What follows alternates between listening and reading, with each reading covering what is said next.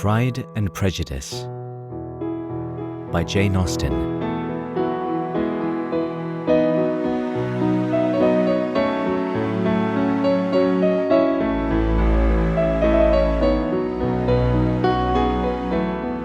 Read by Bluefax.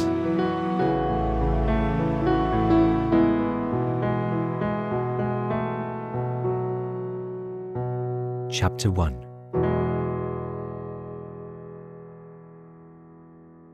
It is a truth universally acknowledged that a single man in possession of a good fortune must be in want of a wife. However little known the feelings or views of such a man may be on his first entering a neighbourhood, this truth is so well fixed in the minds of the surrounding families that he is considered the rightful property of some one or other of their daughters. "My dear Mr. Bennet," said his lady to him one day, "have you heard that Netherfield Park is let at last?" Mr. Bennet replied that he had not. "But it is," returned she, "for Mrs. Long has just been here and she told me all about it." Mr. Bennet made no answer. "Do you not want to know who has taken it?" cried his wife impatiently. "You want to tell me, and I have no objection to hearing it." This was invitation enough. "Why, my dear, if you must know, Mrs. Long says that Netherfield is taken by a young man of large fortune from the north of England, that he came down on Monday in a chaise and four to see the place, and was so much delighted with it that he agreed with Mr. Morris immediately, that he is to take possession before Michaelmas, and some of his servants are to be in the house by the end of next week." "What is his name?" "Bingley." "Is he married or single?" "Oh, single, my dear, to be sure. A single man of large fortune, 4,000 or 5,000 a year.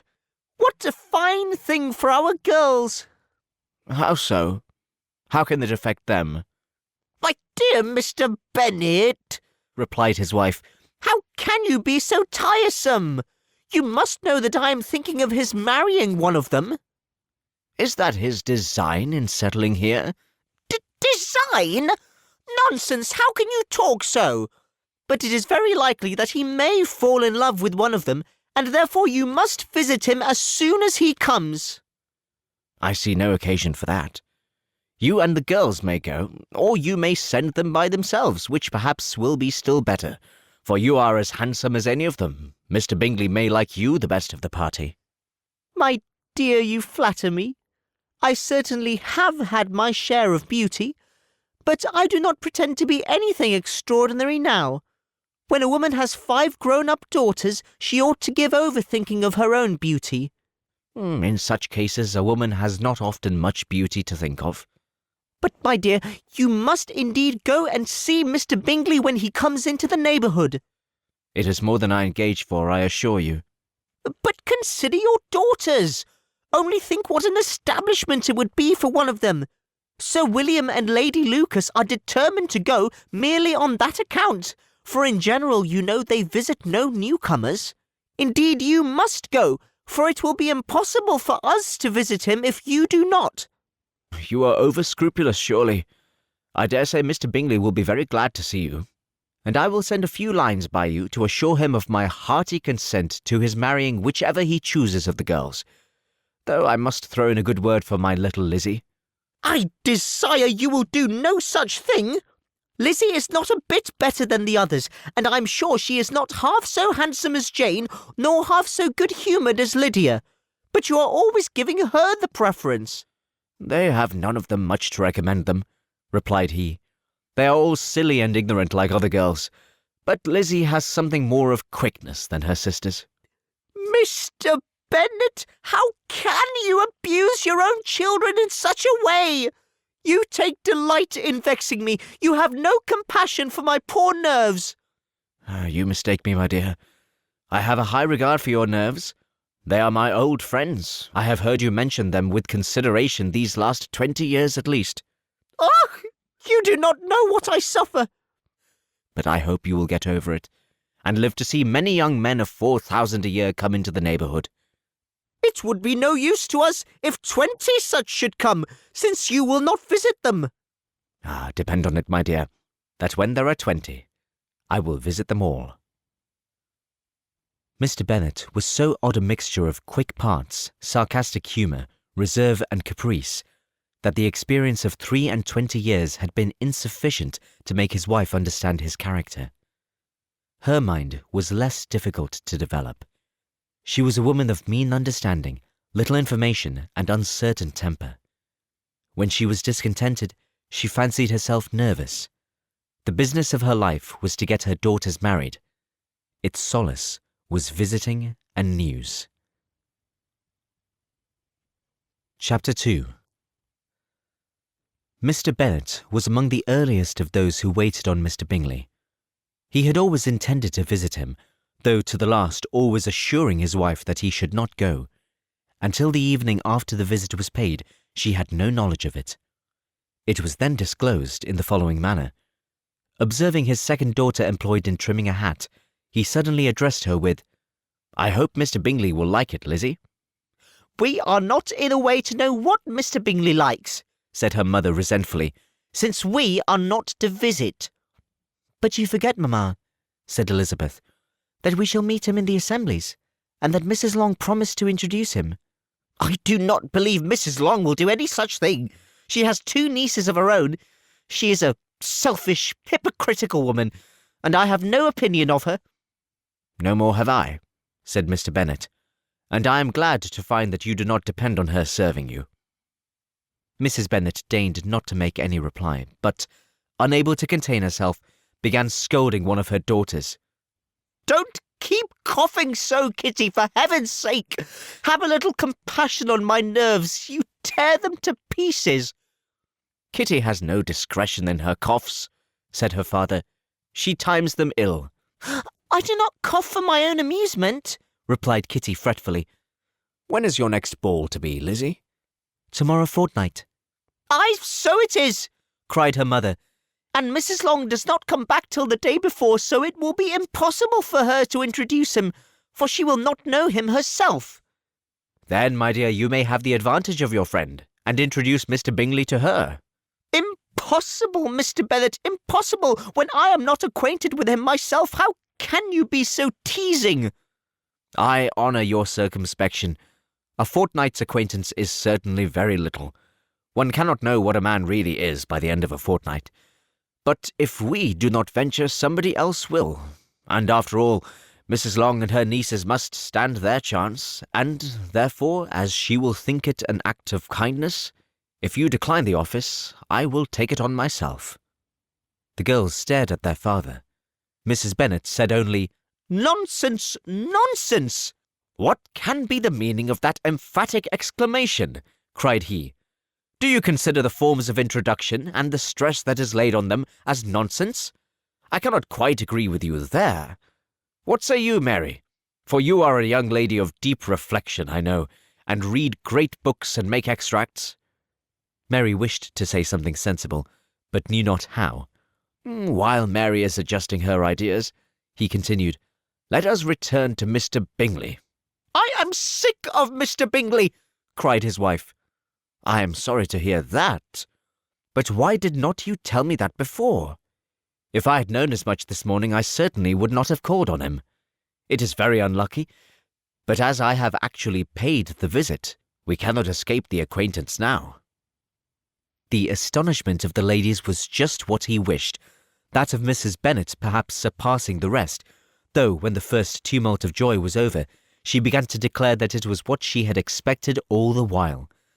"How good it was in you, my dear Mr. Bennet! But I knew I should persuade you at last. I was sure you loved your girls too well to neglect such an acquaintance. Well, how pleased I am, and it is such a good joke, too, that you should have gone this morning and never said a word about it till now."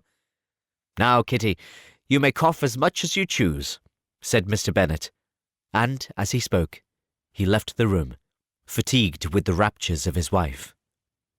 "What an excellent father you have, girls," said she, when the door was shut. I do not know how you will ever make him amends for his kindness, or me either, for that matter. At our time of life it is not so pleasant, I can tell you, to be making new acquaintances every day, but for your sakes we would do anything. Lydia, my love, though you are the youngest, I dare say Mr. Bingley will dance with you at the next ball." "Oh," said Lydia stoutly, "I'm not afraid, for though I am the youngest, I'm the tallest." The rest of the evening was spent in conjecturing how soon he would return Mr. Bennet's visit, and determining when they should ask him to dinner.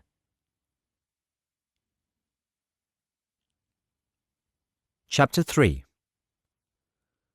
Not all that Mrs. Bennet, however, with the assistance of her 5 daughters, could ask on the subject was sufficient to draw from her husband any satisfactory description of Mr. Bingley.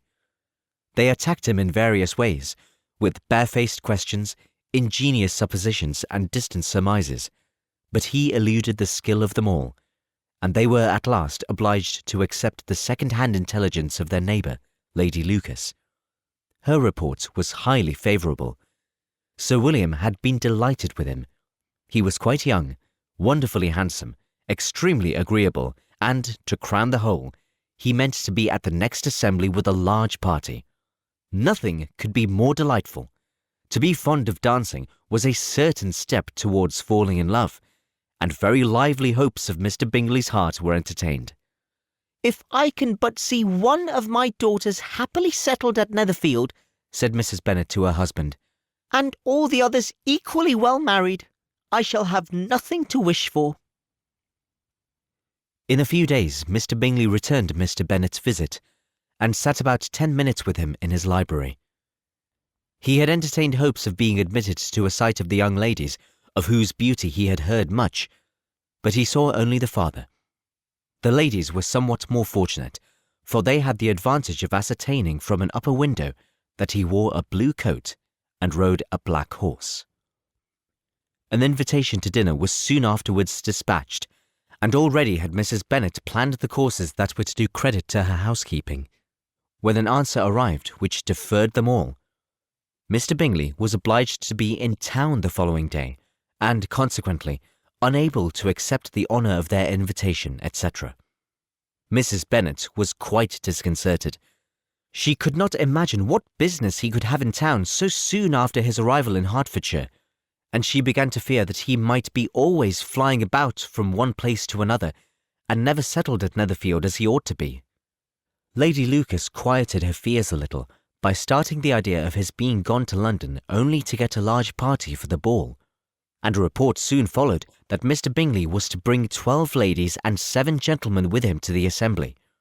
The girls grieved over such a number of ladies, but were comforted the day before the ball by hearing that instead of 12, he brought only 6 with him from London, his 5 sisters and a cousin, and when the party entered the assembly room it consisted of only 5 altogether: Mr. Bingley, his 2 sisters, the husband of the eldest, and another young man.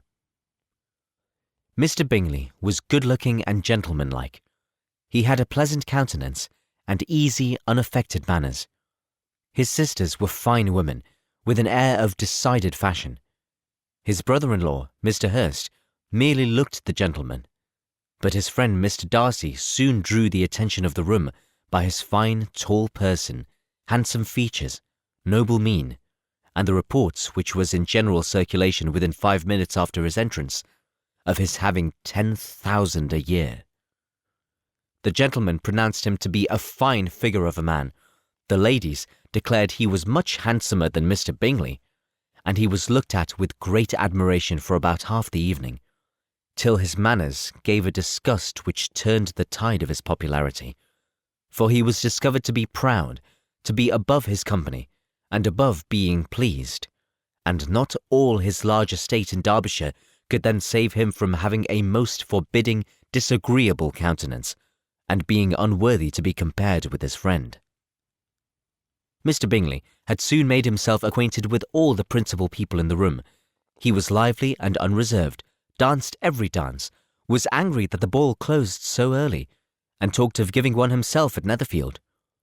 Such amiable qualities must speak for themselves. What a contrast between him and his friend! Mr. Darcy danced only once with Mrs. Hurst and once with Miss Bingley, declined being introduced to any other lady, and spent the rest of the evening in walking about the room, speaking occasionally to one of his own party. His character was decided. He was the proudest, most disagreeable man in the world, and everybody hoped that he would never come there again. Amongst the most violent against him was Mrs. Bennet, whose dislike of his general behaviour was sharpened into particular resentment by his having slighted one of her daughters. Elizabeth Bennet had been obliged, by the scarcity of gentlemen, to sit down for 2 dances, and during part of that time Mr. Darcy had been standing near enough for her to hear a conversation between him and Mr. Bingley, who came from the dance for a few minutes to press his friend to join it. "Come, Darcy," said he, "I must have you dance. I hate to see you standing about by yourself in this stupid manner. You had much better dance." "I certainly shall not. You know how I detest it, unless I am particularly acquainted with my partner. At such an assembly as this it would be insupportable. Your sisters are engaged, and there is not another woman in the room whom it would not be a punishment to me to stand up with."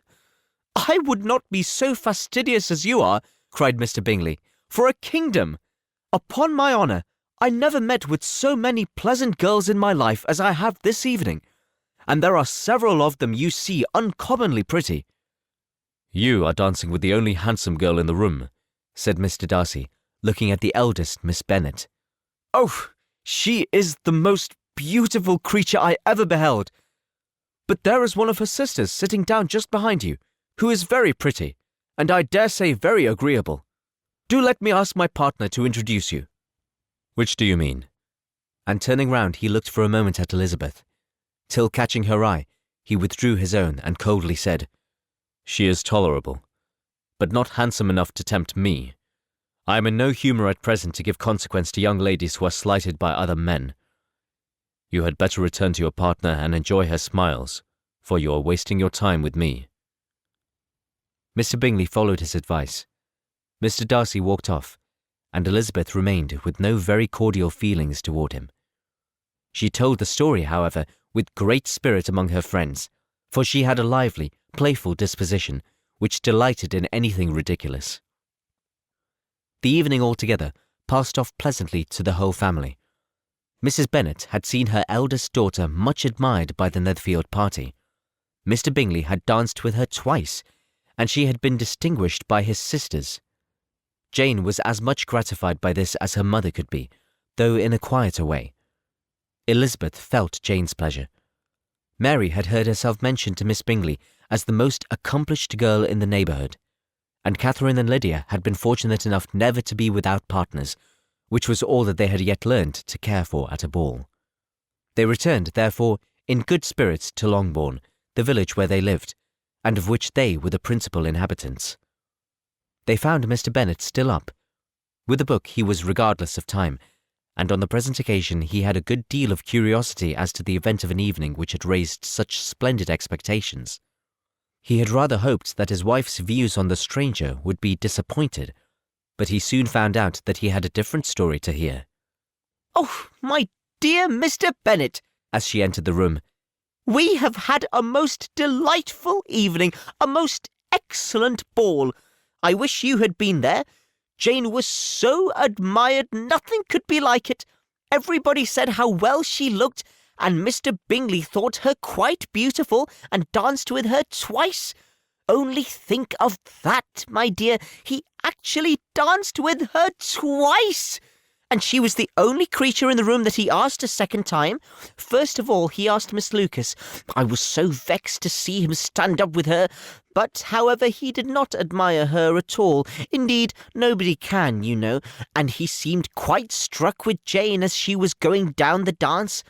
So he inquired who she was, and got introduced, and asked her for the 2 next.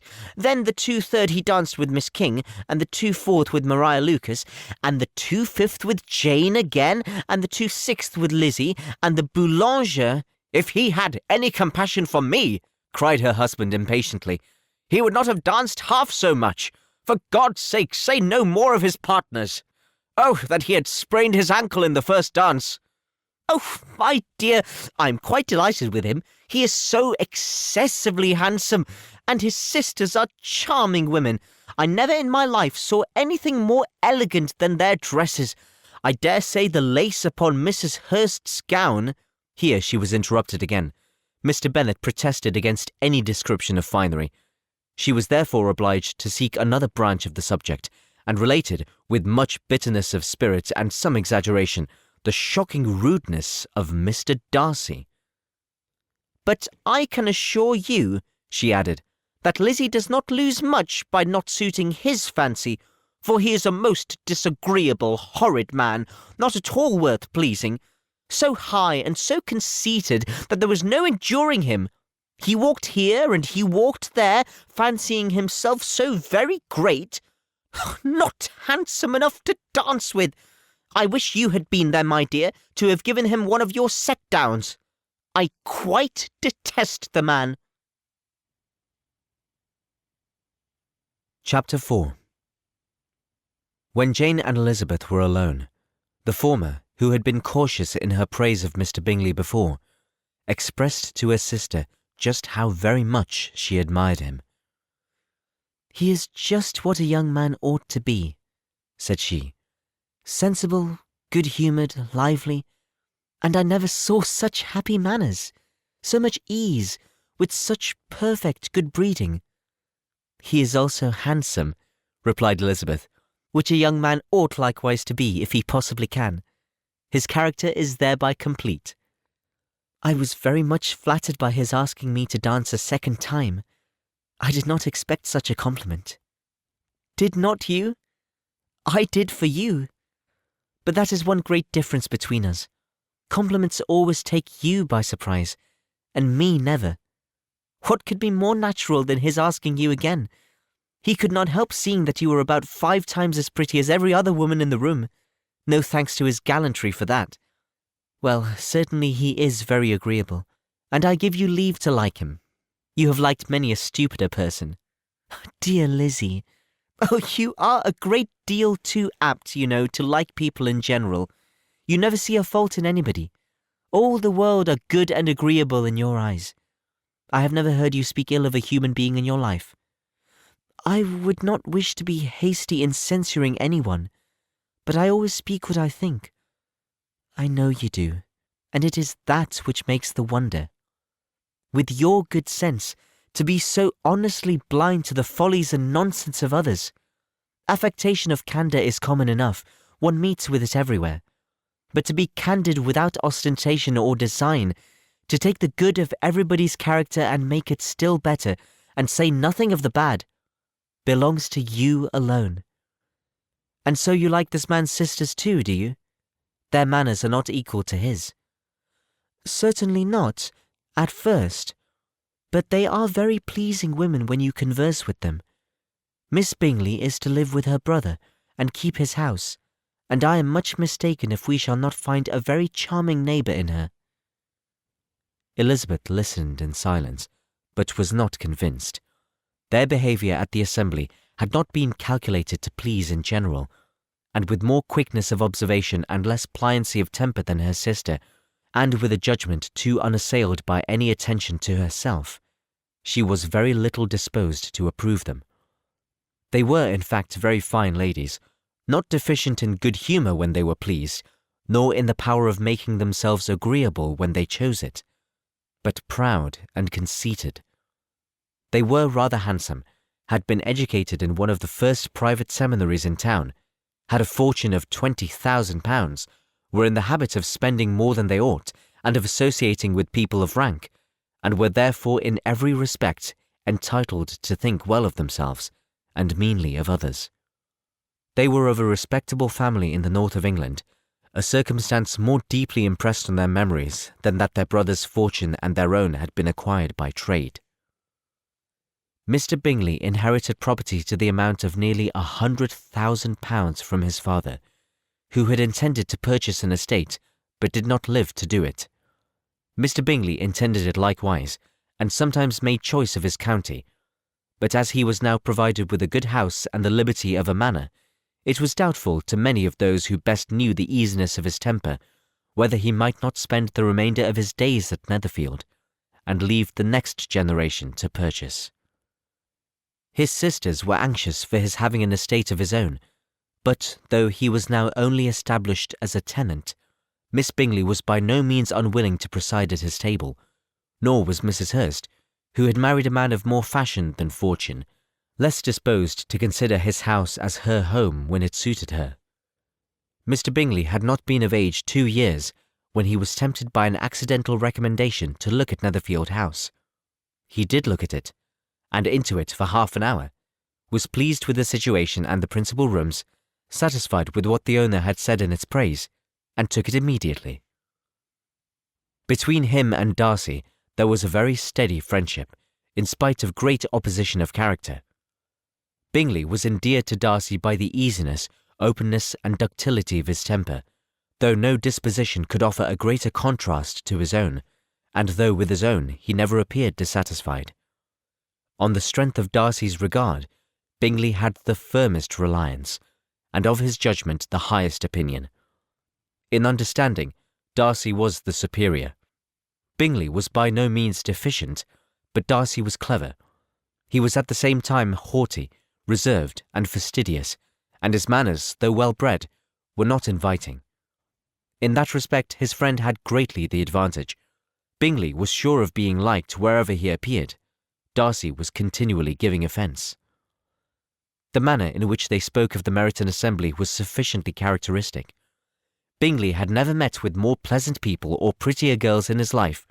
Everybody had been most kind and attentive to him. There had been no formality, no stiffness. He had soon felt acquainted with all the room, and as to Miss Bennet, he could not conceive an angel more beautiful. Darcy, on the contrary, had seen a collection of people in whom there was little beauty and no fashion, for none of whom he had felt the smallest interest, and from none received either attention or pleasure. Miss Bennet he acknowledged to be pretty, but she smiled too much. Mrs. Hurst and her sister allowed it to be so, but still they admired her and liked her, and pronounced her to be a sweet girl, and one whom they would not object to know more of. Miss Bennet was therefore established as a sweet girl, and their brother felt authorized by such commendation to think of her as he chose. Chapter 5. Within a short walk of Longbourn lived a family with whom the Bennets were particularly intimate. Sir William Lucas had been formerly in trade in Meryton, where he had made a tolerable fortune, and risen to the honour of knighthood by an address to the king during his mayoralty. The distinction had perhaps been felt too strongly. It had given him a disgust to his business, and to his residence in a small market town, and in quitting them both, he had removed with his family to a house about a mile from Meryton, denominated from that period Lucas Lodge, where he could think with pleasure of his own importance, and, unshackled by business, occupy himself solely in being civil to all the world. For, though elated by his rank, it did not render him supercilious. On the contrary, he was all attention to everybody. By nature inoffensive, friendly, and obliging, his presentation at St. James's had made him courteous. Lady Lucas was a very good kind of woman, not too clever to be a valuable neighbour to Mrs. Bennet. They had several children. The eldest of them, a sensible, intelligent young woman, about 27, was Elizabeth's intimate friend. That the Lucases and the Miss Bennets should meet to talk over a ball was absolutely necessary, and the morning after the assembly brought the former to Longbourn to hear and to communicate. "You began the evening well, Charlotte," said Mrs. Bennet with civil self-command to Miss Lucas. "You were Mr. Bingley's first choice." "Yes, but he seemed to like his second better." "Oh, you mean Jane, I suppose, because he danced with her twice. To be sure, that did seem as if he admired her. Indeed, I rather believe he did. I heard something about it, but I hardly know what. Something about Mr. Robinson." "Perhaps you mean what I overheard between him and Mr. Robinson. Did I not mention it to you? Mr. Robinson's asking him how he liked our Meryton assemblies, and whether he did not think there were a great many pretty women in the room, and which he thought the prettiest, and his answering immediately to the last question, "Oh, the eldest Miss Bennet, beyond a doubt. There cannot be two opinions on that point." Upon my word, well, that is very decided indeed. That does seem as if... But, however, it may all come to nothing, you know. "My overhearings were more to the purpose than yours, Eliza," said Charlotte. "Mr. Darcy is not so well worth listening to as his friend, is he? Poor Eliza, to be only just tolerable." "I beg you would not put into Lizzie's head to be vexed by his ill treatment, for he is such a disagreeable man that it would be quite a misfortune to be liked by him. Mrs. Long told me last night that he sat close to her for half an hour without once opening his lips." "Are you quite sure, ma'am? Is not there a little mistake?" said Jane. "I certainly saw Mr. Darcy speaking to her." "Aye, because she asked him at last how he liked Netherfield, and he could not help answering her. But she said he seemed quite angry at being spoken to." "Miss Bingley told me," said Jane, "that he never speaks much, unless among his intimate acquaintances. With them he is remarkably agreeable." "I do not believe a word of it, my dear. If he had been so very agreeable, he would have talked to Mrs. Long. But I can guess how it was. Everybody says that he is et up with pride, and I dare say he had heard somehow that Mrs. Long does not keep a carriage, and had come to the ball in a hack chaise." "I do not mind his not talking to Mrs. Long," said Miss Lucas, "but I wish he had danced with Lizzie." "Another time, Lizzie," said her mother. "I would not dance with him if I were you." "I believe, ma'am, I may safely promise you never to dance with him." "His pride," said Miss Lucas, "does not offend me so much as pride often does, because there is an excuse for it. One cannot wonder that so very fine a young man, with family, fortune, everything in his favour, should think highly of himself. If I may so express it, he has a right to be proud."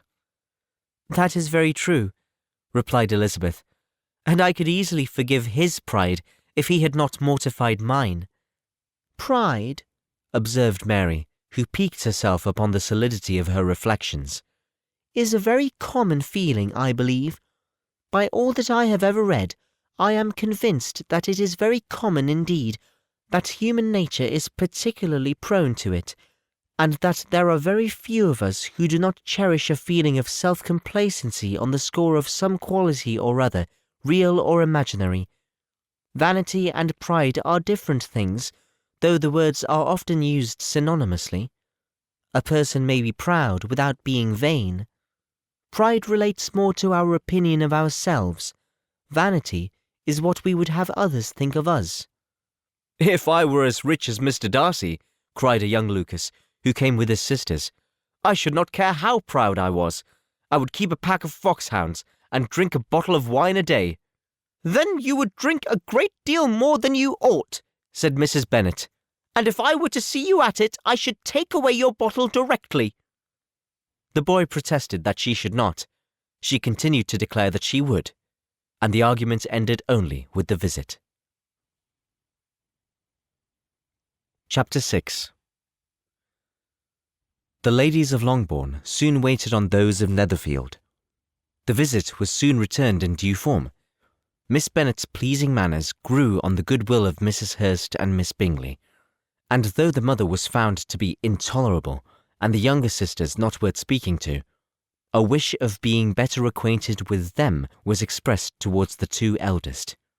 By Jane, this attention was received with the greatest pleasure, but Elizabeth still saw superciliousness in their treatment of everybody, hardly excepting even her sister, and could not like them, though their kindness to Jane, such as it was, had a value as arising in all probability from the influence of their brother's admiration. It was generally evident whenever they met that he did admire her, and to her it was equally evident that Jane was yielding to the preference which she had begun to entertain for him from the first, and was in a way to be very much in love. But she considered with pleasure that it was not likely to be discovered by the world in general, since Jane united, with great strength of feeling, a composure of temper and a uniform cheerfulness of manner which would guard her from the suspicions of the impertinent. She mentioned this to her friend Miss Lucas. "It may perhaps be pleasant," replied Charlotte, "to be able to impose on the public in such a case, but it is sometimes a disadvantage to be so very guarded. If a woman conceals her affection with the same skill from the object of it, she may lose the opportunity of fixing him, and it will then be but poor consolation to believe the world equally in the dark. There is so much of gratitude or vanity in almost every attachment that it is not safe to leave any to itself. We can all begin freely. A slight preference is natural enough, but there are very few of us who have heart enough to be really in love without encouragement. In 9 cases out of 10, a woman had better show more affection than she feels. Bingley likes your sister undoubtedly, but he may never do more than like her if she does not help him on." "But she does help him on, as much as her nature will allow. If I can perceive her regard for him, he must be a simpleton indeed not to discover it too. Remember, Eliza, that he does not know Jane's disposition as you do." "But if a woman is partial to a man, and does not endeavour to conceal it, he must find it out." "Perhaps he must, if he sees enough of her. But though Mr. Bingley and Jane meet tolerably often, it is never for many hours together, and as they always see each other in large mixed parties, it is impossible that every moment should be employed in conversing together. Jane should therefore make the most of every half hour in which she can command his attention. When she is secure of him, there will be more leisure for falling in love as much as she chooses." "Your plan is a good one," replied Elizabeth, "when nothing is in question but the desire of being well married, and if I were determined to get a rich husband, or any husband, I dare say I should adopt it. But these are not Jane's feelings. She is not acting by design. As yet, she cannot even be certain of the degree of her own regard, nor of its reasonableness. She has known him only a fortnight. She danced 4 dances with him at Meryton. She saw him one morning at his own house, and has since dined with him in company 4 times. This is not quite enough to make her understand his character." "Not as you represent it. Had she merely dined with him, she might only have discovered whether he had a good appetite. But you must remember that 4 evenings have also been spent together, and 4 evenings may do a great deal." "Yes, these 4 evenings have enabled them to ascertain that they both like vingt un better than commerce, but with respect to any other leading characteristic, I do not imagine that much has been unfolded." "Well," said Charlotte, "I wish Jane success with all my heart, and if she were married to him tomorrow, I should think she had as good a chance of happiness as if she were to be studying his character for a 12-month. Happiness in marriage is entirely a matter of chance. If the dispositions of the parties are ever so well known to each other, or ever so similar beforehand, it does not advance their felicity in the least. They always continue to grow sufficiently unlike afterwards to have their share of vexation, and it is better to know as little as possible of the defects of the person with whom you are to pass your life." "You make me laugh, Charlotte, but it is not sound. You know it is not sound, and that you would never act in this way yourself."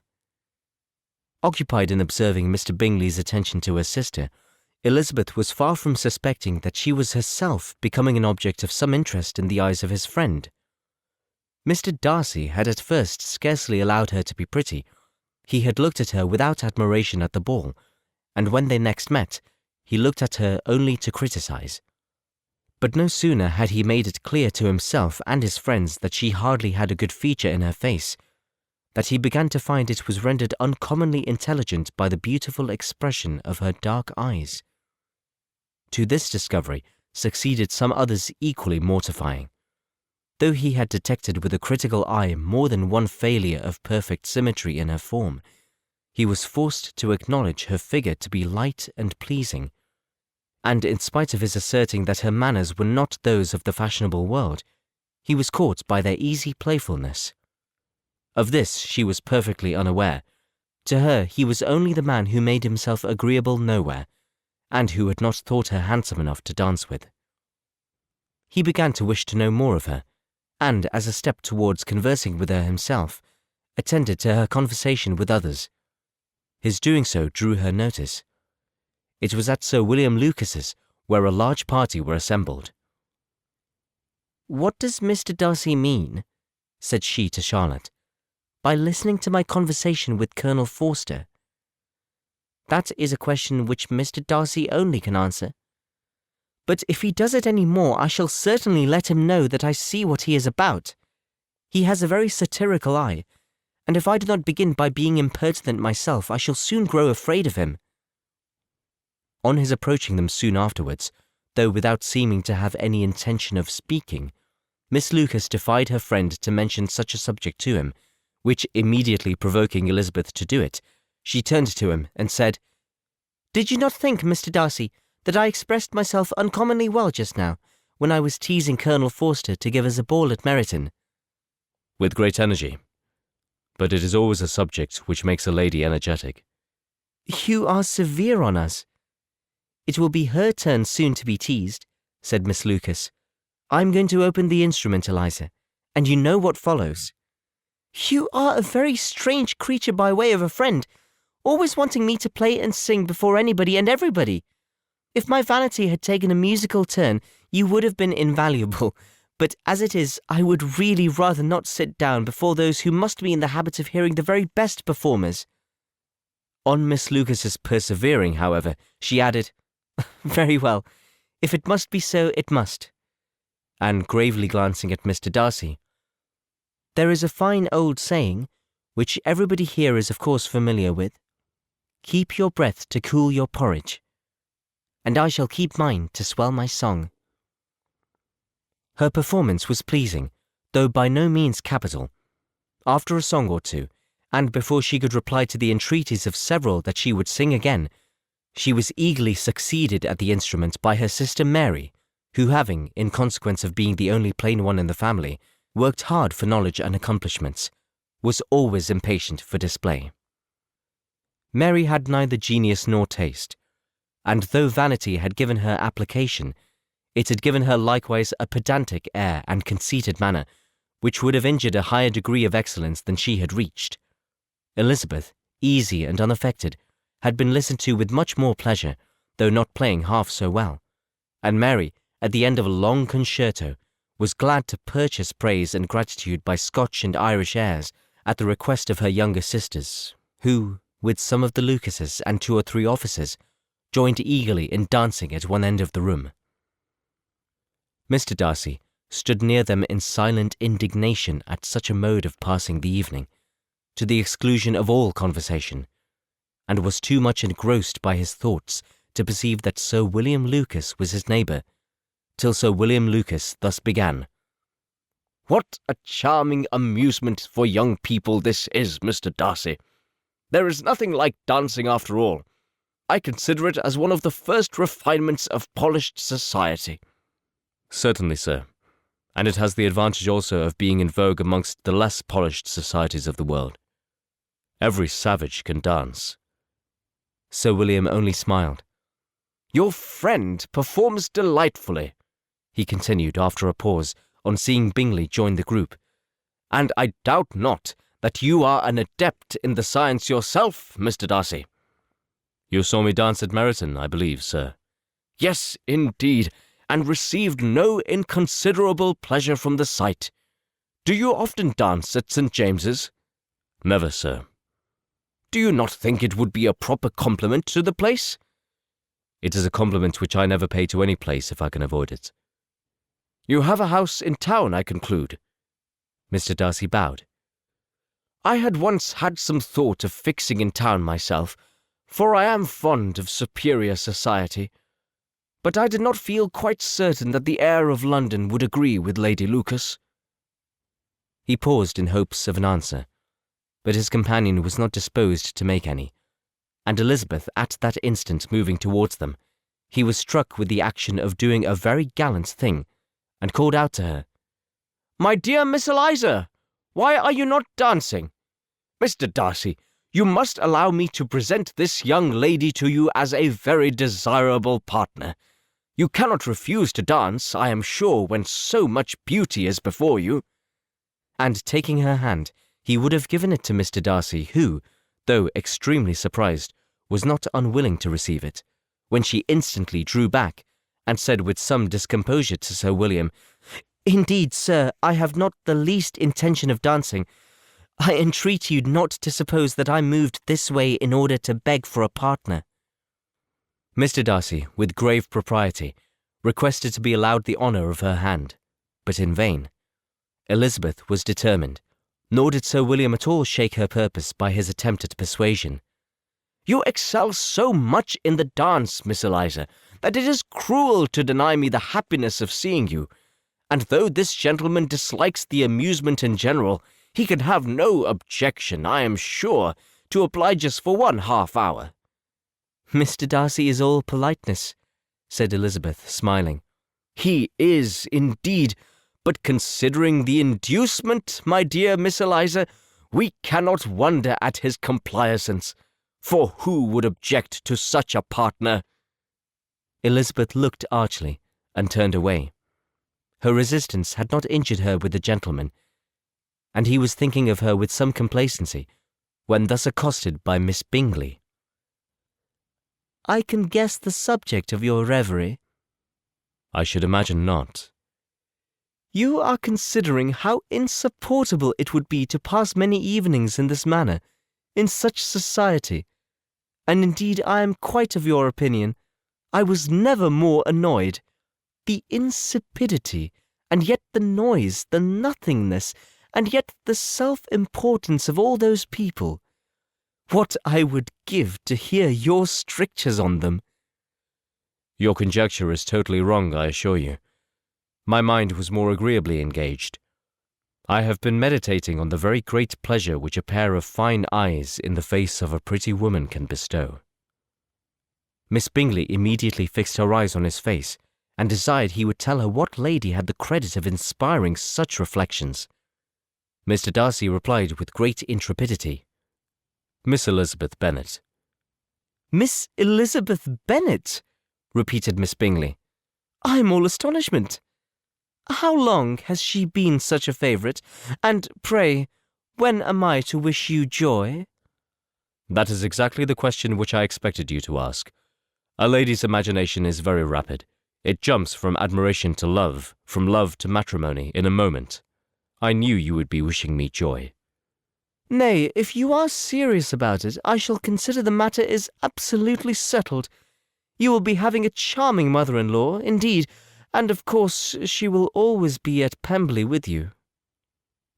He listened to her with perfect indifference while she chose to entertain herself in this manner, and as his composure convinced her that all was safe, her wit flowed long. Part 2 of Pride and Prejudice by Jane Austen, read by Bluefax. Chapter 7.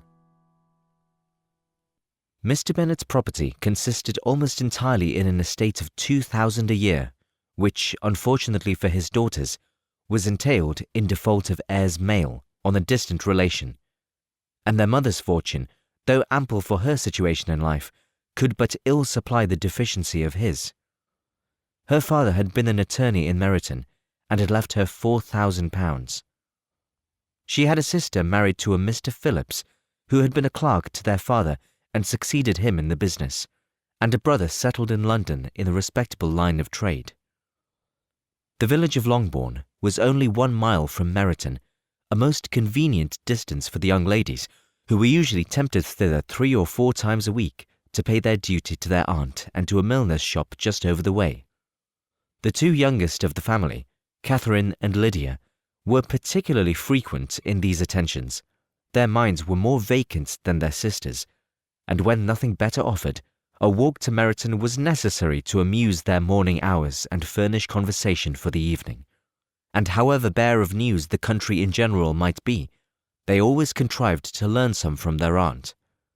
At present, indeed, they were well supplied both with news and happiness by the recent arrival of a militia regiment in the neighbourhood.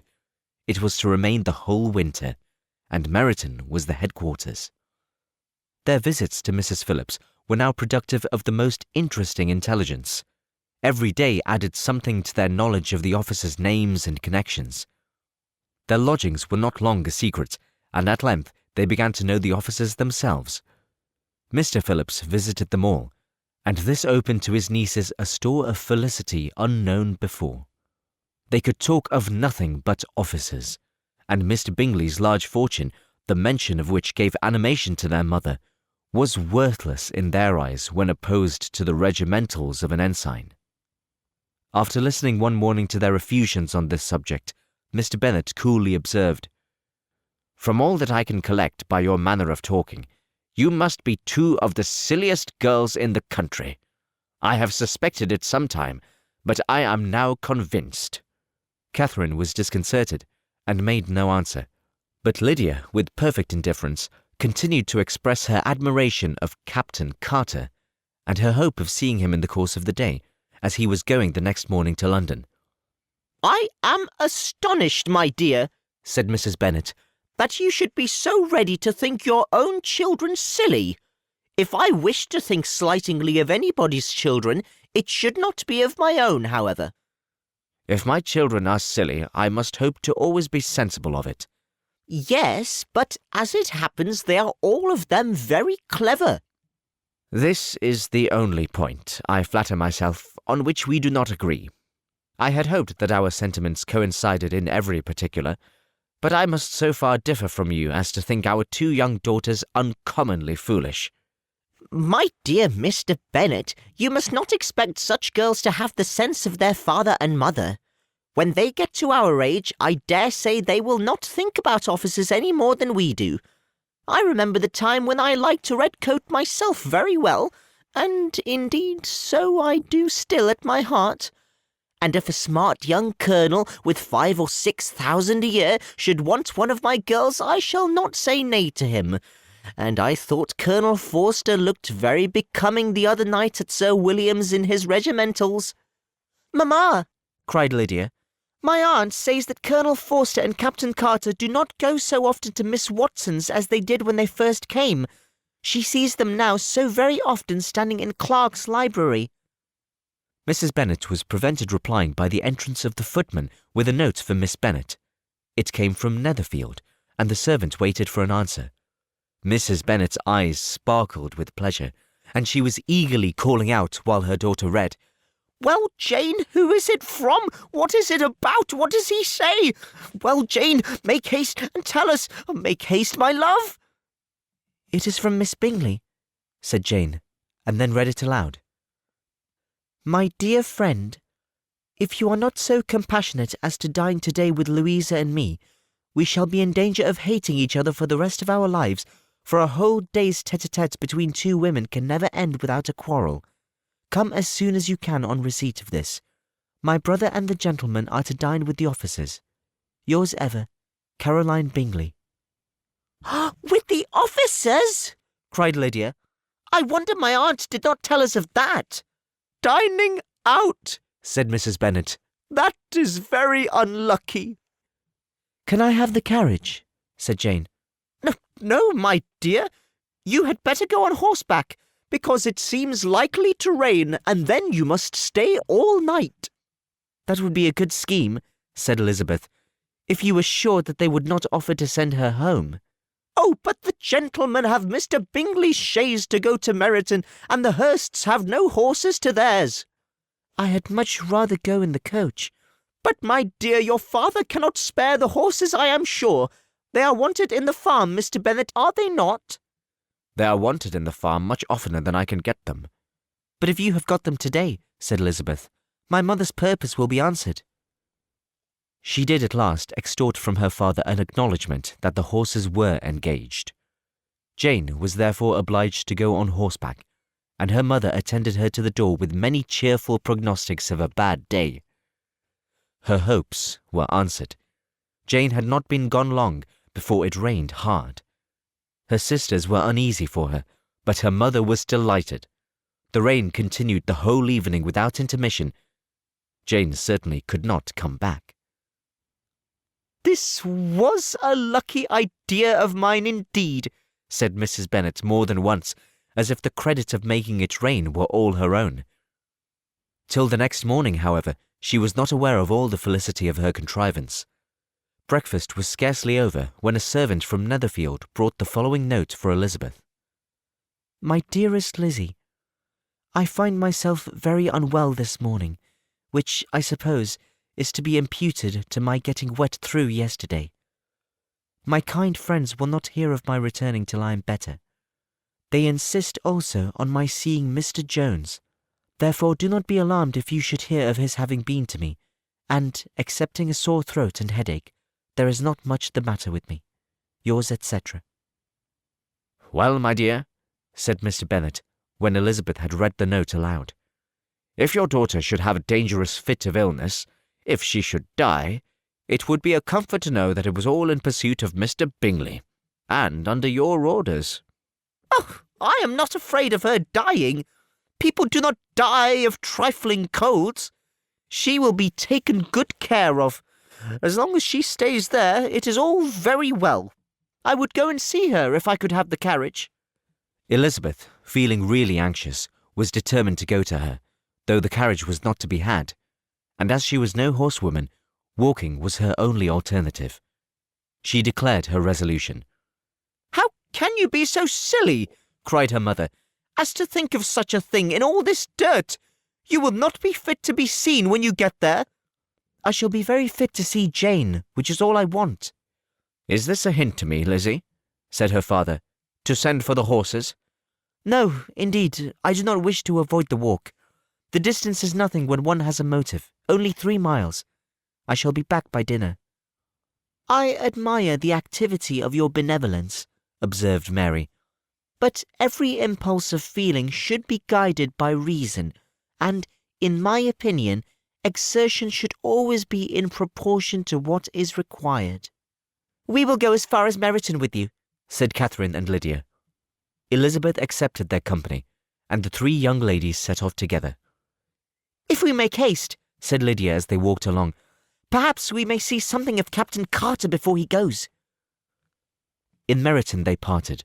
The 2 youngest repaired to the lodgings of one of the officers' wives, and Elizabeth continued her walk alone, crossing field after field at a quick pace, jumping over stiles and springing over puddles with impatient activity, and finding herself at last within view of the house, with weary ankles, dirty stockings, and a face glowing with the warmth of exercise.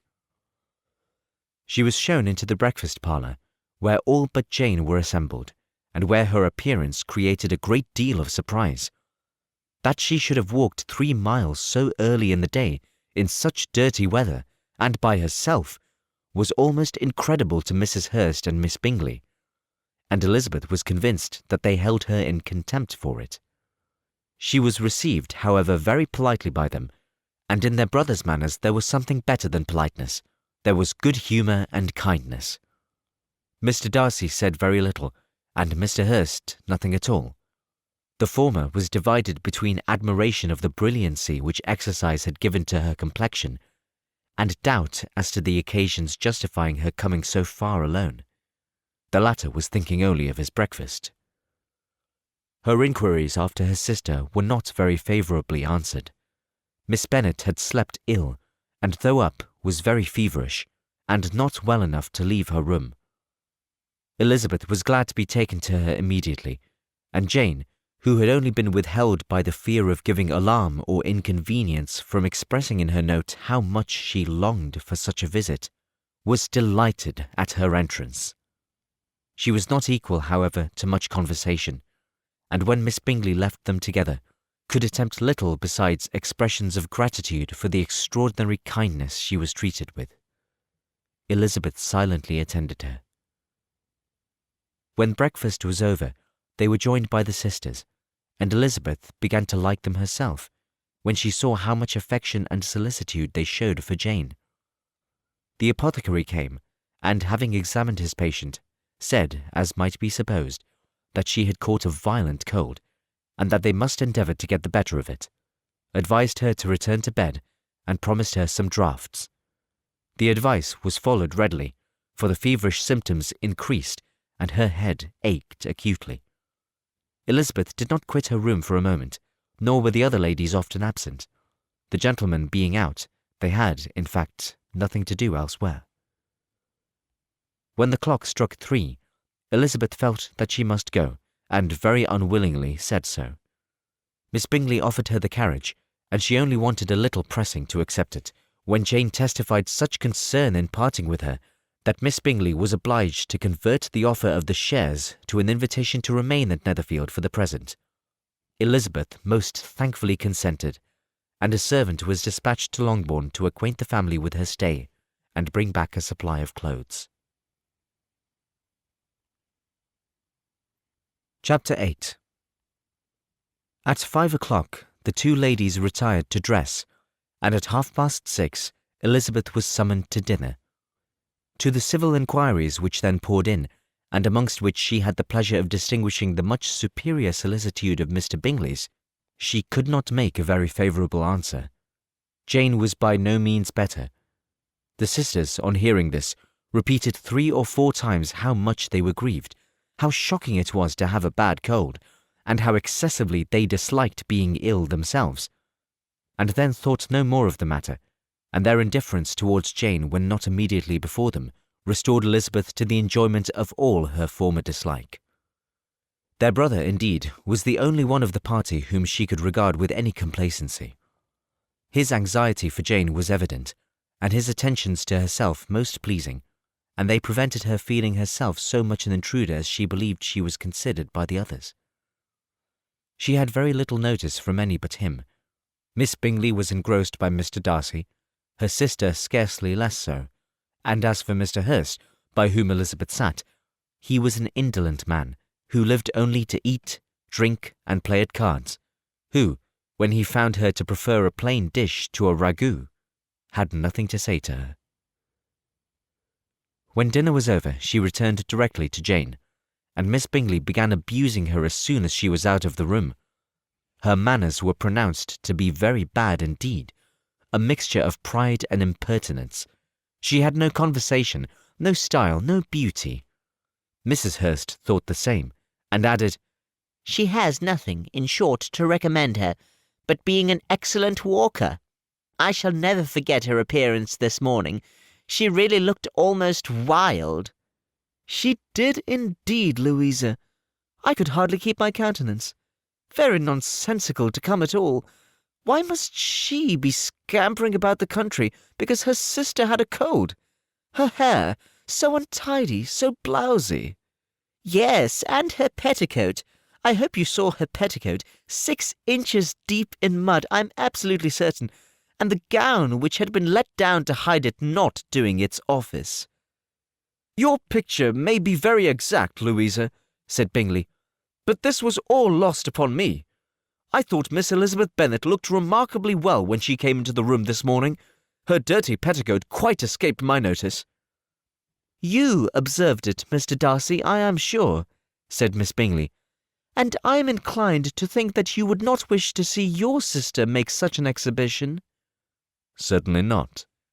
"To walk 3 miles, or 4 miles, or 5 miles, or whatever it is, above her ankles in dirt, and alone, quite alone. What could she mean by it? It seems to me to show an abominable sort of conceited independence, a most country-town indifference to decorum." "It shows an affection for her sister that is very pleasing," said Bingley. "I'm afraid, Mr. Darcy," observed Miss Bingley in a half-whisper, "that this adventure has rather affected your admiration of her fine eyes." "Not at all," he replied. "They were brightened by the exercise." A short pause followed this speech, and Mrs. Hurst began again. "I have an excessive regard for Miss Jane Bennet. She is really a very sweet girl, and I wish with all my heart she were well settled. But with such a father and mother, and such low connections, I am afraid there is no chance of it." "I think I have heard you say that their uncle is an attorney in Meryton." "Yes, and they have another who lives somewhere near Cheapside." "That is capital," added her sister, and they both laughed heartily. "If they had uncles enough to fill all Cheapside," cried Bingley, It would not make them one jot less agreeable. But it must very materially lessen their chance of marrying men of any consideration in the world, replied Darcy. To this speech Bingley made no answer, but his sisters gave it their hearty assent, and indulged their mirth for some time at the expense of their dear friend's vulgar relations. With a renewal of tenderness, however, they returned to her room on leaving the dining-parlour, and sat with her till summoned to coffee. She was still very poorly, and Elizabeth would not quit her at all, till late in the evening, when she had the comfort of seeing her sleep, and when it seemed to herself rather right than pleasant that she should go downstairs herself. On entering the drawing-room, she found the whole party at loo, and was immediately invited to join them. But suspecting them to be playing high, she declined it, and making her sister the excuse, said she would amuse herself for the short time she could stay below with a book. Mr. Hurst looked at her with astonishment. "Do you prefer reading to cards?" said he. "That is rather singular." Miss Eliza Bennet, said Miss Bingley, despises cards. She is a great reader, and has no pleasure in anything else. I deserve neither such praise nor such censure, cried Elizabeth. I am not a great reader, and I have pleasure in many things. "In nursing your sister I am sure you have pleasure," said Bingley, "and I hope it will soon be increased by seeing her quite well." Elizabeth thanked him from her heart, and then walked towards the table where a few books were lying. He immediately offered to fetch her others, all that his library afforded. "And I wish my collection were larger for your benefit and my own credit, but I am an idle fellow, and though I have not many, I have more than I have ever looked into." Elizabeth assured him that she could suit herself perfectly with those in the room. I am astonished, said Miss Bingley, that my father should have left so small a collection of books. What a delightful library you have at Pemberley, Mr. Darcy. It ought to be good, he replied. It has been the work of many generations. And then you have added so much to it yourself. You are always buying books. I cannot comprehend the neglect of a family library in days such as these. Neglect? I am sure you neglect nothing that can add to the beauties of that noble place. Charles, when you build your house, I wish it may be half as delightful as Pemberley. I wish it may. But I would really advise you to make your purchase in that neighbourhood and take Pemberley for a kind of model. There is not a finer county in England than Derbyshire. With all my heart, I will buy Pemberley itself if Darcy will sell it. I am talking of possibilities, Charles. Upon my word, Caroline, I think it should be more possible to get Pemberley by purchase than by imitation. Elizabeth was so much caught with what passed as to leave her very little attention for her book, and soon, laying it wholly aside, she drew near the card-table, and stationed herself between Mr. Bingley and his eldest sister to observe the game. Is Miss Darcy much grown since the spring? Said Miss Bingley. Will she be as tall as I am? I think she will. She is now about Miss Elizabeth Bennet's height, or rather taller. How I long to see her again. I never met with anybody who delighted me so much. Such a countenance, such manners, and so extremely accomplished for her age. Her performance on the pianoforte is exquisite. It is amazing to me, said Bingley, how young ladies can have patience to be so very accomplished as they all are. All young ladies accomplished? My dear Charles, what do you mean? Yes, all of them, I think. They all paint tables, cover screens, and net purses. I scarcely know anyone who cannot do all this, and I am sure I never heard of a young lady spoken of for the first time without being informed that she was very accomplished. Your list of the common extent of accomplishments, said Darcy, has too much truth. The word is applied to many a woman who deserves it no otherwise than by netting a purse or covering a screen. But I am very far from agreeing with you in your estimation of ladies in general. I cannot boast of knowing more than half a dozen, in the whole range of my acquaintance, that are really accomplished. Nor I am sure, said Miss Bingley. Then, observed Elizabeth, you must comprehend a great deal in your idea of an accomplished woman. Yes, I do comprehend a great deal in it. "Oh, certainly," cried his faithful assistant. "No one can be really esteemed accomplished who does not greatly surpass what is usually met with. A woman must have a thorough knowledge of music, singing, drawing, dancing, and the modern languages to deserve the word. And besides all this, she must possess a certain something in her air and manner of walking, the tone of her voice, her address and expressions, or the word will be but half deserved." All this she must possess, added Darcy, and to all this she must yet add something more substantial in the improvement of her mind by extensive reading. "I am no longer surprised at you knowing only 6 accomplished women. I rather wonder now at you knowing any." Are you so severe upon your own sex as to doubt the possibility of all this? "I never saw such a woman. I never saw such capacity, and taste, and application, and elegance as you describe united." Mrs. Hurst and Miss Bingley both cried out against the injustice of her implied doubt, and were both protesting that they knew many women who answered this description, when Mr. Hurst called them to order, with bitter complaints of their inattention to what was going forward. As all conversation was thereby at an end, Elizabeth soon afterwards left the room. "Elizabeth Bennet," said Miss Bingley, when the door was closed on her, "is one of those young ladies who seek to recommend themselves to the other sex by undervaluing their own, and with many men I dare say it succeeds. But, in my opinion, it is a paltry device, a very mean art." "Undoubtedly," replied Darcy, to whom this remark was chiefly addressed. "There is a meanness in all the arts which ladies sometimes condescend to employ for captivation. Whatever bears affinity to cunning is despicable." Miss Bingley was not so entirely satisfied with this reply as to continue the subject.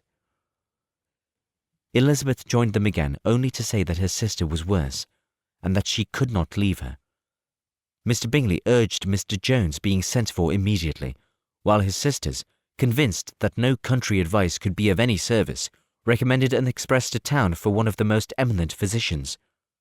This she would not hear of, but she was not so unwilling to comply with their brother's proposal, and it was settled that Mr. Jones should be sent for early in the morning, if Miss Bennet were not decidedly better. Bingley was quite uncomfortable. His sisters declared that they were miserable. They solaced their wretchedness, however, by duets after supper, while he could find no better relief to his feelings than by giving his housekeeper directions that every attention might be paid to the sick lady and her sister. Chapter 9. Elizabeth passed the chief of the night in her sister's room, and in the morning had the pleasure of being able to send a tolerable answer to the inquiries which she very early received from Mr. Bingley by a housemaid, and some time afterwards from the 2 elegant ladies who waited on his sisters. In spite of this amendment, however, she requested to have a note sent to Longbourn, desiring her mother to visit Jane, and form her own judgment of her situation. The note was immediately dispatched, and its contents as quickly complied with. Mrs. Bennet, accompanied by her 2 youngest girls, reached Netherfield soon after the family breakfast. Had she found Jane in any apparent danger, Mrs. Bennet would have been very miserable, but being satisfied on seeing her that her illness was not alarming, she had no wish of her recovering immediately, as her restoration of health would probably remove her from Netherfield. She would not listen, therefore, to her daughter's proposal of being carried home, neither did the apothecary, who arrived about the same time, think it at all advisable. After sitting a little time with Jane, on Miss Bingley's appearance and invitation, the mother and 3 daughters all attended her into the breakfast parlour. Bingley met them with the hopes that Mrs. Bennet had not found Miss Bennet worse than she expected. "Indeed I have, sir," was her answer. "She is a great deal too ill to be moved. Mr. Jones says we must not think of moving her. We must trespass a little longer on your kindness." "Removed?" cried Bingley. "It must not be thought of. My sister, I am sure, will not hear of her removal." "You may depend on it, madam," said Miss Bingley with cold civility, "that Miss Bennet will receive every possible attention while she remains with us." Mrs. Bennet was profuse in her acknowledgments. "I am sure," she added, "if it was not for such good friends, I do not know what would become of her, for she is very ill indeed, and suffers a vast deal, though with the greatest patience in the world, which is always the way with her, for she has, without exception, the sweetest temper I have ever met with. I often tell my other girls they are nothing to her. You have a sweet room here, Mr. Bingley, and a charming prospect over the gravel walk. I do not know of a place in the country that is equal to Netherfield. You will not think of quitting it in a hurry, I hope, though you have but a short lease." "Whatever I do is done in a hurry," replied he, "and therefore, if I should resolve to quit Netherfield, I should probably be off in 5 minutes. At present, however, I consider myself as quite fixed here." "That is exactly what I should have supposed of you," said Elizabeth. "You begin to comprehend me, do you?" cried he, turning towards her. "Oh, yes, I understand you perfectly." "I wish I might take this for a compliment, but to be so easily seen through I am afraid is pitiful." "That is as it happens. It does not follow that a deep, intricate character is more or less estimable than such a one as yours." "Lizzie," cried her mother, "remember where you are, and do not run on in the wild manner that you are suffered to do at home." "I did not know before," continued Bingley immediately, "that you were a studier of character. It must be an amusing study." "Yes, but intricate characters are the most amusing. They have at least that advantage." "The country," said Darcy, "can in general supply but a few subjects for such a study. In a country neighbourhood you move in a very confined and unvarying society." "But people themselves alter so much that there is something new to be observed in them forever." "Yes, indeed," cried Mrs. Bennet, offended by his manner of mentioning a country neighbourhood. "I assure you there is quite as much of that going on in the country as in town." Everybody was surprised, and Darcy, after looking at her for a moment, turned silently away. Mrs. Bennet, who fancied she had gained a complete victory over him, continued her triumph. "I cannot see that London has any great advantage over the country, for my part, except the shops and public places. The country is a vast deal pleasanter, is it not, Mr. Bingley?" "When I am in the country," he replied, "I never wish to leave it, and when I am in town it is pretty much the same. They have each their advantages, and I can be equally happy in either." "Aye, that is because you have the right disposition. But that gentleman," looking at Darcy, "seemed to think the country was nothing at all." "Indeed, mamma, you are mistaken," said Elizabeth, blushing for her mother. "You quite mistook Mr. Darcy. He only meant that there was not such a variety of people to be met with in the country as in the town, which you must acknowledge to be true." "Certainly, my dear, nobody said there were. But as to not meeting with so many people in this neighbourhood, I believe there are few neighbourhoods larger. I know we dine with 24 families." Nothing but concern for Elizabeth could enable Bingley to keep his countenance. His sister was less delicate, and directed her eyes towards Mr. Darcy with a very expressive smile. Elizabeth, for the sake of saying something that might turn her mother's thoughts, now asked her if Charlotte Lucas had been at Longbourn since her coming away. "Yes, she called yesterday with her father. What an agreeable man Sir William is, Mr. Bingley, is not he? So much the man of fashion, so genteel and easy. He has always something to say to everybody. That is my idea of good breeding. And those persons who fancy themselves very important and never open their mouths quite mistake the matter." "Did Charlotte dine with you?" "No, she would go home. I fancy she was wanted about the mince pies. For my part, Mr. Bingley, I always keep servants that can do their own work. My daughters are brought up very differently. But everybody is to judge for themselves, and the Lucases are a very good sort of girls, I assure you. It is a pity they are not handsome. Not that I think Charlotte so very plain, but then she is our particular friend." "She seems a very pleasant young woman." "Oh, dear, yes, but you must own she is very plain. Lady Lucas herself has often said so, and envied me Jane's beauty. I do not like to boast of my own child, but to be sure, Jane, one does not often see anybody better looking. It is what everybody says. I do not trust my own partiality. When she was only 15, there was a man at my brother Gardiner's in town so much in love with her that my sister-in-law was sure he would make her an offer before we came away. But, however, he did not. Perhaps he thought her too young. However, he wrote some verses on her, and very pretty they were. And so ended his affection, said Elizabeth impatiently. There has been many a one, I fancy, overcome in the same way. I wonder who first discovered the efficacy of poetry in driving away love. I have been used to consider poetry as the food of love, said Darcy. Of a fine, stout, healthy love it may be. Everything nourishes what is strong already. But if it be only a slight, thin sort of inclination, I am convinced that one good sonnet will starve it entirely away. Darcy only smiled, and the general pause which ensued made Elizabeth tremble lest her mother should be exposing herself again. She longed to speak, but could think of nothing to say, and after a short silence Mrs. Bennet began repeating her thanks to Mr. Bingley for his kindness to Jane, with an apology for troubling him also with Lizzie.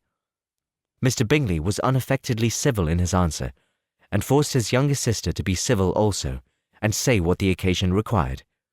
She performed her part indeed without much graciousness, but Mrs. Bennet was satisfied, and soon afterwards ordered her carriage. Upon this signal, the youngest of her daughters put herself forward.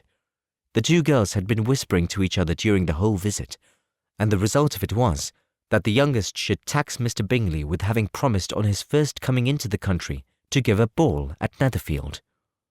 Lydia was a stout, well-grown girl of 15, with a fine complexion and good-humoured countenance, a favourite with her mother, whose affection had brought her into public at an early age. She had high animal spirits, and a sort of natural self-consequence, which the attention of the officers, to whom her uncle's good dinners and her own easy manners recommended her, had increased into assurance. She was very equal, therefore, to address Mr. Bingley on the subject of a ball, and abruptly reminded him of his promise, adding that it would be the most shameful thing in the world if he did not keep it. His answer to this sudden attack was delightful to their mother's ear. "I am perfectly ready, I assure you, to keep my engagement, and when your sister is recovered you shall, if you please, name the very day of the ball. But you would not wish to be dancing when she is ill." Lydia declared herself satisfied. "Oh, yes, it would be much better to wait till Jane was well, and by that time most likely Captain Carter would be at Meryton again. And when you have given your ball," she added, "I shall insist on their giving one also. I shall tell Colonel Forster it will be quite a shame if he does not." Mrs. Bennet and her daughters then departed, and Elizabeth returned instantly to Jane, leaving her own and her relations' behaviour to the remarks of the two ladies and Mr. Darcy, the latter of whom, however, could not be prevailed on to join in their censure of her, in spite of all Miss Bingley's witticisms on fine eyes. Chapter 10. The day passed much as the day before had done. Mrs. Hurst and Miss Bingley had spent some hours of the morning with the invalid, who continued, though slowly, to mend, and in the evening Elizabeth joined their party in the drawing-room. The loo table, however, did not appear. Mr. Darcy was writing, and Miss Bingley, seated near him, was watching the progress of his letter, and repeatedly calling off his attention by messages to his sister. Mr. Hurst and Mr. Bingley were at piquet, and Mrs. Hurst was observing their game. Elizabeth took up some needlework, and was sufficiently amused in attending to what passed between Darcy and his companion. The perpetual commendations of the lady, either on his handwriting, or on the evenness of his lines, or on the length of his letter, with the perfect unconcern with which her praises were received, formed a curious dialogue, and was exactly in union with her opinion of each. "How delighted Miss Darcy will be to receive such a letter!" He made no answer. "You write uncommonly fast." You are mistaken. I write rather slowly. How many letters you must have occasion to write in the course of a year! Letters of business, too! How odious I should think them! It is fortunate, then, that they fall to my lot instead of yours.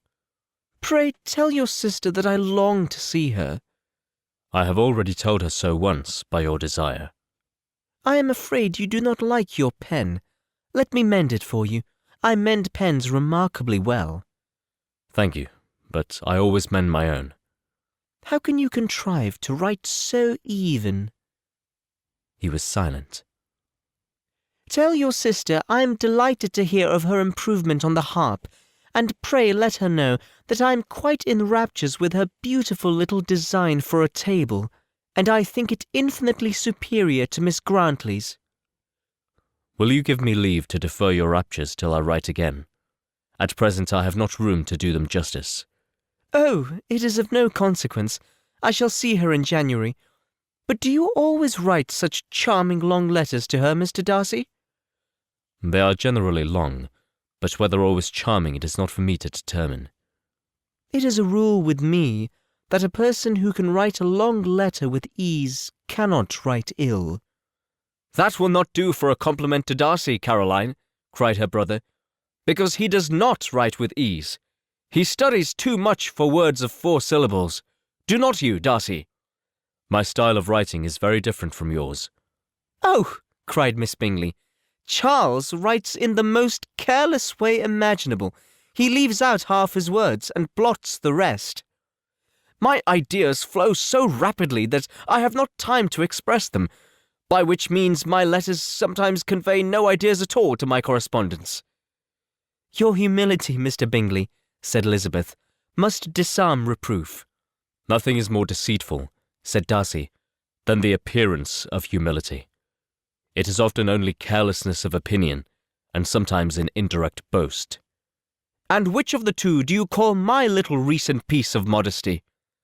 The indirect boast, for you are really proud of your defects in writing, because you consider them as proceeding from a rapidity of thought and carelessness of execution, which, if not estimable, you think at least highly interesting. The power of doing anything with quickness is always prized much by the possessor, and often without any attention to the imperfection of the performance.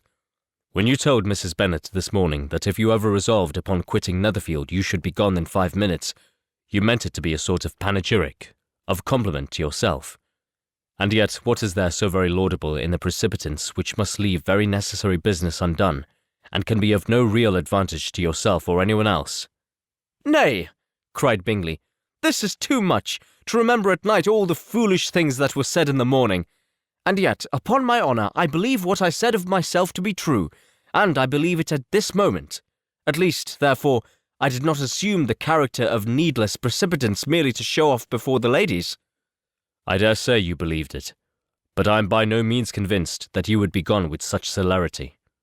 Your conduct would be quite as dependent on chance as that of any man I know, and if, as you were mounting your horse, a friend were to say, Bingley, you had better stay till next week, you would probably do it.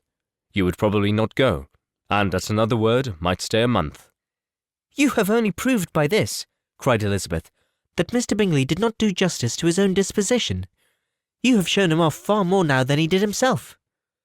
I am exceedingly gratified, said Bingley, by your converting what my friend says into a compliment on the sweetness of my temper. But I am afraid you are giving it a turn which that gentleman did by no means intend, for he would certainly think better of me, if under such a circumstance I were to give a flat denial, and ride off as fast as I could. Would Mr. Darcy then consider the rashness of your original intentions as atoned for by your obstinacy in adhering to it? Upon my word, I cannot exactly explain the matter. Darcy must speak for himself. You expect me to account for opinions which you choose to call mine, but which I have never acknowledged. Allowing the case, however, to stand according to your representation, you must remember, Miss Bennet, that the friend who is supposed to desire his return to the house and the delay of his plan has merely desired it, asked it without offering one argument in favour of its propriety. To yield readily, easily, to the persuasion of a friend is no merit with you? To yield without conviction is no compliment to the understanding of either. You appear to me, Mr. Darcy, to allow nothing for the influence of friendship and affection. A regard for the requester would often make one readily yield to a request without waiting for arguments to reason one into it. I'm not particularly speaking of such a case as you have supposed about Mr. Bingley. We may as well wait, perhaps, till the circumstance occurs before we discuss the discretion of his behaviour thereupon. But in general and ordinary cases between friend and friend, where one of them is desired by the other to change a resolution of no very great moment, should you think ill of that person for complying with the desire, without waiting to be argued into it? Will it not be advisable, before we proceed on this subject, to arrange with rather more precision the degree of importance which is to appertain to this request, as well as the degree of intimacy subsisting between the parties? By all means, cried Bingley. Let us hear all the particulars, not forgetting their comparative height and size, for that will have more weight in the argument, Miss Bennet, than you may be aware of. I assure you that if Darcy were not such a great tall fellow in comparison with myself, I should not pay him half so much deference. I declare I do not know a more awful object than Darcy on particular occasions and in particular places, at his own house especially, and of a Sunday evening, when he has nothing to do. Mr. Darcy smiled, but Elizabeth thought she could perceive that he was rather offended, and therefore checked her laugh. Miss Bingley warmly resented the indignity he had received in an expostulation with her brother for talking such nonsense. I see your design, Bingley, said his friend. You dislike an argument, and want to silence this. Perhaps I do. Arguments are too much like disputes. If you and Miss Bennet will defer yours till I am out of the room, I shall be very thankful, and then you may say whatever you like of me. What you ask, said Elizabeth, is no sacrifice on my side, and Mr. Darcy had better finish his letter. Mr. Darcy took her advice, and did finish his letter. When that business was over, he applied to Miss Bingley and Elizabeth for an indulgence of some music. Miss Bingley moved with some alacrity to the pianoforte, and, after a polite request that Elizabeth would lead the way which the other as politely and more earnestly negatived, she seated herself. Mrs. Hurst sang with her sister, and while they were thus employed, Elizabeth could not help observing, as she turned over some music books that lay on the instrument, how frequently Mr. Darcy's eyes were fixed on her. She hardly knew how to suppose that she could be an object of admiration to so great a man, and yet that he should look at her because he disliked her was still more strange. She could only imagine, however, at last, that she drew his notice because there was something more wrong and reprehensible, according to his ideas of right, than in any other person present. The supposition did not pain her. She liked him too little to care for his approbation. After playing some Italian songs, Miss Bingley varied the charm by a lively Scotch air, and soon afterwards Mr. Darcy, drawing near Elizabeth, said to her, Do not you feel a great inclination, Miss Bennet, to seize such an opportunity of dancing a reel? She smiled, but made no answer. He repeated the question, with some surprise at her silence. Oh, said she, I heard you before, but I could not immediately determine what to say in reply. You wanted me, I know, to say yes, that you might have the pleasure of despising my taste, but I always delight in overthrowing those kind of schemes, and cheating a person of their premeditated contempt. I have, therefore, made up my mind to tell you that I do not want to dance a reel at all, and now despise me if you dare. Indeed, I do not dare. Elizabeth, having rather expected to affront him, was amazed at his gallantry. But there was a mixture of sweetness and archness in her manner which made it difficult for her to affront anybody, and Darcy had never been so bewitched by any woman as he was by her. He really believed that were it not for the inferiority of her connections, he should be in some danger. Miss Bingley saw or suspected enough to be jealous, and her great anxiety for the recovery of her dear friend Jane received some assistance from her desire of getting rid of Elizabeth. She often tried to provoke Darcy into disliking her guest by talking of their supposed marriage and planning his happiness in such an alliance.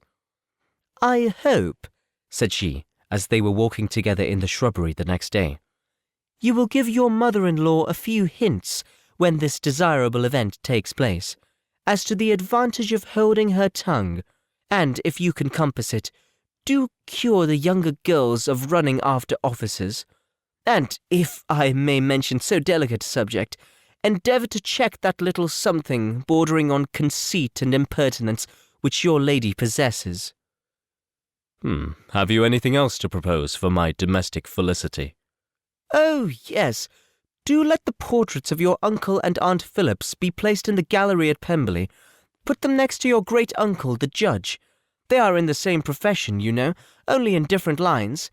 As for your Elizabeth's picture, you must not have it taken, for what painter could do justice to those beautiful eyes?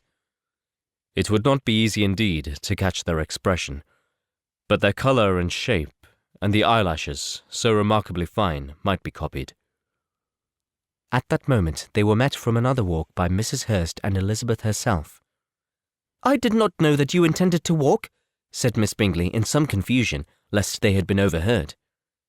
"You used us abominably ill," answered Mrs. Hurst, "running away without telling us that you were coming out." Then, taking the disengaged arm of Mr. Darcy, she left Elizabeth to walk by herself.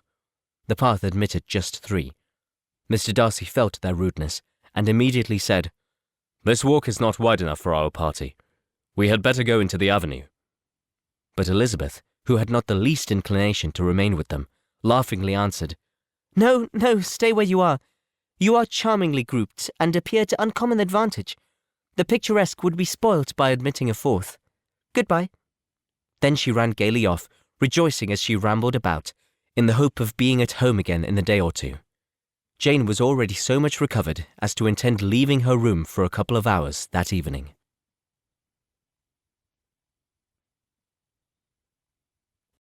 Chapter 11. When the ladies removed after dinner, Elizabeth ran up to her sister, and seeing her well guarded from cold, attended her into the drawing-room, where she was welcomed by her 2 friends with many professions of pleasure, and Elizabeth had never seen them so agreeable as they were during the hour which passed before the gentlemen appeared. Their powers of conversation were considerable. They could describe an entertainment with accuracy, relate an anecdote with humour, and laugh at their acquaintance with spirit. But when the gentlemen entered, Jane was no longer the first object. Miss Bingley's eyes were instantly turned toward Darcy, and she had something to say to him before he had advanced many steps. He addressed himself to Miss Bennet with a polite congratulation. Mr. Hurst also made her a slight bow, and said he was very glad. But diffuseness and warmth remained for Bingley's salutation. He was full of joy and attention. The first half-hour was spent in piling up the fire, lest she should suffer from the change of room, and she removed at his desire to the other side of the fireplace, that she might be further from the door. He then sat down by her, and talked scarcely to anyone else. Elizabeth, at work in the opposite corner, saw it all with great delight.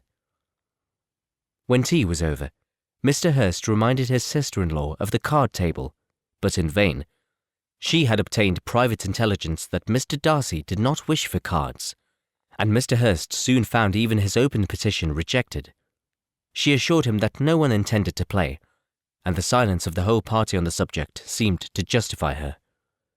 Mr. Hurst had therefore nothing to do but to stretch himself on one of the sofas and go to sleep.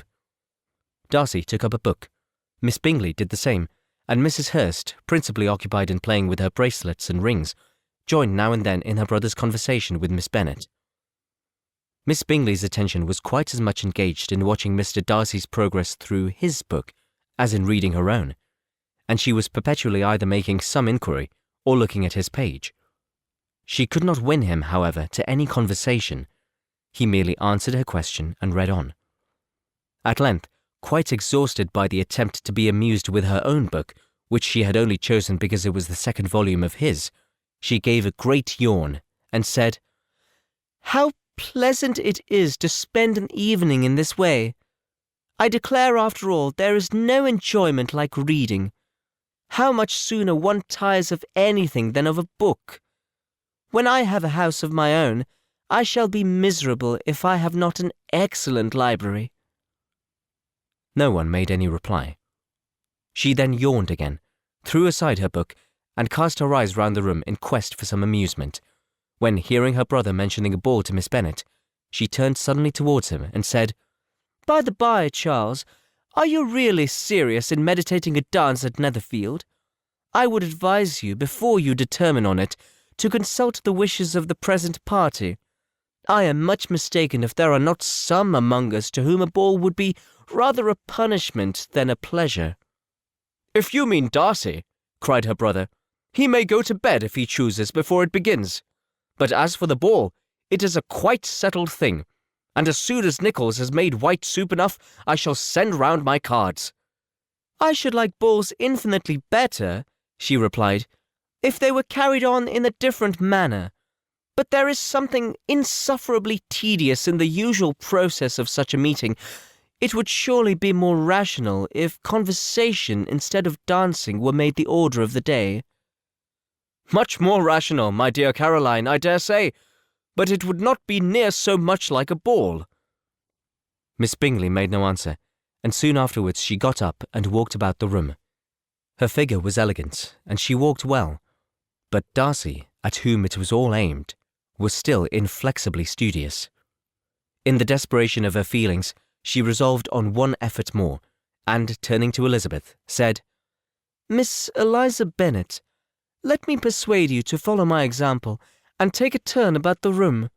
I assure you it is very refreshing after sitting so long in one attitude." Elizabeth was surprised, but agreed to it immediately. Miss Bingley succeeded no less in the real object of her civility. Mr. Darcy looked up. He was as much awake to the novelty of attention in that quarter as Elizabeth herself could be, and unconsciously closed his book.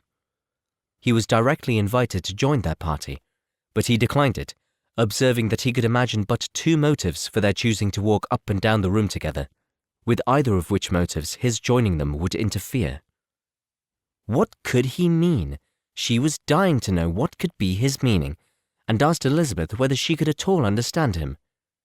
"Not at all," was her answer. "But depend on it, he means to be severe on us, and our surest way of disappointing him will be to ask nothing about it." Miss Bingley, however, was incapable of disappointing Mr. Darcy in anything, and persevered therefore in requiring an explanation of his two motives. "I have not the smallest objection to explaining them," said he, as soon as she allowed him to speak.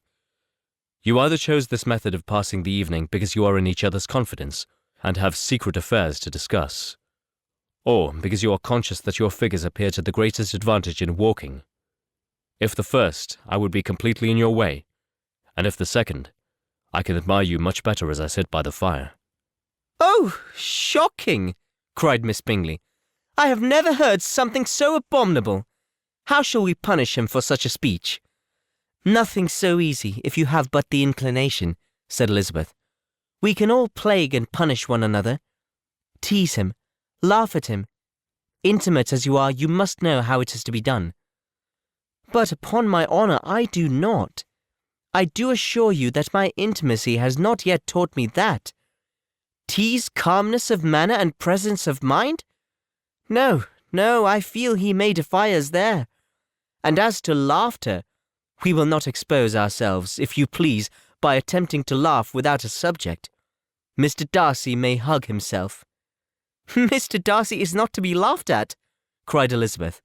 "That is an uncommon advantage, and uncommon I hope it will continue, for it would be a great loss to me to have many such acquaintances.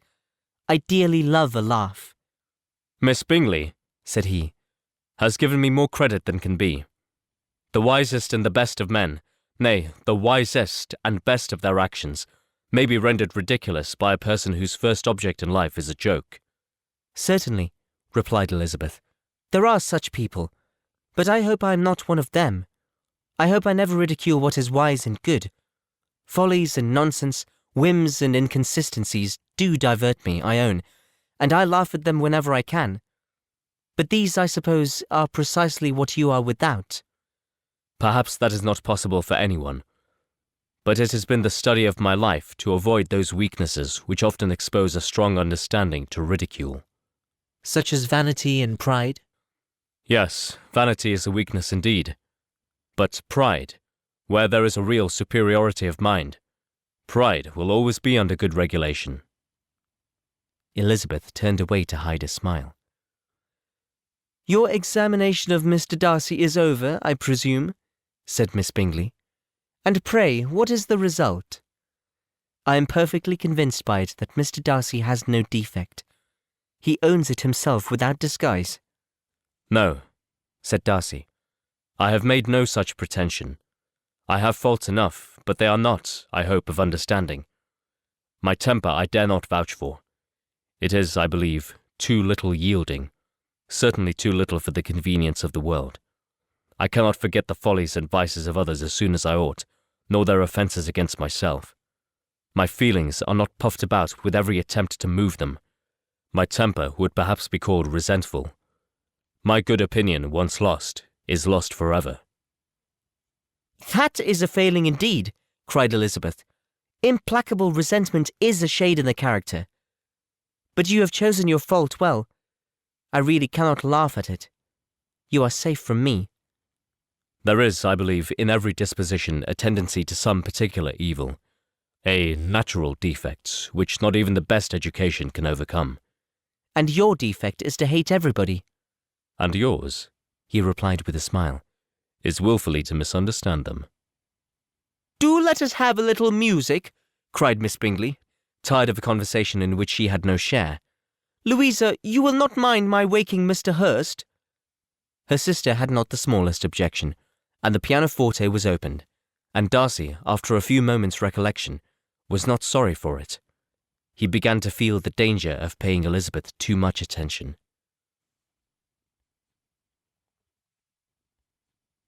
Chapter 12. In consequence of an agreement between the sisters, Elizabeth wrote the next morning to her mother to beg that the carriage might be sent for them in the course of the day. But Mrs. Bennet, who had calculated on her daughters remaining at Netherfield till the following Tuesday, which would exactly finish Jane's week, could not bring herself to receive them with pleasure before. Her answer, therefore, was not propitious, at least not to Elizabeth's wishes, for she was impatient to get home. Mrs. Bennet sent them word that they could not possibly have the carriage before Tuesday, and in her postscript it was added that if Mr. Bingley and his sister pressed them to stay longer, she could spare them very well. Against staying longer, however, Elizabeth was positively resolved, nor did she much expect it would be asked, and fearful, on the contrary, as being considered as intruding themselves needlessly long, she urged Jane to borrow Mr. Bingley's carriage immediately, and at length it was settled that their original design of leaving Netherfield that morning should be mentioned, and the request made.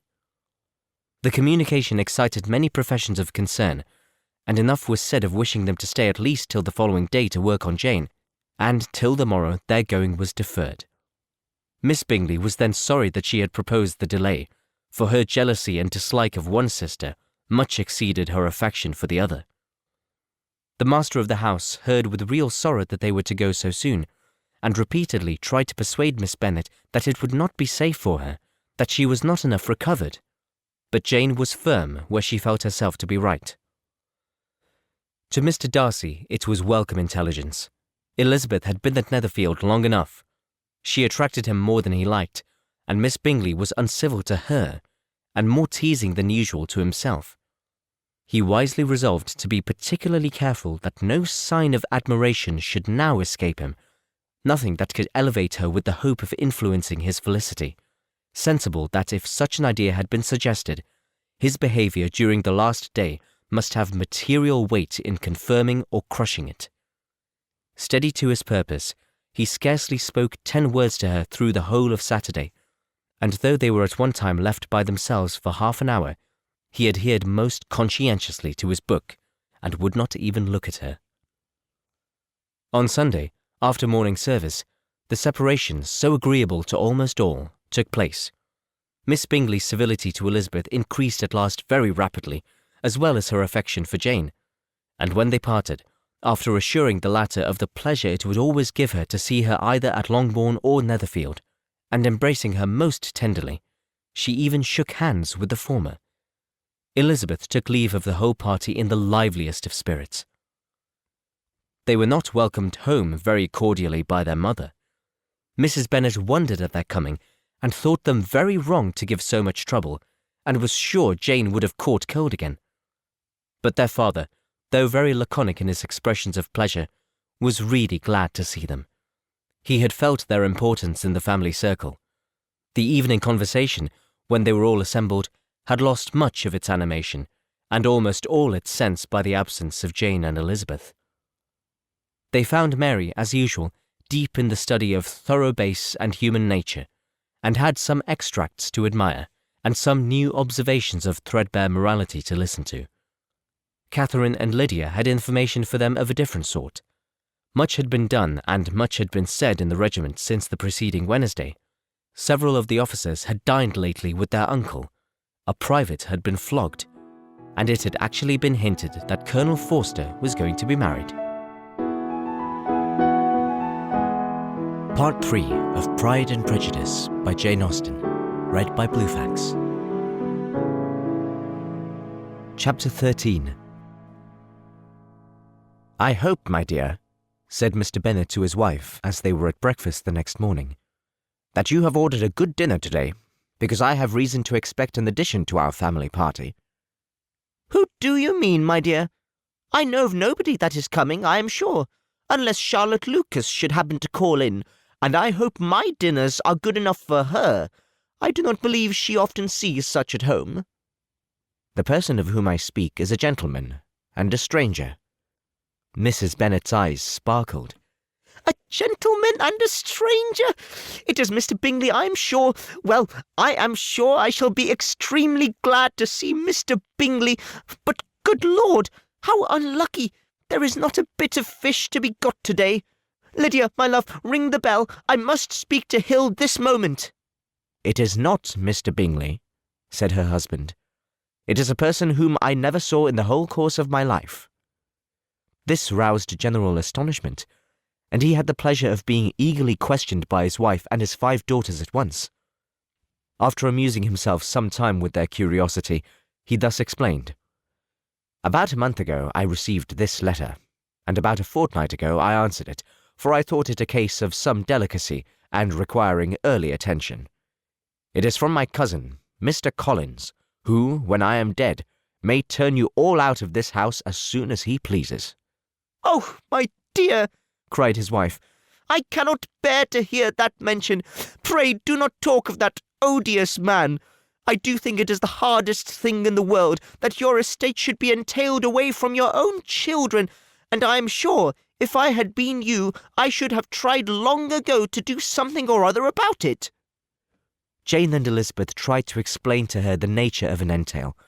They had often attempted to do it before, but it was a subject on which Mrs. Bennet was beyond the reach of reason, and she continued to rail bitterly against the cruelty of settling an estate away from a family of 5 daughters in favour of a man whom nobody cared anything about. "It certainly is a most iniquitous affair," said Mr. Bennet, "and nothing can clear Mr. Collins from the guilt of inheriting Longbourn. But if you will listen to his letter, you may perhaps be a little softened by his manner of expressing himself." No, I am sure that I shall not, and I think it is very impertinent of him to write to you at all, and very hypocritical. I hate such false friends. Why could he not keep on quarrelling with you, as his father did before him? "Why, indeed, he does seem to have had some filial scruples on that head, as you will hear. Hunsford, near Westerham, Kent, 15th October. Dear Sir, the disagreement subsisting between yourself and my late honoured father always gave me much uneasiness, and since I have had the misfortune to lose him, I have frequently wished to heal the breach. But for some time I was kept back by my own doubts, fearing lest it might seem disrespectful to his memory for me to be on good terms with anyone with whom it had always pleased him to be at variance. There, Mrs. Bennet.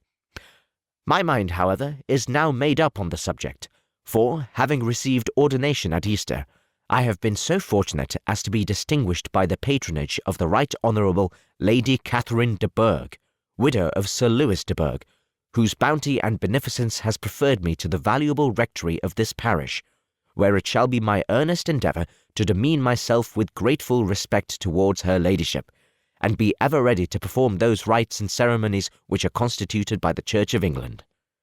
As a clergyman, moreover, I feel it is my duty to promote and establish the blessing of peace in all families within the reach of my influence, and on these grounds I flatter myself that my present overtures are highly commendable, and that the circumstance of my being next in the entail of Longbourn estate will be kindly overlooked on your side, and not lead you to reject the offered olive branch. I cannot be otherwise than concerned at being the means of injuring your amiable daughters, and beg leave to apologize for it, as well as to assure you of my readiness to make them every possible amends, but of this hereafter. If you should have no objection to receive me into your house, I propose myself the satisfaction on waiting on you and your family Monday, November 18th by 4 o'clock, and shall probably trespass on your hospitality till the Saturday se'nnight following, which I can do without any inconvenience, as Lady Catherine is far from objecting to my occasional absence on a Sunday, provided that some other clergyman is engaged to do the duty of the day. I remain, dear sir, with respectful compliments to your lady and daughters, your well-wisher and friend, William Collins. At 4 o'clock, therefore, we may expect this peacemaking gentleman, said Mr. Bennet as he folded up the letter.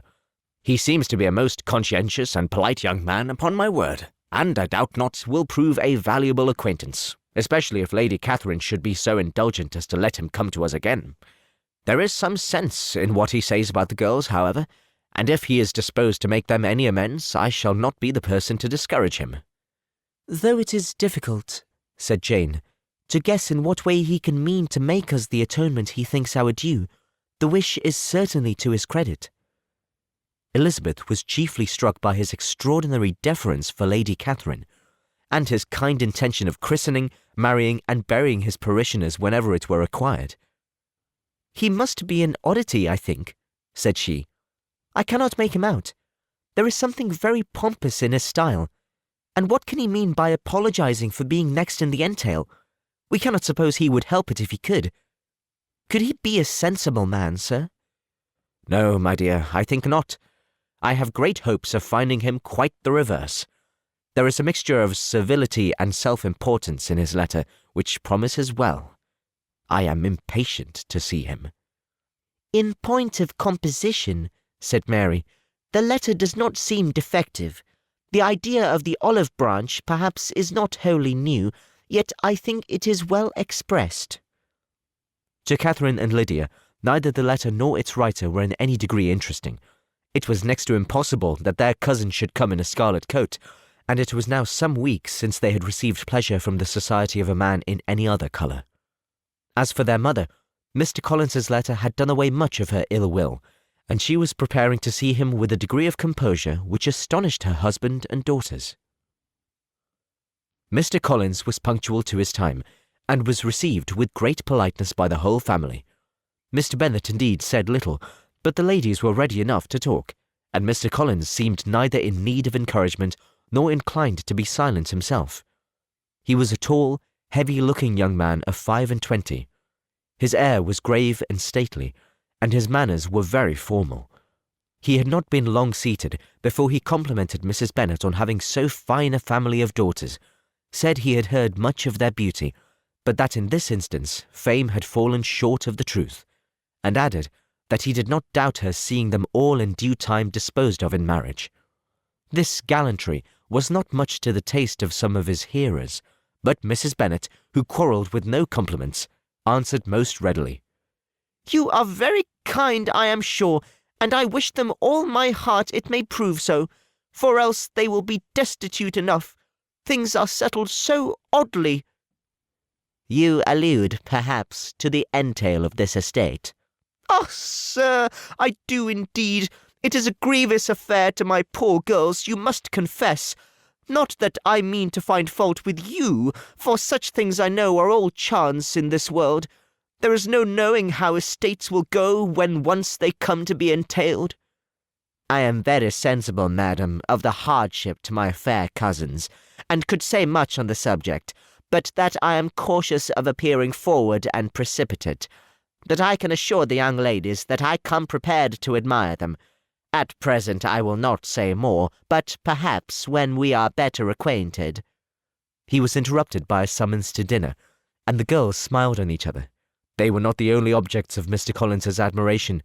The hall, the dining-room, and all its furniture were examined and praised, and his commendation of everything would have touched Mrs. Bennet's heart, but for the mortifying supposition of his viewing it all as his own future property.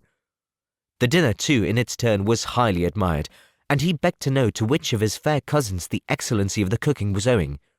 But he was set right there by Mrs. Bennet, who assured him with some asperity that they were very well able to keep a good cook, and that her daughters had nothing to do in the kitchen. He begged pardon for having displeased her. In a softened tone, she declared herself not at all offended, but he continued to apologize for about a quarter of an hour. Chapter 14. During dinner, Mr. Bennet scarcely spoke at all, but when the servants were withdrawn, he thought it time to have some conversation with his guest, and therefore started a subject in which he expected him to shine, by observing that he seemed very fortunate in his patroness. Lady Catherine de Bourgh's attention to his wishes and consideration for his comfort appeared very remarkable. Mr. Bennet could not have chosen better. Mr. Collins was eloquent in her praise. The subject elevated him to more than usual solemnity of manner, and with a most important aspect he protested that he had never in his life witnessed such behaviour in a person of rank, such affability and condescension as he had himself experienced from Lady Catherine. She had been graciously pleased to approve both of the discourses which he had already had the honour of preaching before her. She had also asked him twice to dine at Rosings, and had sent for him only the Saturday before to make up her pool of quadrille in the evening. Lady Catherine was reckoned proud by many people he knew, but he had never seen anything but affability in her. She had always spoken to him as she would to any other gentleman. She made not the smallest objection to his joining in the society of the neighbourhood, nor to his leaving the parish occasionally for a week or two to visit his relations. She had even condescended to advise him to marry as soon as he could, provided he chose with discretion, and had once paid him a visit in his humble parsonage, where she had perfectly approved all the alterations he had been making, and had even vouchsafed to suggest some herself, some shelves in the closet upstairs. "That is all very proper and civil, I am sure," said Mrs. Bennet, "and I dare say she is a very agreeable woman.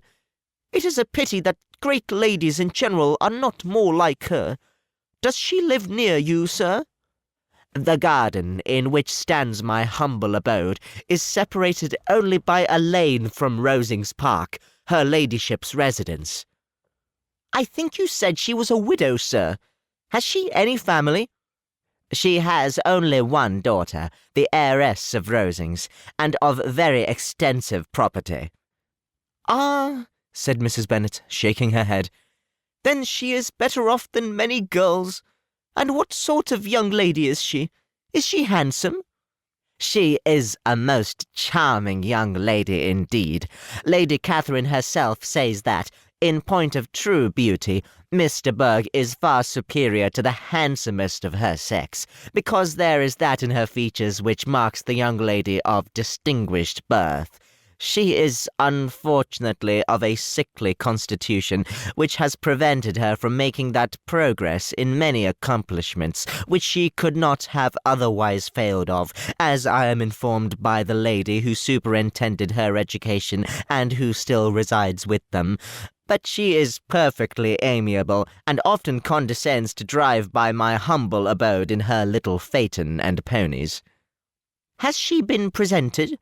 I do not remember her name among the ladies in court." "Her indifferent state of health unhappily prevents her being in town, and by that means, as I told Lady Catherine one day, has deprived the British court of its brightest ornament. Her ladyship seemed pleased with the idea, and you may imagine that I am happy on every occasion to offer those little delicate compliments which are always acceptable to ladies. I have more than once observed to Lady Catherine that her charming daughter seemed born to be a duchess, and that the most elevated rank, instead of giving her consequence, would be adorned by her. These are the kind of little things which please her ladyship, and it is a sort of attention which I conceive myself particularly bound to pay." "You judge very properly," said Mr. Bennet, "and it is happy for you that you possess the talent of flattering with delicacy. May I ask whether these pleasing attentions proceed from the impulse of the moment, or are they the result of previous study?" "They arise chiefly from what is passing at the time, and though I sometimes amuse myself with suggesting and arranging such little elegant compliments as may be adapted to ordinary occasions, I always wish to give them as unstudied an air as possible." Mr. Bennet's expectations were fully answered. His cousin was as absurd as he had hoped, and he listened to him with the keenest enjoyment, maintaining at the same time the most resolute composure of countenance, and, except in an occasional glance at Elizabeth, requiring no partner in his pleasure. By tea-time, however, the dose had been enough, and Mr. Bennet was glad to take his guest into the drawing-room again, and, when tea was over, glad to invite him to read aloud to the ladies. Mr. Collins readily assented, and a book was produced, but, on beholding it, for everything announced it to be from a circulating library, he started back, and begging pardon, protested that he never read novels. Kitty stared at him, and Lydia exclaimed. Other books were produced, and after some deliberation he chose Fordyce's Sermons. Lydia gaped as he opened the volume, and before he had, with very monotonous solemnity, read 3 pages, she interrupted him with, "Do you know, Mamma, that my Uncle Phillips talks of turning away Richard, and if he does, Colonel Forster will hire him. My aunt told me so herself on Saturday. I shall walk to Meryton tomorrow to hear more about it, and to ask when Mr. Denny comes back from town." Lydia was bid by her 2 eldest sisters to hold her tongue, but Mr. Collins, much offended, laid aside his book and said, "I have often observed how little young ladies are interested by books of a serious stamp, though written solely for their benefit. It amazes me, I confess, for certainly there can be nothing so advantageous to them as instruction. But I will no longer importune my young cousin." Then, turning to Mr. Bennet, he offered himself as his antagonist at backgammon. Mr. Bennet accepted the challenge, observing that he acted very wisely in leaving the girls to their own trifling amusements. Mrs. Bennet and her daughters apologized most civilly for Lydia's interruption, and promised that it should not occur again if he would resume his book. But Mr. Collins, after assuring them that he bore his young cousin no ill will, and should never resent her behaviour as any affront, seated himself at another table with Mr. Bennet, and prepared for backgammon. Chapter 15. Mr. Collins was not a sensible man, and the deficiency of nature had been but little assisted by education or society, the greatest part of his life having been spent under the guidance of an illiterate and miserly father. And though he belonged to one of the universities, he had merely kept the necessary terms without forming at it any useful acquaintance. The subjection in which his father had brought him up had given him originally great humility of manner, but it was now a good deal counteracted by the self-conceit of a weak head, living in retirement, and the consequential feelings of early and unexpected prosperity. A fortunate chance had recommended him to Lady Catherine de Bourgh when the living of Hunsfeld was vacant, and the respect which he felt for her high rank, and his veneration for her as his patroness, mingling with a very good opinion of himself, of his authority as a clergyman, and his right as a rector, made him altogether a mix of pride and obsequiousness, self-importance and humility. Having now a good house and a very sufficient income, he intended to marry, and in seeking a reconciliation with the Longbourn family, he had a wife in view, as he meant to choose one of the daughters, if he found them as handsome and amiable as they were represented by common report. This was his plan of amends, of atonement, for inheriting their father's estate, and he thought it an excellent one, full of eligibility and suitableness, and excessively generous and disinterested on his own part. His plan did not vary on seeing them. Miss Bennet's lovely face confirmed his views, and established all his strictest notions of what was due to seniority, and for the first evening she was his settled choice. The next morning, however, made an alteration, for in a quarter of an hour's tete-a-tete with Mrs. Bennet before breakfast, a conversation beginning with his parsonage house and leading naturally to the avowal of his hopes that a mistress might be found for it at Longbourn, produced from her, amid very complaisant smiles and general encouragement, a caution against the very Jane he had fixed on. As to her younger daughters, she could not take upon her to say, she could not positively answer, but she did not know of any prepossession. Her eldest daughter, she must just mention, she felt it incumbent on her to hint, was likely to be very soon engaged. Mr. Collins had only to change from Jane to Elizabeth, and it was soon done while Mrs. Bennet was stirring the fire. Elizabeth, equally next to Jane in birth and beauty, succeeded her, of course. Mrs. Bennet treasured up the hint, and trusted that she might soon have 2 daughters married, and the man whom she could not bear to speak of the day before was now high in her good graces. Lydia's intention of walking to Meryton was not forgotten.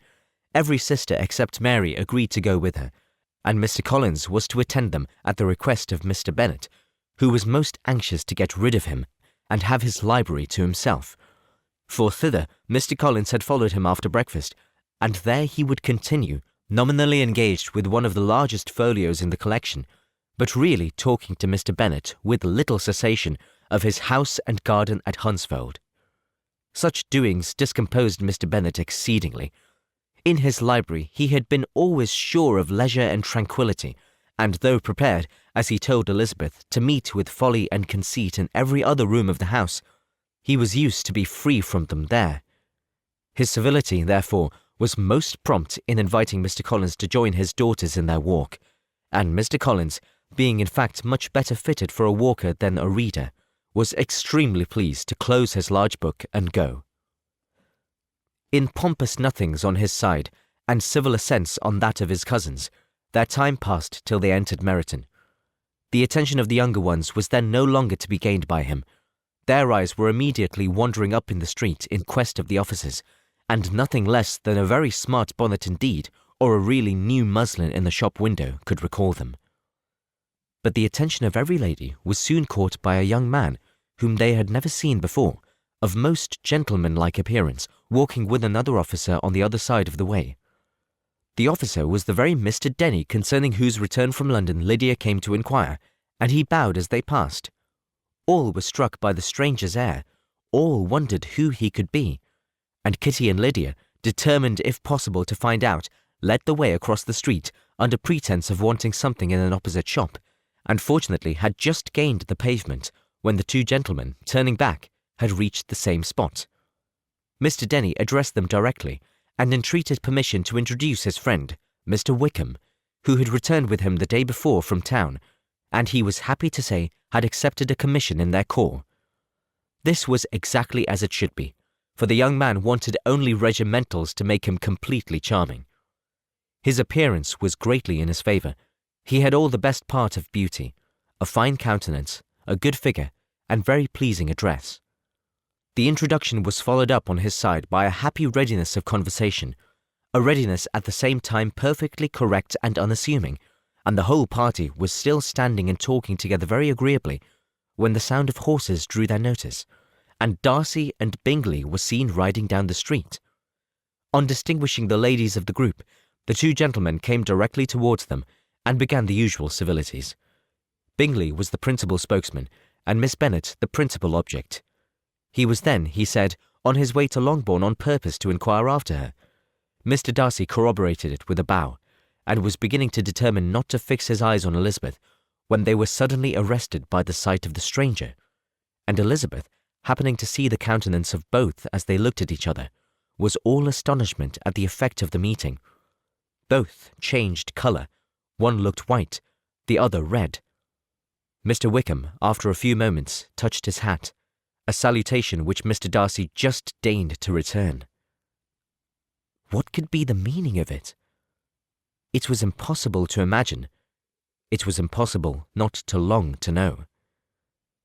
In another minute, Mr. Bingley, without seeming to have noticed what passed, took leave and rode on with his friend.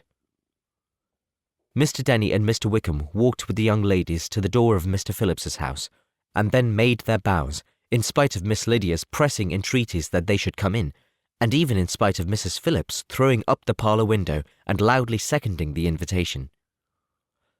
Mrs. Phillips was always glad to see her nieces, and the 2 eldest, from their recent absence were particularly welcome, and she was eagerly expressing her surprise at their sudden return home, which, as their own carriage had not fetched them, she should have known nothing about if she had not happened to see Mr. Jones's shop-boy in the street, who had told her that they were not to send any more drafts to Netherfield because the Miss Bennets were come away, when her civility was claimed towards Mr. Collins by Jane's introduction of him.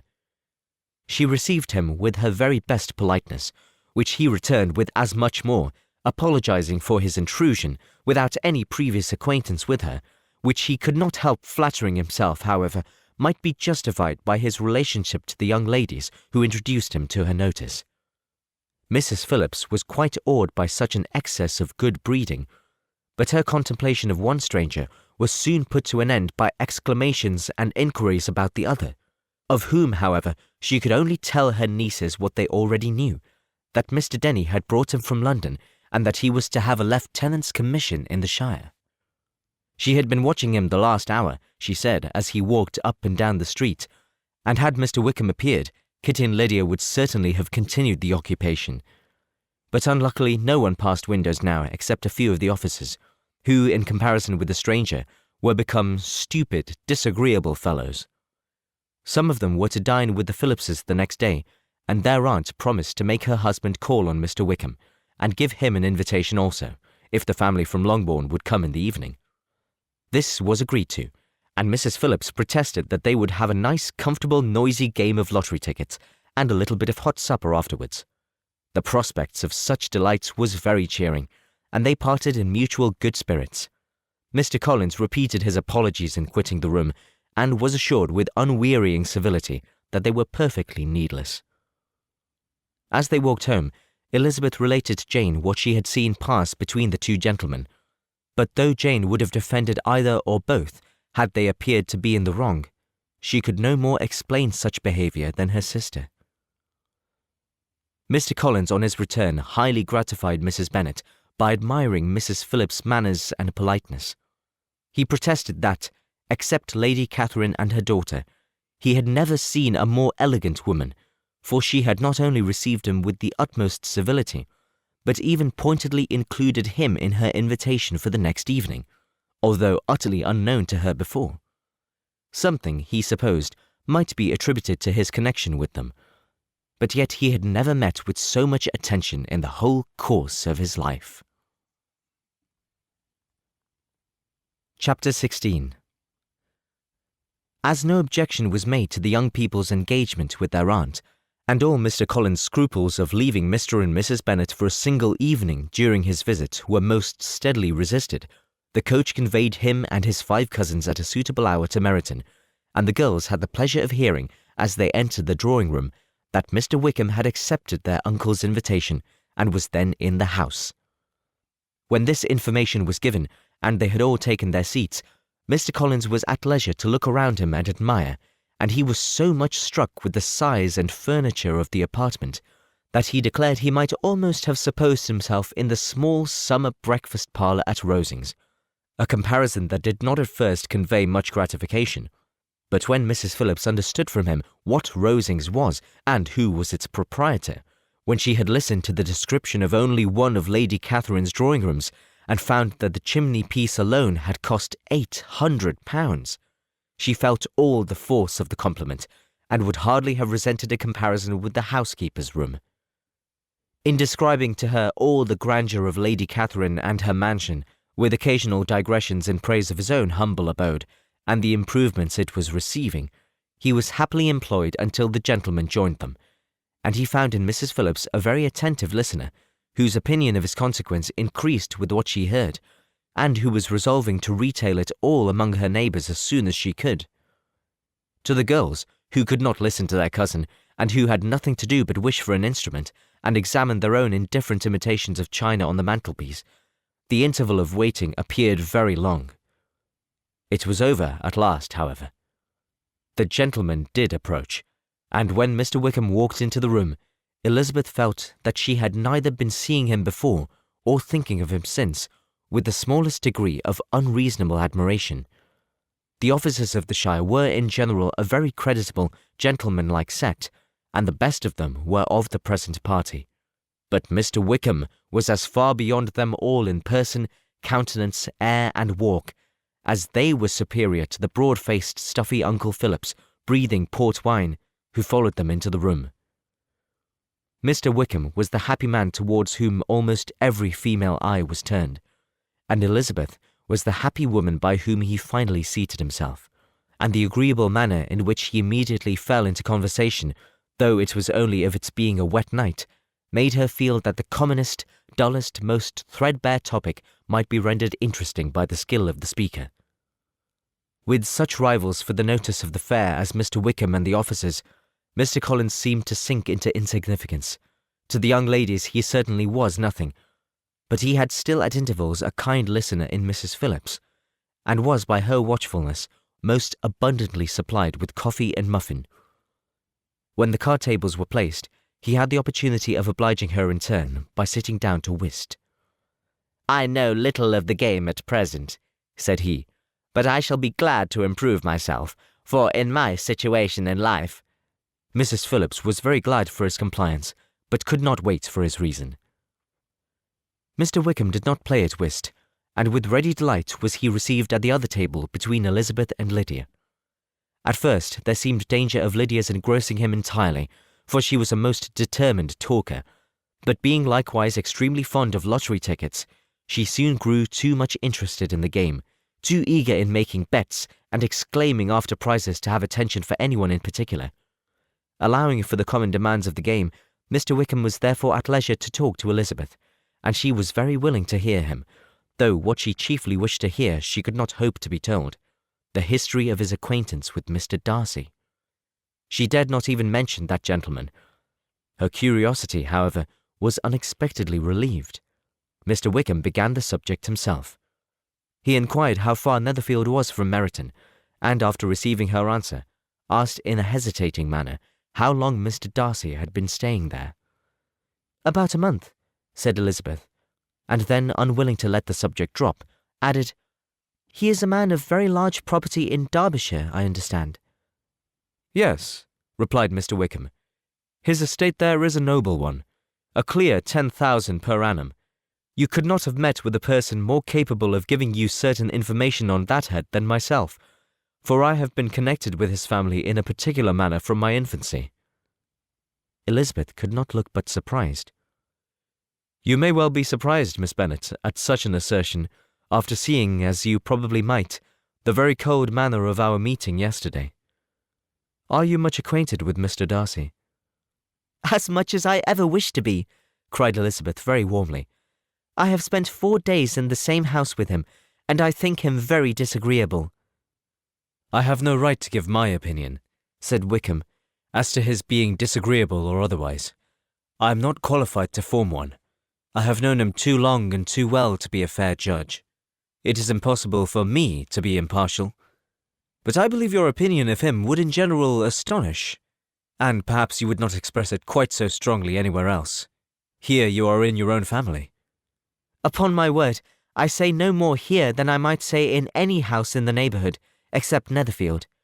He is not at all liked in Hertfordshire. Everybody is disgusted with his pride. You will not find him more favourably spoken of by anyone." "I cannot pretend to be sorry," said Wickham, after a short interruption, "that he or any man should not be estimated beyond their deserts. But with him, I believe, it does not often happen. The world is blinded by his fortune and consequence, or frightened by his high and imposing manners, and sees him only as he chooses to be seen." "I should take him, even on my slight acquaintance, to be an ill-tempered man." Wickham only shook his head. "I wonder," said he, at the next opportunity of speaking, "whether he is likely to be in this country much longer." "I do not at all know, but I heard nothing of his going away when I was at Netherfield. I hope your plans in favour of the Shire will not be affected by his being in the neighbourhood." "Oh, no. It is not for me to be driven away by Mr. Darcy. If he wishes to avoid seeing me, he must go. We are not on friendly terms, and it always gives me pain to see him, but I have no reason for avoiding him but what I might proclaim before all the world, a sense of very great ill-usage, and most painful regrets at his being what he is. His father, Miss Bennet, the late Mr. Darcy, was one of the best men that ever breathed, and the truest friend I ever had. And I can never be in company with this Mr. Darcy without being grieved to the soul by 1,000 tender recollections. His behaviour to myself has been scandalous, but I verily believe I could forgive him anything and everything, rather than his disappointing the hopes and disgracing the memory of his father. Elizabeth found the interest of the subject increase, and listened with all her heart, but the delicacy of it prevented further inquiry. Mr. Wickham began to speak on more general topics, Meryton, the neighbourhood, the society, appearing highly pleased with all that he had yet seen, and speaking of the latter with gentle but very intelligible gallantry. It was the prospect of constant society and good society, he added, which was my chief inducement to enter the shire. I knew it to be a most respectable, agreeable corps, and my friend Denny tempted me further by his account of their present quarters, and the very great attentions and excellent acquaintances Meryton had procured them. Society, I own, is necessary to me. I have been a disappointed man, and my spirits will not bear solitude. I must have employment in society. A military life is not what I was intentioned for, but circumstances have now made it eligible. The church ought to have been my profession. I was brought up for the church, and I should at this time have been in possession of a most valuable living, had it pleased the gentleman we were speaking of just now. Indeed? Yes, the late Mr. Darcy bequeathed me the next presentation of the best living in his gift. He was my godfather, and excessively attached to me. I cannot do justice to his kindness. He meant to provide for me amply, and thought he had done it. But when the living fell, it was given elsewhere. Good heavens! Cried Elizabeth. But how could that be? How could his will be disregarded? Why did you not seek legal redress? There was just such an informality in the terms of the bequest as to give me no hope from law.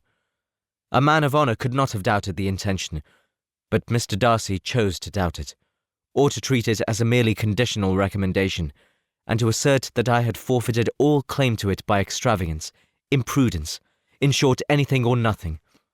Certain it is that the living became vacant 2 years ago, exactly as I was of age to hold it, and that it was given to another man, and no less certain is it that I cannot accuse myself of having really done anything to deserve to lose it. I have a warm, unguarded temper, and I may have spoken of my opinion of him, and to him, too freely. I can recall nothing worse, but the fact is that we are very different sort of men, and that he hates me. This is quite shocking. He deserves to be publicly disgraced. Some time or other he will be, but it shall not be by me. Till I can forget his father, I can never defy or expose him. Elizabeth honoured him for such feelings, and thought him handsomer than ever as he expressed them. But what, said she after a pause, can have been his motive? What can have induced him to behave so cruelly? A thorough, determined dislike of me, a dislike which I cannot but attribute in some measure to jealousy. Had the late Mr. Darcy liked me less, his son might have borne with me better. But his father's uncommon attachment to me irritated him, I believe, very early in life. He had not a temper to bear the sort of competition in which we stood, the sort of preference which was often given me. I had not thought Mr. Darcy so bad as this. Though I have never liked him, I had not thought so very ill of him. I had supposed him to be despising his fellow creatures in general, but I did not suspect him of descending to such malicious revenge, such injustice, such inhumanity as this. After a few minutes' reflection, however, she continued. I do remember his boasting one day at Netherfield of the implacability of his resentments, of his having an unforgiving temper. His disposition must be dreadful. I will not trust myself on the subject, replied Wickham. I can hardly be just to him. Elizabeth was again deep in thought, and after a time exclaimed, To treat in such a manner the godson, the friend, the favourite of his father! She could have added, "A young man, too, like you, whose very countenance may vouch for your being amiable." but she contented herself with, "And one, too, who had probably been his companion from childhood, connected together, as I think you said, in the closest manner." "We were born in the same parish, within the same park. The greatest part of our youth was passed together, inmates of the same house, sharing the same amusements, objects of the same parental care. My father began life in the profession which your uncle, Mr. Phillips, appears to do so much credit to. But he gave up everything to be of use to the late Mr. Darcy, and devoted all his time to the care of Pemberley property. He was most highly esteemed by Mr. Darcy, a most intimate, confidential friend. Mr. Darcy often acknowledged himself to be under the greatest obligations to my father's active superintendence, and when, immediately before my father's death, Mr. Darcy gave him a voluntary promise of providing for me, I am convinced that he felt it to be as much a debt of gratitude to him as of his affection to myself." "How strange!" cried Elizabeth. "How abominable!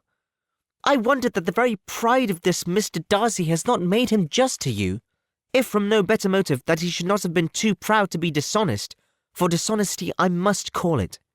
"It is wonderful," replied Wickham, "for almost all his actions may be traced to pride, and pride had often been his best friend.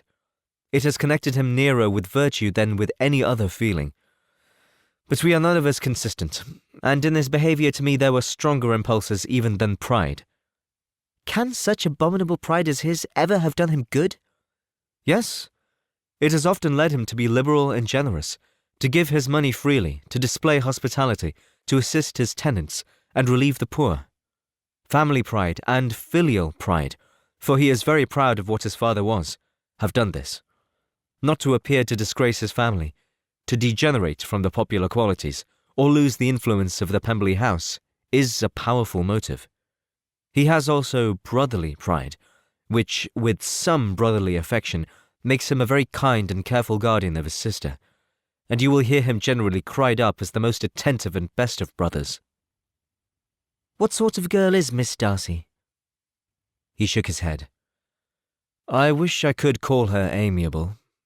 It gives me pain to speak ill of a Darcy. But she is too much like her brother, very, very proud. As a child she was affectionate and pleasing, and extremely fond of me, and I have devoted hours and hours to her amusement. But she is nothing to me now. She is a handsome girl, about 15 or 16, and, I understand, highly accomplished. Since her father's death, her home has been London, where a lady lives with her and superintends her education." After many pauses and many trials of other subjects, Elizabeth could not help reverting once more to the first, and saying, "I am astonished at his intimacy with Mr. Bingley. How can Mr. Bingley, who seems good humour itself, and is, I really believe, truly amiable, be in friendship with such a man? How can they suit each other? Do you know Mr. Bingley?" "Not at all." "He is a sweet-tempered, amiable, charming man. He cannot know what Mr. Darcy is." "Probably not. But Mr. Darcy can please where he chooses. He does not want abilities. He can be a conversable companion if he thinks it worth his while. Among those who are at all his equals in consequence, he is a very different man from what he is to the less prosperous. His pride never deserts him, but with the rich he is liberal-minded, sincere, rational, honourable, and perhaps agreeable, allowing something for fortune and figure." The whist party soon afterwards breaking up, the players gathered round the other table, and Mr. Collins took his station between his cousin Elizabeth and Mrs. Phillips. The usual inquiries as to his success were made by the latter. It had not been very great. He had lost every point, but when Mrs. Phillips began to express her concern thereupon, he assured her with much earnest gravity that it was not of the least importance, that he considered the money as a mere trifle, and begged that she would not make herself uneasy. "I know very well, madam," said he, "that when persons sit down to a card-table, they must take their chances of these things, and happily I am not in such circumstances as to make 5 shillings any object. There are undoubtedly many who could not say the same, but thanks to Lady Catherine de Bourgh, I am removed far beyond the necessity of regarding little matters." Mr. Wickham's attention was caught, and after observing Mr. Collins for a few moments, he asked Elizabeth in a low voice whether her relation was very intimately acquainted with the family of de Bourgh. Lady Catherine de Bourgh, she replied, has very lately given him a living. I hardly know how Mr. Collins was first introduced to her notice, but he certainly has not known her long. You know, of course, that Lady Catherine de Bourgh and Lady Anne Darcy were sisters, consequently that she is aunt to the present Mr. Darcy. No, indeed I do not. I knew nothing at all of Lady Catherine's connections. I never heard of her existence till the day before yesterday. Her daughter, Miss de Bourgh, will have a very large fortune, and it is believed that she and her cousin will unite the two estates. This information made Elizabeth smile, as she thought of poor Miss Bingley. Vain indeed must be all her attentions, vain and useless her affection for his sister and her praise of himself, if he were already self-destined for another. Mr. Collins, said she, speaks highly of both Lady Catherine and her daughter, but from some particulars that he has related of her ladyship, I suspect his gratitude misleads him, and that in spite of her being his patroness, she is an arrogant, conceited woman. I believe her to be both in a great degree, replied Wickham. I have not seen her for many years, but I very well remember that I never liked her, and that her manners were dictatorial and insolent. She has the reputation of being remarkably sensible and clever, but I rather believe she derives part of her abilities from her rank and fortune, part from her authoritative manner, and the rest from the pride for her nephew, who chooses that everyone connected with him should have an understanding of the first class. Elizabeth allowed that he had given a very rational account of it, and they continued talking together with mutual satisfaction till supper put an end to cards, and gave the rest of the ladies their share of Mr. Wickham's attentions. There could be no conversation in the noise of Mrs. Phillips's summer party, but his manners recommended him to everybody. Whatever he said was said well, and whatever he did, done gracefully. Elizabeth went away with her head full of him. She could think of nothing but of Mr. Wickham, and of what he had told her, all the way home. But there was not time for her even to mention his name as they went, for neither Lydia nor Mr. Collins were once silent. Lydia talked incessantly of lottery tickets, of the fish she had lost and the fish she had won, and Mr. Collins, in describing the civility of Mr. and Mrs. Phillips, protesting that he did not in the least regard his losses at whist, enumerating all the dishes at supper, and repeatedly fearing that he crowded his cousins, had more to say than he could well manage, before the carriage stopped at Longbourn House. Chapter 17. Elizabeth related to Jane the next day what had passed between Mr. Wickham and herself. Jane listened with astonishment and concern. She knew not how to believe that Mr. Darcy could be so unworthy of Mr. Bingley's regard, and yet it was not in her nature to question the veracity of a young man of such amiable appearance as Wickham. The possibility of his having endured such unkindness was enough to interest all her tender feelings, and nothing remained therefore to be done but to think well of them both, to defend the conduct of each, and throw into the account of accident or mistake whatever could not be otherwise explained.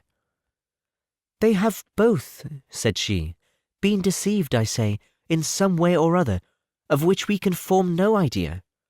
Interested people have perhaps misrepresented each to the other. It is, in short, impossible for us to conjecture the causes or circumstances which may have alienated them, without actual blame on either side." "Very true indeed. And now, my dear Jane, what have you got to say on behalf of the interested people who have probably been concerned in the business? Do clear them too, or we shall be obliged to think ill of somebody." "Laugh as much as you choose, but you will not laugh me out of my opinion. My dearest Lizzie, do but consider in what a disgraceful light it places Mr. Darcy, to be treating his father's favourite in such a manner, one whom his father had promised to provide for. It is impossible. No man of common humanity, no man who had any value for his character could be capable of it. Can his most intimate friends be so excessively deceived in him? Oh, no. I can much more easily believe Mr. Bingley's being imposed on than that Mr. Wickham should invent such a history of himself as he gave me last night. Names, facts, everything mentioned without ceremony.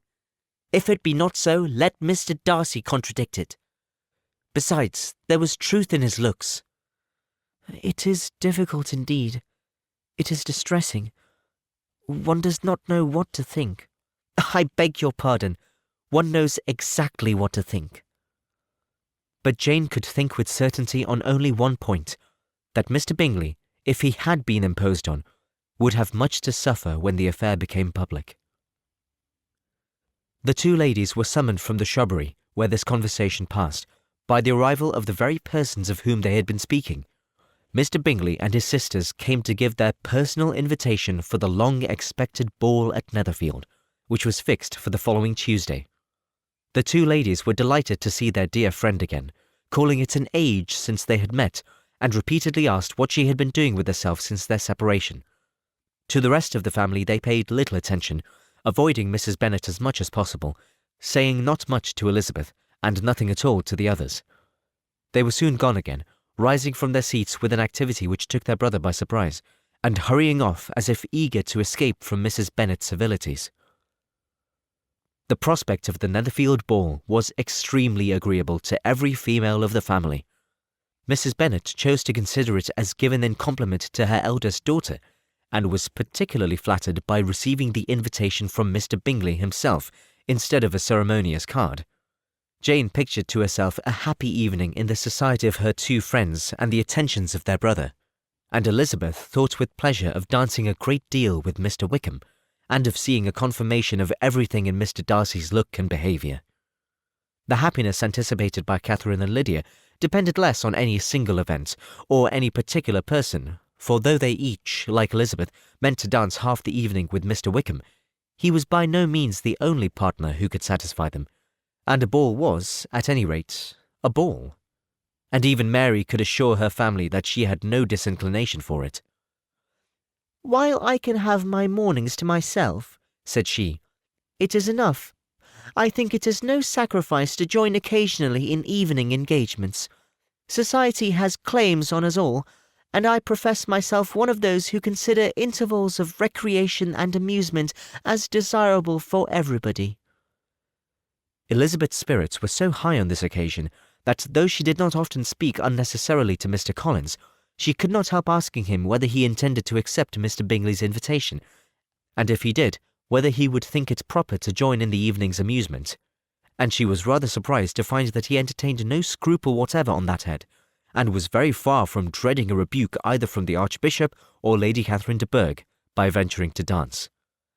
"I am by no means of the opinion, I assure you," said he, "that a ball of this kind, given by a young man of character, to reasonable people, can have any evil tendency, and I am so far from objecting to dancing myself, that I shall hope to be honoured with the hands of all my fair cousins in the course of the evening, and I take this opportunity of soliciting yours, Miss Elizabeth, for the first two dances especially, a preference which I trust my cousin Jane will attribute to the right cause, and not to any disrespect for her." Elizabeth felt herself completely taken in. She had fully proposed being engaged by Mr. Wickham for those very dances, and to have Mr. Collins instead! Her liveliness had never been worse timed. There was no help for it, however. Mr. Wickham's happiness and her own were perforce delayed a little longer, and Mr. Collins's proposal accepted with as good a grace as she could. She was not the better pleased with his gallantry from the idea that it suggested of something more. It now first struck her that she was selected from among her sisters as worthy of being mistress of Hunsford Parsonage, and of assisting to form a quadrille table at Rosings in the absence of more eligible visitors. The idea soon reached to conviction, as she observed his increasing civilities toward herself, and heard his frequent attempt at a compliment on her wit and vivacity, and though more astonished than gratified herself by this effect of her charms, it was not long before her mother gave her to understand that the probability of their marriage was extremely agreeable to her. Elizabeth, however, did not choose to take the hint, being well aware that a serious dispute must be the consequence of any reply. Mr. Collins might never make the offer. Until he did, it was useless to quarrel about him.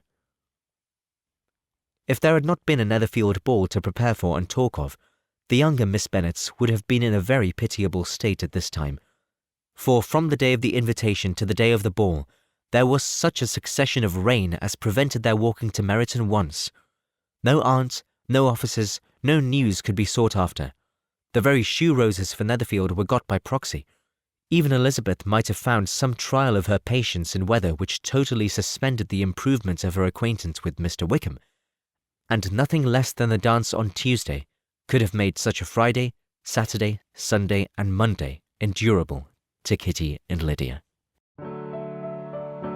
Part 4 of Pride and Prejudice by Jane Austen, read by Bluefax. Chapter 18. Till Elizabeth entered the drawing-room at Netherfield, and looked in vain for Mr. Wickham among the cluster of red coats there assembled, a doubt of his being present had never occurred to her. The certainty of meeting him had not been checked by any of those recollections that might not unreasonably have alarmed her. She had dressed with more than usual care, and prepared in the highest spirits for the conquest of all that remained unsubdued of his heart, trusting that it was not more than might be won in the course of the evening. But in an instant arose the dreadful suspicion of his being purposely omitted for Mr. Darcy's pleasure in the Bingley's invitation to the officers.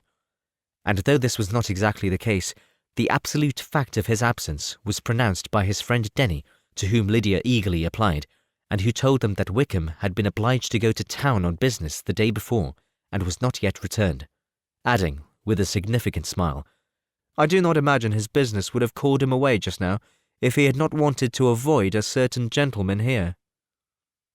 This part of his intelligence, though unheard by Lydia, was caught by Elizabeth, and as it assured her that Darcy was not less answerable for Wickham's absence than if her first surmise had been just, every feeling of displeasure against the former was so sharpened by immediate disappointment that she could hardly reply with tolerable civility to make the polite inquiries which he directly afterwards approached to make.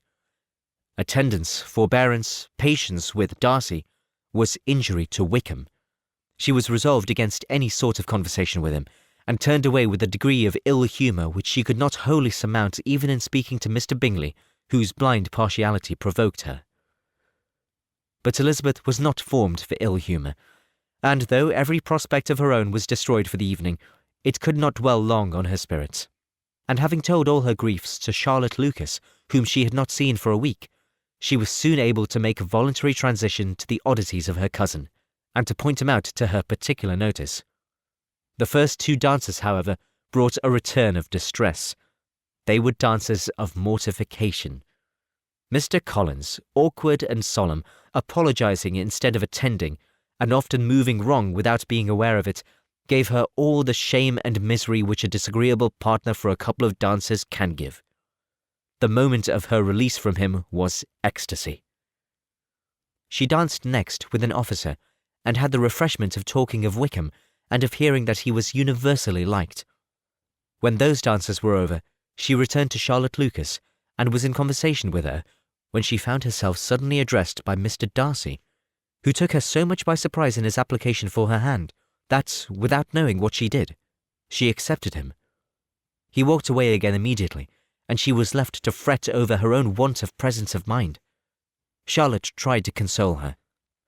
"I dare say you will find him very agreeable." "Heaven forbid! That would be the greatest misfortune of all. To find a man agreeable whom one is determined to hate. Do not wish me such an evil." When the dancing recommenced, however, and Darcy approached to claim her hand, Charlotte could not help cautioning her in a whisper not to be a simpleton, and allow her fancy for Wickham to make her appear unpleasant in the eyes of a man 10 times his consequence. Elizabeth made no answer, and took her place in the set, amazed at the dignity to which she was arrived in being allowed to stand opposite to Mr. Darcy, and reading in her neighbours' looks their equal amazement in beholding it. They stood for some time without speaking a word, and she began to imagine that their silence was to last through the 2 dances, and at first was resolved not to break it, till, suddenly fancying that it would be the greater punishment to her partner to oblige him to talk, she made some slight observation on the dance. He replied, and was again silent. After a pause of some minutes, she addressed him a second time with, "It is your turn to say something now, Mr. Darcy. I talked about the dance, And you ought to make some sort of remark on the size of the room or the number of couples. He smiled, and assured her that whatever she wished him to say should be said. Very well. That reply will do for the present. Perhaps by and by I may observe that private balls are much pleasanter than public ones. But now we may be silent. Do you talk by rule, then, when you are dancing? Sometimes. One must speak a little, you know. It would look odd to be entirely silent for half an hour together, and yet for the advantage of some, conversation ought to be so arranged as that they may have the trouble of saying as little as possible. Are you consulting your own feelings in the present case, or do you imagine that you are gratifying mine? Both, replied Elizabeth archly. For I have always seen a great similarity in the turn of our minds. We are each of an unsocial, taciturn disposition, unless we expect to say something that will amaze the whole room and be handed down to posterity with all the eclat of a proverb. This is no very striking resemblance of your own character, I am sure, said he. How near it may be to mine, I cannot pretend to say. You think it a faithful portrait, undoubtedly. I must not decide on my own performance.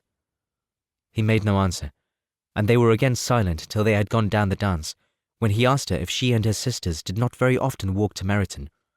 She answered in the affirmative, and, unable to resist the temptation, added, "When you met us there the other day, we had just been forming a new acquaintance." The effect was immediate. A deeper shade of hauteur overspread his features, but he said not a word, and Elizabeth, though blaming herself for her own weakness, could not go on. At length Darcy spoke, and in a constrained manner said, Mr. Wickham is blessed with such happy manners as may ensure his making friends. Whether he may be equally capable of retaining them is less certain. He has been so unlucky as to lose your friendship, replied Elizabeth with emphasis, and in a manner which he is likely to suffer from all his life.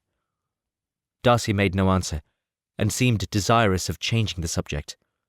At that moment Sir William Lucas appeared close to them, meaning to pass through the set to the other side of the room, but on perceiving Mr. Darcy, he stopped with a bow of superior courtesy to compliment him on his dancing and his partner. I have been most highly gratified indeed, my dear sir. Such very superior dancing is not often seen. It is evident that you belong to the first circles. Allow me to say, however, that your fair partner does not disgrace you, and that I must hope to have this pleasure often repeated, especially when a certain desirable event, my dear Eliza, glancing at her sister and Bingley, shall take place. What congratulations will then flow in! I appeal to Mr. Darcy, but let me not interrupt you, sir. You will not thank me for detaining you from the bewitching converse of that young lady, whose bright eyes are also upbraiding me. The latter part of this address was scarcely heard by Darcy, but Sir William's allusion to his friend seemed to strike him forcibly, and his eyes were directed with a very serious expression towards Bingley and Jane, who were dancing together. Recovering himself, however, shortly, he turned to his partner and said, Sir William's interruption has made me forget what we were talking of. I do not think we were speaking at all. Sir William could not have interrupted two people in the room who had less to say for themselves. We have tried 2 or 3 subjects already without success, and what we are to talk of next I cannot imagine. What think you of books? Said he, smiling. Books? Oh, no, I am sure we never read the same, or not with the same feelings. I am sorry you think so. But if that be the case, there can at least be no want of subject. We may compare our different opinions. No, I cannot talk of books in a ballroom. My head is always full of something else. The present always occupies you in such scenes, does it? Said he, with a look of doubt. Yes, always, she replied, without knowing what she said, for her thoughts had wandered far from the subject, as soon afterwards appeared by her suddenly exclaiming, I remember hearing you once say, Mr. Darcy, that you hardly ever forgave, that your resentment, once created, was unappeasable. You are very cautious, I suppose, as to its being created. I am, said he, with a firm voice. And never allow yourself to be blinded by prejudice? I hope not. It is particularly incumbent on those who never change their opinion to be secure of judging properly at first. May I ask to what these questions tend? Merely to the illustration of your character, said she, endeavouring to shake off her gravity. I am trying to make it out. And what is your success? She shook her head. I do not get on at all. I hear such different accounts of you as puzzle me exceedingly.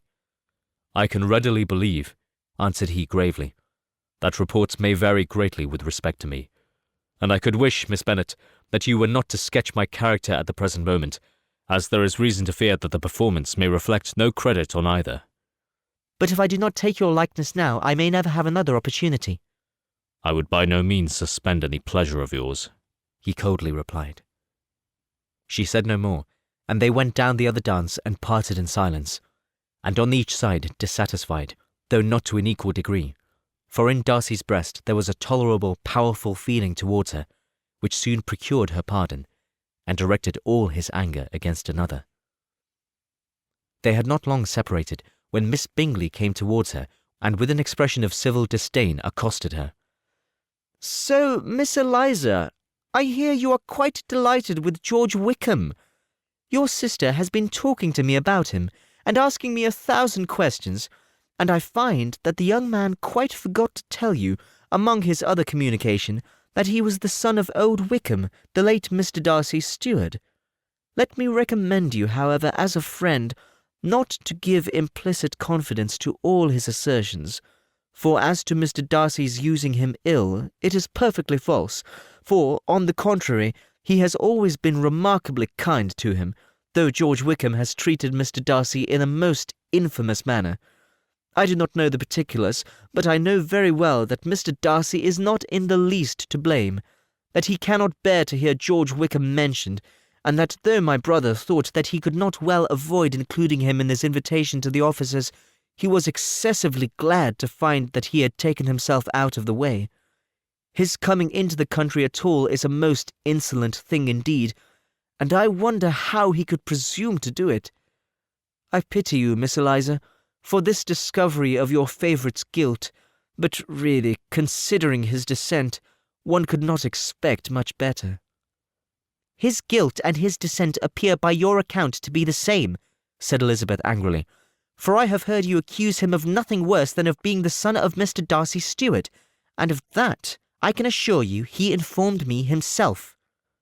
I beg your pardon, replied Miss Bingley, turning away with a sneer. Excuse my interference. It was kindly meant. Insolent girl, said Elizabeth to herself. You are much mistaken if you expect to influence me by such a paltry attack as this. I see nothing in it but your own wilful ignorance and the malice of Mr. Darcy. She then sought her eldest sister, who had undertaken to make inquiries on the same subject of Bingley. Jane met her with a smile of such sweet complacency, a glow of such happy expression, as sufficiently marked how well she was satisfied with the occurrences of the evening. Elizabeth instantly read her feelings, and at that moment solicitude for Wickham, resentment against his enemies, and everything else, gave way before the hope of Jane's being in the fairest way for happiness. I want to know, said she, with a countenance no less smiling than her sister's, what you have learnt about Mr. Wickham. But perhaps you have been too pleasantly engaged to think of any third person, in which case you may be sure of my pardon. No, replied Jane, I have not forgotten him, but I have nothing satisfactory to tell you. Mr. Bingley does not know the whole of his history, and is quite ignorant of the circumstances which have principally offended Mr. Darcy, but he will vouch for the good conduct, the probity and honour of his friend, and is perfectly convinced that Mr. Wickham has deserved much less attention from Mr. Darcy than he has received. And I am sorry to say, by his account as well as his sister's, Mr. Wickham is by no means a respectable young man. I am afraid he has been very imprudent, and has deserved to lose Mr. Darcy's regard. Mr. Bingley does not know Mr. Wickham himself. No, he never saw him till the other morning at Meryton. This account, then, is what he has received from Mr. Darcy. I am satisfied. But what does he say of the living? He does not exactly recollect the circumstances, though he has heard them from Mr. Darcy more than once, but he believes that it was left to him conditionally only. I have not a doubt of Mr. Bingley's sincerity, said Elizabeth warmly, but you must excuse my not being convinced by assurances only. Mr. Bingley's defence of his friend was a very able one, I dare say, but since he is unacquainted with several parts of the story, and has learnt the rest from that friend himself, I shall venture to still think of both gentlemen as I did before." She then changed the discourse to one more gratifying to each, and on which there could be no difference of sentiment. Elizabeth listened with delight to the happy, though modest hopes which Jane entertained of Mr. Bingley's regard, and said all in her power to heighten her confidence in it. On their being joined by Mr. Bingley himself, Elizabeth withdrew to Miss Lucas, to whose inquiry after the pleasantness of her last partner she had scarcely replied, before Mr. Collins came up to them, and told her with great exultation that he had just been so fortunate as to make a most important discovery. "I have found out," said he, "by singular accident, that there is now in the room a near relation of my patroness. I happened to overhear the gentleman himself mentioning to the young lady who does the honours of the house the names of his cousin, Mr. Berg, and of her mother, Lady Catherine. How wonderfully these sort of things occur! Who would have thought of my meeting with, perhaps, a nephew of Lady Catherine de Bourgh in this assembly? I am most thankful that the discovery is made in time for me to pay my respects to him, which I am now going to do, and trust he will excuse my not having done it before. My total ignorance of the connection must plead my apology." "You are not going to introduce yourself to Mr. Darcy?" "Indeed I am. I shall entreat his pardon for not having done it earlier. I believe him to be Lady Catherine's nephew. It will be in my power to assure him that her ladyship was quite well yesterday se'nnight." Elizabeth tried hard to dissuade him from such a scheme, assuring him that Mr. Darcy would consider his addressing him without introduction as an impertinent freedom rather than a compliment to his aunt, that it was not in the least necessary there should be any notice on either side, and that if it were, it must belong to Mr. Darcy, the superior in consequence, to begin the acquaintance. Mr. Collins listened to her with a determined air of following his own inclination, and, when she ceased speaking, replied thus: "My dear Miss Elizabeth, I have the highest opinion in the world in your excellent judgment in all matters within the scope of your understanding, but permit me to say that there must be a wide difference between the established forms of ceremony amongst the laity and those which regulate the clergy. For, give me leave to observe that I consider the clerical office as equal in point of dignity with the highest rank in the kingdom, provided that a proper humility of behaviour is at the same time maintained. You must, therefore, allow me to follow the dictates of my conscience on this occasion, which leads me to perform what I look on as a point of duty. Pardon me for neglecting to profit by your advice, which on every other subject shall be my constant guide, though in the case before us I consider myself more fitted by education and habitual study to decide on what is right than a young lady like yourself." And with a low bow, he left her to attack Mr. Darcy, whose reception of his advances she eagerly watched, and whose astonishment at being so addressed was very evident. Her cousin prefaced his speech with a solemn bow, and though she could not hear a word of it, she felt as if hearing it all, and saw in the motion of his lips the words "apology," "Hunsford," and "Lady Catherine de Bourgh." It vexed her to see him expose himself to such a man. Mr. Darcy was eyeing him with unrestrained wonder, and when at last Mr. Collins allowed him time to speak, replied with an air of distant civility. Mr. Collins, however, was not discouraged from speaking again, and Mr. Darcy's contempt seemed abundantly increasing with the length of his second speech, and at the end of it he only made him a slight bow, and moved another way. Mr. Collins then returned to Elizabeth. "I have no reason, I assure you," said he, "to be dissatisfied with my reception. Mr. Darcy seemed much pleased with the attention.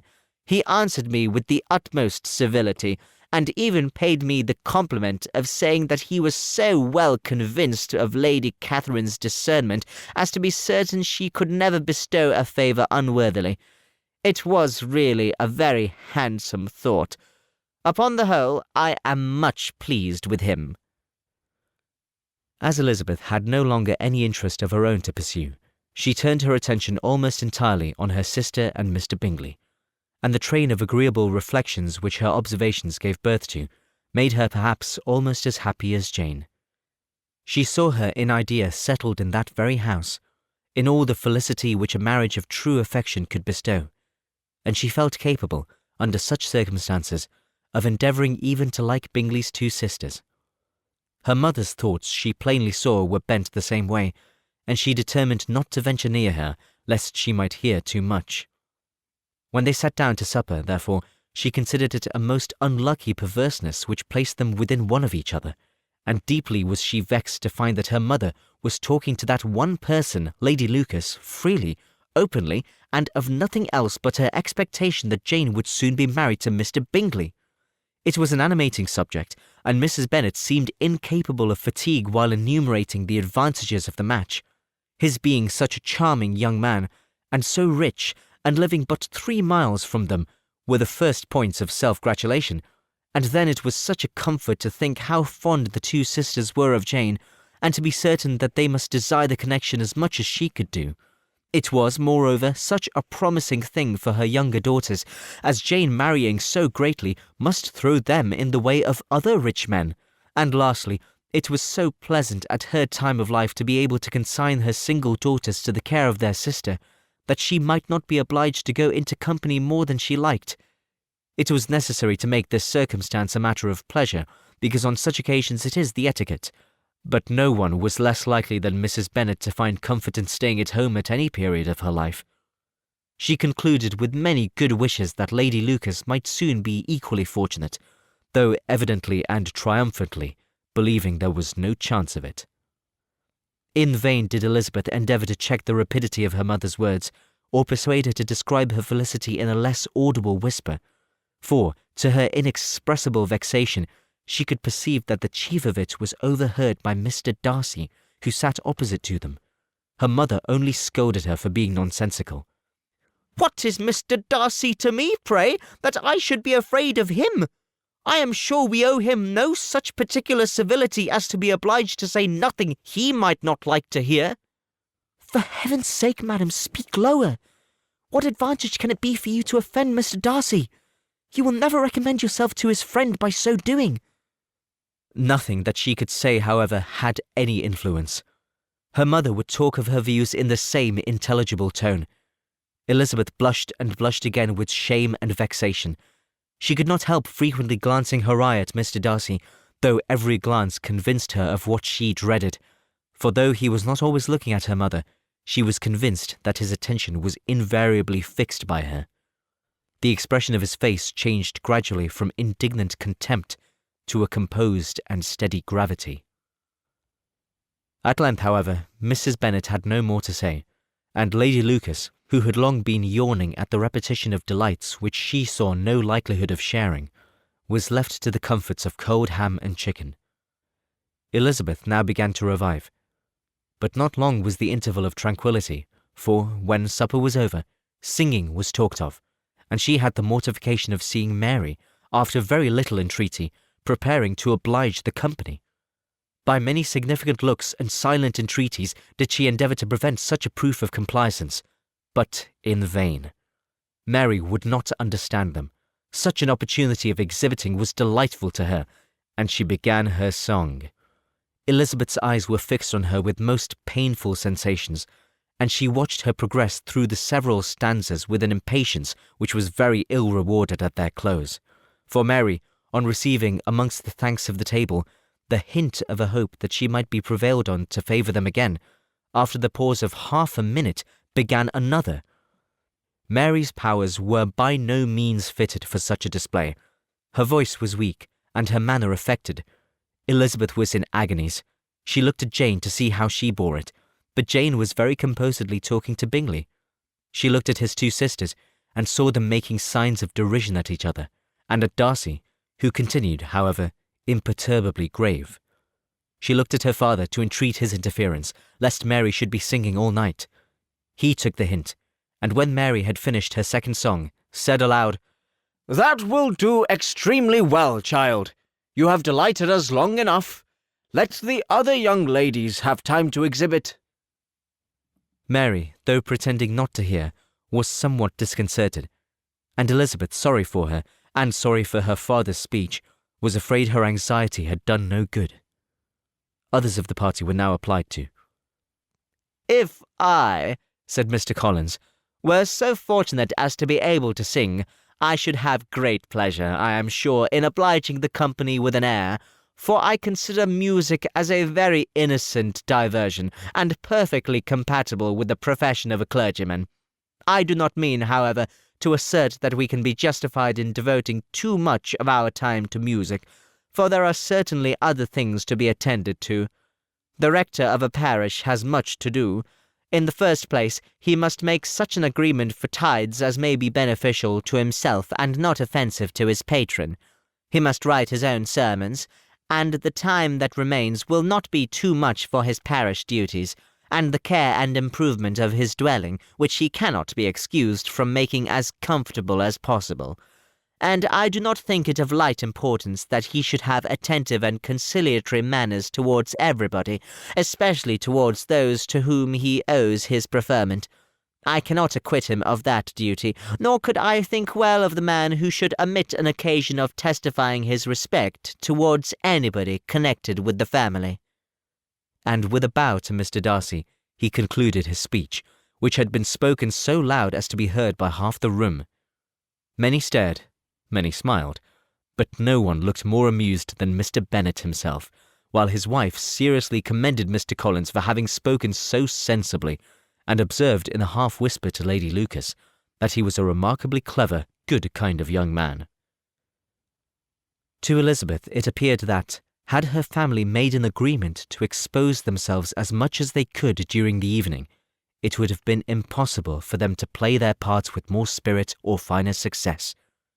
And happy did she think it for Bingley and her sister that some of the exhibition had escaped his notice, and that his feelings were not of a sort to be much distressed by the folly which he must have witnessed. That his two sisters and Mr. Darcy, however, should have such an opportunity of ridiculing her relations was bad enough, and she could not determine whether the silent contempt of the gentlemen or the insolent smiles of the ladies were more intolerable. The rest of the evening brought her little amusement.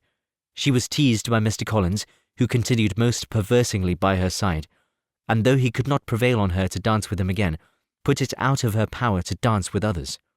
In vain did she entreat him to stand up with somebody else, and offer to introduce him to any other young lady in the room. He assured her that, as to dancing, he was perfectly indifferent to it, that his chief object was by delicate attentions to recommend himself to her, and that he should therefore make a point of remaining close to her the entire evening. There was no arguing upon such a project. She owed her greatest relief to her friend Miss Lucas, who often joined them, and good-naturedly engaged Mr. Collins's conversation to herself. She was at last free from the offence of Mr. Darcy's further notice, though often standing within the very short distance of her, quite disengaged, he never came near enough to speak. She felt it to be the probable consequence of her allusions to Mr. Wickham, and rejoiced in it. The Longbourn party were the last of all the company to depart, and by a manoeuvre of Mrs. Bennet, had to wait for their carriage a quarter of an hour after everybody else was gone, which gave them time to see how heartily they were wished away by some of the family. Mrs. Hurst and her sister scarcely opened their mouths, except to complain of fatigue, and were evidently impatient to have the house to themselves. They repulsed every attempt of Mrs. Bennet at conversation, and by so doing threw a languor over the whole party, which was very little relieved by the long speeches of Mr. Collins, who was complimenting Mr. Bingley and his sisters on the elegance of their entertainment, and the hospitality and politeness which had marked their behaviour to their guests. Darcy said nothing at all. Mr. Bennet, in equal silence, was enjoying the scene. Mr. Bingley and Jane were standing together, a little detached from the rest, and talked only to each other. Elizabeth preserved as steady a silence as either Mrs. Hurst or Miss Bingley, and even Lydia was too much fatigued to utter more than the occasional exclamation of, "Lord, how tired I am!" accompanied by a violent yawn. When at length they arose to take leave, Mrs. Bennet was most pressingly civil in her hope of seeing the whole family soon at Longbourn, and addressed herself especially to Mr. Bingley, to assure him how happy he would make them by eating a family dinner with them at any time, without the ceremony of a formal invitation. Bingley was all grateful pleasure, and he readily engaged for taking the earliest opportunity of waiting on her after his return from London, whither he was obliged to go the next day for a short time. Mrs. Bennet was perfectly satisfied, and quitted the house under the delightful persuasion that, allowing for the necessary preparations of settlements, new carriages, and wedding clothes, she should undoubtedly see her daughter settled at Netherfield in the course of 3 or 4 months. Of having another daughter married to Mr. Collins, she thought with equal certainty, and with considerable, though not equal, pleasure.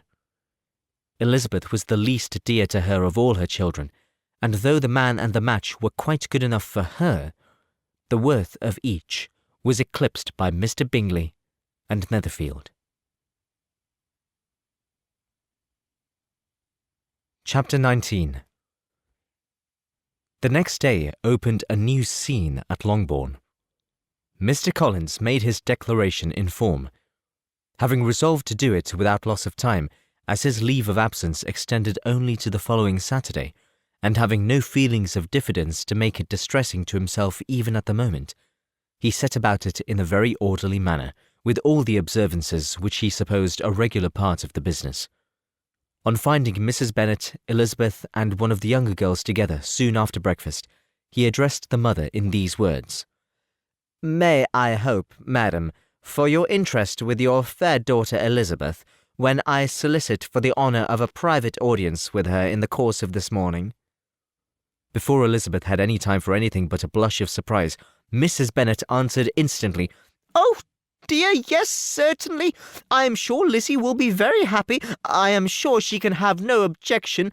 Come, Kitty, I want you upstairs."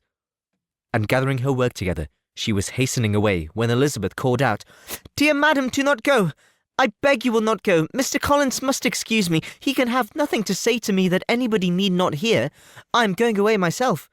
No, nonsense, Lizzie. I desire you to stay where you are."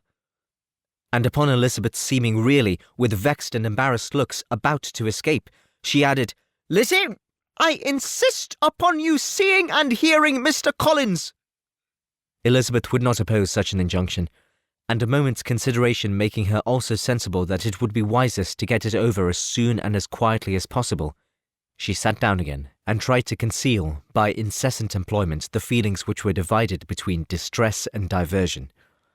Mrs. Bennet and Kitty walked off, and as soon as they were gone, Mr. Collins began. "Believe me, my dear Miss Elizabeth, that your modesty, so far from doing you any disservice, rather adds to your other perfections. You would have been less amiable in my eyes had there not been this little unwillingness.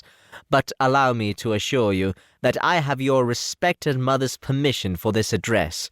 You can hardly doubt the purport of my discourse, however your natural delicacy may lead you to dissemble. My attentions have been too marked to be mistaken. Almost as soon as I entered the house, I singled you out as the companion of my future life.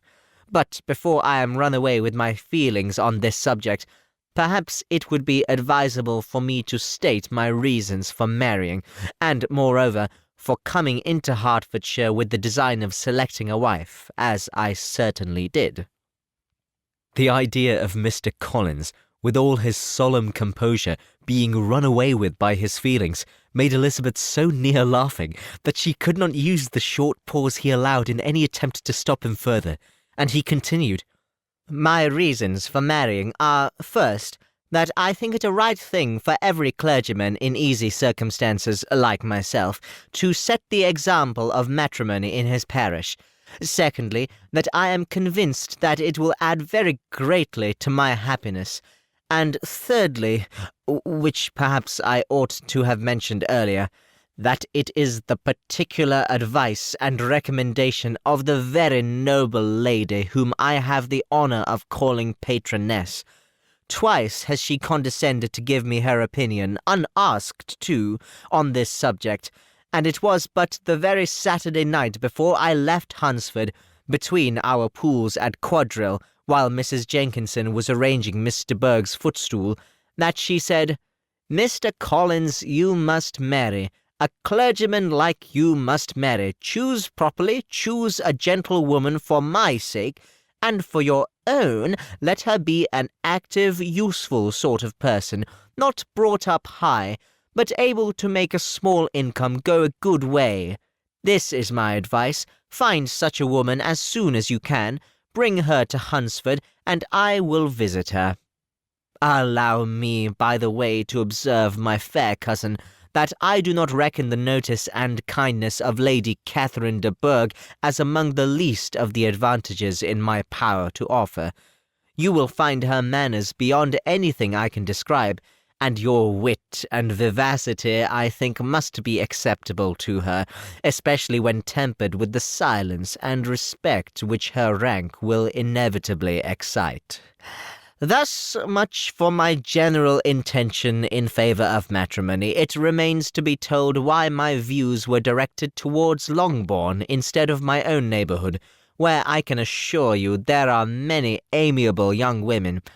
But the fact is, that being as I am to inherit this estate after the death of your honoured father, who, however, may live many years longer, I could not satisfy myself without resolving to choose a wife from among his daughters, that the loss to them might be as little as possible when the melancholy event takes place, which, however, as I have already said, may not be for several years. This has been my motive, my fair cousin, and I flatter myself it will not sink me in your esteem. And now nothing remains for me but to assure you in the most animated language of the violence of my affection. To fortune I am perfectly indifferent, and shall make no demand of that nature on your father, since I am well aware that it could not be complied with, and that £1,000 in the 4%, which will not be yours till after your mother's decease, is all that you may ever be entitled to. On that head, therefore, I shall be uniformly silent, and you may assure yourself that no ungenerous reproach shall ever pass my lips when we are married." It was absolutely necessary to interrupt him now. "You are too hasty, sir," she cried. "You forget that I have made no answer. Let me do it without further loss of time. Accept my thanks for the compliment you are paying me. I am very sensible of the honour of your proposals, but it is impossible for me to do otherwise than to decline them." "I am not now to learn," replied Mr. Collins, with a formal wave of the hand, "that it is usual with young ladies to reject the addresses of the man whom they secretly mean to accept when he first applies for their favour, and that sometimes the refusal is repeated a second or even a third time. I am therefore by no means discouraged by what you have just said, and shall hope to lead you to the altar ere long." "Upon my word, sir," cried Elizabeth, "your hope is a rather extraordinary one after my declaration. I do assure you that I am not one of those young ladies, if such young ladies there are, who are so daring as to risk their happiness on the chance of being asked a second time. I am perfectly serious in my refusal. You could not make me happy, and I am convinced that I am the last woman in the world who could make you so. Nay, were your friend Lady Catherine to know me, I am persuaded she would find me in every respect ill qualified for the situation." "Were it certain that Lady Catherine would think so," said Mr. Collins very gravely, "but I cannot imagine that her ladyship would at all disapprove of you, and you may be certain when I have the honour of seeing her again, I shall speak in the very highest terms of your modesty, economy, and other amiable qualification." "Indeed, Mr. Collins, all praise of me will be unnecessary. You must give me leave to judge for myself, and pay me the compliment of believing what I say. I wish you very happy and very rich, and by refusing your hand do all in my power to prevent your being otherwise. In making me the offer, you must have satisfied the delicacy of your feelings with regard to my family, and may take possession of Longbourn estate whenever it falls, without any self-reproach. This matter may be considered, therefore, as finally settled." and rising as she thus spoke, she would have quitted the room had Mr. Collins not thus addressed her. When I do myself the honour of speaking to you next on the subject, I shall hope to receive a more favourable answer than you have now given me, though I am far from accusing you of cruelty at present, because I know it to be the established custom of your sex to reject a man on the first application, and perhaps you have even now said as much to encourage my suit as would be consistent with the true delicacy of the female character." "Really, Mr. Collins," cried Elizabeth with some warmth, "you puzzle me exceedingly. If what I have hitherto said can appear to you in the form of encouragement, I know not how to express my refusal in such a way as to convince you of its being one." "You must give me leave to flatter myself, my dear cousin, that your refusal of my addresses is merely words, of course. My reasons for believing it are briefly these. It does not appear to me that my hand is unworthy of your acceptance, or that the establishment I can offer would be any other than highly desirable. My situation in life, my connections with the family of de Bourgh, and my relationship to your own are circumstances highly in my favour, and you should take it into further consideration that in spite of your manifold attractions, it is by no means certain that another offer of marriage will ever be made to you. Your portion is unhappily so small that it will in all likelihood undo the effects of your loveliness and amiable qualifications. As I must therefore conclude that you are not serious in your rejection of me, I shall choose to attribute it to your wish of increasing my love by suspense, according to the usual practice of elegant females." "I do assure you, sir, that I have no pretensions whatever to that kind of elegance which consists in tormenting a respectable man. I would rather be paid the compliment of being believed sincere. I thank you again and again for the honour you have done me in your proposals, but to accept them is absolutely impossible. My feelings in every respect forbid it. Can I speak plainer? Do not consider me now as an elegant female intending to plague you, but as a rational creature, speaking the truth from her heart." "You are uniformly charming," cried he, with an air of awkward gallantry, "and I am persuaded that, when sanctioned by the express authority of both your excellent parents, my proposals will not fail of being acceptable." To such perseverance in wilful self-deception Elizabeth would make no reply, and immediately and in silence withdrew, determined, if he persisted in considering her repeated refusals as flattering encouragement, to apply to her father, whose negative might be uttered in such a manner as to be decisive, and whose behaviour at least could not be mistaken for the affectation and coquetry of an elegant female. Chapter 20. Mr. Collins was not left long to the silent contemplation of his successful love, for Mrs. Bennet, having dawdled about in the vestibule to watch for the end of the conference, no sooner saw Elizabeth open the door and with quick step pass her towards the staircase, than she entered the breakfast-room and congratulated both him and herself in warm terms on the happy prospect of their nearer connection. Mr. Collins received and returned these felicitations with equal pleasure, and then proceeded to relate the particulars of their interview, with the result of which he trusted he had every reason to be satisfied, since the refusal which his cousin had steadfastly given him would naturally flow from her bashful modesty and the genuine delicacy of her character. This information, however, startled Mrs. Bennet. She would have been glad to be equally satisfied that her daughter had meant to encourage him by protesting against his refusals, but she dared not believe it, and could not help saying so. "But depend on it, Mr. Collins," she added, "that Lizzie will be brought to reason. I will speak to her about it directly. She is a very headstrong, foolish girl, and does not know her own interests, but I will make her know it."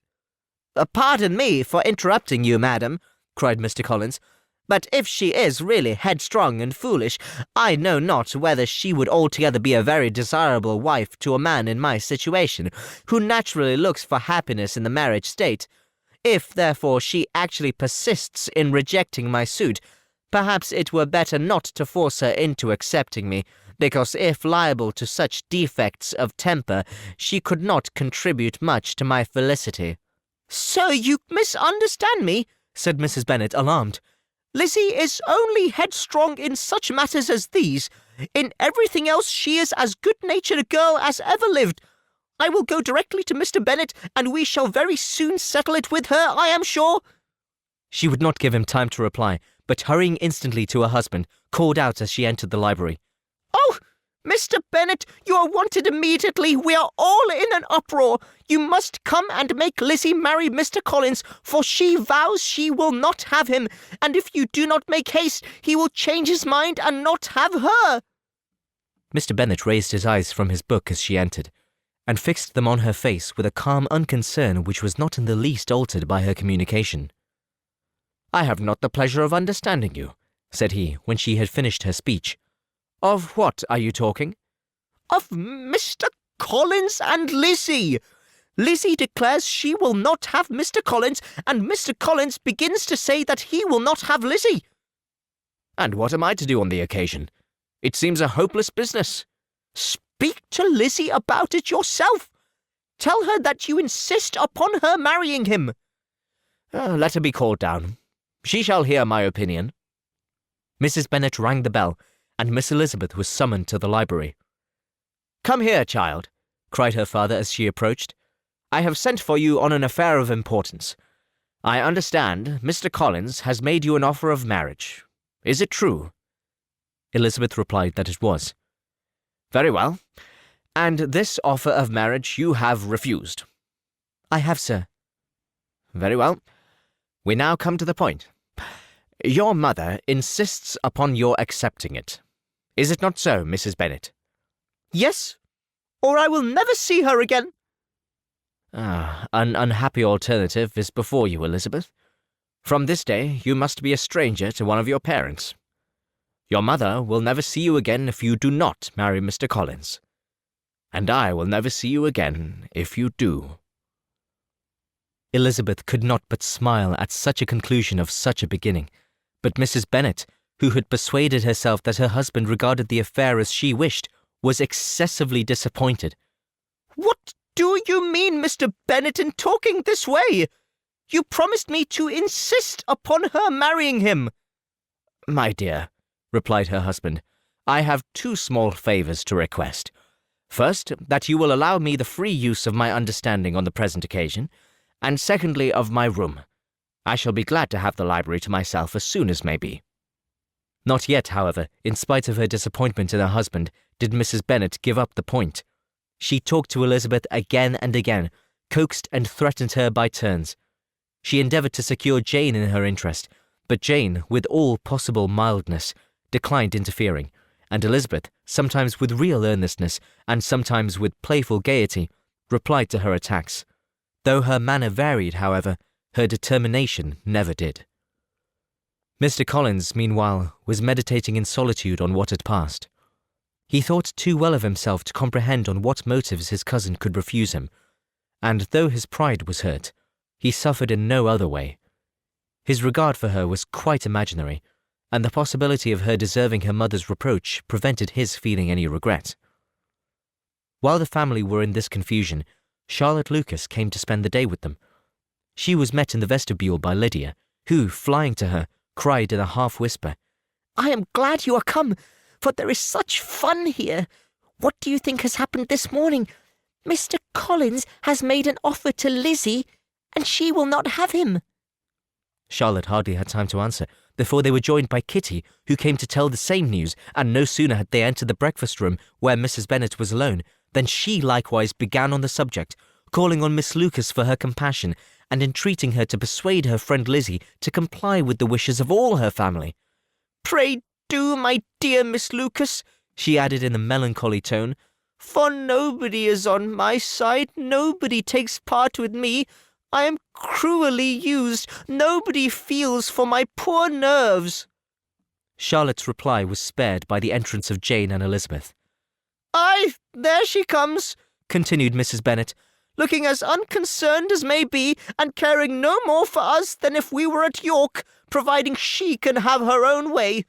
But I tell you, Miss Lizzie, if you take it into your head to go on refusing every offer of marriage in this way, you will never get a husband at all. and I am sure I do not know who is to maintain you when your father is dead. I shall not be able to keep you, and so I warn you. I have done with you from this very day. I told you in the library, you know, that I should never speak to you again, and you will find me as good as my word.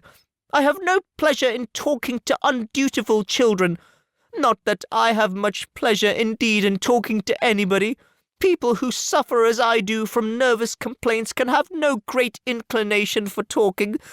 Nobody can tell what I suffer, but it is always so. Those who do not complain are never pitied." Her daughters listened in silence to this effusion, sensible that any attempt to reason with her or soothe her would only increase the irritation.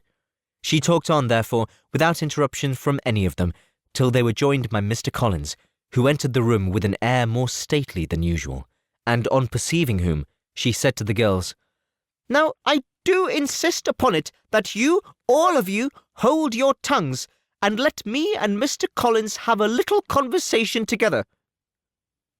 Elizabeth passed quietly out of the room. Jane and Kitty followed, but Lydia stood her ground, determining to hear all she could, and Charlotte, detained first by the civility of Mr. Collins, whose inquiries after herself and all her family were very minute, and then by a little curiosity, satisfied herself with walking to the window and pretending not to hear. In a doleful voice, Mrs. Bennet began the projected conversation.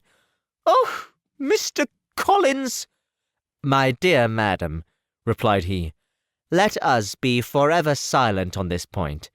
Far be it from me," he presently continued, in a voice that marked his displeasure, "to resent the behaviour of your daughter. Resignation to inevitable evils is the duty of us all, the peculiar duty of a young man who has been so fortunate as I have been in early preferment, and I trust I am resigned.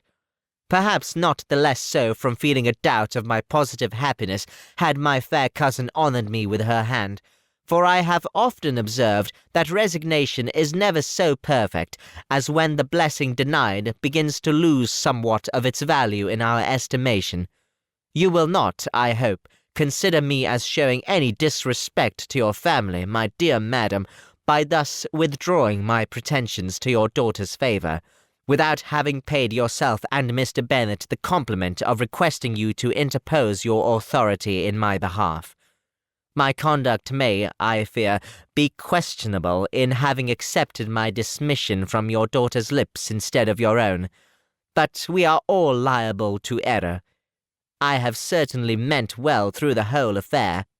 My object has been to secure an amiable companion for myself, with due consideration for the advantage of all your family, and if my manner has been at all reprehensible, I here beg leave to apologize.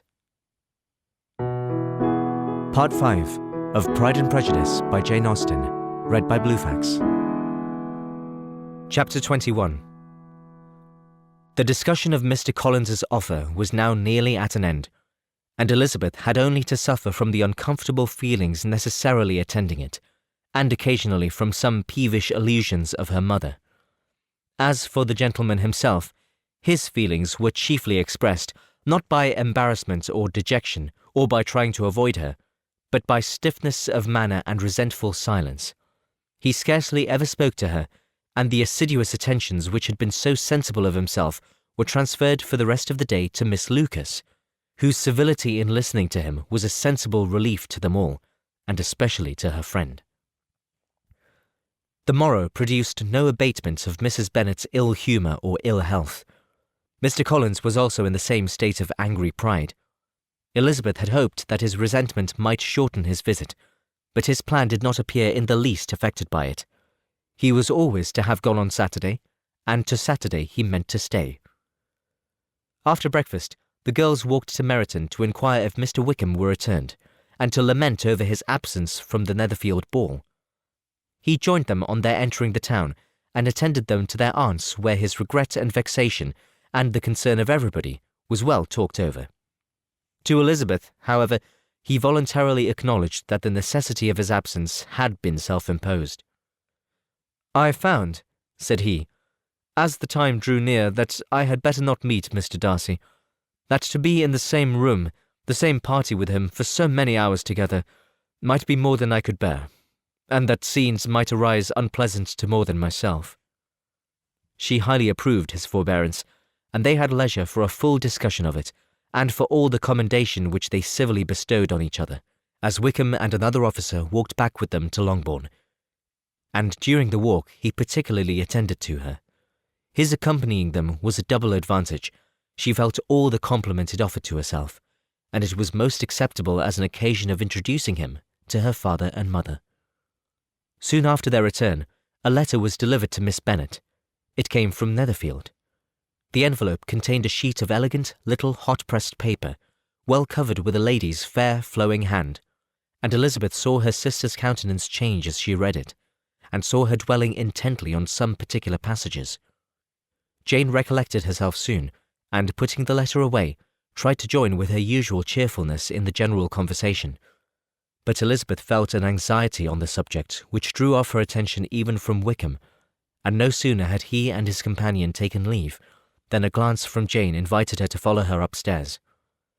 When they had gained their own room, Jane, taking out the letter, said, "This is from Caroline Bingley. What it contains has surprised me a good deal. The whole party have left Netherfield by this time, and are on their way to town, and without any intention of coming back again. You shall hear what she says." She then read the first sentence aloud, which comprised the information of their having just resolved to follow their brother to town directly, and of their meaning to dine in Grosvenor Street, where Mr. Hurst had a house. The next was in these words: "I do not pretend to regret anything I shall leave in Hertfordshire, except your society, my dearest friend, but we will hope, at some future period, to enjoy many returns of that delightful intercourse we have known, and in the meanwhile may lessen the pain of separation by a very frequent and most unreserved correspondence. I depend on you for that." To these high-flown expressions Elizabeth listened with all the insensibility of distrust, and though the suddenness of their removal surprised her, she saw nothing in it really to lament. It was not to be supposed that their absence from Netherfield would prevent Mr. Bingley's being there, and as to the loss of their society, she was persuaded that Jane must cease to regard it in the enjoyment of his. "It is unlucky," said she, after a short pause, "that you should not be able to see your friends before they leave the country. But may we not hope that the period of future happiness to which Miss Bingley looks forward may arrive earlier than she is aware, and that the delightful intercourse you have known as friends will be renewed with yet greater satisfaction as sisters? Mr. Bingley will not be detained in London by them. Caroline decidedly says that none of the party will return into Hertfordshire this winter. I will read it to you. When my brother left us yesterday, he imagined that the business which took him to London might be concluded in 3 or 4 days, but as we are certain it cannot be so, and at the same time convinced that when Charles gets to town he will be in no hurry to leave it again, we have determined on following him thither, that he may not be obliged to spend his vacant hours in a comfortless hotel. Many of my acquaintances are already there for the winter. I wish I could hear that you, my dearest friend, had any intention of making one of the crowd, but of that I despair. I sincerely hope that your Christmas in Hertfordshire may abound in the gaieties which that season generally brings, and that your beaux will be so numerous as to prevent your feeling the loss of the 3 of whom we shall deprive you. It is evident by this," added Jane, "that he comes back no more this winter. It is only evident that Miss Bingley does not mean that he should." "Why will you think so? It must be his doing. He is his own master. But you do not know all. I will read you the passage which particularly hurts me. I will have no reserves from you. Mr. Darcy is impatient to see his sister, and, to confess the truth, we are scarcely less eager to meet her again.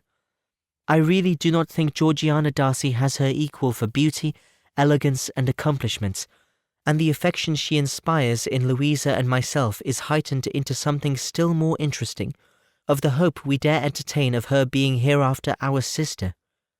I do not know whether I ever before mentioned to you my feelings on this subject, but I will not leave the country without confiding them, and I trust you will not esteem them unreasonable. My brother admires her greatly already. he will have frequent opportunity now of seeing her on the most intimate footing. Her relations all wish the connection as much as his own, and a sister's partiality is not misleading me, I think, when I call Charles most capable of engaging any woman's heart.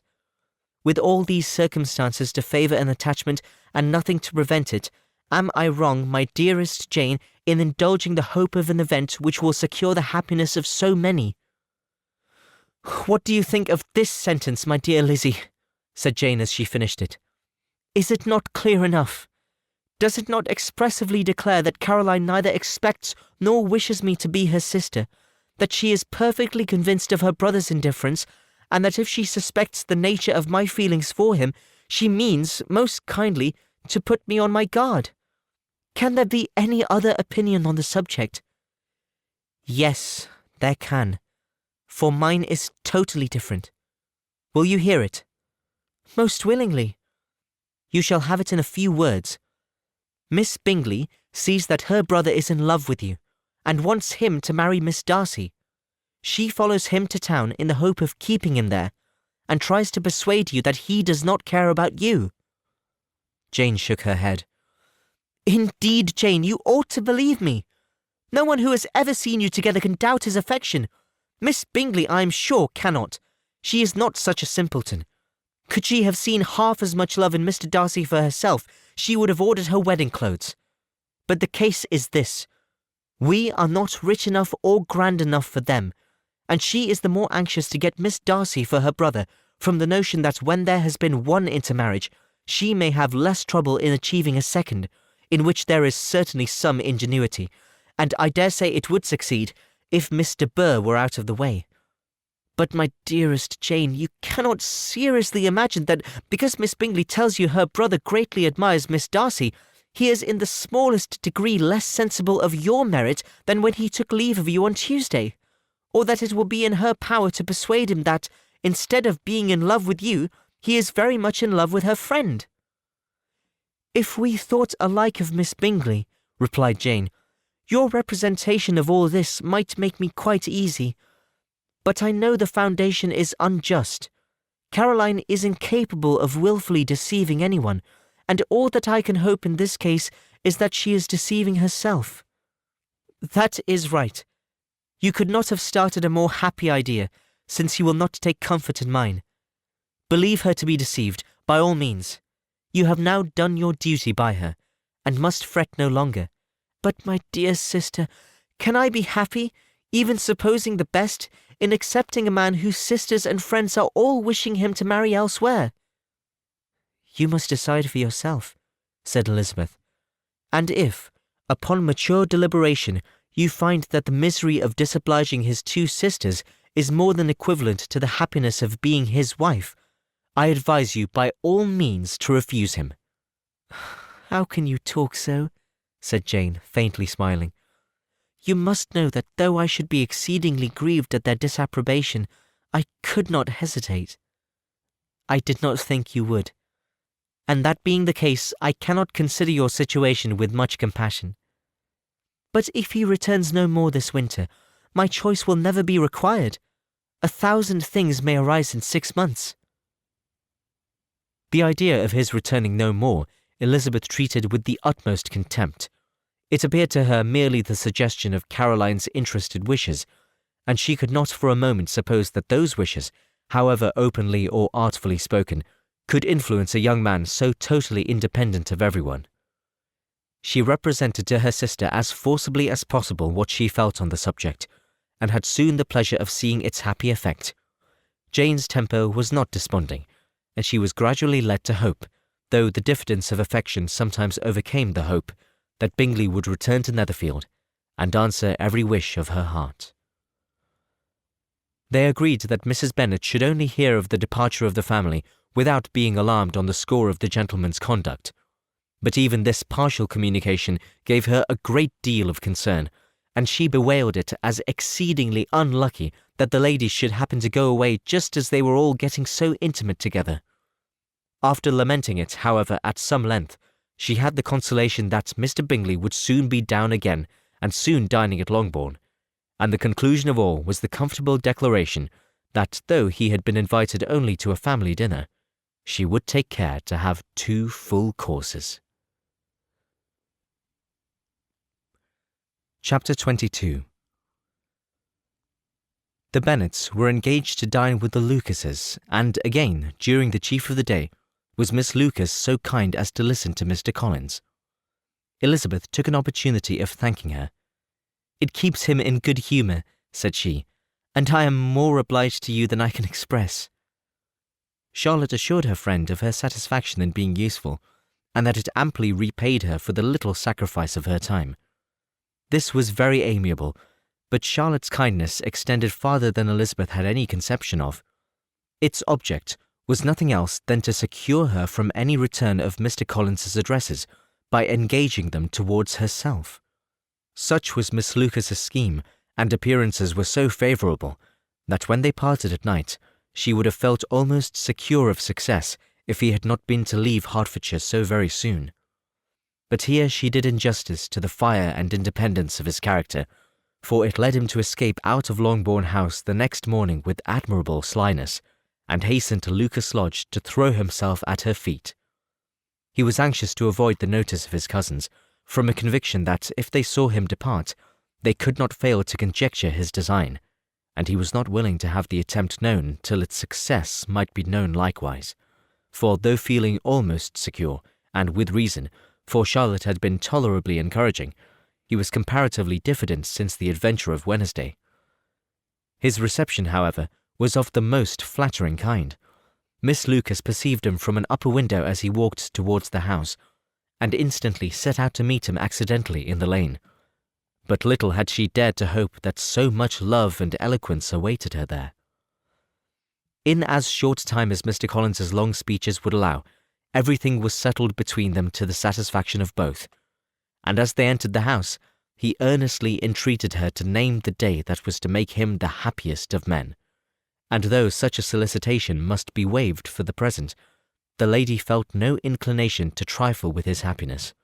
The stupidity with which he was favoured by nature must guard his courtship from any charm that could make a woman wish for its continuance, and Miss Lucas, who accepted him solely from the pure and disinterested desire of an establishment, cared not how soon that establishment were gained. Sir William and Lady Lucas were speedily applied to for their consent, and it was bestowed with a most joyful alacrity. Mr. Collins's present circumstances made it a most eligible match for their daughter, to whom they could give little fortune, and his prospects of future wealth were exceedingly fair. Lady Lucas began directly to calculate, with more interest than the matter had ever excited before, how many years longer Mr. Bennet was likely to live, and Sir William gave it as his decided opinion that whenever Mr. Collins should be in possession of the Longbourn estate, it would be highly expedient that both he and his wife should make their appearance at St. James's. The whole family, in short, were properly overjoyed on the occasion. The younger girls formed hopes of coming out a year or two sooner than they might otherwise have done, and the boys were relieved from their apprehension of Charlotte's dying an old maid. Charlotte herself was tolerably composed. She had gained her point, and had time to consider of it. Her reflections were in general satisfactory. Mr. Collins, to be sure, was neither sensible nor agreeable, his society was irksome, and his attachment to her must be imaginary. But still he would be her husband. Without thinking highly either of men or matrimony, marriage had always been her object. It was the only provision for well-educated young women of small fortune, and however uncertain of giving happiness, must be their pleasantest preservative from want. This preservative she had now obtained, and at the age of 27, without having ever been handsome, she felt all the good luck of it. The least agreeable circumstance in the business was the surprise it must occasion to Elizabeth Bennet, whose friendship she valued beyond that of any other person.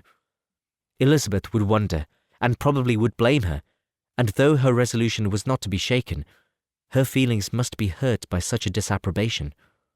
She resolved to give her the information herself, and therefore charged Mr. Collins, when he returned to Longbourn to dinner, to drop no hint of what had passed before any of the family. A promise of secrecy was of course very dutifully given, but it could not be kept without difficulty, for the curiosity excited by his long absence burst forth in such very direct questions on his return as required some ingenuity to evade, and he was at the same time exercising great self-denial, for he was longing to publish his prosperous love. As he was to begin his journey too early on the morrow to see any of the family, the ceremony of leave-taking was performed when the ladies moved for the night, and Mrs. Bennet, with great politeness and cordiality, said how happy they should be to see him at Longbourn again, whenever his engagements might allow him to visit them.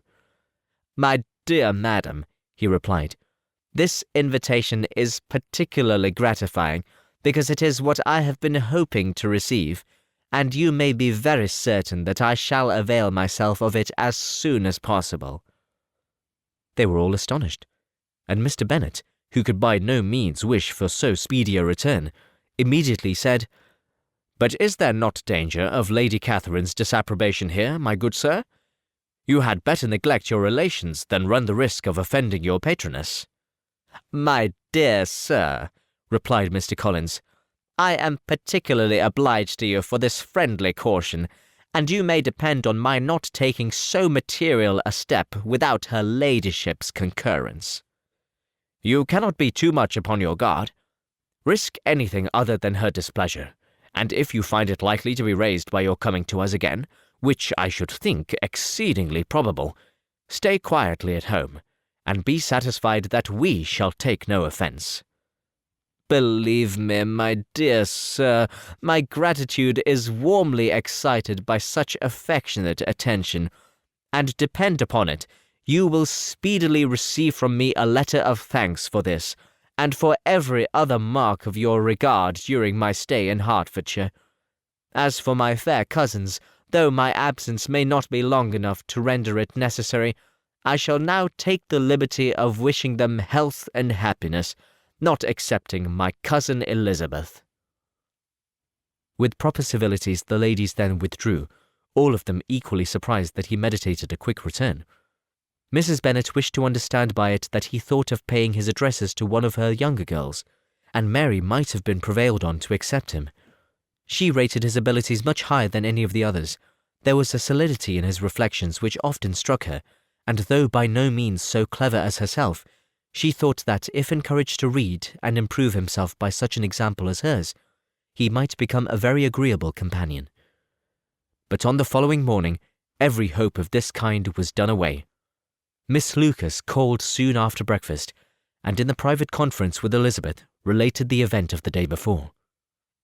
The possibility of Mr. Collins's fancying himself in love with her friend had once occurred to Elizabeth within the last day or two, but that Charlotte could encourage him seemed almost as far from possibility as she could encourage him herself, and her astonishment was consequently so great as to overcome at first the bounds of decorum, and she could not help crying out, "Engaged to Mr. Collins!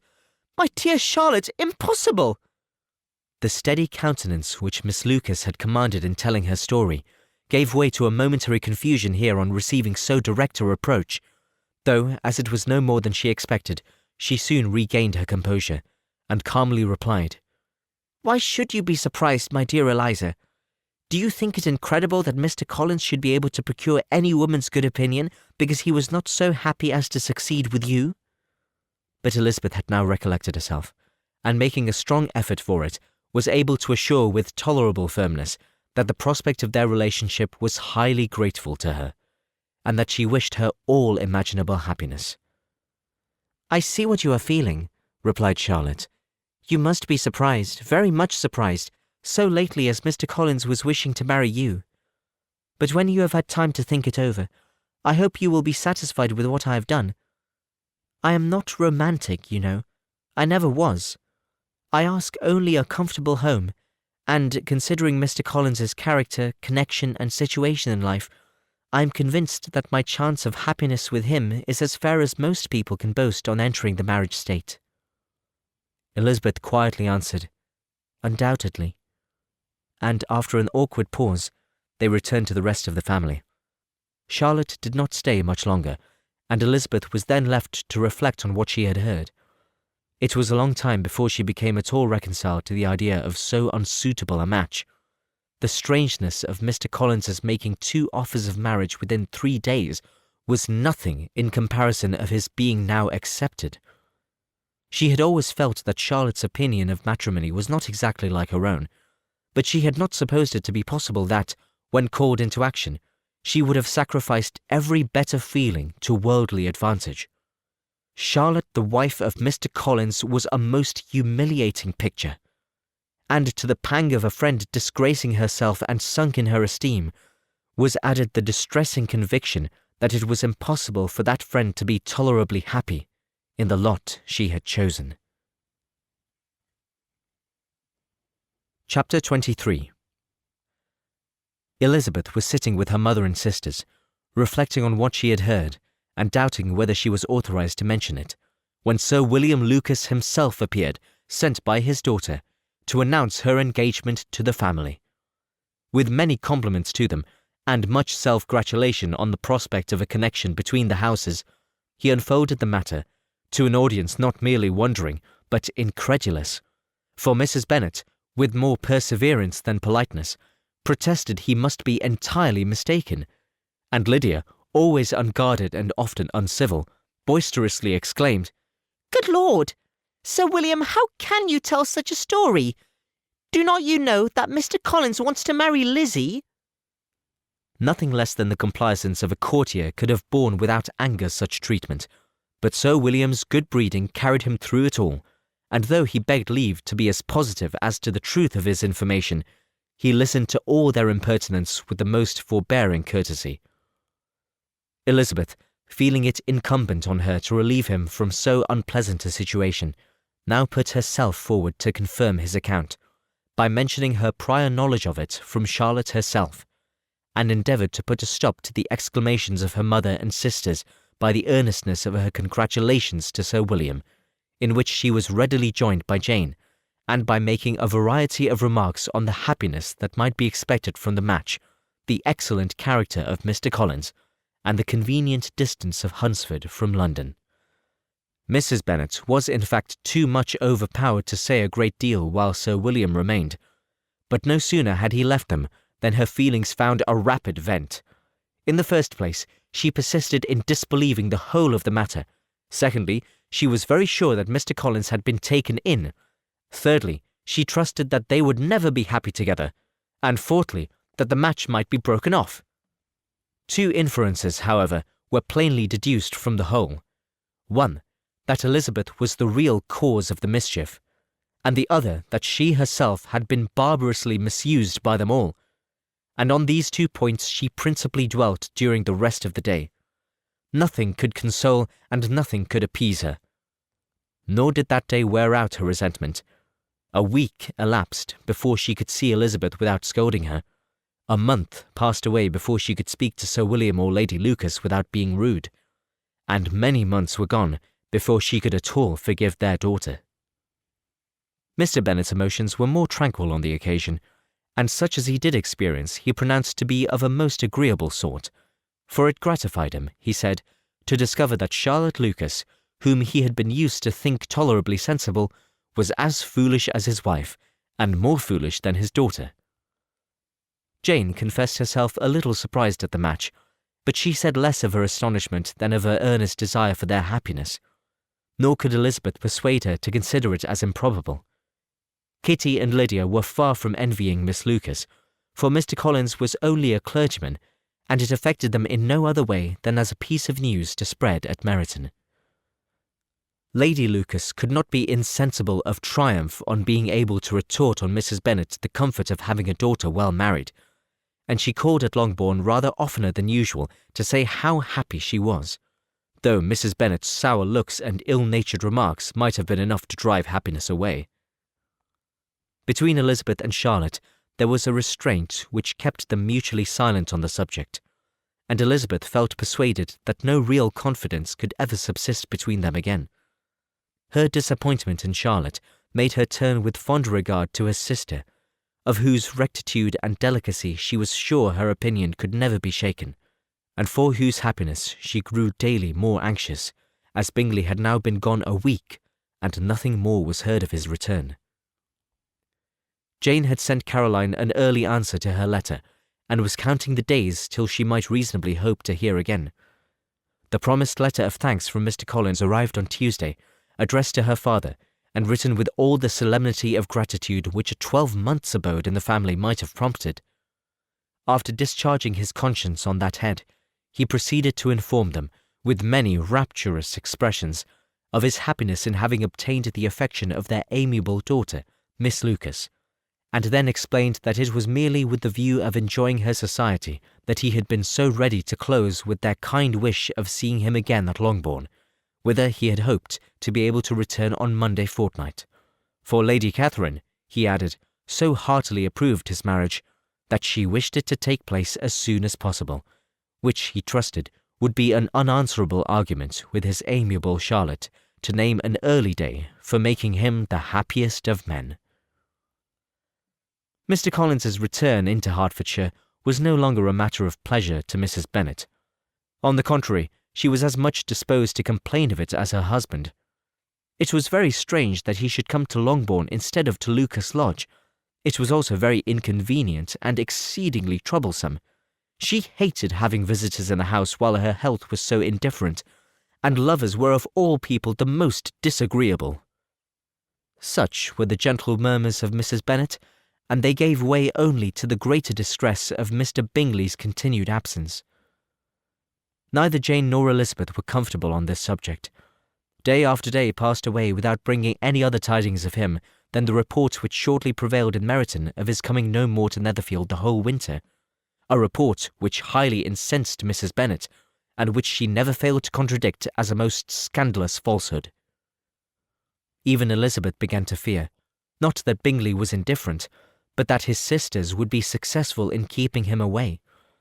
Unwilling as she was to admit an idea so destructive of Jane's happiness, and so dishonourable to the stability of her lover, she could not prevent its frequently occurring.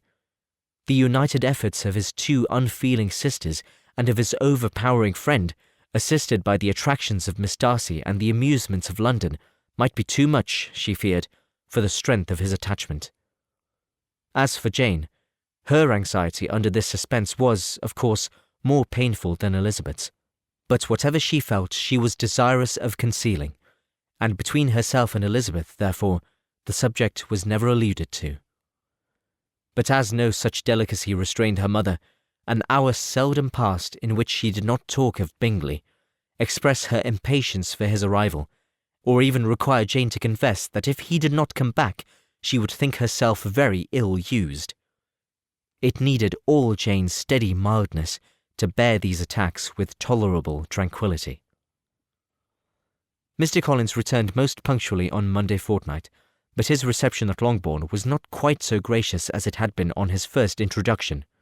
He was too happy, however, to need much attention, and luckily for the others, the business of love-making relieved them from a great deal of his company. The chief of every day was spent by him at Lucas Lodge, and he sometimes returned to Longbourn only in time to make an apology for his absence before the family went to bed. Mrs. Bennet was really in a most pitiable state. The very mention of anything concerning the match threw her into an agony of ill-humour, and wherever she went she was sure of hearing it talked of. The sight of Miss Lucas was odious to her. As her successor in that house, she regarded her with jealous abhorrence.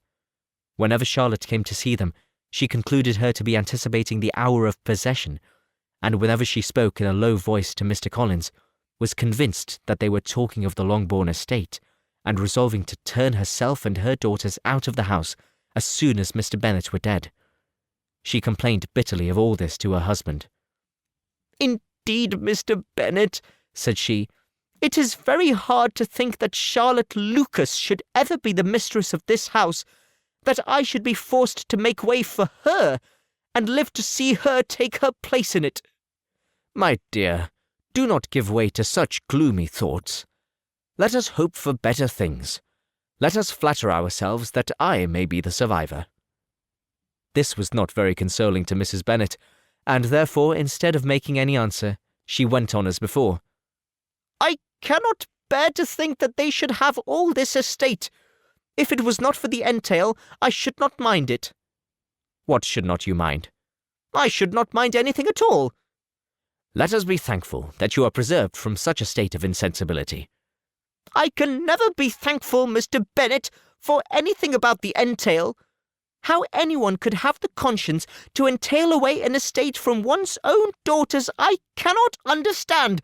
And all for the sake of Mr. Collins, too. Why should he have it more than anybody else? I leave it to yourself to determine, said Mr. Bennet.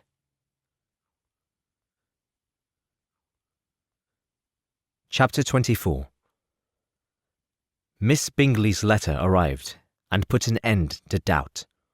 The very first sentence conveyed the assurance of their being all settled in London for the winter, and concluded with her brother's regret at not having had time to pay his respects to his friends in Hertfordshire before he left the country.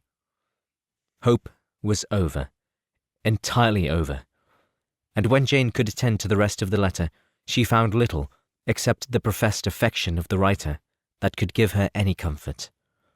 Miss Darcy's praise occupied the chief of it. Her many attractions were again dwelt on, and Caroline boasted joyfully of their increasing intimacy, and ventured to predict the accomplishment of the wishes which had been unfolded in her former letter. She wrote also with great pleasure of her brother's being an inmate of Mr. Darcy's house, and mentioned with raptures some plans of the latter with regard to new furniture. Elizabeth, to whom Jane very soon communicated the chief of all this, heard it in silent indignation. Her heart was divided between concern for her sister and resentment against all others. To Caroline's assertion of her brother's being partial to Miss Darcy she paid no credit. That he was really fond of Jane she doubted no more than she had ever done, and much as she had always been disposed to like him, she could not think without anger, hardly without contempt, on that easiness of temper, that want of proper resolution, which now made him the slave of his designing friends, and led him to sacrifice of his own happiness to the caprice of their inclination. Had his own happiness, however, been the only sacrifice, he might have been allowed to sport with it in whatever manner he thought best, but her sister's was involved in it, as she thought he must be sensible himself. It was a subject, in short, on which reflection would be long indulged and must be unavailing. She could think of nothing else, and yet whether Bingley's regard had really died away or was suppressed by his friend's interference, whether he had been aware of Jane's attachment or whether it had escaped his observation, whatever were the case, though her opinion of him must be materially affected by the difference, her sister's situation remained the same, her peace equally wounded. A day or two passed before Jane had courage to speak of her feelings to Elizabeth. But at last, on Mrs. Bennet's leaving them together after a longer irritation than usual about Netherfield and its master, she could not help saying, "Oh, that my dear mother had more command over herself. She can have no idea of the pain she gives me by her continual reflections on him. But I will not repine. It cannot last long. He will be forgot, and we shall all be as we were before." Elizabeth looked at her sister with incredulous solicitude, but said nothing. "You doubt me," cried Jane, slightly colouring. "Indeed, you have no reason. He may live in my memory as the most amiable man of my acquaintance, but that is all. I have nothing either to hope or fear, and nothing to reproach him with. Thank God, I have not that pain. A little time, therefore. I shall certainly try to get the better." With a stronger voice she soon added, "I have this comfort immediately, that it has not been more than an error of fancy on my side, and that it has done no harm to anyone but myself." "My dear Jane," exclaimed Elizabeth, "you are too good. Your sweetness and disinterestedness are really angelic. I do not know what to say to you. I feel as if I had never done you justice, or loved you as you deserve." Miss Bennet eagerly disclaimed all extraordinary merit, and drew back the praise on her sister's warm affection. "Nay," said Elizabeth, "that is not fair. You wish to think all the world respectable, and are hurt if I speak ill of anybody. I only want to think you perfect, and you set yourself against it. Do not be afraid of my running into any excess, of my encroaching on your privilege of universal goodwill. You need not. There are few people whom I really love, and still fewer of whom I think well. The more I see of the world, the more I am dissatisfied with it, and every day confirms my belief of the inconsistency of all human characters, and of the little dependence that can be placed on the appearance of merit or sense. I have met with 2 instances lately. One I will not mention. The other is Charlotte's marriage. It is unaccountable. In every view it is unaccountable. My dear Lizzie, do not give way to such feelings as these. They will ruin your happiness. You do not make allowance enough for difference of situation and temper. Consider Mr. Collins's respectability, and Charlotte's steady, prudent character. Remember that she is one of a large family, that as to fortune it is a most eligible match, and be ready to believe, for everybody's sake, that she may feel something like regard and esteem for our cousin. To oblige you, I would try to believe almost anything. But no one else could be benefited by such a belief as this, for were I persuaded that Charlotte had any regard for him, I should only think worse of her understanding than I now do of her heart. My dear Jane, Mr. Collins is a conceited, pompous, narrow-minded, silly man. You know who he is, as well as I do, and you must feel, as well as I do, that the woman who married him cannot have a proper way of thinking. You shall not defend her, though it is Charlotte Lucas. You shall not, for the sake of one individual, change the meaning of principle and integrity, nor endeavour to persuade yourself or me that selfishness is prudence, and insensibility of danger security for happiness. I must think your language too strong in speaking of both, replied Jane, and I hope you will be convinced of it by seeing them happy together. But enough of this. You alluded to something else. You mentioned 2 instances. I cannot misunderstand you, but I entreat you, dear Lizzie, not to pain me by thinking that person to blame, and saying your opinion of him is sunk. We must not be so ready to fancy ourselves intentionally injured. We must not expect a lively young man to be always so guarded and circumspect. It is very often nothing but our own vanity that deceives us. Women fancy admiration means more than it does. And men take care that they should. If it is designedly done, they cannot be justified, but I have no idea of there being so much design in the world as some persons imagine. I am far from attributing any part of Mr. Bingley's conduct to design, said Elizabeth, but without scheming to do wrong, or to make others unhappy, there may be error, and there may be misery. Thoughtlessness, want of attention to other people's feelings, and want of resolution will do the business. And do you impute it to either of those? Yes, to the last. But if I go on, I shall displease you by saying what I think of persons you esteem. Stop me whilst you can. You persist, then, in supposing his sisters influence him? Yes, in conjunction with his friend. I cannot believe it. Why should they try to influence him? They can only wish his happiness, and if he is attached to me, no other woman can secure it. Your first position is false. They may wish many things besides his happiness. They may wish his increase of wealth and consequence. They may wish him to marry a girl who has all the importance of money, great connections, and pride. Beyond a doubt, they do wish him to choose Miss Darcy, replied Jane. But this may be from better feelings than you are supposing. They have known her much longer than they have known me. No wonder if they love her better. But whatever may be their own wishes, it is very unlikely they should have opposed their brothers. What sister would think herself at liberty to do it, unless there was something very objectionable? If they believed him attracted to me, they would not try to part us. If he were so, they could not succeed. By supposing such an affection, you make everybody acting unnaturally and wrong, and me most unhappy. Do not distress me by the idea. I am not ashamed of having been mistaken, or at least it is light. It is nothing in comparison of what I should feel in thinking ill of him or his sisters. Let me take it in the best light, in the light in which it may be understood. Elizabeth could not oppose such a wish, and from this time Mr. Bingley's name was scarcely ever mentioned between them. Mrs. Bennet still continued to wonder and repine at his returning no more, and though a day seldom passed in which Elizabeth did not account for it clearly, there was little chance of her ever considering it with less perplexity. her daughter endeavoured to convince her of what she did not believe herself, that his attentions to Jane had been merely the effect of a common and transient liking, which ceased when he saw her no more. But though the probability of the statement was admitted at the time, she had the same story to repeat every day. Mrs. Bennet's best comfort was that Mr. Bingley must be down again in the summer. Mr. Bennet treated the matter differently. "So, Lizzie," said he one day, "your sister is crossed in love, I find. I congratulate her. Next to being married, a girl likes to be crossed a little in love now and then. It is something to think of, and it gives her a sort of distinction among her companions. When is your turn to come? You will hardly bear to be long outdone by Jane. Now is your time.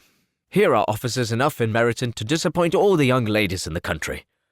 Let Wickham be your man. He is a pleasant fellow, and would jilt you creditably."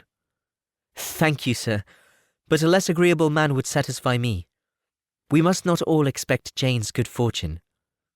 "True," said Mr. Bennet, "but it is a comfort to think that whatever of that kind may befall you, you have an affectionate mother who will make the most of it."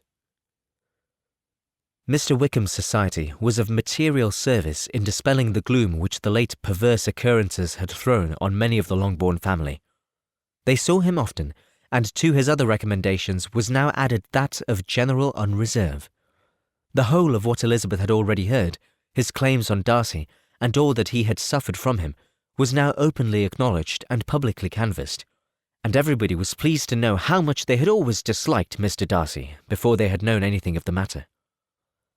Miss Bennet was the only creature who could suppose there might be any extenuating circumstances in the case, unknown to the society of Hertfordshire.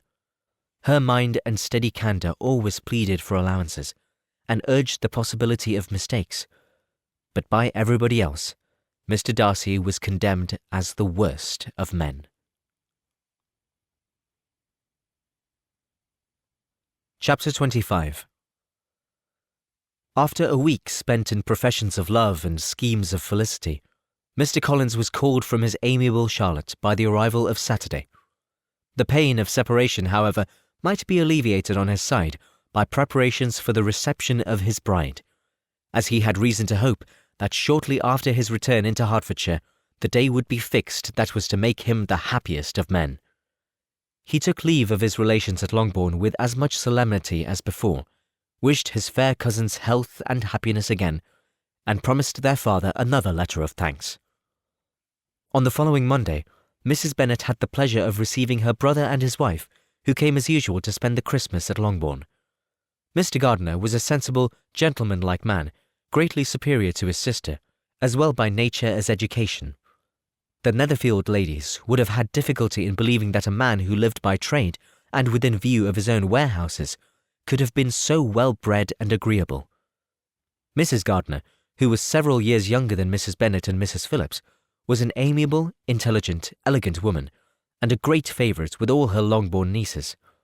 Between the two eldest and herself especially, there subsisted a particular regard. They had frequently been staying with her in town. The first part of Mrs. Gardiner's business on her arrival was to distribute her presents and describe the newest fashions. When this was done, she had a less active part to play. It became her turn to listen. Mrs. Bennet had many grievances to relate, and much to complain of. They had all been very ill used since she last saw her sister. 2 of her girls had been upon the point of marriage, and after all there was nothing in it. "I do not blame Jane," she continued, "for Jane would have got Mr. Bingley if she could. But Lizzie, oh sister, it is very hard to think that she might have been Mr. Collins's wife by this time, had it not been for her own perverseness. He made an offer in this very room, and she refused him. The consequence of it is that Lady Lucas will have a daughter married before I have, and that the Longbourn estate is just as much entailed as ever. The Lucases are very artful people indeed, sister. They are all for what they can get. I'm sorry to say it of them, but it is. It makes me very nervous and poorly to be thwarted so in my own family, and to have neighbours who think of themselves before anybody else. However, your coming just at this time is the greatest of comforts, and I'm very glad to hear what you tell us of long sleeves. Mrs. Gardiner, to whom the chief of this news had been given before, in the course of Jane and Elizabeth's correspondence with her, made her sister a slight answer, and, in compassion to her nieces, turned the conversation. When alone with Elizabeth afterwards, she spoke more on the subject. "It seems likely to have been a desirable match for Jane," said she. "I am sorry it went off. But these things happen so often. A young man, such as you describe Mr. Bingley, so easily falls in love with a pretty girl for a few weeks, and when accident separates them, so easily forgets her, that these sort of inconsistencies are very frequent." "An excellent consolation in its way," said Elizabeth. "But it will not do for us. We do not suffer by accident. It does not often happen that the interference of friends will persuade a young man of independent fortune to think no more of a girl whom he was so violently in love with only a few days before."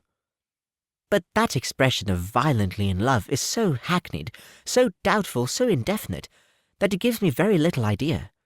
It is as often applied to feelings which arise from a half-hour's acquaintance as to a real strong attachment. Pray, how violent was Mr. Bingley's love?" "I never saw a more promising inclination.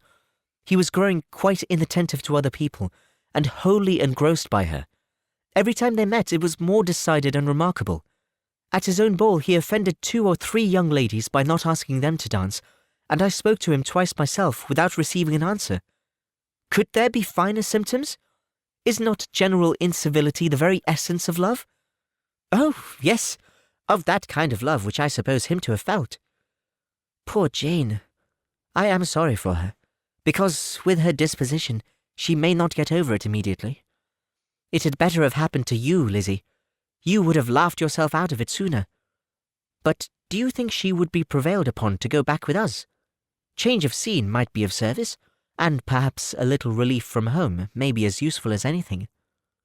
Elizabeth was exceedingly pleased with this proposal, and felt persuaded of her sister's ready acquiescence. "I hope," added Mrs. Gardiner, "that no consideration with regard to this young man will influence her. We live in so different a part of town, all our connections are so different, and, as you well know, we go out so little that it is very improbable that they should meet at all, unless he really comes to see her." And that is quite impossible, for he is now in the custody of his friend, and Mr. Darcy would no more suffer him to call on Jane in such a part of London. My dear aunt, how could you think of it? Mr. Darcy may perhaps have heard of such a place as Gracechurch Street, but he would hardly think a month's ablution enough to cleanse him of its impurities were he once to enter it. And depend upon it, Mr. Bingley never stirs without him." "So much the better. I hope they will not meet at all. But does not Jane correspond with his sister? She will not be able to help calling." "She will drop the acquaintance entirely." But, in spite of the certainty in which Elizabeth affected to place this point, as well as the still more interesting one of Bingley's being withheld from seeing Jane, she felt a solicitude on the subject which convinced her, on examination, that she did not consider it entirely hopeless. It was possible, and sometimes she thought it probable, that his affection may be reanimated, and the influence of his friends successfully combated by the more natural influence of Jane's attractions. Miss Bennet accepted her aunt's invitation with pleasure, and the Bingleys were no otherwise in her thoughts at the same time than as she hoped by Caroline's not living in the same house with her brother, she might occasionally spend a morning with her, without any danger of seeing him. The Gardiners stayed a week at Longbourn, and what with the Phillipses, the Lucases, and the officers, there was not a day without its engagement. Mrs. Bennet had so carefully provided for the entertainment of her brother and sister that they did not once sit down to a family dinner. When the engagement was for home, some of the officers always made part of it, of which officers Mr. Wickham was sure to be one, and on these occasions Mrs. Gardiner, rendered suspicious by Elizabeth's warm commendation, narrowly observed them both. Without supposing them, from what she saw, to be very seriously in love, their preference of each other was plain enough to make her a little uneasy, and she resolved to speak to Elizabeth on the subject before she left Hertfordshire, and represent to her the imprudence of encouraging such an attachment. To Mrs. Gardiner, Wickham had one means of affording pleasure, unconnected with his general powers. About 10 or a dozen years ago, before her marriage, She had spent a considerable time in that very part of Derbyshire to which he belonged. They had, therefore, many acquaintances in common, and though Wickham had been little there since the death of Darcy's father, it was yet in his power to give her fresher intelligence of his former friends than she had been in the way of procuring. Mrs. Gardiner had seen Pemberley, and known the late Mr. Darcy by character perfectly well. Here, consequently, was an inexhaustible subject of discourse. In comparing her recollection of Pemberley with the minute description which Wickham could give, and in bestowing her tribute of praise on the character of its late possessor, she was delighting both him and herself. On being made acquainted with the present Mr. Darcy's treatment of him, she tried to remember some of that gentleman's reputed disposition when quite a lad, which might agree with it, and was confident, at last, that she recollected having heard Mr. Fitzwilliam Darcy formerly spoken of as a very proud, ill-natured boy. Chapter 26. Mrs. Gardiner's caution to Elizabeth was punctually and kindly given on the first favourable opportunity of speaking to her alone. After honestly telling her what she thought, she thus went on. "You are too sensible a girl, Lizzie, to fall in love merely because you are warned against it, and therefore I am not afraid of speaking openly. Seriously, I would have you be on your guard. Do not involve yourself or endeavour to involve him in an affection which the want of fortune would make so very imprudent. I have nothing to say against him. He is a most interesting young man, and if he had the fortune he ought to have, I should think you could not do better. But as it is, you must not let your fancy run away with you. You have sense, and we all expect you to use it. Your father would depend on your resolution and good conduct, I am sure. You must not disappoint your father." "My dear aunt, this is being serious indeed." "Yes, and I hope to engage you to be serious likewise." "Well, then you need not be under any alarm. I will take care of myself and of Mr. Wickham too. He shall not be in love with me if I can prevent it." "Elizabeth, you are not serious now." "I beg your pardon. I will try again. At present I am not in love with Mr. Wickham. No, I certainly am not. But he is, beyond all comparison, the most agreeable man I ever saw, and if he becomes really attached to me, I believe it will be better than he should not. I see the imprudence of it. Oh, that abominable Mr. Darcy! My father's opinion of me does me the greatest honour, and I should be miserable to forfeit it. My father, however, is partial to Mr. Wickham. In short, my dear aunt, I should be very sorry to be the means of making any of you unhappy. But since we see every day that where there is affection, young people are seldom withheld by immediate want of fortune from entering into engagements with each other, how can I promise to be wiser than so many of my fellow creatures if I am tempted? Or how am I even to know that it would be wisdom to resist? All that I can promise you, therefore, is not to be in a hurry. I will not be in a hurry to believe myself his first object. When I am in company with him, I will not be wishing. In short, I will do my best. Perhaps it will be as well if you discourage his coming here so very often. At least, you should not remind your mother of inviting him." "As I did the other day," said Elizabeth with a conscious smile. "Very true. It will be wise in me to refrain from that. But do not imagine that he is always here so often. It is on your account that he has been so frequently invited this week.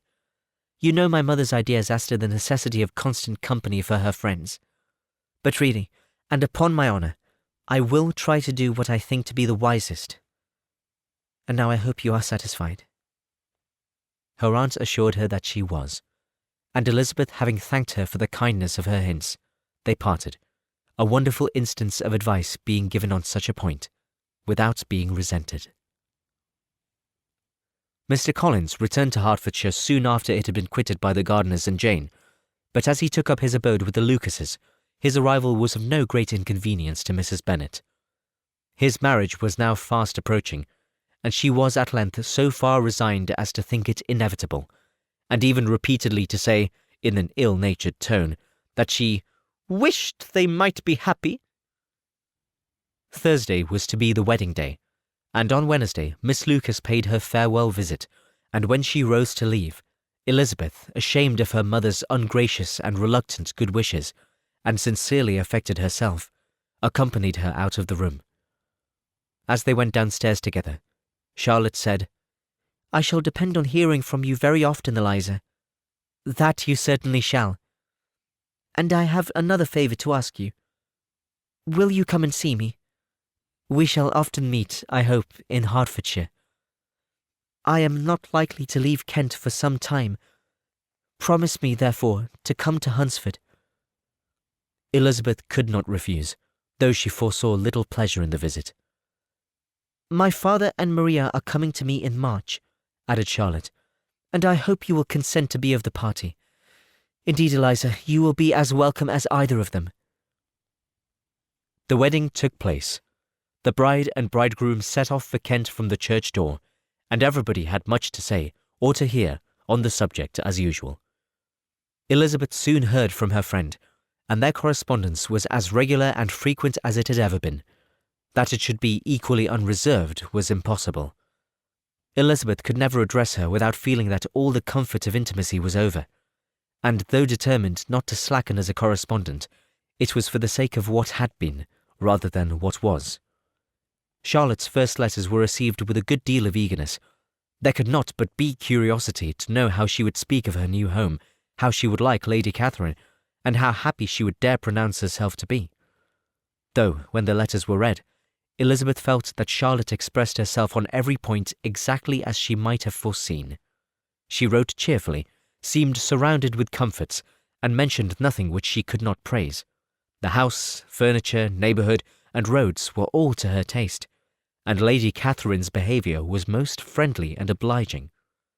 It was Mr. Collins's picture of Hunsfold and Rosings rationally softened, and Elizabeth perceived that she must wait for her own visit there to know the rest.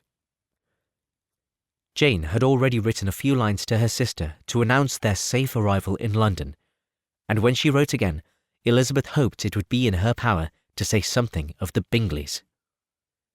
Her impatience for this second letter was as well rewarded as impatience generally is.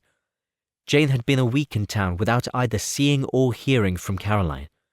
She accounted for it, however, by supposing that her last letter to a friend from Longbourn had by some accident been lost. "My aunt," she continued, "is going tomorrow into that part of the town, and I shall take the opportunity of calling in Grosvenor Street." She wrote again when the visit was paid, and she had seen Miss Bingley. "I did not think Caroline in spirits," were her words, "but she was very glad to see me, and reproached me for giving her no notice of my coming to London. I was right, therefore. My last letter had never reached her. I inquired after their brother, of course. He was well, but so much engaged with Mr. Darcy that they scarcely ever saw him. I found that Miss Darcy was expected to dinner. I wish I could see her. My visit was not long, as Caroline and Mrs. Hurst were going out. I dare say I shall see them soon here." Elizabeth shook her head over this letter.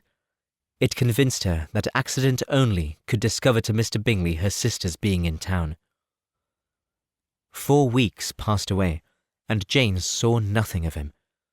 She endeavoured to persuade herself that she did not regret it, but she could no longer be blind to Miss Bingley's inattention. After waiting at home every morning for a fortnight, and inventing every evening a fresh excuse for her, the visitor did at last appear, but the shortness of her stay, and yet more, the alteration of her manner, would allow Jane to deceive herself no longer. The letter which she wrote on this occasion to her sister will prove what she felt. "My dearest Lizzie will, I am sure, be incapable of triumphing in her better judgment at my expense, when I confess myself to have been entirely deceived in Miss Bingley's regard for me. But, my dear sister, though the event has proved you right, do not think me obstinate if I still assert that, considering what her behaviour was, my confidence was as natural as your suspicion. I do not at all comprehend her reason for wishing to be intimate with me, but if the same circumstances were to happen again, I am sure I should be deceived again. Caroline did not return my visit till yesterday, and not a note, not a line, did I receive in the meantime. When she did come, it was very evident that she had no pleasure in it. She made a slight, formal apology for not calling before, said not a word of wishing to see me again, and was in every respect so altered a creature that when she went away I was perfectly resolved to continue the acquaintance no longer. I pity, though I cannot help blaming her. She was very wrong in singling me out as she did. I can safely say that every advance to intimacy began on her side. But I pity her, because she must feel that she has been acting wrong, and because I am very sure that anxiety for her brother is the cause of it. I need not explain myself farther, and though we know this anxiety to be quite needless, yet if she feels it, it will easily account for her behaviour to me, and so deservedly dear as he is to his sister, whatever anxiety she must feel on his behalf is natural and amiable. I cannot but wonder, however, at her having any such fears now, because if he had at all cared about me, we must have met long ago. He knows of my being in town, I am certain, from something she said herself, and yet it would seem, by her manner of talking, as if she wanted to persuade herself that he really is partial to Miss Darcy. I cannot understand it. If I were not afraid of judging harshly, I should be almost tempted to say that there is a strong appearance of duplicity in all this. But I will endeavour to banish every painful thought, and think only of what will make me happy. Your affection, and the invariable kindness of my dear uncle and aunt. Let me hear from you very soon.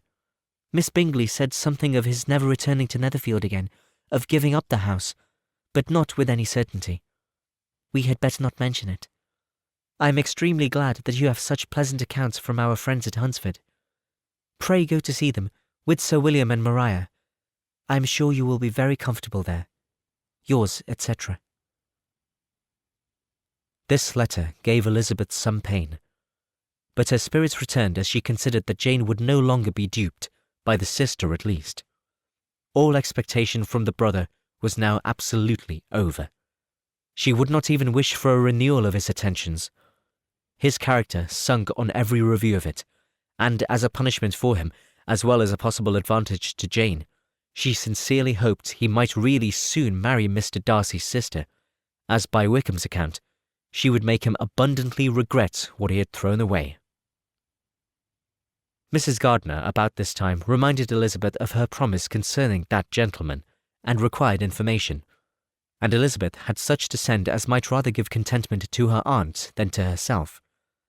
His apparent partiality had subsided, his attentions were over, he was the admirer of someone else. Elizabeth was watchful enough to see it all, but she could see it and write of it without material pain. Her heart had been but slightly touched, and her vanity was satisfied with believing that she would have been his only choice, had fortune permitted it. The sudden acquisition of £10,000 was the most remarkable charm of the young lady to whom he was now rendering himself agreeable.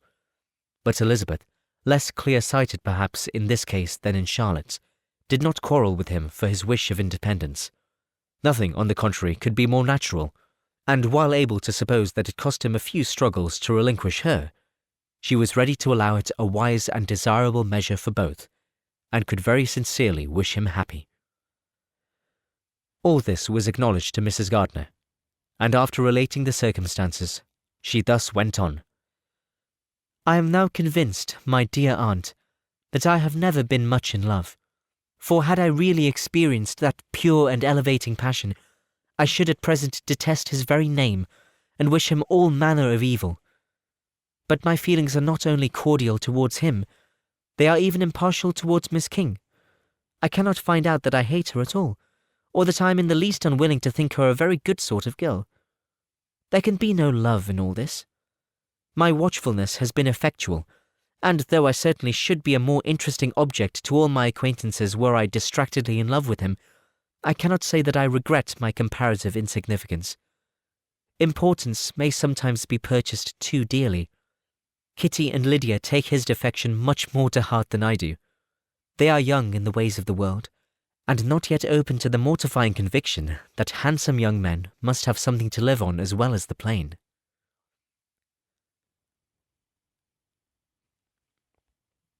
Chapter 27.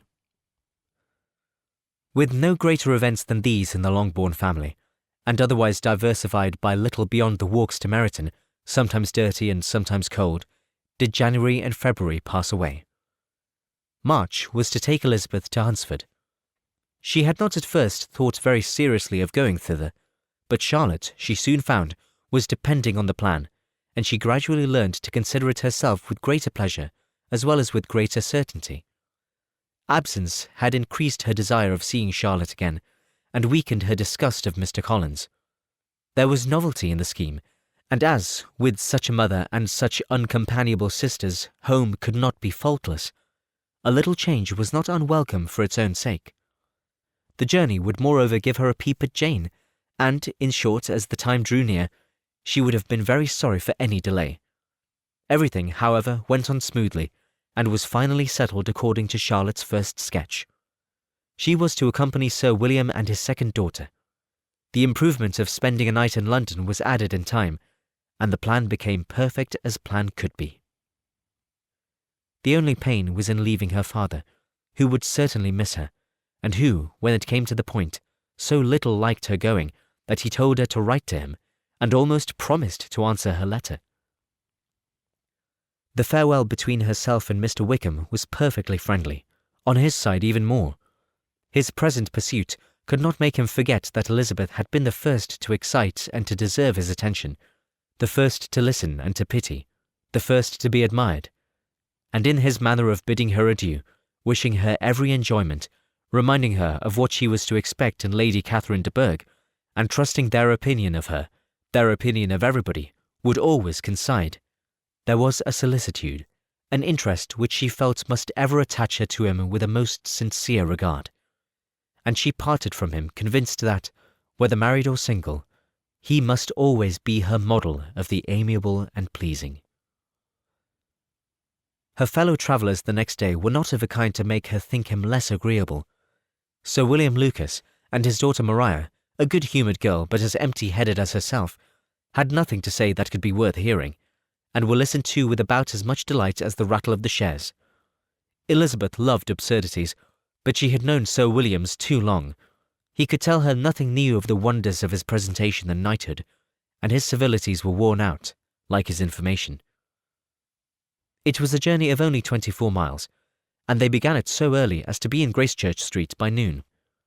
As they drove to Mr. Gardiner's door, Jane was at a drawing-room window watching their arrival. When they entered the passage, she was there to welcome them, and Elizabeth, looking earnestly in her face, was pleased to see it healthful and lovely as ever. On the stairs were a troop of little boys and girls, whose eagerness for their cousin's appearance would not allow them to wait in the drawing-room, and whose shyness, as they had not seen her for a 12-month, prevented their coming lower. All was joy and kindness. The day passed most pleasantly away, the morning in bustle and shopping, and the evening at one of the theatres. Elizabeth then contrived to sit by her aunt. Their first object was her sister, and she was more grieved than astonished to hear, in reply to her minute inquiries, that though Jane always struggled to support her spirits, there were periods of dejection. It was reasonable, however, to hope that they would not continue long. Mrs. Gardiner gave her the particulars also of Miss Bingley's visit in Gracechurch Street, and repeated conversations occurring at different times between Jane and herself, which proved that the former had, from her heart, given up the acquaintance. Mrs. Gardiner then rallied her niece on Wickham's desertion, and complimented her on bearing it so well. "But, my dear Elizabeth," she added, "what sort of girl is Miss King? I should be sorry to think our friend mercenary." "Pray, my dear aunt, what is the difference in matrimonial affairs between the mercenary and the prudent motive? Where does discretion end and avarice begin? Last Christmas you were afraid of his marrying me, because it would be imprudent, and now because he is trying to get a girl with only £10,000, you want to find out that he is mercenary. If you will only tell me what sort of girl Miss King is, I shall know what to think. She is a very good kind of girl, I believe. I know no harm of her. But he paid her not the smallest attention till her grandfather's death made her mistress of this fortune. No, why should he? If it were not allowable for him to gain my affections because I had no money, what occasion could there be for making love to a girl whom he did not care about and who was equally poor? But there seems an indelicacy in directing his attentions towards her so soon after this event.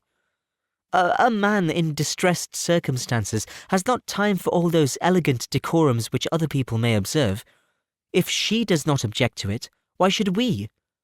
Her not objecting does not justify him. It only shows her being deficient in something herself, sense or feeling. Well, cried Elizabeth, have it as you choose. He shall be mercenary, and she shall be foolish. No, Lizzie, that is what I do not choose. I should be sorry, you know, to think ill of a young man who has lived so long in Derbyshire. Oh, if that is all, I have a very poor opinion of young men who live in Derbyshire, and their intimate friends who live in Hertfordshire are not much better. I'm sick of them all. Thank heaven, I am going tomorrow where I shall find a man who has not one agreeable quality, who has neither manner nor sense to recommend him. Stupid men are the only ones worth knowing after all. Take care, Lizzie. That speech savours strongly of disappointment. Before they were separated by the conclusion of the play, she had the unexpected happiness of an invitation to accompany her uncle and aunt in a tour of pleasure which they proposed taking in the summer. We have not determined how far it shall carry us, said Mrs. Gardiner, but perhaps to the lakes. No scheme could have been more agreeable to Elizabeth, and her acceptance of the invitation was most ready and grateful. Oh, my dear, dear aunt, she rapturously cried, what delight! What felicity! You have given me fresh life and vigour. Adieu to disappointment and spleen. What are young men to rocks and mountains? Oh, what hours of transport we shall spend, and when we do return, it shall not be like other travellers, without being able to give one accurate idea of anything. We will know where we have gone. We will recollect what we have seen. Lakes, mountains, and rivers shall not be jumbled together in our imaginations. Nor when we attempt to describe any particular scene will we begin quarrelling about its relative situation. Let our first effusions be less insupportable than those of the generality of travellers. Part 6 of Pride and Prejudice by Jane Austen, read by Bluefax. Chapter 28. Every object in the next day's journey was new and interesting to Elizabeth, and her spirits were in a state of enjoyment, for she had seen her sister looking so well as to banish all fear for her health, and the prospect of her northern tour was a constant source of delight.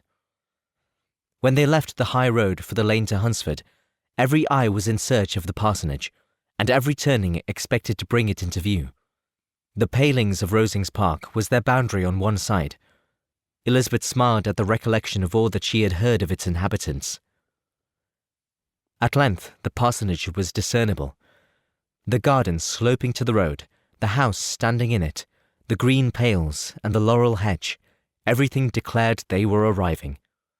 Mr. Collins and Charlotte appeared at the door, and the carriage stopped at the small gate which led by a short gravel walk to the house, amidst the nods and smiles of the whole party. In a moment they were all out of the chaise, rejoicing at the sight of each other. Mrs. Collins welcomed her friend with the liveliest pleasure, and Elizabeth was more and more satisfied with coming when she found herself so affectionately received. She saw instantly that her cousin's manners were not altered by his marriage. His formal civility was just what it had been, and he detained her some minutes at the gate to hear and satisfy his inquiries after all her family. They were then, with no other delay than his pointing out the neatness of the entrance, taken into the house, and as soon as they were in the parlour, he welcomed them a second time with ostentatious formality to his humble abode, and punctually repeated all his wife's offers of refreshment. Elizabeth was prepared to see him in his glory, and she could not help in fancying that in displaying the good proportion of the room, its aspect and its furniture, he addressed himself particularly to her, as if wishing to make her feel what she had lost in refusing him. But though everything seemed neat and comfortable, she was not able to gratify him by any sigh of repentance, and rather looked with wonder at her friend that she could have so cheerful an air with such a companion.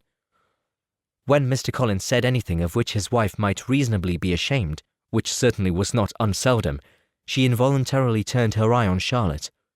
Once or twice she could discern a faint blush, but in general Charlotte wisely did not hear.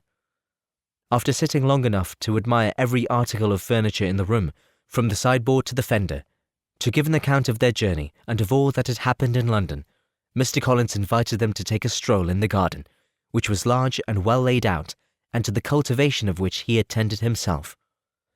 To work in this garden was one of his most respectable pleasures, and Elizabeth admired the command of countenance with which Charlotte talked about the healthfulness of the exercise, and owned she encouraged it as much as possible.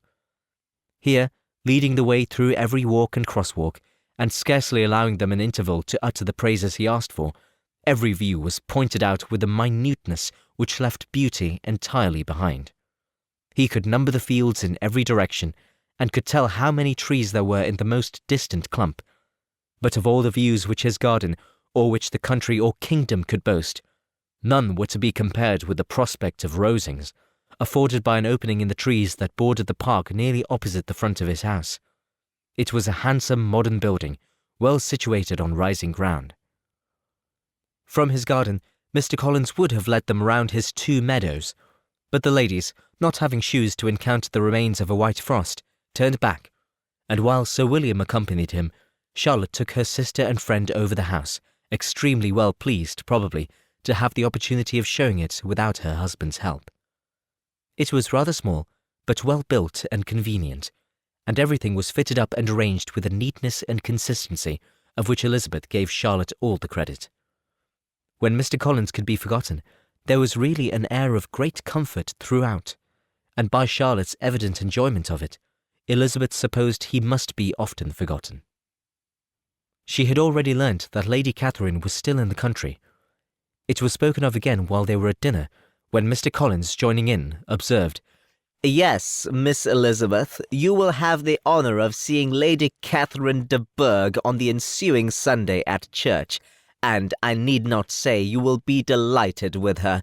She is all affability and condescension, and I doubt not but you will be honoured with some portion of her notice when service is over. I have scarcely any hesitation in saying she will include you and my sister Maria in every invitation with which she honours us during your stay here. Her behaviour to my dear Charlotte is charming. We dine at Rosings twice every week, and are never allowed to walk home. Her ladyship's carriage is regularly ordered for us. I should say one of her ladyship's carriages, for she has several. Lady Catherine is a very respected, sensible woman indeed, added Charlotte, and a most attentive neighbour. Very true, my dear. That is exactly what I say. She is the sort of woman whom one cannot regard with too much deference. The evening was spent chiefly in talking over Hertfordshire news, and telling again what had already been written, and when it closed, Elizabeth, in the solitude of her chamber, had to meditate upon Charlotte's degree of contentment, to understand her address in guiding, and composure in bearing with, her husband, and to acknowledge that it was all done very well. She had also to anticipate how her visit would pass, the quiet tenor of their usual employments, the vexatious interruptions of Mr. Collins, and the gaieties of their intercourse with Rosings. A lively imagination soon settled it all. About the middle of the next day, as she was in her room getting ready for a walk, a sudden noise below seemed to speak the whole house in confusion, and after listening a moment, she heard somebody running upstairs in a violent hurry and calling loudly after her. She opened the door and met Maria in the landing-place, who, breathless with agitation, cried out, "Oh, my dear Eliza, pray make haste and come into the dining-room, for there is such a sight to be seen. I will not tell you what it is. Make haste and come down this moment." Elizabeth asked questions in vain. Maria would tell her nothing more, and down they ran into the dining-room, which fronted the lane, in quest of this wonder. It was 2 ladies stopping in a low phaeton at the garden gate. "And is this all?" cried Elizabeth. "I expected at least that the pigs were got into the garden, and here is nothing but Lady Catherine and her daughter." "La, my dear," said Maria, quite shocked at the mistake, "it is not Lady Catherine. The old lady is Mrs. Jenkinson, who lives with them. The other is Miss de Bourgh. Only look at her. She is quite a small creature. Who would have thought that she could be so thin and small?" "She is abominably rude to keep Charlotte out of doors in all this wind. Why does she not come in?" "Oh, Charlotte says she hardly ever does. It is the greatest of favours when Miss de Bourgh comes in." I like her appearance, said Elizabeth, struck with other ideas. She looks sickly and cross. Yes, she will do for him very well. She will make him a very proper wife. Mr. Collins and Charlotte were both standing at the gate in conversation with the ladies, and Sir William, to Elizabeth's high diversion, was stationed in the doorway, in earnest contemplation of the greatness before him, and constantly bowing whenever Mr. Berg looked that way. At length there was nothing more to be said. The ladies drove on, and the others returned into the house.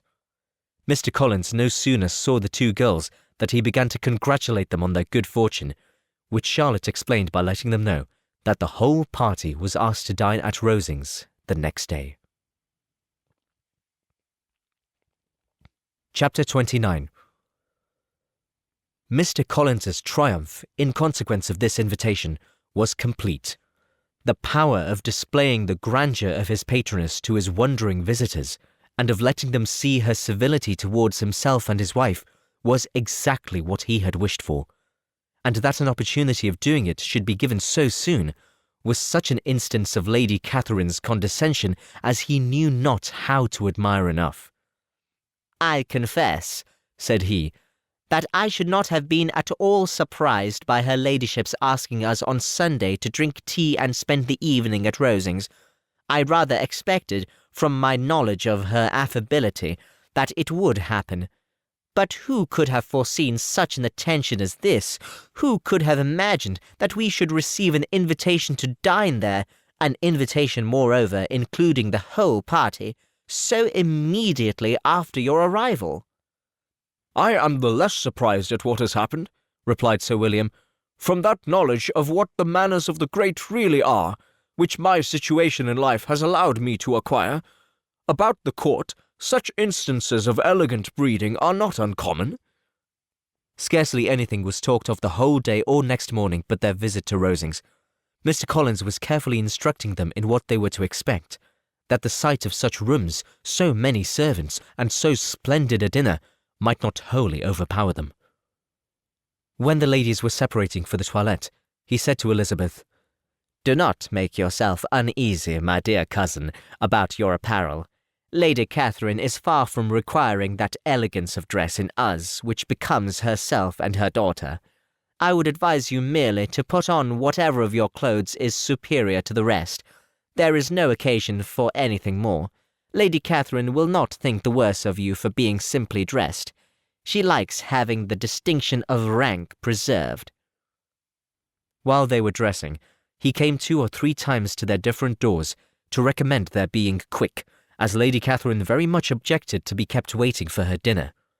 Such formidable accounts of her ladyship and her manner of living quite frightened Maria Lucas, who had been little used to company, and she looked forward to her introduction at Rosings with as much apprehension as her father had done to his presentation at St. James's. As the weather was fine, they had a pleasant walk of about half a mile across the park. Every park has its beauty and its prospects, and Elizabeth saw much to be pleased with, though she could not be in such raptures as Mr. Collins expected the scene to inspire, and was but slightly affected by his enumeration of the windows in front of the house, and his relation of what the glazing altogether had originally cost Sir Louis de Bourgh.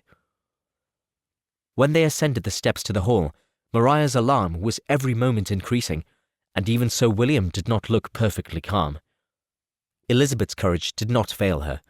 She had heard nothing of Lady Catherine that spoke her awful from any extraordinary talents or miraculous virtue, and the mere stateliness of money or rank she thought she could witness without trepidation. From the entrance hall, of which Mr. Collins pointed out with a rapturous air the fine proportion and the finished ornaments, they followed the servants through an antechamber to the room where Lady Catherine, her daughter, and Mrs. Jenkinson were sitting. Her ladyship, with great condescension, arose to receive them, and as Mrs. Collins had settled it with her husband that the office of introduction should be hers, it was performed in a proper manner, without any of those apologies and thanks which he would have thought necessary. In spite of having been at St. James's, Sir William was so completely awed by the grandeur surrounding him that he had but just courage enough to make a very low bow and take his seat without saying a word, and his daughter, frightened almost out of her senses, sat on the edge of her chair, not knowing which way to look. Elizabeth found herself quite equal to the scene, and could observe the three ladies before her composedly. Lady Catherine was a tall, large woman, with strongly marked features, which might once have been handsome. Her air was not conciliating, nor was her manner of receiving them such as to make her visitors forget their inferior rank. She was not rendered formidable by silence, but whatever she said was spoken in so authoritative a tone as marked her self-importance, and brought Mr. Wickham immediately to Elizabeth's mind. And from the observation of the day altogether, she believed Lady Catherine to be exactly what he represented. When, after examining the mother, in whose countenance and deportment she soon found some resemblance of Mr. Darcy, she turned her eyes on the daughter, she could almost have joined in Maria's astonishment at her being so thin and so small. There was neither in figure nor face any likeness between the ladies. Mr. Berg was pale and sickly. Her features, though not plain, were insignificant, and she spoke very little, except in a low voice to Mrs. Jenkinson, in whose appearance there was nothing remarkable, and who was entirely engaged in listening to what she said, and placing a screen in the proper direction before her eyes. After sitting a few moments, they were all sent to one of the windows to admire the view, Mr. Collins attending them to point out its beauties, and Lady Catherine kindly informing them that it was much better worth looking at in the summer. The dinner was exceedingly handsome, and there were all the servants and all the articles of plate which Mr. Collins had promised, and, as he had likewise foretold, he took his seat at the bottom of the table, by her ladyship's desire, and looked as if he felt that life could furnish nothing greater. He carved and ate, and praised with delighted alacrity, and every dish was commended, first by him and then by Sir William, who was now enough recovered to echo whatever his son-in-law said, in a manner which Elizabeth wondered Lady Catherine could bear. But Lady Catherine seemed gratified by their excessive admiration, and gave most gracious smiles, especially when any dish on the table proved a novelty to them. The party did not supply much conversation.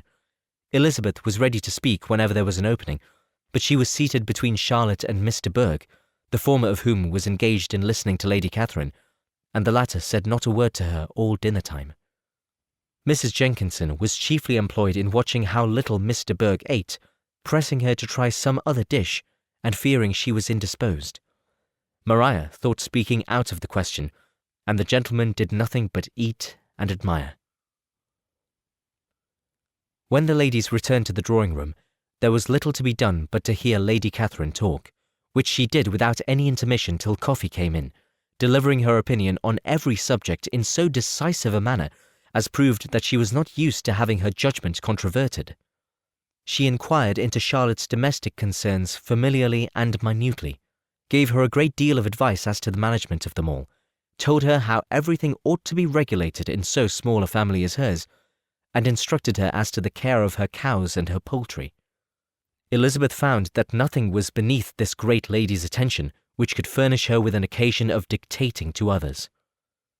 In the intervals of her discourse with Mrs. Collins, she addressed a variety of concerns to Maria and Elizabeth, but especially to the latter, of whose connections she knew the least, and who she observed to Mrs. Collins was a very genteel, pretty kind of girl. She asked her at different times how many sisters she had, whether they were older or younger than herself, whether any of them were likely to be married, whether they were handsome, where they had been educated, what carriage her father kept, and what had been her mother's maiden name. Elizabeth felt all the impertinence of her questions, but answered them very composedly. Lady Catherine then observed, "Your father's estate is entailed on Mr. Collins, I think. For your sake," turning to Charlotte, "I am glad of it, but otherwise I see no occasion for entailing estates from the female line. It was not thought necessary in Sir Louis de Berg's family. Do you play and sing, Miss Bennet?" "A little." "Oh, then some time or other we shall be happy to hear you. Our instrument is a capital one, probably superior to— You shall try it some day. Do your sisters play and sing?" "One of them does." "Why did you not all learn? You ought all to have learned. The Miss Webbs all play. and their father has not so good an income as yours. Do you draw? No, not at all. What, none of you? Not one. That is very strange. But I suppose you had no opportunity. Your mother should have taken you to town every spring for the benefit of masters. My mother would have had no objection, but my father hates London. Has your governess left you? We never had any governess. No governess? How was that possible? 5 daughters brought up at home without a governess? I never heard of such a thing. Your mother must have been quite a slave to your education. Elizabeth could hardly help smiling as she assured her that had not been the case. Then who taught you? Who attended to you? Without a governess, you must have been neglected. Compared with some families, I believe we were, but such of us as wished to learn never wanted the means. We were always encouraged to read, and had all the masters that were necessary.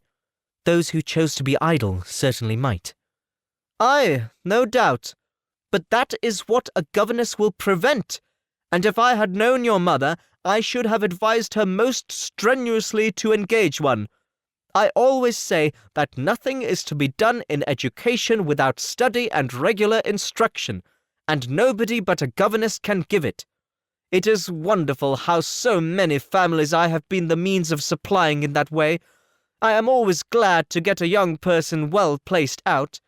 4 nieces of Mrs. Jenkinson are most delightfully situated through my means, and it was but the other day that I recommended another young person who was merely accidentally mentioned to me, and the family are quite delighted with her. Mrs. Collins, did I tell you of Lady Metcalfe's calling yesterday to thank me? She finds Miss Pope a treasure. Lady Catherine, said she, you have given me a treasure. Are any of your younger sisters out, Miss Bennet? Yes, ma'am, all. All? What, all 5 out at once? Very odd. And you only the second, the younger ones out before the elder ones are married. Your younger sisters must be very young. Yes, my youngest is not 16. Perhaps she is full young to be much in company. But really, ma'am, I think it would be very hard upon younger sisters that they should not have their share of society and amusement because the elder may not have the means or inclination to marry early. The last-born has as good a right to the pleasures of youth as the first. And to be kept back on such a motive, I think it would not be very likely to promote sisterly affection or delicacy of mind.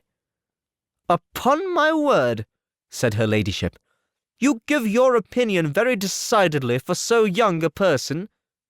Pray, what is your age? With 3 younger sisters grown up, replied Elizabeth, smiling. Your ladyship can hardly expect me to own it. Lady Catherine seemed quite astonished at not receiving a direct answer, and Elizabeth suspected herself to be the first creature who had ever dared to trifle with so much dignified impertinence. You cannot be more than 20, I am sure, therefore you need not conceal your age. I am not 21. When the gentlemen had joined them, and tea was over, the card tables were placed.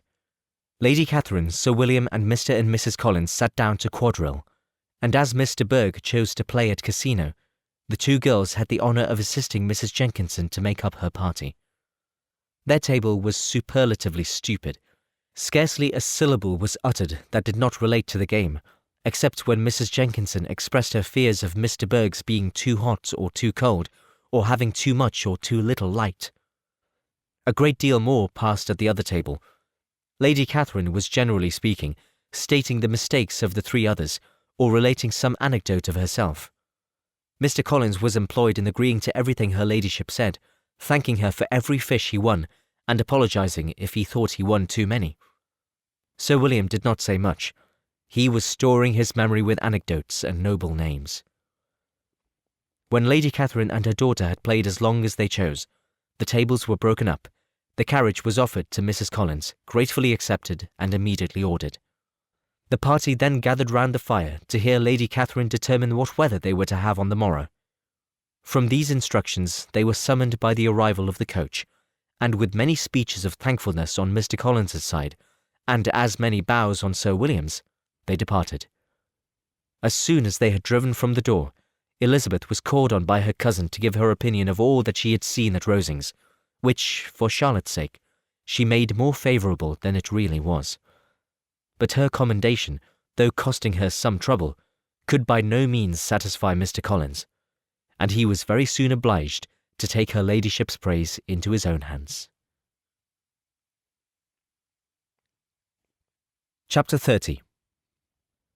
Sir William stayed only a week at Hunsford, but his visit was long enough to convince him of his daughter's being most comfortably settled, and of her possessing such a husband and such a neighbour as were not often met with. While Sir William was with them, Mr. Collins devoted his morning to driving him out in his gig, and showing him the country. But when he went away, the whole family returned to their usual employments, and Elizabeth was thankful to find that they did not see more of her cousin by the alteration, for the chief of the time between breakfast and dinner was now passed by him either at work in the garden or in reading and writing, and looking out of the window in his own book-room, which fronted the road. The room in which the ladies sat was backwards.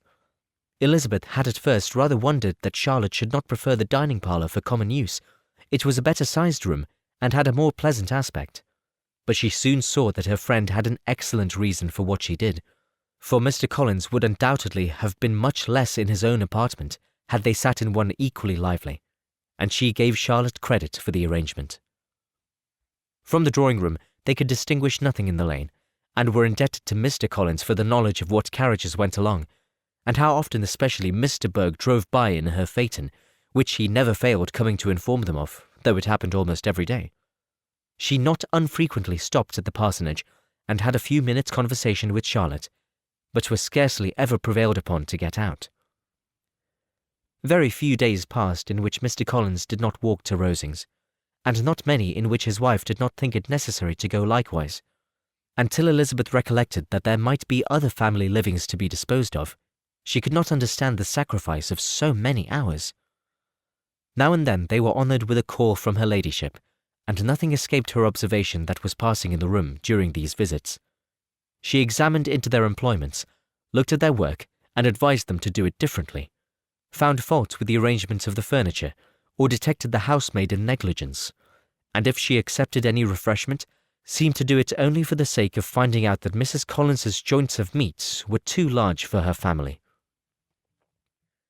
Elizabeth soon perceived that though this great lady was not in commission of the peace of the county, she was a most active magistrate in her own parish, the minutest concerns of which were carried to her by Mr. Collins, and whenever any of the cottagers were disposed to be quarrelsome, discontented, or too poor, she sallied forth into the village to settle their differences, silence their complaints, and scold them into harmony and plenty.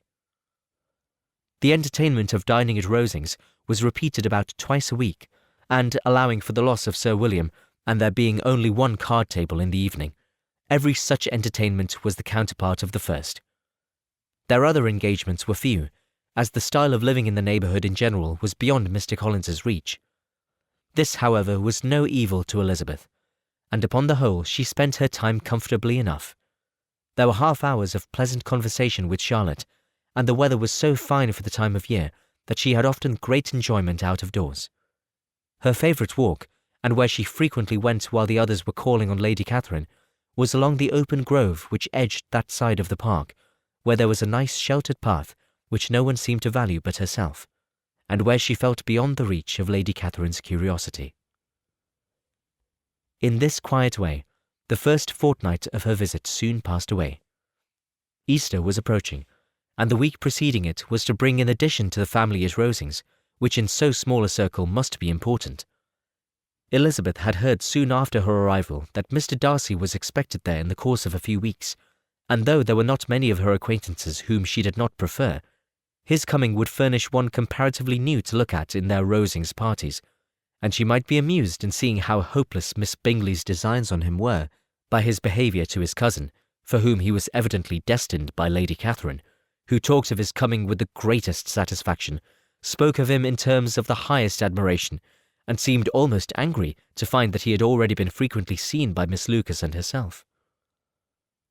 His arrival was soon known at the parsonage, for Mr. Collins was walking the whole morning within view of the lodges opening into Hunsford Lane, in order to have the earliest assurance of it, and after making his bow as the carriage turned into the park, hurried home with the great intelligence.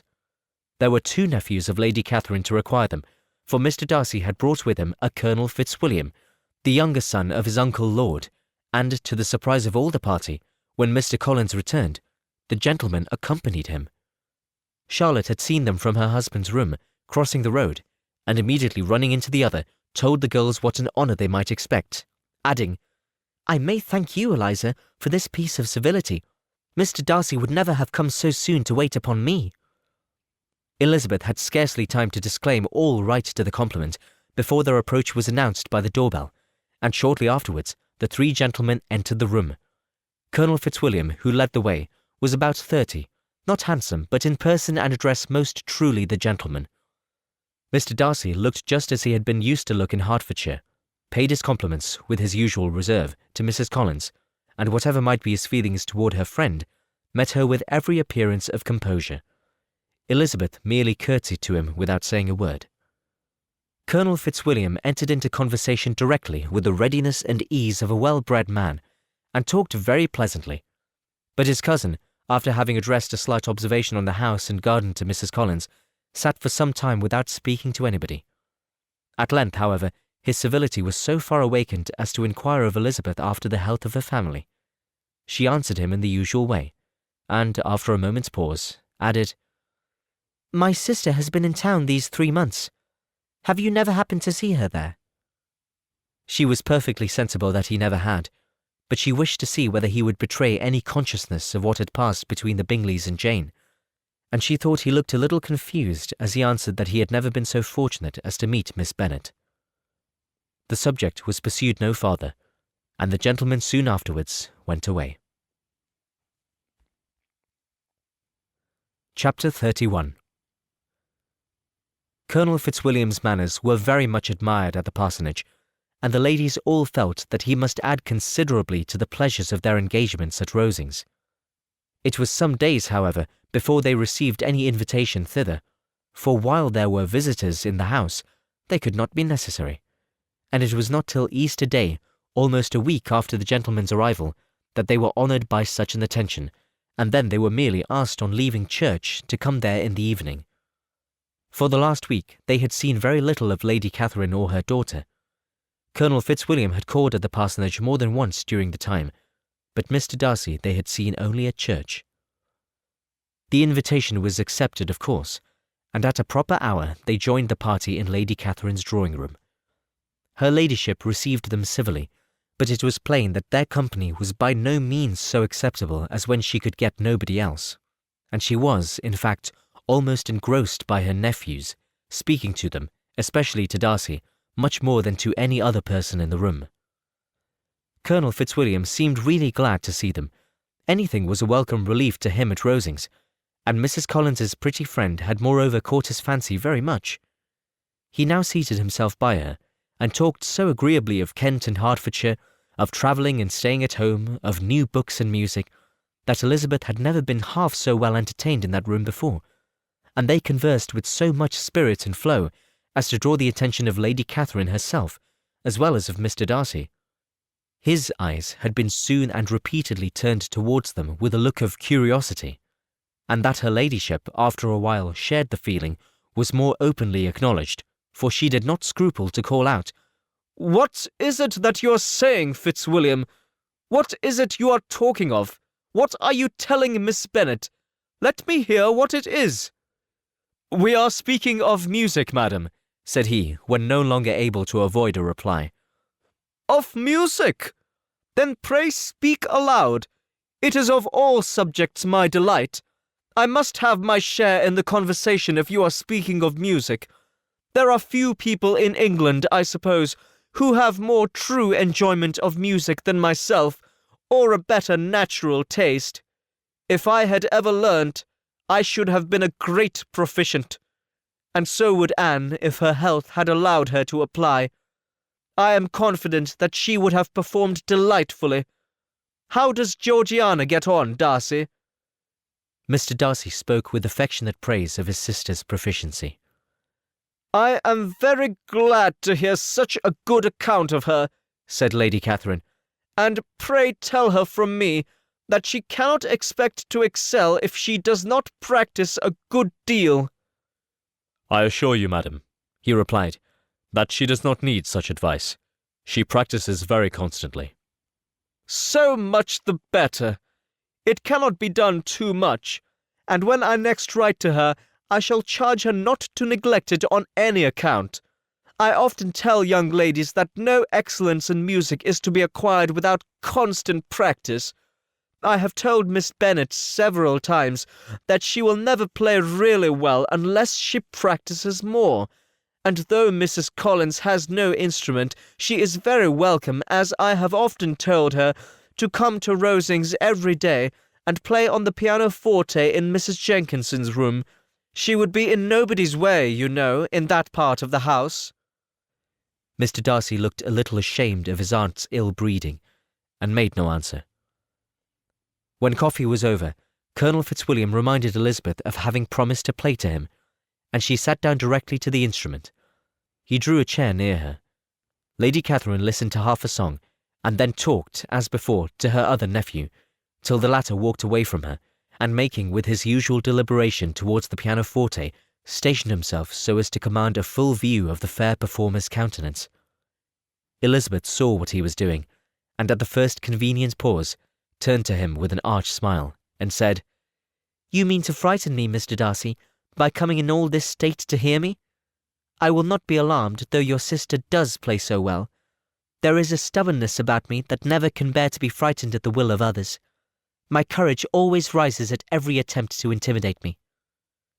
I shall not say you are mistaken, he replied, because you could not really believe me to entertain any design of alarming you, and I have had the pleasure of your acquaintance long enough to know that you find great enjoyment in occasionally professing opinions which in fact are not your own. Elizabeth laughed heartily at this picture of herself, and said to Colonel Fitzwilliam, "Your cousin will give you a very pretty notion of me, and teach you not to believe a word I say. I am particularly unlucky in meeting with a person so able to expose my real character, in a part of the world where I had hoped to pass myself off with some degree of credit. Indeed, Mr. Darcy, it is very ungenerous in you to mention all that you knew to my disadvantage in Hertfordshire, and, give me leave to say, very impolitic too, for it is provoking me to retaliate, and such things may come out as will shock your relations to hear." I am not afraid of you, said he smilingly. "Pray, let me hear what you have to accuse him of," cried Colonel Fitzwilliam. "I should like to know how he behaves among strangers." "You shall hear it then, but prepare yourself for something very dreadful. The first time of my ever seeing him in Hertfordshire, you must know, was at a ball, and at this ball, what do you think he did? He danced only 4 dances, though gentlemen were scarce, and, to my certain knowledge, more than one young lady was sitting down in want of a partner. Mr. Darcy, you cannot deny the fact." I had not at that time the honour of knowing any lady in the assembly beyond my own party. "True, and nobody can ever be introduced in the ballroom. Well, Colonel Fitzwilliam, what do I play next? My fingers wait your orders." Perhaps, said Darcy, I should have judged better had I sought an introduction, but I am ill qualified to recommend myself to strangers. "Shall we ask your cousin the reason of this?" said Elizabeth, still addressing Colonel Fitzwilliam. "Shall we ask him why a man of sense and education, and who has lived in the world, is ill qualified to recommend himself to strangers?" "I can answer your question," said Fitzwilliam, "without applying to him. It is because he will not give himself the trouble." I certainly have not the talent which some people possess, said Darcy, of conversing easily with those I have never seen before. I cannot catch their tone of conversation, or appear interested in their concerns, as I often see done. "My fingers," said Elizabeth, "do not move over this instrument in the masterly manner which I see so many women's do. They have not the same force or rapidity, and do not produce the same expression. But then I have always supposed it to be my own fault, because I will not take the trouble of practising. It is not that I do not believe my fingers as capable as any other woman's of superior execution." Darcy smiled, and said, You are perfectly right. You have employed your time much better. No one admitted to the privilege of hearing you can think anything wanting. We neither of us performed to strangers. Here they were interrupted by Lady Catherine, who called out to know what they were talking of. Elizabeth immediately began playing again. Lady Catherine approached, and, after listening for a few minutes, said to Darcy, Miss Bennet would not play at all amiss if she practised more, and could have the advantage of a London master. She has a very good notion of fingering, though her taste is not equal to Anne's. Anne would have been a delightful performer, had her health allowed her to learn. Elizabeth looked at Darcy to see how cordially he assented to his cousin's praise, but neither at that moment nor at any other could she discern any symptom of love, and from the whole of his behaviour to Mr. Berg she derived this comfort for Miss Bingley, that he might have been just as likely to marry her had she been his relation. Lady Catherine continued her remarks on Elizabeth's performance, mixing with them many instructions on execution and taste. Elizabeth received them with all the forbearance of civility, and, at the request of the gentleman, remained at the instrument till her ladyship's carriage was ready to take them all home.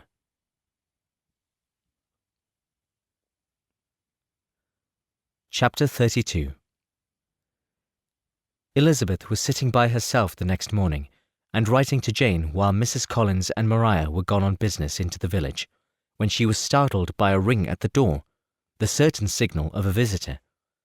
As she had heard no carriage, she thought it not unlikely to be Lady Catherine, and under that apprehension was putting away her half-finished letter that she might escape all impertinent questions, when the door opened, and, to her very great surprise, Mr. Darcy, and Mr. Darcy only, entered the room. He seemed astonished too on finding her alone, and apologized for his intrusion by letting her know that he had understood all the ladies to be within. Then they sat down, and when her inquiries after Rosings were made, seemed in danger of sinking into total silence. It was absolutely necessary, therefore, to think of something, and in this emergence, recollecting when she had seen him last in Hertfordshire, and feeling curious to know what he would say on the subject of their hasty departure, she observed, "How very suddenly you all quitted Netherfield last November, Mr. Darcy. It must have been a most agreeable surprise to Mr. Bingley to see you all after him so soon, for, if I recollect right, he went but the day before. He and his sisters were well, I hope, when you left London?" Perfectly so, I thank you. She found that she was to receive no other answer, and, after a short pause, added, "I think I have understood that Mr. Bingley has not much idea of ever returning to Netherfield again." I have never heard him say so, but it is probable that he may spend very little of his time there in the future. He has many friends, and is at a time of life where friends and engagements are continually increasing.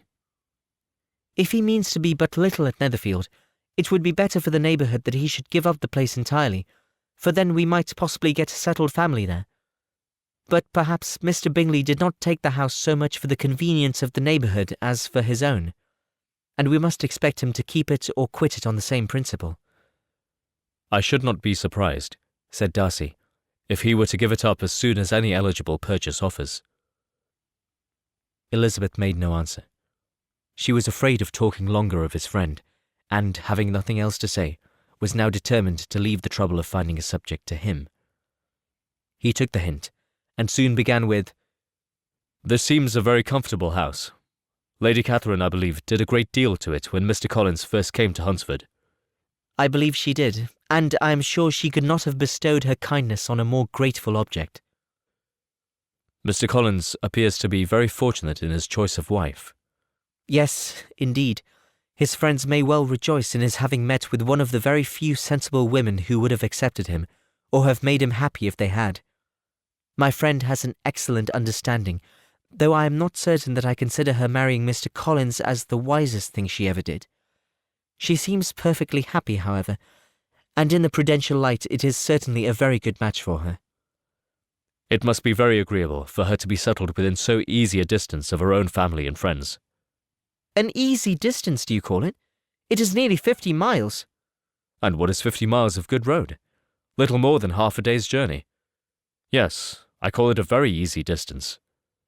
"I should never have considered the distance as one of the advantages of the match," cried Elizabeth. "I should never have said Mr. Collins was settled near her family." "It is a proof of your own attachment to Hertfordshire, Anything beyond the very neighbourhood of Longbourn, I suppose, would appear far. As he spoke, there was a sort of smile which Elizabeth fancied she understood. He must be supposing her to be thinking of Jane and Netherfield, and she blushed as she answered, "I do not mean to say that a woman may not be settled too near her family. The far and the near must be relative, and depend on many varying circumstances. Where there is fortune to make the expenses of travelling unimportant, distance becomes no evil. But that is not the case here. Mr. and Mrs. Collins have a comfortable income, but not such a one as will allow of frequent journeys. And I am persuaded my friend would not call herself near her family under less than half the present distance." Mr. Darcy drew his chair a little towards her, and said, "You cannot have a right to such very strong local attachment. You cannot have been always at Longbourn." Elizabeth looked surprised. The gentleman experienced some change of feeling. He drew back his chair, took a newspaper from the table, and glancing over it, said in a colder voice, "Are you pleased with Kent?" A short dialogue on the subject of the country ensued, on either side calm and concise, and soon put an end to by the entrance of Charlotte and her sister just returned from her walk. The tete-a-tete surprised them. Mr. Darcy related the mistake which had occasioned his intruding on Miss Bennet, and after sitting a few minutes longer without saying much to anybody, went away.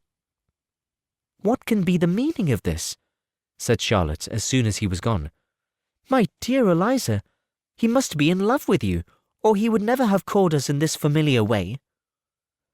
But when Elizabeth told of his silence, it did not seem very likely, even to Charlotte's wishes, to be the case.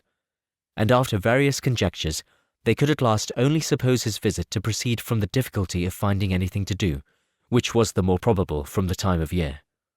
All field sports were over. Within doors there was Lady Catherine, books, and a billiard table.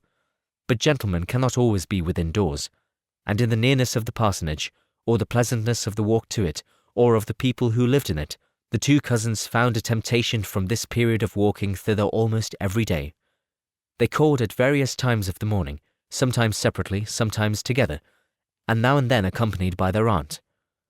It was plain to them all that Colonel Fitzwilliam came because he had pleasure in their society, a persuasion which of course recommended him still more, and Elizabeth was reminded by her own satisfaction in being with him, as well as by his evident admiration of her former favourite George Wickham, and though, in comparing them, she saw there was less captivating softness in Colonel Fitzwilliam's manners, she believed he might have the best informed mind.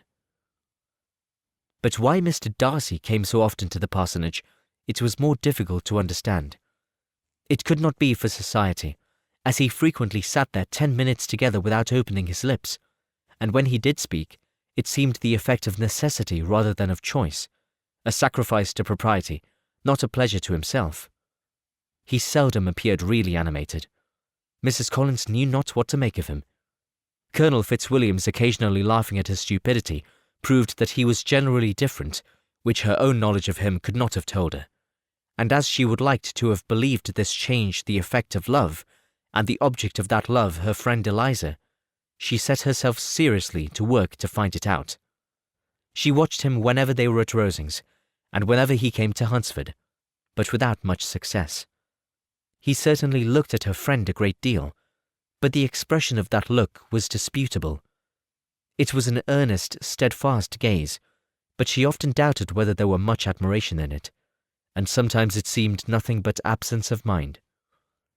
She had once or twice suggested to Elizabeth the possibility of his being partial to her, but Elizabeth always laughed at the idea, and Mrs. Collins did not think it right to press the subject, from the danger of raising expectations which might only end in disappointment, for in her opinion it admitted not of a doubt that all her friend's dislike would vanish if she could suppose him to be in her power.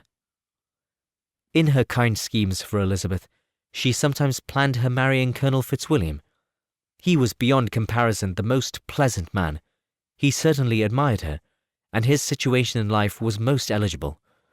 But to counterbalance these advantages, Mr. Darcy had considerable patronage in the church, and his cousin could have none at all.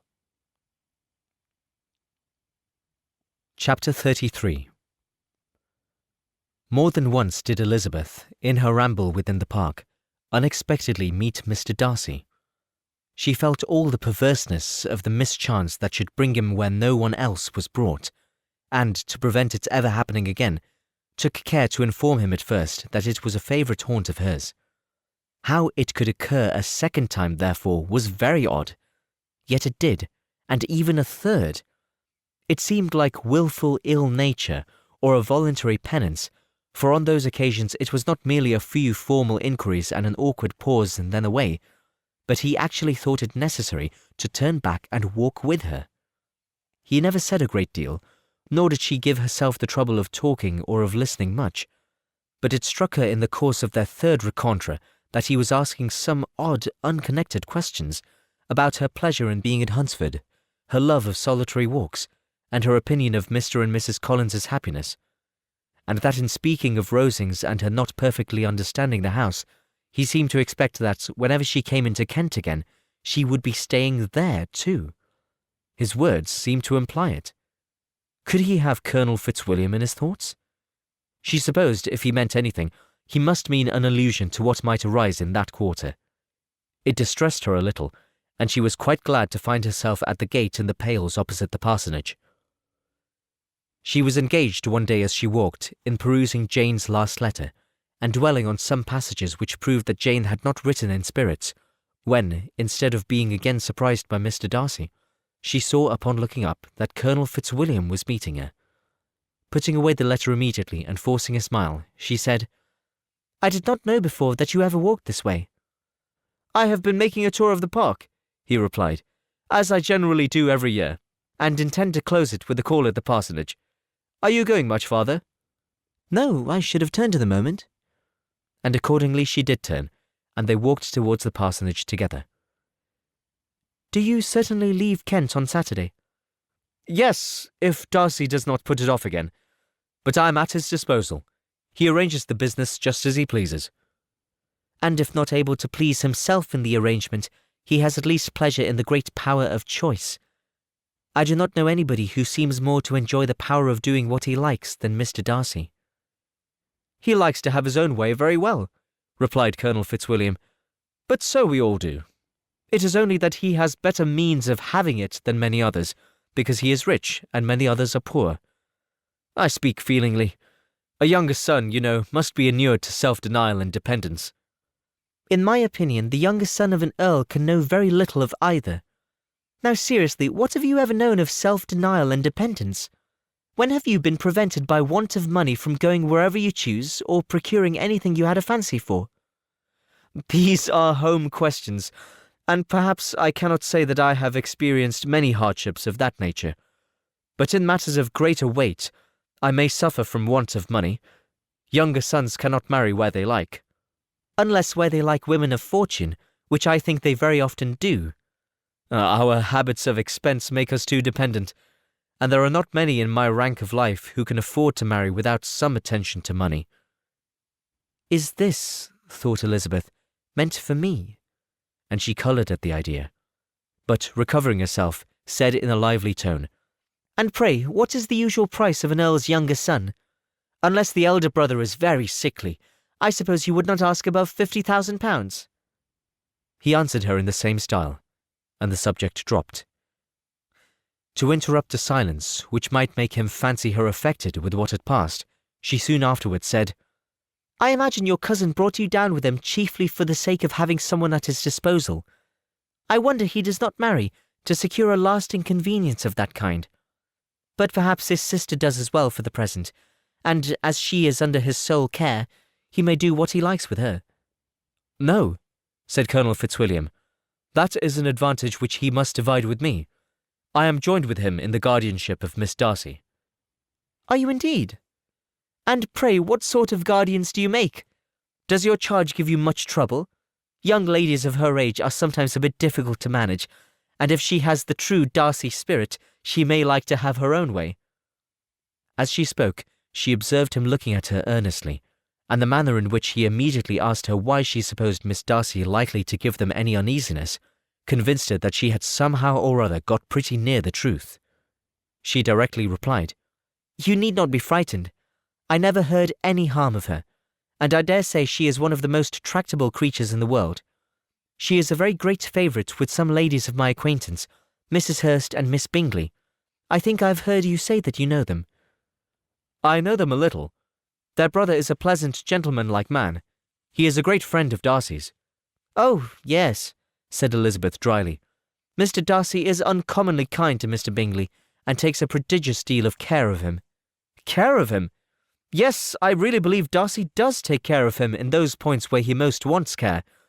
From something that he told me in our journey hither, I have reason to think Bingley very much indebted to him.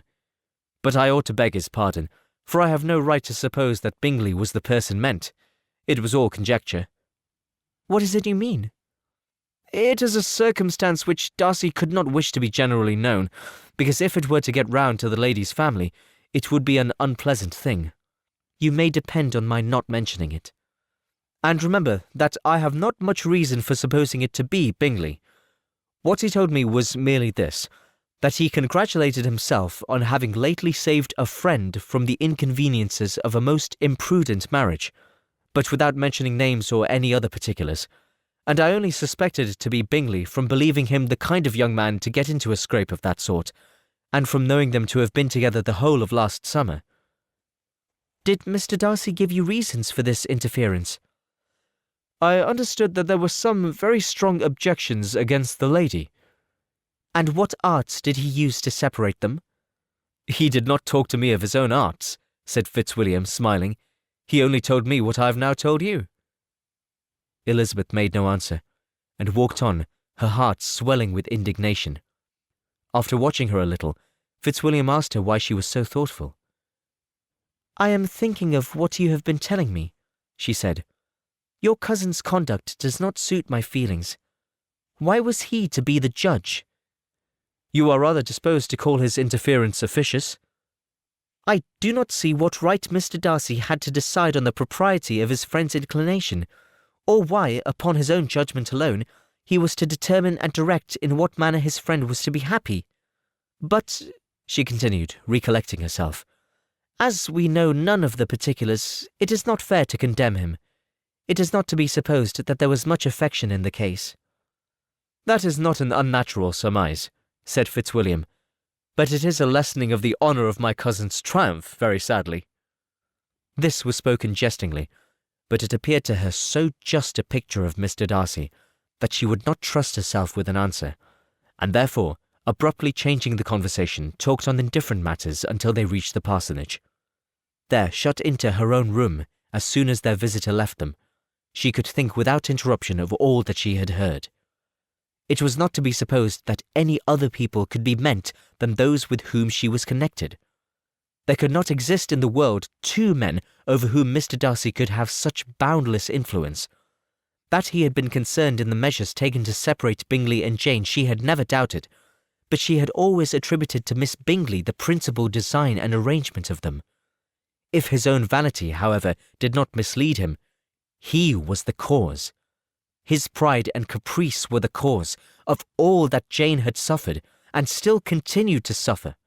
He had ruined for a while every hope of happiness for the most affectionate, generous heart in the world, and no one could say how lasting an evil he might have inflicted. There were some very strong objections against the lady, were Colonel Fitzwilliam's words, and those strong objections probably were her having one uncle who was a country attorney, and another who was in business in London. To Jane herself, she exclaimed, there could be no possibility of objection. All loveliness and goodness as she is, her understanding excellent, her mind improved, and her manners captivating. Neither could anything be urged against my father, who, though with some peculiarities, has abilities Mr. Darcy himself need not disdain, and respectability which he will probably never reach.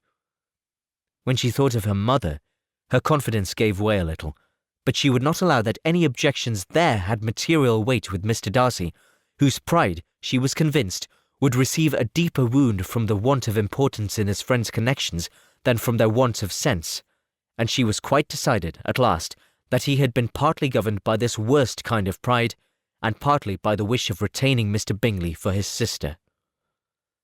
The agitation and tears which the subject occasioned brought on a headache, and it grew so much worse towards the evening that, added to her unwillingness to see Mr. Darcy, it determined her not to attend her cousins to Rosings, where they were engaged to drink tea. Mrs. Collins, seeing that she was really unwell, did not press her to go, and as much as possible prevented her husband from pressing her. But Mr. Collins could not conceal his apprehension of Lady Catherine's being rather displeased by her staying at home.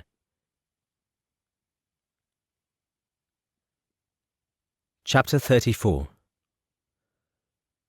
When they were gone, Elizabeth, as if intending to exasperate herself as much as possible against Mr. Darcy, chose for her employment the examination of all the letters which Jane had written to her since her being in Kent. They contained no actual complaint, nor was there any revival of past occurrences, or any communication of present suffering. But in all, and in almost every line of each, there was a want of that cheerfulness which had been used to characterize her style, and which, proceeding from the serenity of a mind at ease with itself and kindly disposed towards everyone, had been scarcely ever clouded. Elizabeth noticed every sentence conveying the idea of uneasiness, with an attention which it had hardly received on the first perusal. Mr. Darcy's shameful boast of what misery he had been able to inflict gave her a keener sense of her sister's sufferings. It was some consolation to think that his visit to Rosings was to end on the day after the next, and a still greater, that in less than a fortnight she should herself be with Jane again, and enabled to contribute to the recovery of her spirits by all that affection could do. She could not think of Darcy's leaving Kent without remembering that his cousin was to go with him, but Colonel Fitzwilliam had made it clear that he had no intentions at all, and agreeable as he was, she did not mean to be unhappy about him. While settling this point, she was suddenly roused by the sound of the doorbell, and her spirits were a little fluttered by the idea of its being Colonel Fitzwilliam himself, who had once before called late in the evening, and might now come to inquire particularly after her. But this idea was soon banished, and her spirits were very differently affected when, to her utter amazement, she saw Mr. Darcy walk into the room. In a hurried manner he immediately began an inquiry after her health, imputing his visit to a wish of hearing that she were better. She answered him with cold civility. He sat down for a few moments, and then getting up, walked about the room. Elizabeth was surprised, but said not a word. After a silence of several minutes, he came towards her in an agitated manner, and thus began. In vain I have struggled. It will not do. My feelings will not be repressed. You must allow me to tell you how ardently I admire and love you. Elizabeth's astonishment was beyond expression. She stared, coloured, doubted, and was silent. This he considered sufficient encouragement, and the avowal of all that he felt, and had long felt for her, immediately followed. He spoke well, but there were feelings besides those of the heart to be detailed, and he was not more eloquent on the subject of tenderness than of pride. His sense of her inferiority, of its being a degradation, of the family obstacles which had always opposed to inclination, were dwelt on with a warmth which seemed due to the consequence he was wounding, but was very unlikely to recommend his suit. In spite of her deeply rooted dislike, she could not be insensible to the compliment of such a man's affection, and though her intentions did not vary for an instant, she was at first sorry for the pain he was to receive, till, roused to resentment by his subsequent language, she lost all compassion in anger. She tried, however, to compose herself to answer him with patience when he should have done. He concluded with representing to her the strength of that attachment which, in spite of all his endeavours, he had found impossible to conquer, and expressing his hope that it would now be rewarded by her acceptance of his hand. As he said this, she could easily see that he had no doubt of a favourable answer. He spoke of apprehension and anxiety, but his countenance expressed real security. Such a circumstance could only exasperate farther, and when he ceased, the colour rose into her cheeks, and she said, "In such cases as this, it is, I believe, the established mode to express a sense of obligation for the sentiments avowed, however unequally they may be returned. It is natural that obligation should be felt, and if I could feel gratitude, I would now thank you. But I cannot. I have never desired your good opinion, and you have certainly bestowed it most unwillingly, I am sorry to have occasioned pain to anyone. It has been most unconsciously done, however, and I hope will be of short duration. The feelings which, you tell me, have long prevented the acknowledgement of your regard can have little difficulty in overcoming it after this explanation. Mr. Darcy, who was leaning against the mantelpiece with his eyes fixed on her face, seemed to catch her words with no less resentment than surprise. His complexion became pale with anger, and the disturbance of his mind was visible in every feature. He was struggling for the appearance of composure, and would not open his lips till he believed himself to have attained it. The pause was to Elizabeth's feelings dreadful. At length, with a voice of forced calmness, he said, "And this is all the reply which I am to have the honour of expecting. I might, perhaps, wish to be informed why, with so little endeavour at civility, I am thus rejected. But it is of small importance." "I might as well inquire," replied she, "why with so evident a desire of offending and insulting me, you chose to tell me that you liked me against your will, against your reason, and even against your character. Was not this some excuse for incivility, if I was uncivil? But I have other provocations, you know I have. Had not my feelings decided against you, had they been indifferent, or had they even been favourable? Do you think that any consideration would tempt me to accept the man who has been the means of ruining, perhaps for ever, the happiness of a most beloved sister?" As she pronounced these words, Mr. Darcy changed colour, but the emotion was short, and he listened without attempting to interrupt her while she continued. "I have every reason in the world to think ill of you. No motive can excuse the unjust and ungenerous part you acted there.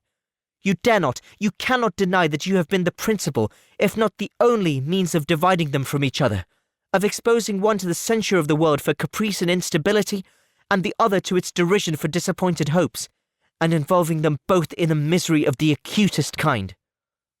She paused, and saw with no slight indignation that he was listening with an air which proved him wholly unmoved by any feeling of remorse. He even looked at her with a smile of affected incredulity.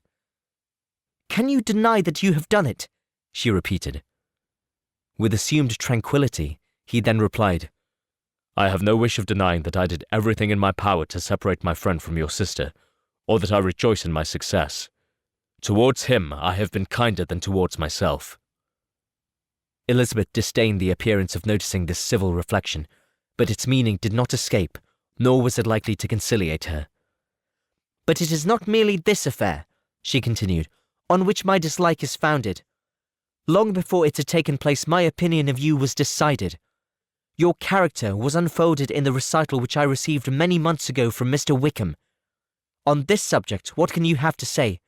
In what imaginary act of friendship can you here defend yourself, or under what misrepresentation can you here impose upon others?" "You take an eager interest in that gentleman's concerns," said Darcy, in a less tranquil tone, and with a heightened colour. "Who that knows what his misfortunes have been can help feeling an interest in him?" "His misfortunes!" repeated Darcy contemptuously. "Yes, his misfortunes have been great indeed." "And of your infliction!" cried Elizabeth with energy. "You have reduced him to his present state of poverty, comparative poverty. You have withheld the advantages which you must know to have been designed for him. You have deprived the best years of his life of that independence which was no less his due than his desert. You have done all this, and yet you can treat the mention of his misfortune with contempt and ridicule." "And this," cried Darcy as he walked with quick steps across the room, "is your opinion of me. This is the estimation in which you hold me. I thank you for explaining it so fully. My faults, according to this calculation, are heavy indeed. But perhaps," added he, stopping in his walk and turning towards her, "these offences might have been overlooked had not your pride been hurt by my honest confession of the scruples that had long prevented my forming any serious design. These bitter accusations might have been suppressed, had I, with greater policy, concealed my struggles, and flattered you into the belief of my being impelled by unqualified, unalloyed inclination, by reason, by reflection, by everything.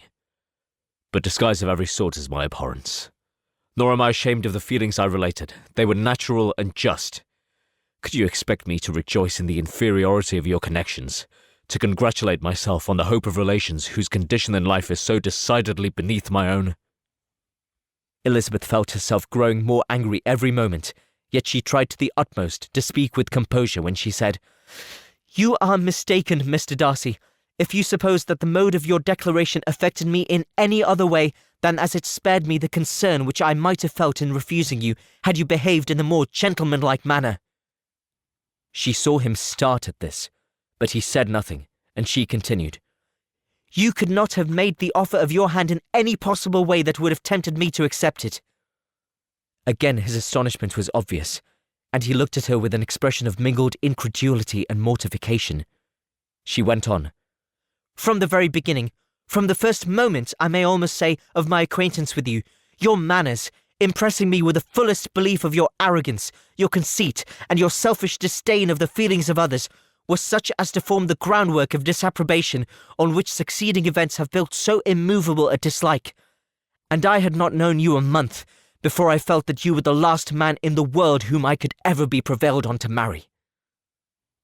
You have said quite enough, madam. I perfectly comprehend your feelings, and have now only to be ashamed of what my own have been. Forgive me for having taken up so much of your time, and accept my best wishes for your health and happiness."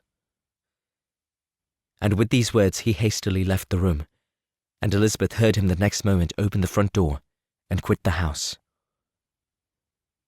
The tumult of her mind was now painfully great.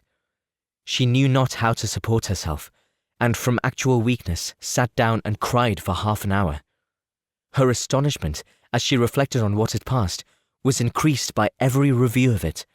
That she should receive an offer of marriage from Mr. Darcy, that he should have been in love with her for so many months, so much in love as to wish to marry her in spite of all the objections which had made him prevent his friends marrying her sister, and which must appear at least with equal force in his own case, was almost incredible.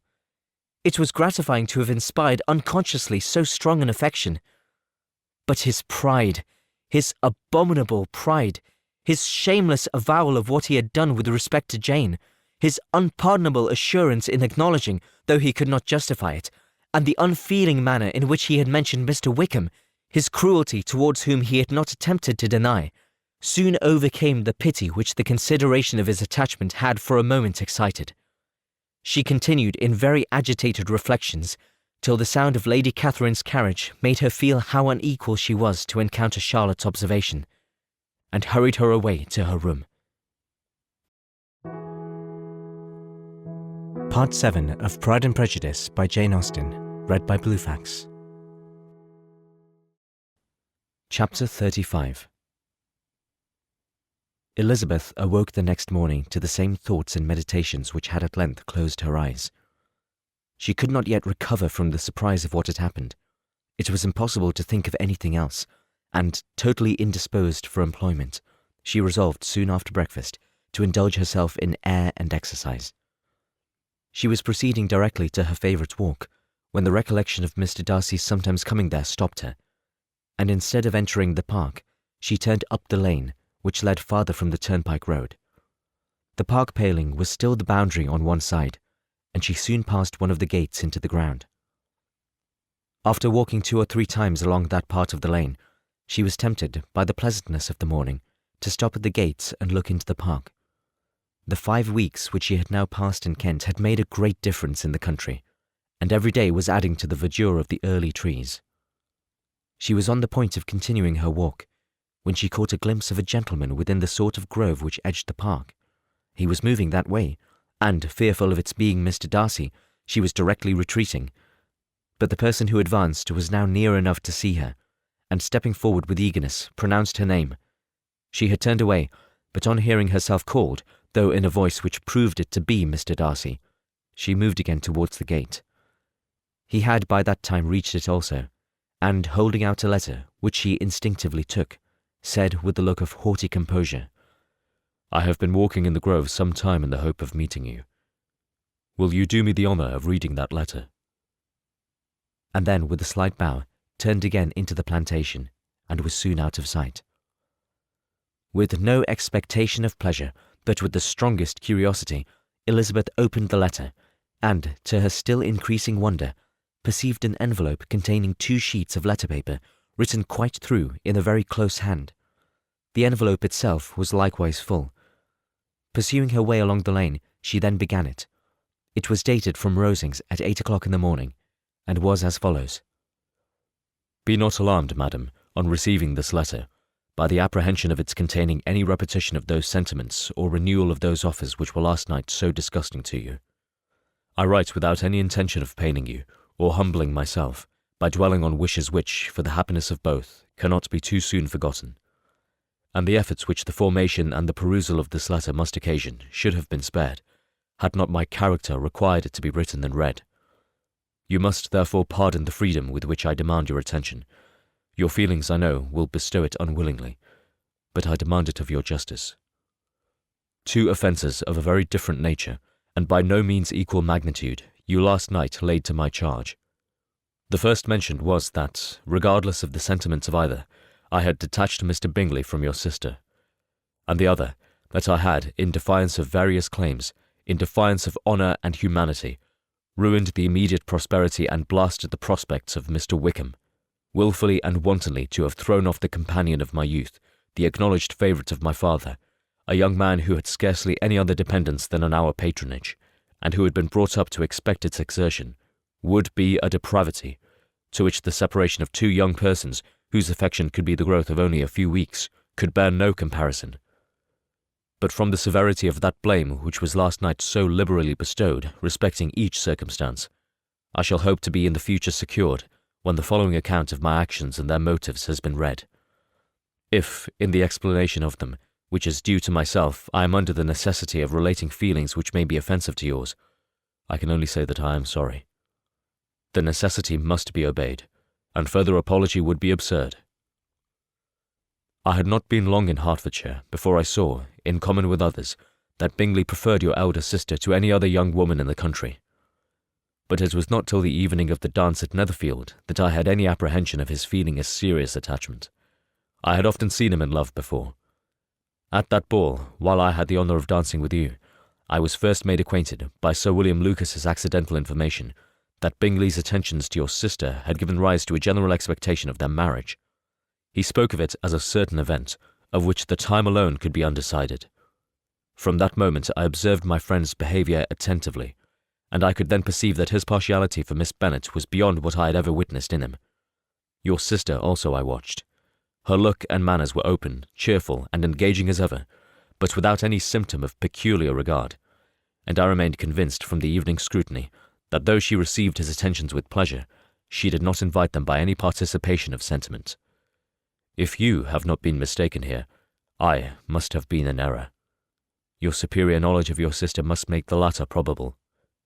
If it be so, if I have been misled by such error to inflict pain on her, your resentment has not been unreasonable. But I shall not scruple to assert that the serenity of your sister's countenance and air was such as might have given even the most acute observer a conviction that, however amiable her temper, her heart was not likely to be easily touched. That I was desirous of believing her indifferent is certain, but I will venture to say that my investigation and decisions are not usually influenced by my hopes or fears. I did not believe her to be indifferent because I wished it. I believed it on impartial conviction, as truly as I wished it in reason. My objections to the marriage were not merely those which I last night acknowledged to have the utmost force of passion to put aside in my own case. The want of connection could not be so great an evil to my friend as to me. But there were other causes of repugnance, causes which, though still existing, and existing to an equal degree in both instances, I had myself endeavoured to forget, because they were not immediately before me. These causes must be stated, though briefly. The situation of your mother's family, though objectionable, was nothing in comparison to that total want of propriety so frequently, so almost uniformly betrayed by herself, by your 3 youngest sisters, and occasionally even by your father. Pardon me. It pains me to offend you. But amidst your concern for the defects of your nearest relations, and your displeasure at this representation of them, let it give you consolation to consider that, to have conducted yourselves so as to avoid any share of the like censure, is praise no less generally bestowed on you and your elder sister than it is honourable to the sense and disposition of both. I will only say farther that from what passed that evening, my opinion of all parties was confirmed, and every inducement heightened which could have led me before to preserve my friend from what I esteemed a most unhappy connection. He left Netherfield for London on the day following, as you, I am certain, remember, with the design of soon returning. The part which I acted is now to be explained. His sister's uneasiness had been equally excited with my own. Our coincidence of feeling was soon discovered, and, alike sensible that no time was to be lost in detaching their brother, we shortly resolved on joining him directly in London. We accordingly went, and there I readily engaged in the office of pointing out to my friend the certain evils of such a choice. I described and enforced them earnestly. But however this remonstrance might have staggered or delayed his determination, I do not suppose that it would ultimately have prevented the marriage, had it not been seconded by the assurance that I hesitated not in giving, of your sister's indifference. He had before believed her to return his affection with sincere, if not equal regard. But Bingley has great natural modesty, with a stronger dependence on my judgment than on his own. To convince him, therefore, that he had deceived himself was no very difficult point. To persuade him against returning into Hertfordshire, when that conviction had been given, was scarcely the work of a moment. I cannot blame myself for having done thus much. There is but one part of my conduct in the whole affair on which I do not reflect with satisfaction. It is that I condescended to adopt the measures of art so far as to conceal from him your sister's being in town. I knew it myself, as it was known to Miss Bingley, but her brother is even yet ignorant of it. That they might have met without ill consequence is perhaps probable, but his regard did not appear to me enough extinguished for him to see her without some danger. Perhaps this concealment, this disguise, was beneath me. It is done, however, and it was done for the best. On this subject I have no more to say, no other apology to offer. If I have wounded your sister's feelings, it was unknowingly done, and though the motives which governed me may to you very naturally appear insignificant, may to you very naturally appear insufficient, I have not yet learned to condemn them. With respect to that other, more weighty accusation of having injured Mr. Wickham, I can only refute it by laying before you the whole of his connection with my family. Of what he has particularly accused me I am ignorant, but of the truth of what I shall relate, I can summon more than one witness of undoubted veracity. Mr. Wickham is the son of a very respectable man, who had for many years the management of all the Pemberley estates, and whose good conduct in the discharge of his trust naturally inclined my father to be of service to him, and on George Wickham, who was his godson, his kindness was therefore liberally bestowed. My father supported him at school, and afterwards at Cambridge, most important assistance, as his own father, always poor from the extravagance of his wife, would have been unable to give him a gentleman's education. My father was not only fond of this young man's society, whose manners were always engaging, he had also the highest opinion of him, and hoping the church would be his profession, intended to provide for him in it. As for myself, it is many, many years since I first began to think of him in a very different manner. The vicious propensities, the want of principle, which he was careful to guard from the knowledge of his best friend, could not escape the observation of a young man of nearly the same age with himself, and who had opportunities of seeing him in unguarded moments, which Mr. Darcy could not have. Here again I shall give you pain, to what degree only you can tell. But whatever may be the sentiments which Mr. Wickham has created, a suspicion of their nature shall not prevent me from unfolding his real character. It adds even another motive. My excellent father died about 5 years ago, and his attachment to Mr. Wickham was to the last so steady that in his will he particularly recommended it to me to promote his advancement in the best manner that his profession might allow, and if he took orders, desired that a valuable family living might be his as soon as it became vacant. There was also a legacy of £1,000. His own father did not long survive mine, and within half a year from these events, Mr. Wickham wrote to inform me that, having finally resolved against taking orders, he hoped I should not think it unreasonable for him to expect some more immediate pecuniary advantage, in lieu of the preferments by which he could not be benefited. He had some intention, he added, of studying law, and I must be aware that the interest of £1,000 would be a very insufficient support therein. I rather wished than believed him to be sincere, but at any rate was perfectly ready to accede to his proposal. I knew that Mr. Wickham ought not to be a clergyman. The business was therefore soon settled. He resigned all claim to assistance in the church, were it possible that he could ever be in a situation to receive it, and accepted in return £3,000. All connection between us seemed now dissolved. I thought too ill of him to invite him to Pemberley, or admit his society in town. In town I believe he chiefly lived, but his studying the law was a mere pretence, and being now free from all restraint, his life was a life of idleness and dissipation. For about 3 years I heard little of him, but on the decease of the incumbent of the living which had been designed for him, he applied to me again by letter for the presentation.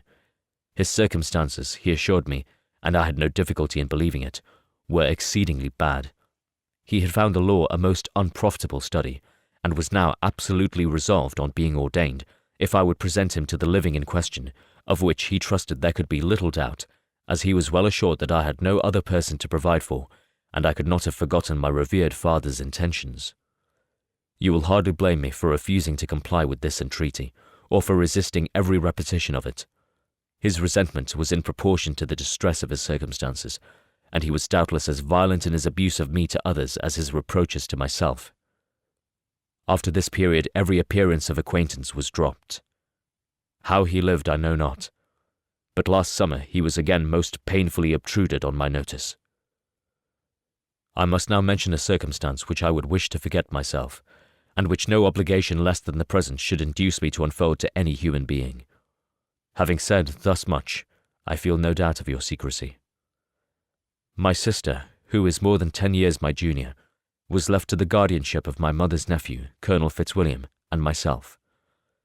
About a year ago she was taken from school, and an establishment formed for her in London, and last summer she went with the lady who presided over it to Ramsgate, and thither also went Mr. Wickham, undoubtedly by design, for there proved to have been a prior acquaintance between him and Mrs. Young, in whose character we were most unhappily deceived, and by her connivance and aid he so far recommended himself to Georgiana, whose affectionate heart retained a strong impression of his kindness to her as a child, that she was persuaded to believe herself in love, and to consent to an elopement. She was then but 15, which must be her excuse, and after stating her imprudence, I am happy to add that I owed the knowledge of it to herself. I joined them unexpectedly a day or two before the intended elopement, and then Georgiana, unable to support the idea of grieving and offending a brother whom she almost looked up to as a father, acknowledged the whole to me. You may imagine what I felt and how I acted. Regard for my sister's credit and feelings prevented any public exposure, but I wrote to Mr. Wickham, who left the place immediately, and Mrs. Young was of course removed from her charge. Mr. Wickham's chief object was unquestionably my sister's fortune, which is £30,000, but I cannot help supposing that the hope of revenging himself on me was a strong inducement. His revenge would have been complete indeed. This, madam, is a faithful narrative of every event in which we have been concerned together, and if you do not absolutely reject it as false, you will, I hope, acquit me henceforth of cruelty towards Mr. Wickham. I know not in what manner, under what form of falsehood he had imposed on you, but his success is perhaps not to be wondered at. Ignorant as you previously were of everything concerning either, detection could not be in your power, and suspicion certainly not in your inclination. You may possibly wonder why all this was not told you last night, but I was not then master enough of myself to know what could or ought to be revealed. For the truth of everything here related, I can appeal more particularly to the testimony of Colonel Fitzwilliam, who, from our near relationship and constant intimacy, and still more as one of the executors of my father's will, has been unavoidably acquainted with every particular of these transactions. If your abhorrence of me should make my assertions valueless, you cannot be prevented by the same cause from confiding in my cousin, and that there may be the possibility of consulting him, I shall endeavour to find some opportunity of putting this letter in your hands in the course of the morning. I will only add, God bless you. Fitzwilliam Darcy.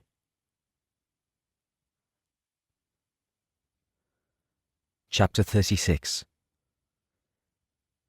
If Elizabeth, when Mr. Darcy gave her the letter, did not expect it to contain a renewal of his offers, she had formed no expectation at all of its contents.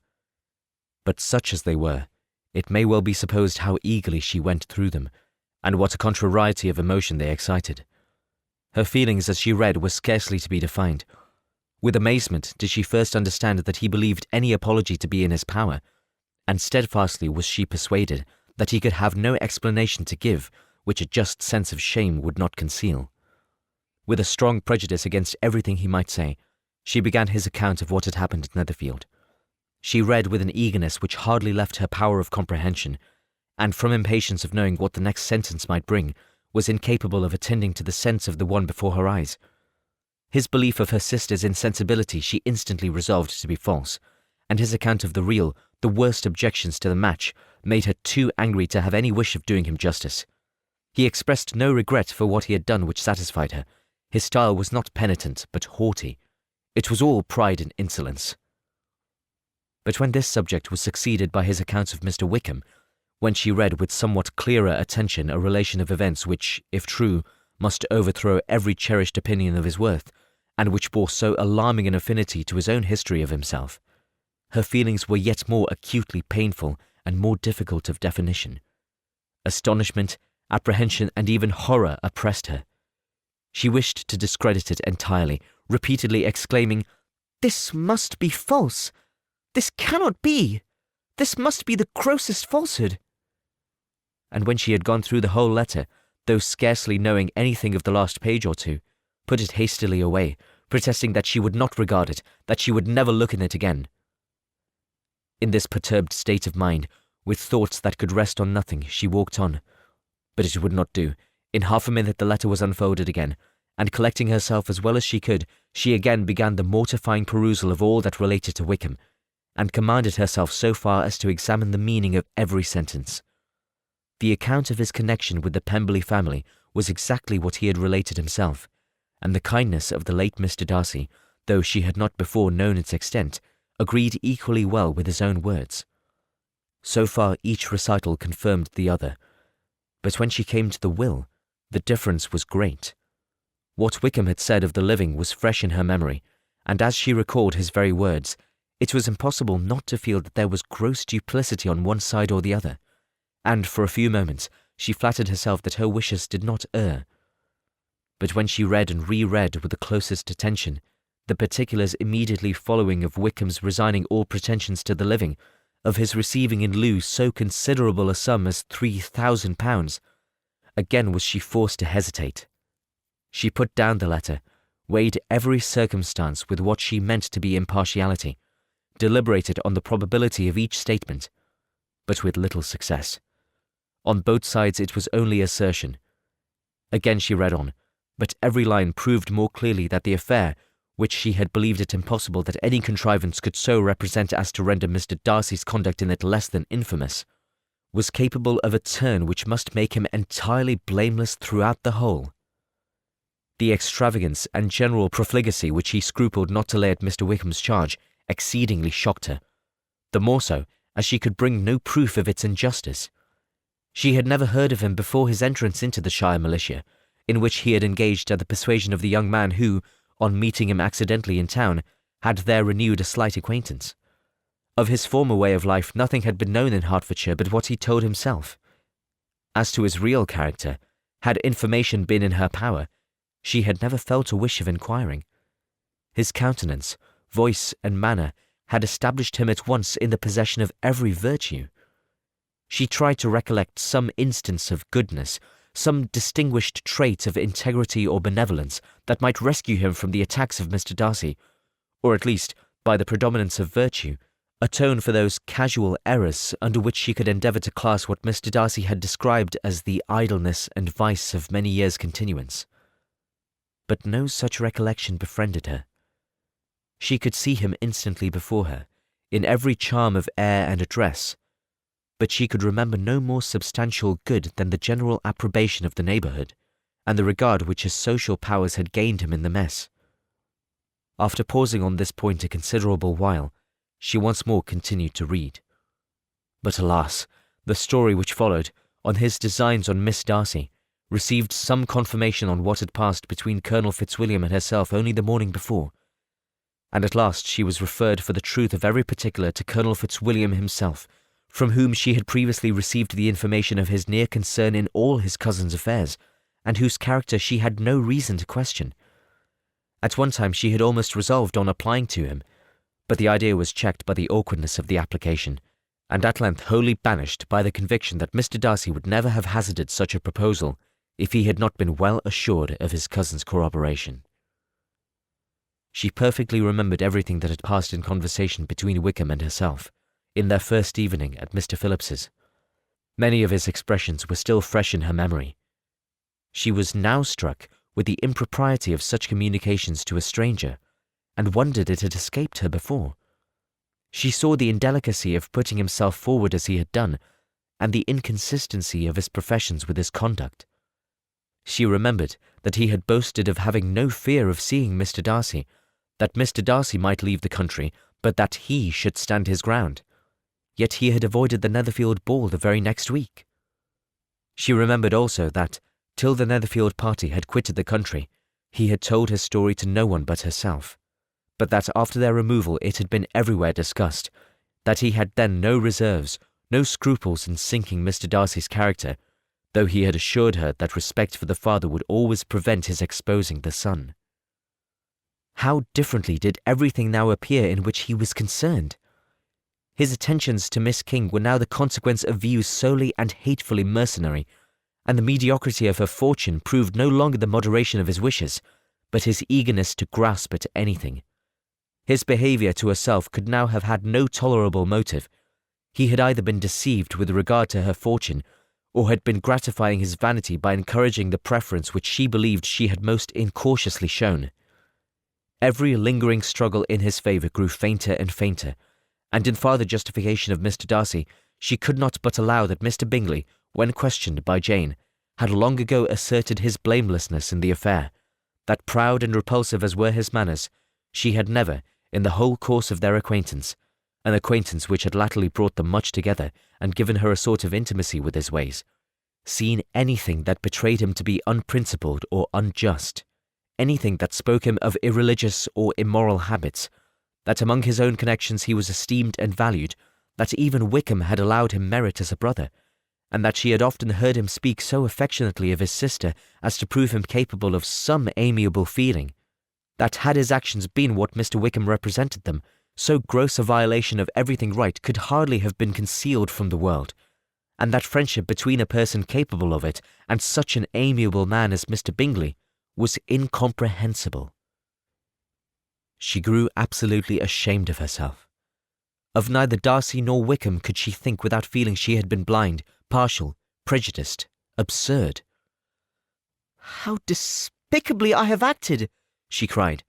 "I, who have prided myself on my discernment, I, who have valued myself on my abilities, who have often disdained the general candour of my sister, and gratified my vanity in useless or blamable mistrust. How humiliating is this discovery! Yet how just a humiliation! Had I been in love, I could not have been more wretchedly blind. But vanity, not love, has been my folly. Pleased with the preference of one, and offended by the neglect of the other, on the very beginning of our acquaintance, I have courted prepossession and ignorance, and driven reason away where either were concerned. Till this moment I never knew myself." From herself to Jane, from Jane to Bingley, her thoughts were in a line which soon brought to her recollection that Mr. Darcy's explanation there had appeared very insufficient, and she read it again. Widely different was the effect of a second perusal. How could she deny that credit to his assertions in one instance, which she had been obliged to give in the other? He declared himself to be totally unsuspicious of her sister's attachment, and she could not help remembering what Charlotte's opinion had always been. Neither could she deny the justice of his description of Jane. She felt that Jane's feelings, though fervent, were little displayed, and that there was a constant complacency in her air and manner not often united with great sensibility. When she came to that part of the letter in which her family were mentioned in terms of such mortifying yet merited reproach, her sense of shame was severe. The justice of the charge struck her too forcibly for denial, and the circumstances to which he particularly alluded as having passed at the Netherfield Ball, and as confirming all his first disapprobation, could not have made a stronger impression on his mind than on hers. The compliment to herself and her sister was not unfelt. It soothed, but it could not console her for the contempt which had thus been self-attracted by the rest of her family, and as she considered that Jane's disappointment had in fact been the work of her nearest relations, and reflected how materially the credit of both must be hurt by such impropriety of conduct, she felt depressed beyond anything she had ever known before.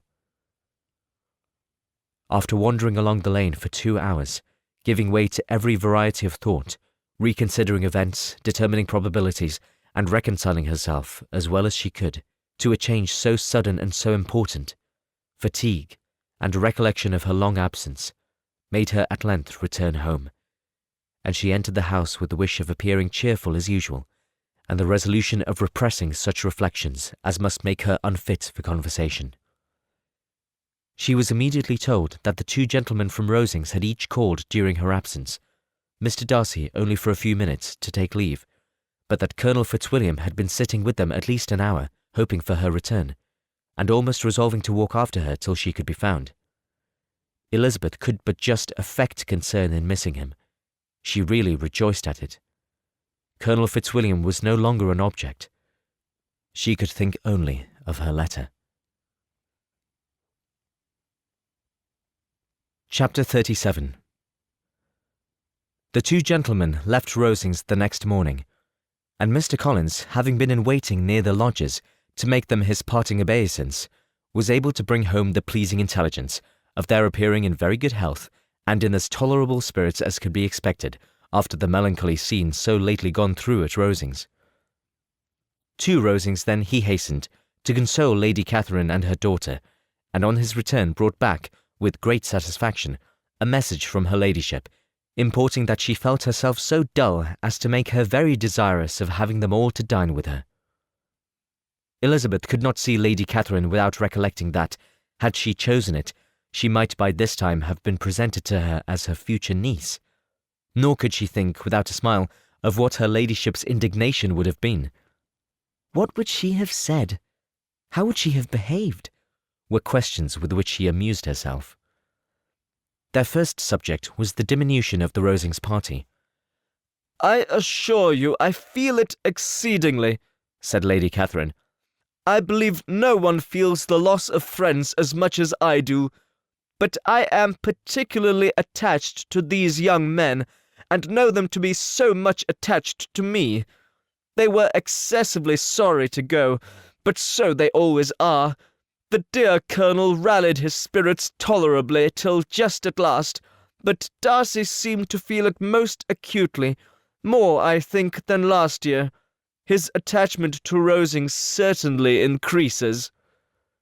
Mr. Collins had a compliment and an allusion to throw in here, which were kindly smiled on by the mother and daughter. Lady Catherine observed, after dinner, that Miss Bennet seemed out of spirits, and immediately accounting for it by herself, by supposing that she did not like to go home again so soon, she added, "But if that is the case, you must write to your mother and beg that you stay a little longer. Mrs. Collins will be very glad of your company, I am sure." "I am much obliged to your ladyship for your kind invitation," replied Elizabeth, "but it is not in my power to accept it. I must be in town next Saturday." "Why, at that rate you will have been here only 6 weeks. I expected you to stay 2 months. I told Mrs. Collins so before you came. There can be no occasion for your going so soon. Mrs. Bennet could certainly spare you for another fortnight." "But my father cannot. He wrote last week to hurry my return." "Oh, your father of course may spare you if your mother can. Daughters are never of so much consequence to a father, and if you will stay another month complete, it will be in my power to take one of you as far as London, for I am going there early in June for a week, and as Dawson does not object to the barouche box, there will be very good room for one of you, and indeed, if the weather should happen to be cool, I should not object to taking you both, as you are neither of you large." "You are all kindness, madam, but I believe we must abide by our original plan." Lady Catherine seemed resigned. "Mrs. Collins, you must send a servant with them.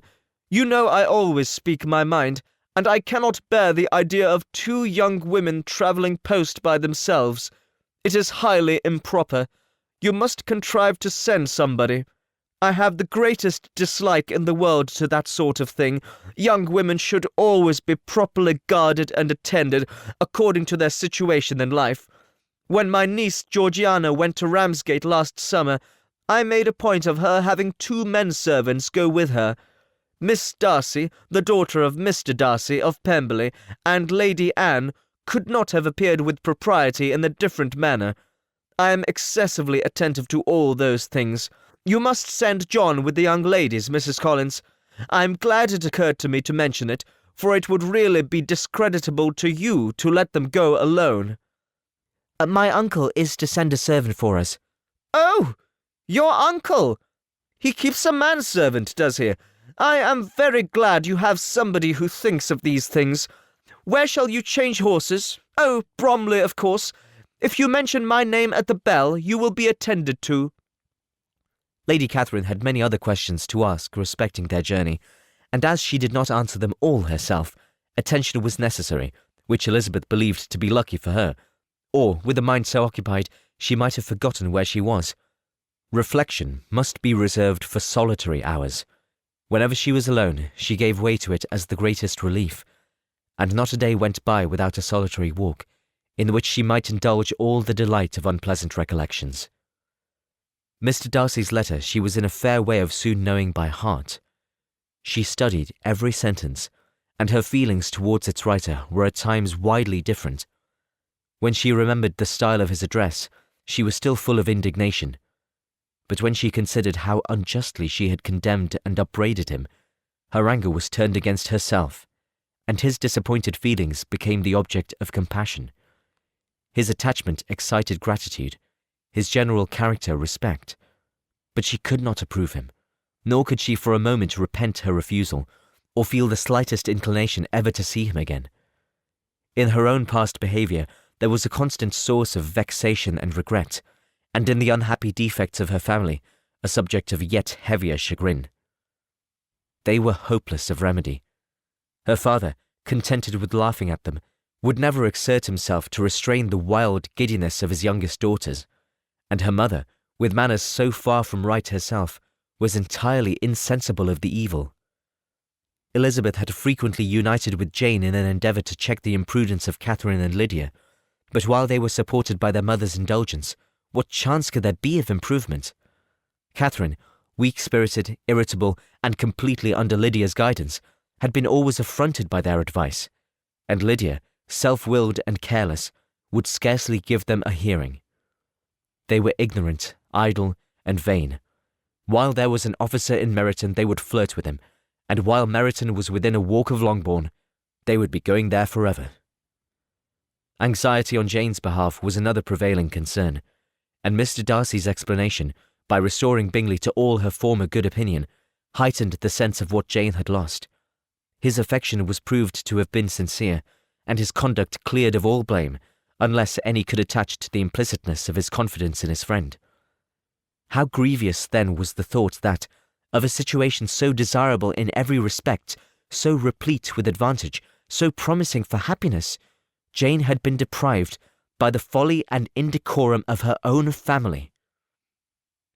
When to these recollections was added the development of Wickham's character, it may easily be believed that the happy spirits which had seldom been depressed before were now so much affected as to make it almost impossible for her to appear tolerably cheerful.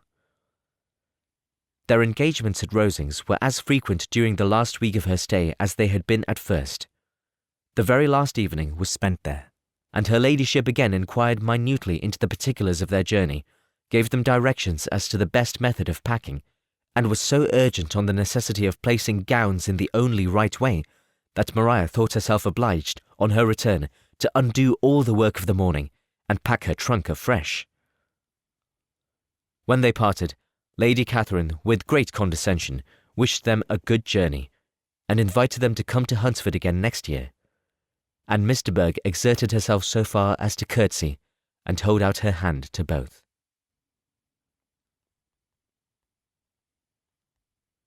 Chapter 38. On Saturday morning, Elizabeth and Mr. Collins met for breakfast a few minutes before the others appeared, and he took the opportunity of paying the parting civilities which he deemed indispensably necessary. I know not, Miss Elizabeth, said he, whether Mrs. Collins has yet expressed her sense of your kindness in coming to us, but I am very certain you will not leave the house without receiving her thanks for it. The favour of your company has been much felt, I assure you. We know how little there is to tempt anyone to our humble abode, our plain manner of living, our small rooms and few domestics, and the little we see of the world must make Hunsford extremely dull to a young lady like yourself, but I hope you will believe us grateful for the condescension, and that we have done everything in our power to prevent your spending your time unpleasantly. Elizabeth was eager with her thanks and assurances of happiness. She had spent 6 weeks with great enjoyment, and the pleasure of being with Charlotte and the kind attentions she had received must make her feel the obliged. Mr. Collins was gratified, and with a more smiling solemnity replied, It gives me great pleasure to hear that you have passed your time not disagreeably. We have certainly done our best, and most fortunately having it in our power to introduce you to very superior society, and from our connection with Rosings, the frequent means of varying the humble home scene, I think we may flatter ourselves that your Hunsford visit cannot have been entirely irksome. Our situation with regard to Lady Catherine's family is indeed the sort of extraordinary advantage and blessing which few can boast. You see on what a footing we are. You see how continually we are engaged there. In truth, I must acknowledge that, with all the disadvantages of this humble parsonage, I should not think anyone abiding in it an object of compassion, while they are sharers of our intimacy at Rosings. Words were insufficient for the elevation of his feelings, and he was obliged to walk about the room while Elizabeth tried to unite civility and truth in a few short sentences. You may, in fact, carry a very favourable report of us into Hertfordshire, my dear cousin. I flatter myself, at least, that you will be able to do so. Lady Catherine's great attentions to Mrs. Collins you have been a daily witness of, and altogether I trust it does not appear that your friend has drawn an unfortunate... but on this point it will be as well to be silent. Only let me assure you, my dear Miss Elizabeth, that I can from my heart most cordially wish you equal felicity in marriage. My dear Charlotte and I have but one mind and one way of thinking. There is in everything a most remarkable resemblance of character and ideas between us. We seem to have been designed for each other. Elizabeth could safely say that it was a great happiness where that was the case, and with equal sincerity could add that she firmly believed and rejoiced in his domestic comforts. She was not sorry, however, to have the recital of them interrupted by the lady from whom they sprang. Poor Charlotte! It was melancholy to leave her to such society. But she had chosen it with her eyes open, and though evidently regretting that her visitors were to go, she did not seem to ask for compassion. Her home and her housekeeping, her parish and her poultry, and all their dependent concerns, had not yet lost their charms. At length the chairs arrived, the trunks were fastened on, the parcels placed within, and it was pronounced to be ready. After an affectionate parting between the friends, Elizabeth was attended to the carriage by Mr. Collins, and as they walked down the garden he was commissioning her with his best respects to all her family, not forgetting his thanks for the kindness he had received at Longbourn in the winter, and his compliments to Mr. and Mrs. Gardiner, though unknown. He then handed her in, Maria followed, and the door was on the point of being closed when he suddenly reminded them, with some consternation, that they had hitherto forgotten to leave any message for the ladies at Rosings. But, he added, you will of course wish to have your humble respects delivered to them, with your grateful thanks for their kindness to you while you have been here. Elizabeth made no objection. The door was then allowed to be shut, and the carriage drove off. Good gracious!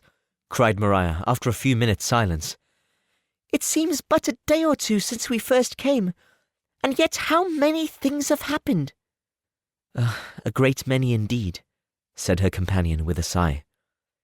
We have dined 9 times at Rosings, besides drinking tea there twice.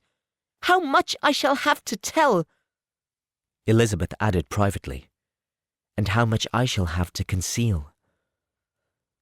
Their journey was performed without much conversation or any alarm, and within 4 hours of their leaving Hunsford they reached Mr. Gardiner's house, where they were to remain a few days. Jane looked well, and Elizabeth had little opportunity of studying her spirits amidst the various engagements which the kindness of her aunt had reserved for them. But Jane was to go home with her, and at Longbourn there would be leisure enough for observation. It was not without an effort, meanwhile, that she could wait even for Longbourn before she told her sister of Mr. Darcy's proposals.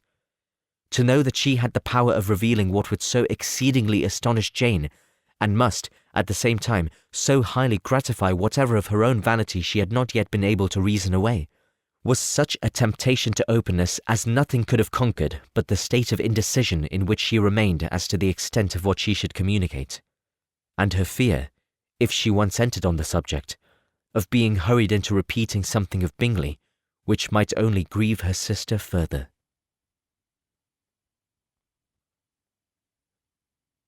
Chapter 39. It was the second week in May, in which the 3 young ladies set out together from Gracechurch Street for the town in Hertfordshire, and as they drew near the appointed inn where Mr. Bennet's carriage was to meet them, they quickly perceived, in token of the coachman's punctuality, both Kitty and Lydia looking out of a dining-room upstairs. These 2 girls had been above an hour in the place, happily employed in visiting an opposite milliner, watching the sentinel on guard, and dressing a salad and cucumber. After welcoming their sisters, they triumphantly displayed a table set out with such cold meat as an inn larder usually affords, exclaiming, "Is not this nice? Is not this an agreeable surprise? And we mean it to treat you all," added Lydia. "But you must lend us the money, for we have just spent ours at the shop out there." Then, showing her purchases, "Look here, I have bought this bonnet. I do not think it is very pretty, but I thought I might as well buy it as not. I shall pull it to pieces as soon as I get home, and see if I can make it up any better." And when her sisters abused it as ugly, she added, with perfect unconcern, "Oh, but there were 2 or 3 much uglier in the shop, and when I have bought some prettier coloured satin to trim it with fresh, I think it will be very tolerable. Besides, it will not much signify what one wears this summer, after the Shire have left Meryton, and they are going in a fortnight." "Are they indeed?" cried Elizabeth with the greatest satisfaction. "They are going to be encamped near Brighton, and I do so want Papa to take us all there for the summer. It would be such a delicious scheme, and I dare say would hardly cost anything at all. Mamma would like to go too, of all things. Only think what a miserable summer else we shall have." Yes, thought Elizabeth, that would be a delightful scheme indeed, and completely do for us at once. Good heaven, Brighton, and a whole campful of soldiers to us, who have been overset already by one poor regiment of militia and the monthly balls of Meryton. "Now I have got some news for you," said Lydia as they sat down at table. "What do you think? It is excellent news, capital news, and about a certain person we all like." Jane and Elizabeth looked at each other, and the waiter was told he need not stay. Lydia laughed and said, "Aye, that is just like your formality and discretion. You thought the waiter must not hear, as if he cared. I dare say he often hears worse things than I am going to say. But he is an ugly fellow. I am glad he is gone. I never saw such a long chin in my life. Well, but now for my news. It is about dear Wickham. Too good for the waiter, is it not? There is no danger of Wickham's marrying Mary King. There's for you. She has gone down to her uncle at Liverpool, gone to stay. Wickham is safe." "And Mary King is safe," added Elizabeth, "safe from a connection imprudent as to fortune." "She is a great fool for going away if she liked him." "But I hope there is no strong attachment on either side," said Jane. "I am sure there is not on his. I will answer for it. He never cared 3 straws about her. Who could about such a nasty little freckled thing?" Elizabeth was shocked to think that, however incapable of such coarseness of expression herself, the coarseness of the sentiment was little other than her own breast had harboured and fancied liberal. As soon as all had ate, and the elder ones paid, the carriage was ordered, and after some contrivance, the whole party, with all their boxes, work-bags and parcels, and the unwelcome addition of Kitty's and Lydia's purchases, were seated in it. "How nicely we are all crammed in," cried Lydia. "I am glad I bought my bonnet, if it is only for the fun of having another bandbox. Well, now let us be quite comfortable and snug, and talk and laugh all the way home. And in the first place, let us hear what has happened to you all since you went away. Have you seen any pleasant men? Have you had any flirting? I was in great hopes that one of you would have got a husband before you came back. Jane will be quite an old maid soon, I declare. She is almost 23. Lord, how ashamed I should be of not being married before 23. My Aunt Phillips wants you to get husbands, you can't think. She says Lizzie had better have taken Mr. Collins, but I do not think there would have been any fun in it. Lord, how I should like to be married before any of you, and then I would chaperone you about to all the balls. Dear me, we had such a good piece of fun the other day at Colonel Forster's. Kitty and me were to spend the day there, and Mrs. Forster promised to have a little dance in the evening. By the by, Mrs. Forster and me are such friends, and so she asked the 2 Harringtons to come, but Harriet was ill, and so Pen was forced to come by herself. And then, what do you think we did? We dressed up Chamberlain in women's clothes on purpose to pass for a lady, only to think what fun! Not a soul knew of it, but Colonel and Mrs. Forster, and Kitty and me, except my aunt, for we were forced to borrow one of her gowns, and you cannot imagine how well he looked. When Denny and Wickham and Pratt and 2 or 3 more of the men came in, they did not know him in the least. Lord, how I laughed, and so did Mrs. Forster.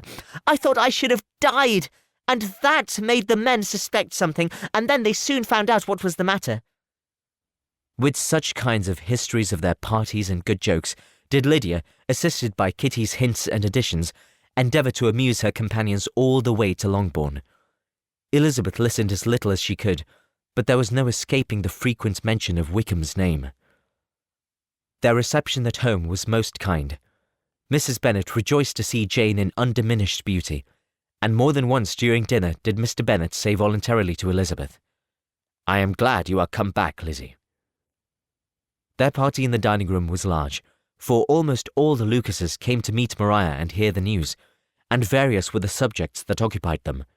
Lady Lucas was inquiring of Maria after the welfare and poultry of her eldest daughter. Mrs. Bennet was doubly engaged, on one hand collecting an account of the present fashions from Jane, who sat some way below her, and on the other retailing them all to the younger Lucases, and Lydia, in a voice rather louder than any other person's, was enumerating the various pleasures of the morning to anybody who would hear her. "Oh, Mary," said she, "I wish you had gone with us, for we had such fun. As we went along, Kitty and I drew up the blinds and pretended there was nobody in the coach, and I should have gone so all the way, and when we got to the George, I do think we behaved very handsomely, for we treated the other 3 with the nicest cold luncheon in the world, and if you could have gone, we would have treated you too. And then when we came away, it was such fun. I thought we never should have got into the coach. I was ready to die of laughter. And then we were so merry all the way home. We talked and laughed so hard that anybody might have heard us 10 miles off." To this Mary very gravely replied, "Far be it from me, my dear sister, to depreciate such pleasures. They would doubtless be congenial with the generality of female minds, but I confess they would have no charms for me. I should infinitely prefer a book." Of this answer Lydia heard not a word. She seldom listened to anybody for more than half a minute, and never attended to Mary at all. In the afternoon Lydia was urgent with the rest of the girls to walk to Meryton, and to see how everybody went on, but Elizabeth steadily opposed the scheme. It should not be said that the Miss Bennets could not be at home half a day before they were in pursuit of the officers. There was another reason, too, for her opposition. She dreaded seeing Mr. Wickham again, and was resolved to avoid it as long as possible. The comfort to her of the regiment's approaching removal was indeed beyond expression. In a fortnight they were to go, and once gone, she hoped there could be nothing more to plague her on this account. She had not been many hours at home before she found that the Brighton scheme, of which Lydia had given them a hint at the inn, was under frequent discussion between her parents. Elizabeth saw directly that her father had not the smallest intention of yielding, but his answers were at the same time so vague and equivocal that her mother, though often disheartened, had never yet despaired of succeeding at last.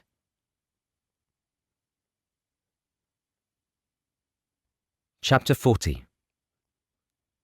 Elizabeth's impatience to acquaint Jane with what had happened could no longer be overcome, and at length, resolving to suppress every particular in which her sister was concerned, and preparing her to be surprised, she related to her the next morning the chief of the scene between Mr. Darcy and herself. Miss Bennet's astonishment was soon lessened by the strong sisterly partiality which made any admiration of Elizabeth appear perfectly natural, and all surprise was shortly lost in other feelings. She was sorry that Mr. Darcy should have delivered his sentiments in a manner so little suited to recommend him, but still more was she grieved for the unhappiness which her sister's refusal must have given him. "His being so sure of succeeding was wrong," said she, "and certainly ought not to have appeared, but consider how much it must increase his disappointment." "Indeed," replied Elizabeth, "I am heartily sorry for him, but he has other feelings which will probably soon drive away his regard for me. You do not blame me, however, for refusing him." "Blame you? Oh, no." "But you blame me for having spoken so warmly of Wickham." "No, I do not know that you were wrong in saying what you did." "But you will know it, when I tell you what happened the very next day." She then spoke of the letter, repeating the whole of its contents as far as they concerned George Wickham. What a stroke was this for poor Jane, who would willingly have gone through the world without believing that so much wickedness existed in the whole race of mankind as was collected here in one individual. Nor was Darcy's vindication, though grateful to her feelings, capable of consoling her for such a discovery. Most earnestly did she labour to prove the probability of error, and seek to clear the one without involving the other. "This will not do," said Elizabeth. "You will never be able to make both of them good for anything. Take your choice, but you must be satisfied with only one. There is but such a quantity of merit between them, just enough to make one good sort of man. And of late it has been shifting about pretty much. For my part, I am inclined to believe it all Darcy's. But you shall do as you choose." It was some time, however, before a smile could be extorted from Jane. "I do not know when I have been more shocked," said she. "Wickham's so very bad. It is almost past belief. And poor Mr. Darcy. Dear Lizzie, only consider what he must have suffered. Such a disappointment, and with the knowledge of your ill opinion too, and having to relate such a thing of his sister. It is really too distressing. I am sure you must feel it so. Oh, no, my regret and compassion are all done away by seeing you so full of both. I know you will do him ample justice, that I am growing every moment more unconcerned and indifferent. Your profusion makes me saving, and if you lament over him much longer, my heart will be as light as a feather. Poor Wickham! There is such an expression of goodness in his countenance, such an openness and gentleness in his manner. There certainly was some great mismanagement in the education of those two young men. One has got all the goodness, and the other all the appearance of it. I never thought Mr. Darcy so deficient in the appearance of it as you used to. And yet I meant to be uncommonly clever in taking so decided a dislike to him without any reason. It is such a spur to one's genius, such an opening for wit, to have a dislike of that kind.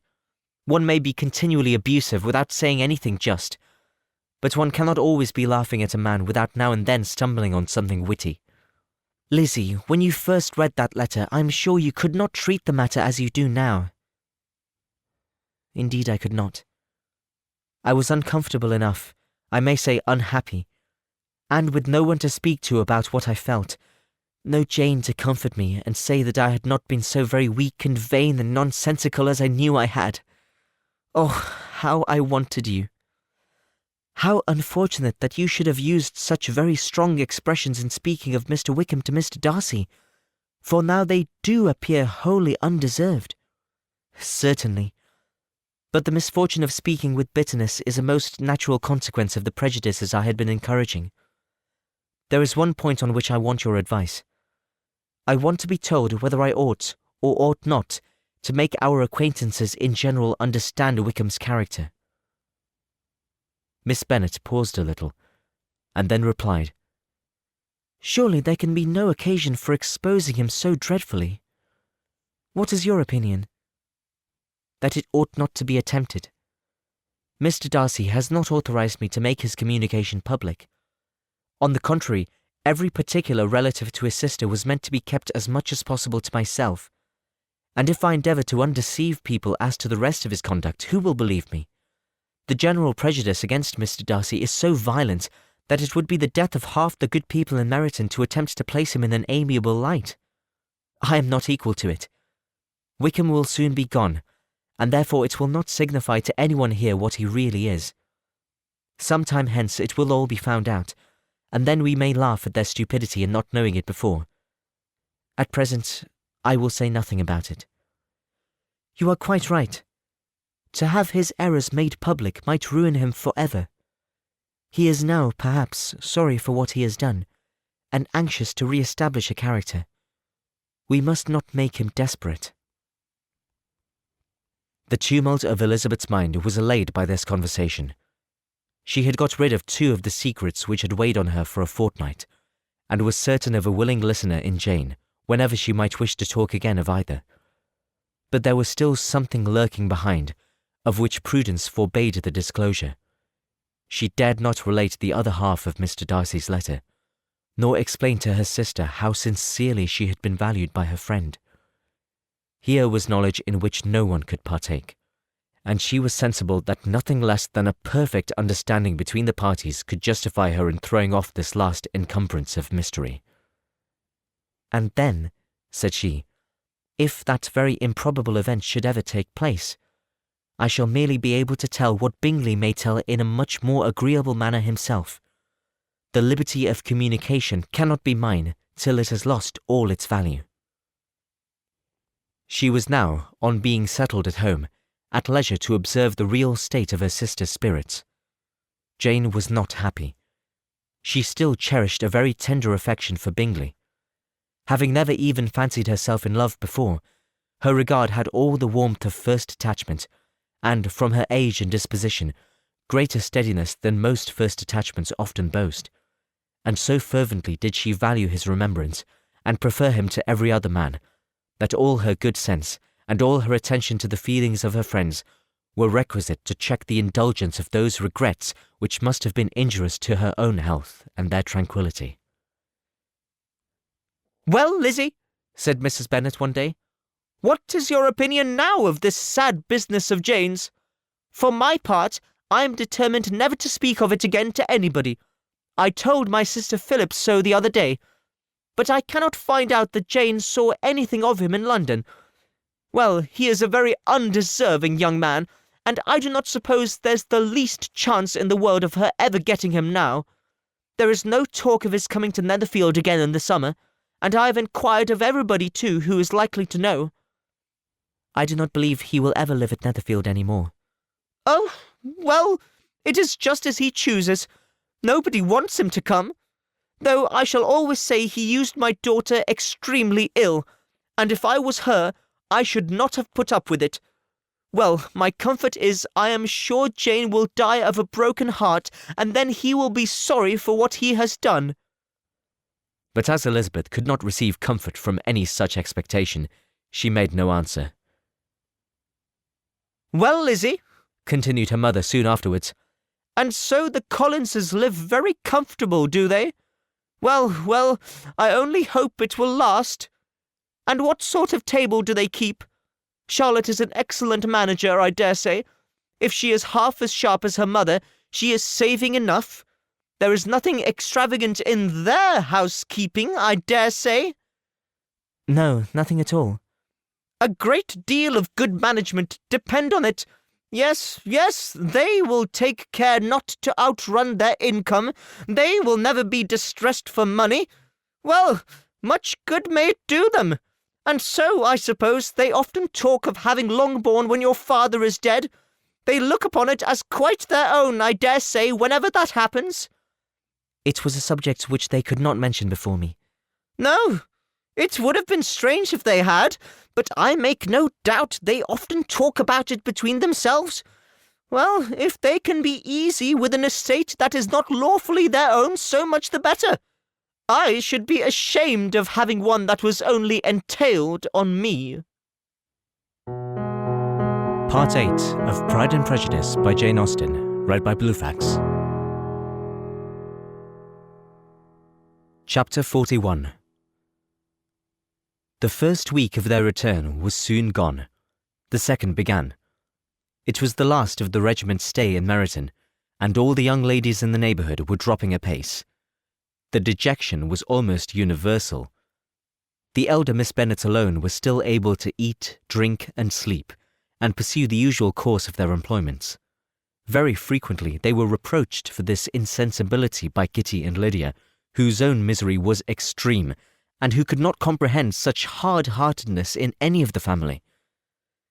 "Good heaven, what is to become of us? What are we to do?" would they often exclaim in the bitterness of woe. "How can you be smiling so, Lizzie?" Their affectionate mother shared all their grief. She remembered what she had herself endured on a similar occasion 25 years ago. "I am sure," said she, "I cried for 2 days together when Colonel Miller's regiment went away. I thought I should have broken my heart." "I am sure I shall break mine," said Lydia. "If one could but go to Brighton," observed Mrs. Bennet. "Oh, yes, if one could but go to Brighton. But Papa is so disagreeable. A little sea-bathing would set me up forever. And my Aunt Phillips is sure it would do me a great deal of good," added Kitty. Such were the kind of lamentations resounding perpetually through Longbourn House. Elizabeth tried to be diverted by them, but all sense of pleasure was lost in shame. She felt anew the justice of Mr. Darcy's objections, and never had she been so much disposed to pardon his interference in the views of his friend. But the gloom of Lydia's prospect was shortly cleared away, for she received an invitation from Mrs. Forster, the wife of the colonel of the regiment, to accompany her to Brighton. This invaluable friend was a very young woman, and very lately married. A resemblance in good humour and good spirits had recommended her and Lydia to each other, and out of their 3 months' acquaintance, they had been intimate 2. The rapture of Lydia on this occasion, her adoration of Mrs. Forster, the delight of Mrs. Bennet, and the mortification of Kitty are scarcely to be described. Wholly inattentive to her sister's feelings, Lydia flew about the house in restless ecstasy, calling for everyone's congratulations, and laughing and talking with more violence than ever, whilst the luckless Kitty continued in the parlour, repined at her fate in terms as unreasonable as her accent was peevish. "I cannot see why Mrs. Forster should not ask me as well as Lydia," said she. "Though I am not her particular friend, I have just as much right to be asked as she has, and more too, for I am 2 years older." In vain did Elizabeth attempt to make her reasonable, and Jane to make her resigned. As for Elizabeth herself, this invitation was so far from exciting in her the same feelings as in her mother and Lydia, that she considered it as the death warrant of all possibility of common sense for the latter, and detestable as such a step must make her were it known, she could not help secretly advising her father not to let her go. She represented to him all the improprieties of Lydia's general behaviour, the little advantage she could derive from the friendship of such a woman as Mrs. Forster, and the probability of her being yet more imprudent with such a companion at Brighton, where the temptations must be greater than at home. He heard her attentively, and then said, "Lydia will never be easy until she has exposed herself in some public place or other, and we can never expect her to do it with so little expense or inconvenience to her family as under the present circumstances." "If you were aware," said Elizabeth, "of the very great disadvantage to us all which must arise from the public notice of Lydia's unguarded and imprudent manner, nay, which has already arisen from it, I am sure you would judge differently in the affair." "Already arisen?" repeated Mr. Bennet.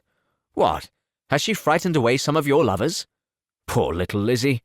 But do not be cast down. Such squeamish youths as cannot bear to be connected with a little absurdity are not worth a regret. Come, let me see the list of pitiful fellows who have been kept aloof by Lydia's folly." "Indeed you are mistaken. I have no such injuries to resent. It is not of particular, but of general evils, which I am now complaining. Our importance, our respectability in the world must be affected by the wild volatility, the assurance and disdain of all restraint which mark Lydia's character. Excuse me, for I must speak plainly. If you, my dear father, will not take the trouble of checking her exuberant spirits, and of teaching her that her present pursuits are not to be the business of her life, she will soon be beyond the reach of amendment. Her character will be fixed, and she will, at 16, be the most determined flirt that ever made herself or her family ridiculous. A flirt, too, in the worst and meanest degree of flirtation, without any attraction beyond youth and a tolerable person, and, from the ignorance and emptiness of her mind, wholly unable to ward off any portion of that universal contempt which her rage for admiration will excite. In this danger Kitty is also comprehended. She will follow wherever Lydia leads. Vain, ignorant, idle, and absolutely uncontrolled. Oh, my dear father, can you suppose it possible that they will not be censured and despised wherever they are known, and that her sisters will not be often involved in the disgrace? Mr. Bennet saw that her whole heart was in the subject, and affectionately taking her hand, said in reply, "Do not make yourself uneasy, my love. Wherever you and Jane are known, you must be respected and valued, and you will not appear to less advantage for having a couple of, or I may say 3, very silly sisters. We shall have no peace at Longbourn if Lydia does not go to Brighton. Let her go then. Colonel Forster is a sensible man, and will keep her out of any real mischief, and she is luckily too poor to be an object of prey to anybody. At Brighton she will be of less importance even as a common flirt than she has been here. The officers will find women better worth their notice. Let us hope, therefore, that her being there may teach her her own insignificance. At any rate, she cannot grow many degrees worse, without authorizing us to lock her up for the rest of her life." With this answer Elizabeth was forced to be content, but her own opinion continued the same, and she left him disappointed and sorry. It was not in her nature, however, to increase her vexations by dwelling on them. She was confident of having performed her duty, and to fret over unavoidable evils or augment them by anxiety was no part of her disposition. Had Lydia and her mother known of the substance of her conference with her father, their indignation would hardly have found expression in their united volubility. In Lydia's imagination, a visit to Brighton comprised every possibility of earthly happiness. She saw, with the creative eye of fancy, the streets of that gay bathing place covered with officers. She saw herself the object of attention to tens and to scores of them at present unknown. She saw all the glories of the camp, its tents stretched forth in beauteous uniformity of lines, crowded with the young and the gay, and dazzling with scarlet. And to complete the view, she saw herself seated beneath a tent, tenderly flirting with at least 6 officers at once. Had she known her sister sought to tear her from such prospects and such realities as these, what would have been her sensations? She could have been understood only by her mother, who might have felt nearly the same. Lydia's going to Brighton was all that consoled her for her melancholy conviction of her husband's never intending to go there himself. But they were entirely ignorant of what had passed, and their raptures continued, with little intermission, to the very day of Lydia's leaving home. Elizabeth was now to see Mr. Wickham for the last time. Having been frequently in company with him since her return, agitation was pretty well over, the agitations of formal partiality entirely so. She had even learnt to detect, in the very gentleness which had first delighted her, an affectation and a sameness to disgust and weary. In his present behaviour to herself, moreover, she had a fresh source of displeasure, for the inclination he soon testified of renewing those intentions which had marked the early part of their acquaintance could only serve, after what had passed, to provoke her. She lost all concern for him in finding herself thus selected as the object of such idle and frivolous gallantry, and while she steadily repressed it, could not but feel the reproof contained in his believing that, however long, and for whatever cause, his attentions had been withdrawn, her vanity would be gratified, and her preference secured at any time by their renewal. On the very last day of the regiment's remaining at Meryton, he dined, with other of the officers, at Longbourn, and so little was Elizabeth disposed to part from him in good humour, that on his making some inquiry as to the matter in which her time had passed in Hunsford, she mentioned Colonel Fitzwilliam and Mr. Darcy's having both spent 3 weeks at Rosings, and asked him if he was acquainted with the former. He looked surprised, displeased, alarmed, but with a moment's recollection and a returning smile, replied that he had formerly seen him often, and, after observing that he was a very gentlemanlike man, asked her how she had liked him. Her answer was warmly in his favour. With an air of indifference he soon afterwards added, "How long did you say he was at Rosings?" "Nearly 3 weeks." "And you saw him frequently?" Yes, almost every day. His manners are very different from his cousin's. Yes, very different. But I think Mr. Darcy improves upon acquaintance. Indeed?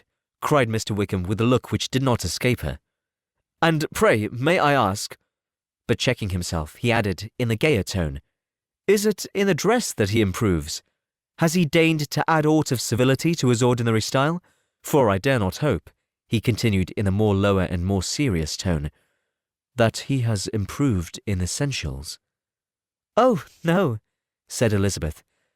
In essentials, I believe he is very much what he ever was.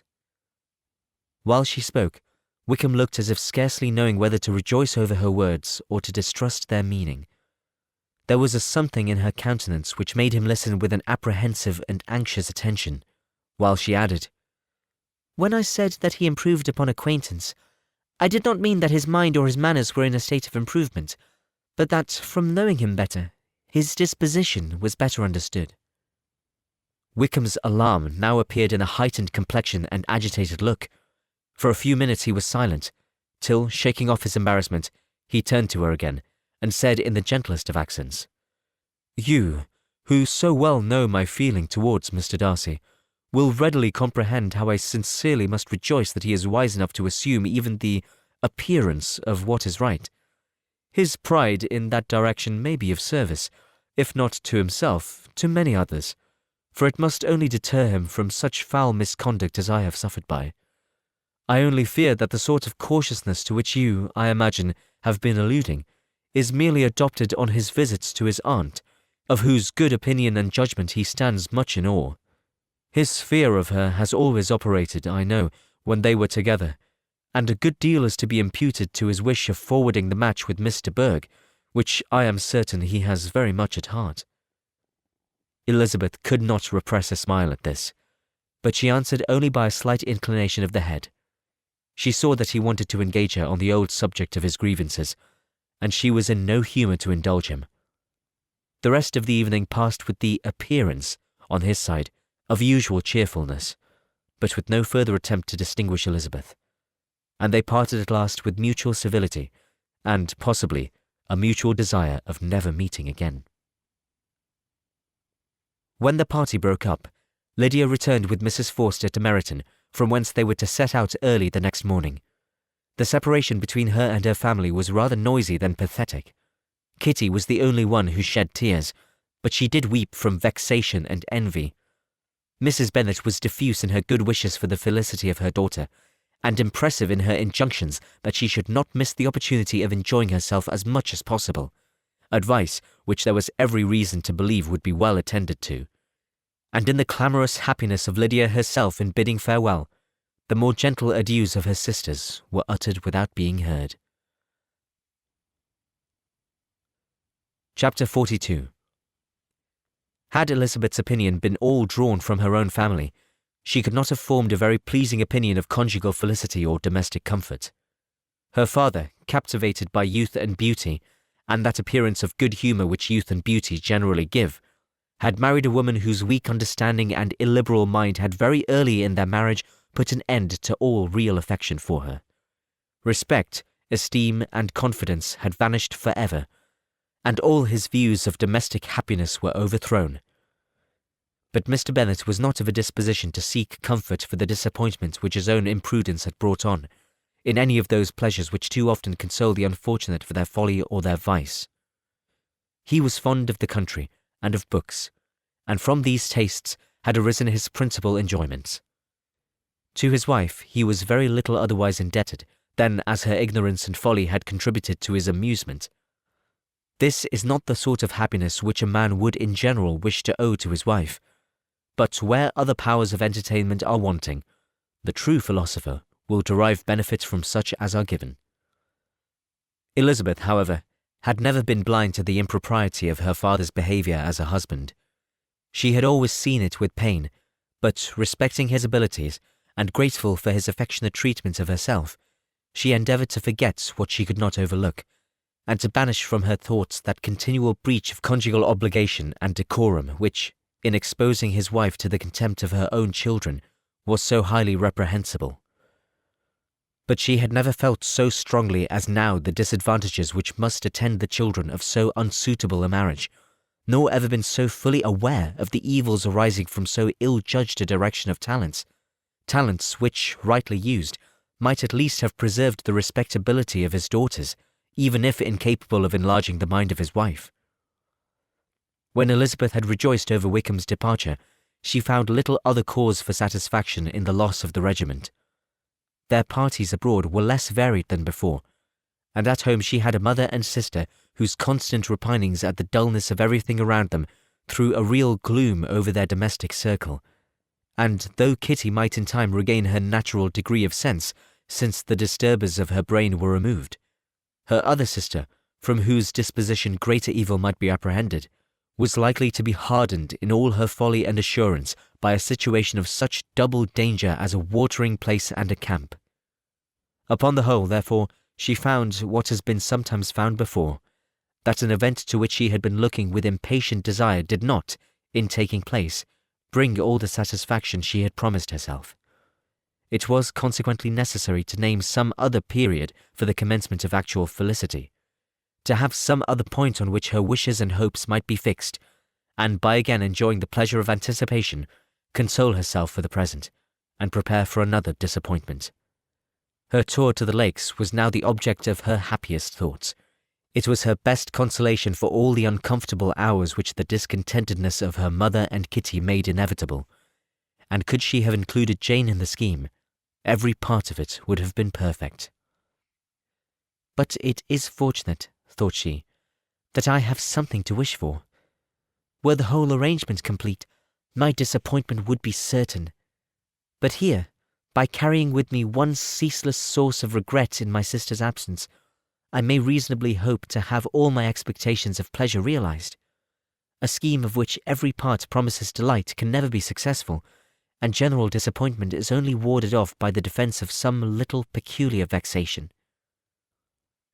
When Kitty went away, she promised to write very often and very minutely to her mother and Kitty, but her letters were always long expected, and always very short.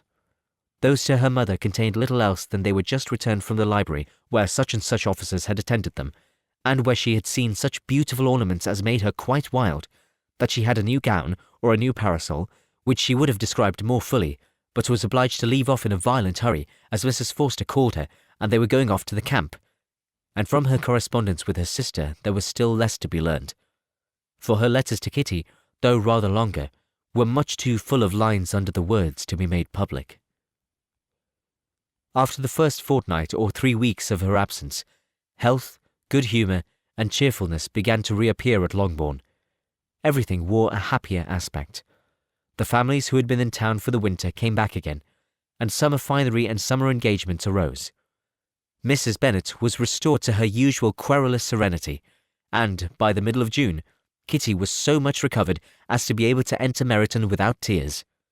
An event of such happy promise as to make Elizabeth hope that by the following Christmas she might be so tolerably reasonable as to not mention an officer above once a day, unless by some cruel and malicious arrangement at the War Office, another regiment should be quartered in Meryton. The time fixed for the beginning of their northern tour was now fast approaching, and a fortnight only was wanting of it, when the letter arrived from Mrs. Gardiner, which at once delayed its commencement and curtailed its extent.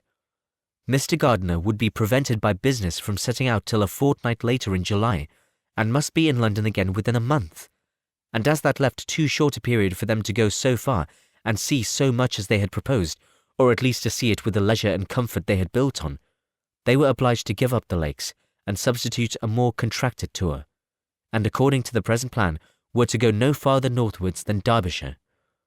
In that country there was enough to be seen to occupy the chief of their 3 weeks, and to Mrs. Gardiner it had a peculiarly strong attraction. The town where she had formerly passed some years of her life, and where they were now to spend a few days, was probably as great an object of her curiosity as all the celebrated beauties of Matlock, Chatsworth, Dovedale, or the Peak. Elizabeth was excessively disappointed. She had set her heart on seeing the lakes, and still thought there might have been time enough. But it was her business to be satisfied, and certainly her temper to be happy, and all was soon right again. With the mention of Derbyshire, there were many ideas connected. It was impossible for her to see the word without thinking of Pemberley and its owner. "But surely," said she, "I may enter his county with impunity, and rob it of a few petrified spars without his perceiving me."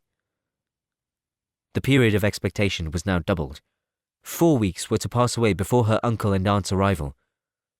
But they did pass away, and Mr. and Mrs. Gardiner, with their 4 children, did at length appear at Longbourn. The children, 2 girls of 6 and 8 years old, and 2 younger boys, were to be left under the particular care of their cousin Jane, who was the general favourite, and whose steady sense and sweetness of temper exactly adapted her for attending to them in every way, teaching them, playing with them, and loving them. The Gardiners stayed only 1 night at Longbourn, and set off the next morning with Elizabeth in pursuit of novelty and amusement, that of suitableness of companions, a suitableness which comprehended health and temper to bear inconveniences, cheerfulness to enhance every pleasure, and affection and intelligence, which might supply it among themselves if there were disappointments abroad. It is not the object of this work to give a description of Derbyshire, nor of any of the remarkable places through which their route thither lay. Oxford, Blenheim, Warwick, Kenilworth, Birmingham, etc. are sufficiently known. A small part of Derbyshire is all the present concern. To the little town of Lambton, the scene of Mrs. Gardiner's former residence, and where she had lately learned some acquaintance still remained, they bent their steps, after having seen all the principal wonders of the country, and within 5 miles of Lambton, Elizabeth found from her aunt that Pemberley was situated. It was not in their direct road, nor more than a mile or 2 out of it. In talking over their route the evening before, Mrs. Gardiner expressed an inclination to see the place again. Mr. Gardiner declared his willingness, and Elizabeth was applied to for her approbation. "My love, should not you like to see a place of which you have heard so much?" said her aunt. "A place, too, with which so many of your acquaintances are connected. Wickham passed all his youth there, you know." Elizabeth was distressed. She felt that she had no business at Pemberley, and was obliged to assume a disinclination for seeing it. She must own that she was tired of seeing great houses.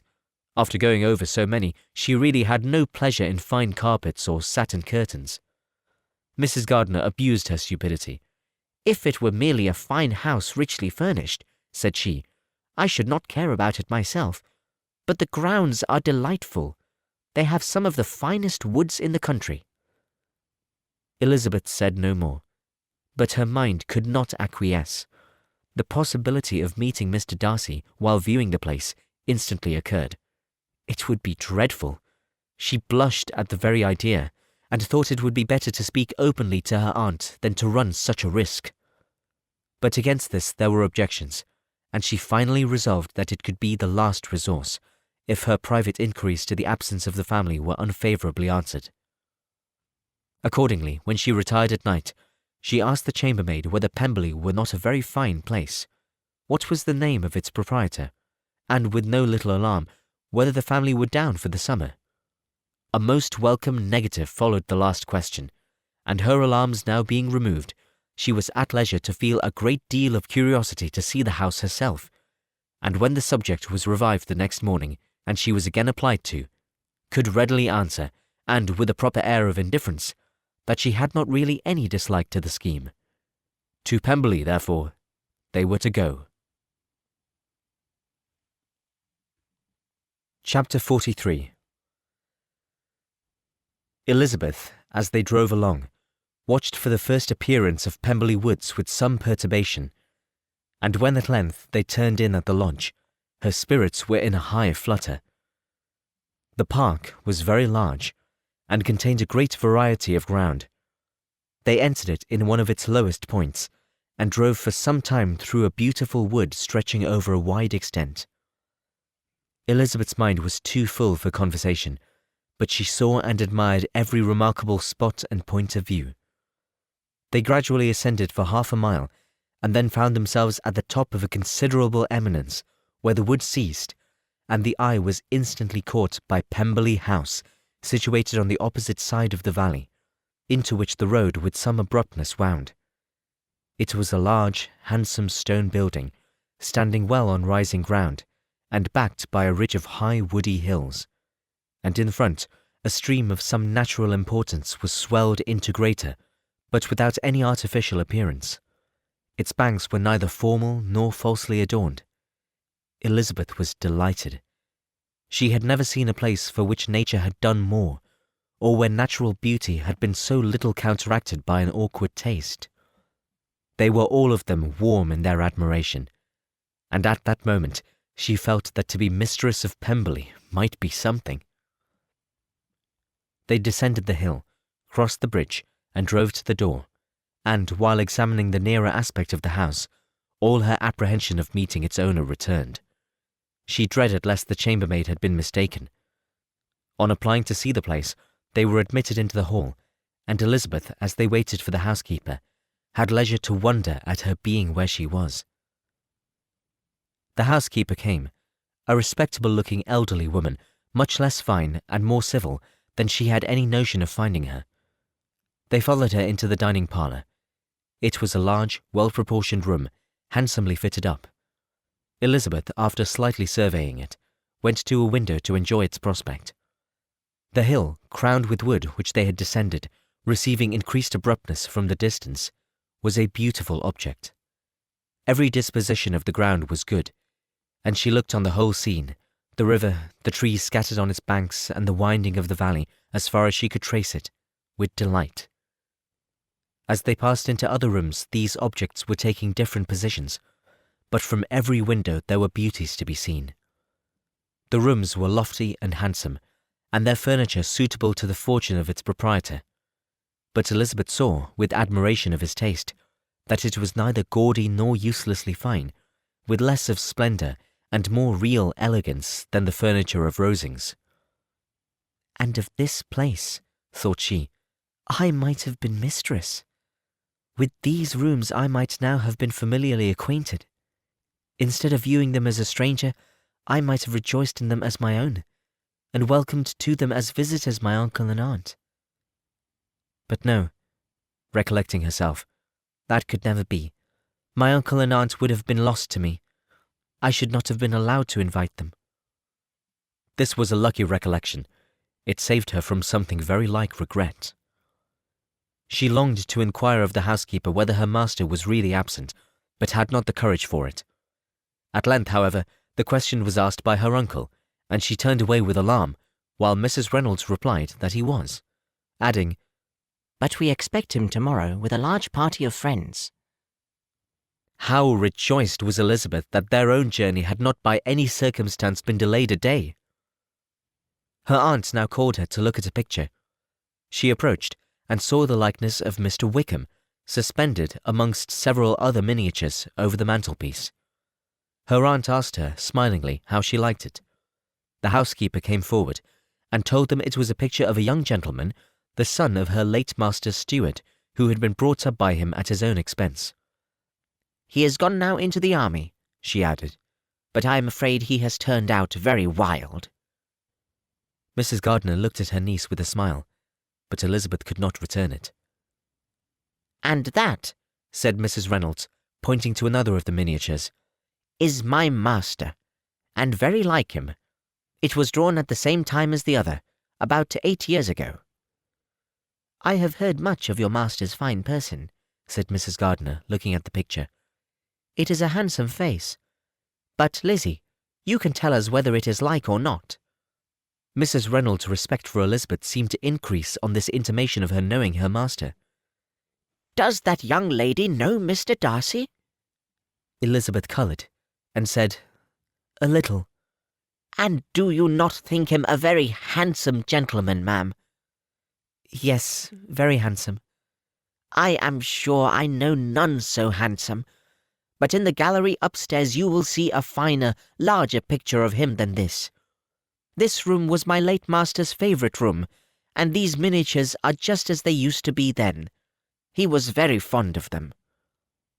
This accounted to Elizabeth for Mr. Wickham's being among them. Mrs. Reynolds then directed their attention to one of Miss Darcy, drawn when she was only 8 years old.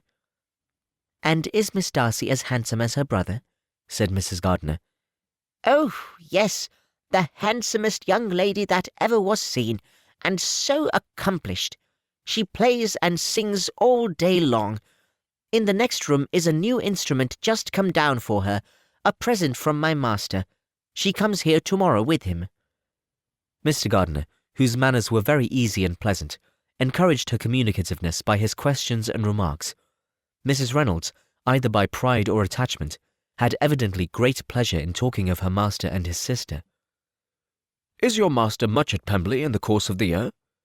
"Not as much as I could wish, sir, but I dare say he may spend half his time here, and Miss Darcy is always down for the summer months." Except, thought Elizabeth, when she goes to Ramsgate. "If your master would marry, you might see more of him." "Yes, sir, but I do not know when that will be. I do not know who is good enough for him." Mr. and Mrs. Gardiner smiled. Elizabeth could not help saying, "It is very much to his credit, I am sure, that you should think so." "I say no more than the truth, and everybody will say that knows him," replied the other. Elizabeth thought this was going pretty far, and she listened with increasing astonishment as the housekeeper added, "I have never known a cross word from him in my life, and I have known him ever since he was 4 years old." This was praise, of all others most extraordinary, most opposite to her ideas. That he was not a good-tempered man had been her firmest opinion. Her keenest attention was awakened. She longed to hear more, and was grateful to her uncle for saying, "There are very few people of whom so much can be said. You are lucky in having such a master." "Yes, sir, I know I am. If I were to go through the world, I could not meet with a better. But I have always observed that they who are good-natured when children are good-natured when they grow up, and he was always the sweetest-tempered, most generous-hearted boy in the world." Elizabeth almost stared at her. "Can this be Mr. Darcy?" thought she. "His father was an excellent man," said Mrs. Gardiner. "Yes, ma'am, that he was indeed, and his son will be just like him, just as affable to the poor." Elizabeth listened, wondered, doubted, and was impatient for more. Mrs. Reynolds could interest her on no other point. She related the subjects of the pictures, the dimensions of the rooms, and the price of the furniture in vain. Mr. Gardiner, highly amused by the kind of family prejudice to which he attributed her excessive commendation of her master, soon led again to the subject, and she dwelt with energy on his many merits as they proceeded together up the great staircase. "He is the best landlord and the best master," said she, "that ever lived. Not like the wild young men nowadays, who think of nothing but themselves. There is not one of his tenants or servants but will give him a good name. Some call him proud, but I am sure I never saw anything of it. To my fancy, it is only because he does not rattle away like other young men." "In what an amiable light does this place him," thought Elizabeth. "This fine account of him," whispered her aunt as they walked, "is not quite consistent with his behaviour to our poor friend." "Perhaps we might be deceived." "That is not very likely. Our authority was too good." On reaching the spacious lobby above, they were shown into a very pretty sitting-room, lately fitted up with greater elegance and lightness than the apartments below, and were informed that it was but just done to give pleasure to Miss Darcy, who had taken a liking to the room when last at Pemberley. "He is certainly a good brother," said Elizabeth as she walked towards one of the windows. Mrs. Reynolds anticipated Miss Darcy's delight when she should enter the room. "And this was always the way with him," she added. "Whatever can give his sister any pleasure is sure to be done in a moment. There is nothing he would not do for her." The picture gallery and 2 or 3 of the principal bedrooms were all that remained to be shown. In the former were many good paintings, but Elizabeth knew nothing of the art, and from such as had been already visible below, she had willingly turned to look at some drawings of Miss Darcy's, in crayons, whose subjects were usually more interesting and also more intelligible. In the gallery there were many family portraits, but they could have little to fix the attention of a stranger. Elizabeth walked in quest of the only face whose features would be known to her. At last it arrested her, and she beheld a striking resemblance to Mr. Darcy, with such a smile over the face as she remembered to have sometimes seen when he looked at her. She stood several minutes before the picture, in earnest contemplation, and returned to it again before they quitted the gallery. Mrs. Reynolds informed them that it had been taken in his father's lifetime. There was certainly at this moment, in Elizabeth's mind, a more gentle sensation towards the original than she had ever felt at the height of their acquaintance. The commendation bestowed on him by Mrs. Reynolds was of no trifling nature. What praise is more valuable than the praise of an intelligent servant? As a brother, a landlord, a master, she considered how many people's happiness were in his guardianship. How much of pleasure or pain was it in his power to bestow? How much of good or evil must be done by him? Every idea that had been brought forward by the housekeeper was favourable to his character, and as she stood before the canvas on which he was represented, and fixed his eyes upon herself, she thought of his regard with a deeper sentiment of gratitude than it had ever raised before. She remembered its warmth, and softened its impropriety of expression. When all of the house that was open to general inspection had been seen, they returned downstairs, and, taking leave of the housekeeper, were consigned over to the gardener, who met them at the hall door. As they walked across the hall towards the river, Elizabeth turned back to look again. Her uncle and aunt stopped also, and while the former was conjecturing as to the date of the building, the owner of it himself suddenly came forward from the road which led behind it to the stables. They were within 20 yards of each other, and so abrupt was his appearance that it was impossible to avoid his sight. Their eyes instantly met, and the cheeks of both were overspread with the deepest blush. He absolutely started, and for a moment seemed immovable from surprise, but shortly recovering himself, advanced towards the party, and spoke to Elizabeth, if not in terms of perfect composure, at least of perfect civility. She had instinctively turned away, but stopping on his approach, received his compliments with an embarrassment impossible to be overcome. Had his first appearance, or his resemblance to the picture they had just been examining, been insufficient to assure the other two that they now saw Mr. Darcy, the gardener's expression of surprise on beholding his master must immediately have told it. They stood a little aloof while he was talking to their niece, who, astonished and confused, scarcely dared lift her eyes to his face, and knew not what answer she returned to his civil inquiries after her family. Amazed at the alteration of his manner since they last parted, every sentence that he uttered was increasing her embarrassment, and every idea of the impropriety of her being found there recurring to her mind, the few minutes in which they continued were some of the most uncomfortable in her life. Nor did he seem much more at ease. When he spoke, his accent had none of its usual sedateness, and he repeated his inquiries as to the time of her having left Longbourn, and of her having stayed in Derbyshire so often, and in so hurried a way, as plainly spoke the distraction of his thoughts. At length every idea seemed to fail him, and, after standing a few moments without saying a word, he suddenly recollected himself, and took leave. The others then joined her, and expressed admiration of his figure, but Elizabeth heard not a word, and, wholly engrossed by her own feelings, followed them in silence. She was overpowered by shame and vexation. Her coming there was the most unfortunate, the most ill-judged thing in the world. How strange it must appear to him! In what a disgraceful light might it not strike so vain a man!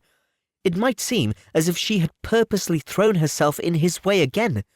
Oh, why had she come? Or why did he thus come a day before he was expected? Had they been only 10 minutes sooner, they should have been beyond the reach of his discrimination, for it was plain that he was that moment arrived, that moment alighted from his horse or his carriage.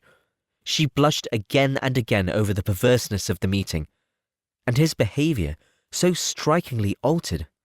What could it mean? That he should even speak to her was amazing, but to speak with such civility, to inquire after her family. Never in her life had she seen his manners so little dignified, never had he spoken with such gentleness as on this unexpected meeting. What a contrast did it offer to his last address in Rosings Park, when he put his letter into her hand! She knew not what to think, or how to account for it. They had now entered a beautiful walk by the side of the water, and every step was bringing forward a nobler fall of ground, or a finer reach of the woods to which they were approaching. But it was some time before Elizabeth was sensible of any of it, and, though she answered mechanically to the repeated appeals of her uncle and aunt, and seemed to direct her eyes to such objects as they pointed out, she distinguished no part of the scene. Her thoughts were all fixed on that one spot of Pemberley House, whichever it might be, where Mr. Darcy then was. She longed to know what at the moment was passing in his mind, in what manner he thought of her, and whether, in defiance of everything, she was still dear to him. Perhaps he had been civil only because he felt himself at ease, yet there had been that in his voice which was not like ease. Whether he had felt more of pain or of pleasure in seeing her she could not tell, but he certainly had not seen her with composure. At length, however, the remarks of her companions on her absence of mind aroused her, and she felt the necessity of appearing more like herself. They entered the woods, and bidding adieu to the river for a while, ascended some of the higher grounds, when, in spots where the opening of the trees gave the eye power to wander, were many charming views of the valley, the opposite hills, with the long range of woods overspreading many, and occasionally part of the stream. Mr. Gardiner expressed a wish of going round the whole park, but feared it might be beyond a walk. With a triumphant smile, they were told it was 10 miles round. It settled the matter, and they pursued the accustomed circuit, which brought them again, after some time, in the descent among hanging woods, to the edge of the water, and one of its narrowest parts. They crossed it by a simple bridge, in character with the general air of the scene. It was a spot less adorned than any they had yet visited, and the valley, here contracted into a glen, allowed room only for the stream, and a narrow walk amidst the rough coppice wood which bordered it.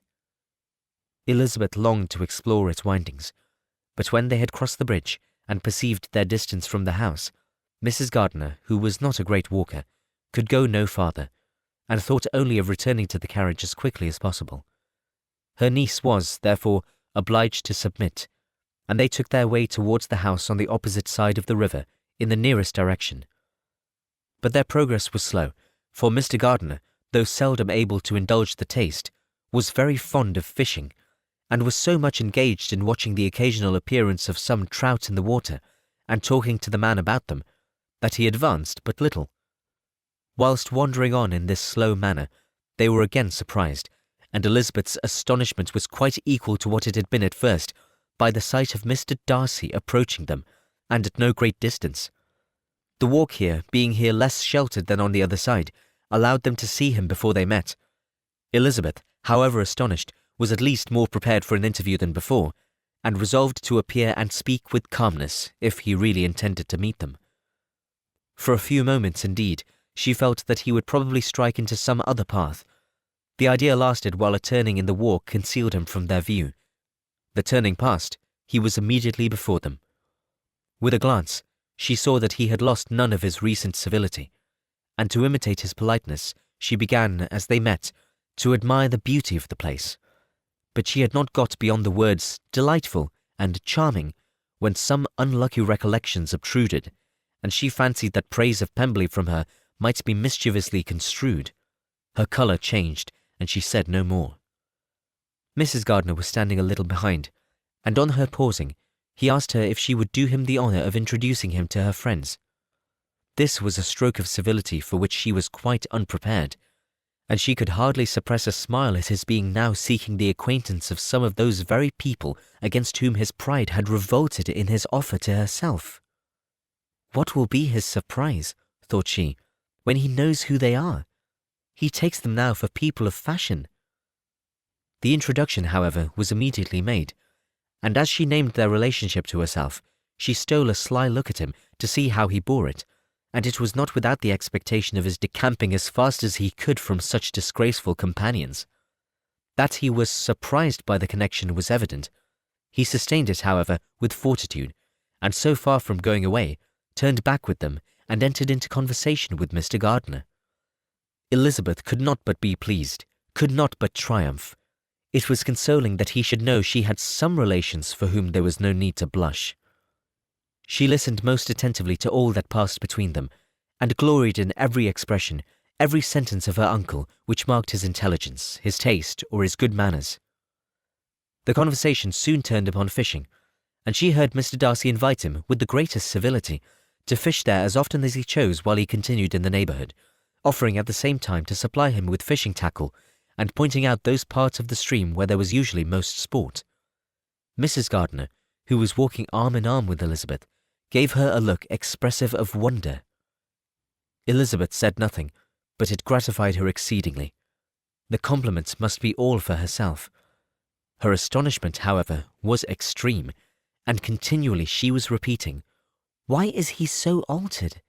From what can it proceed? It cannot be for me.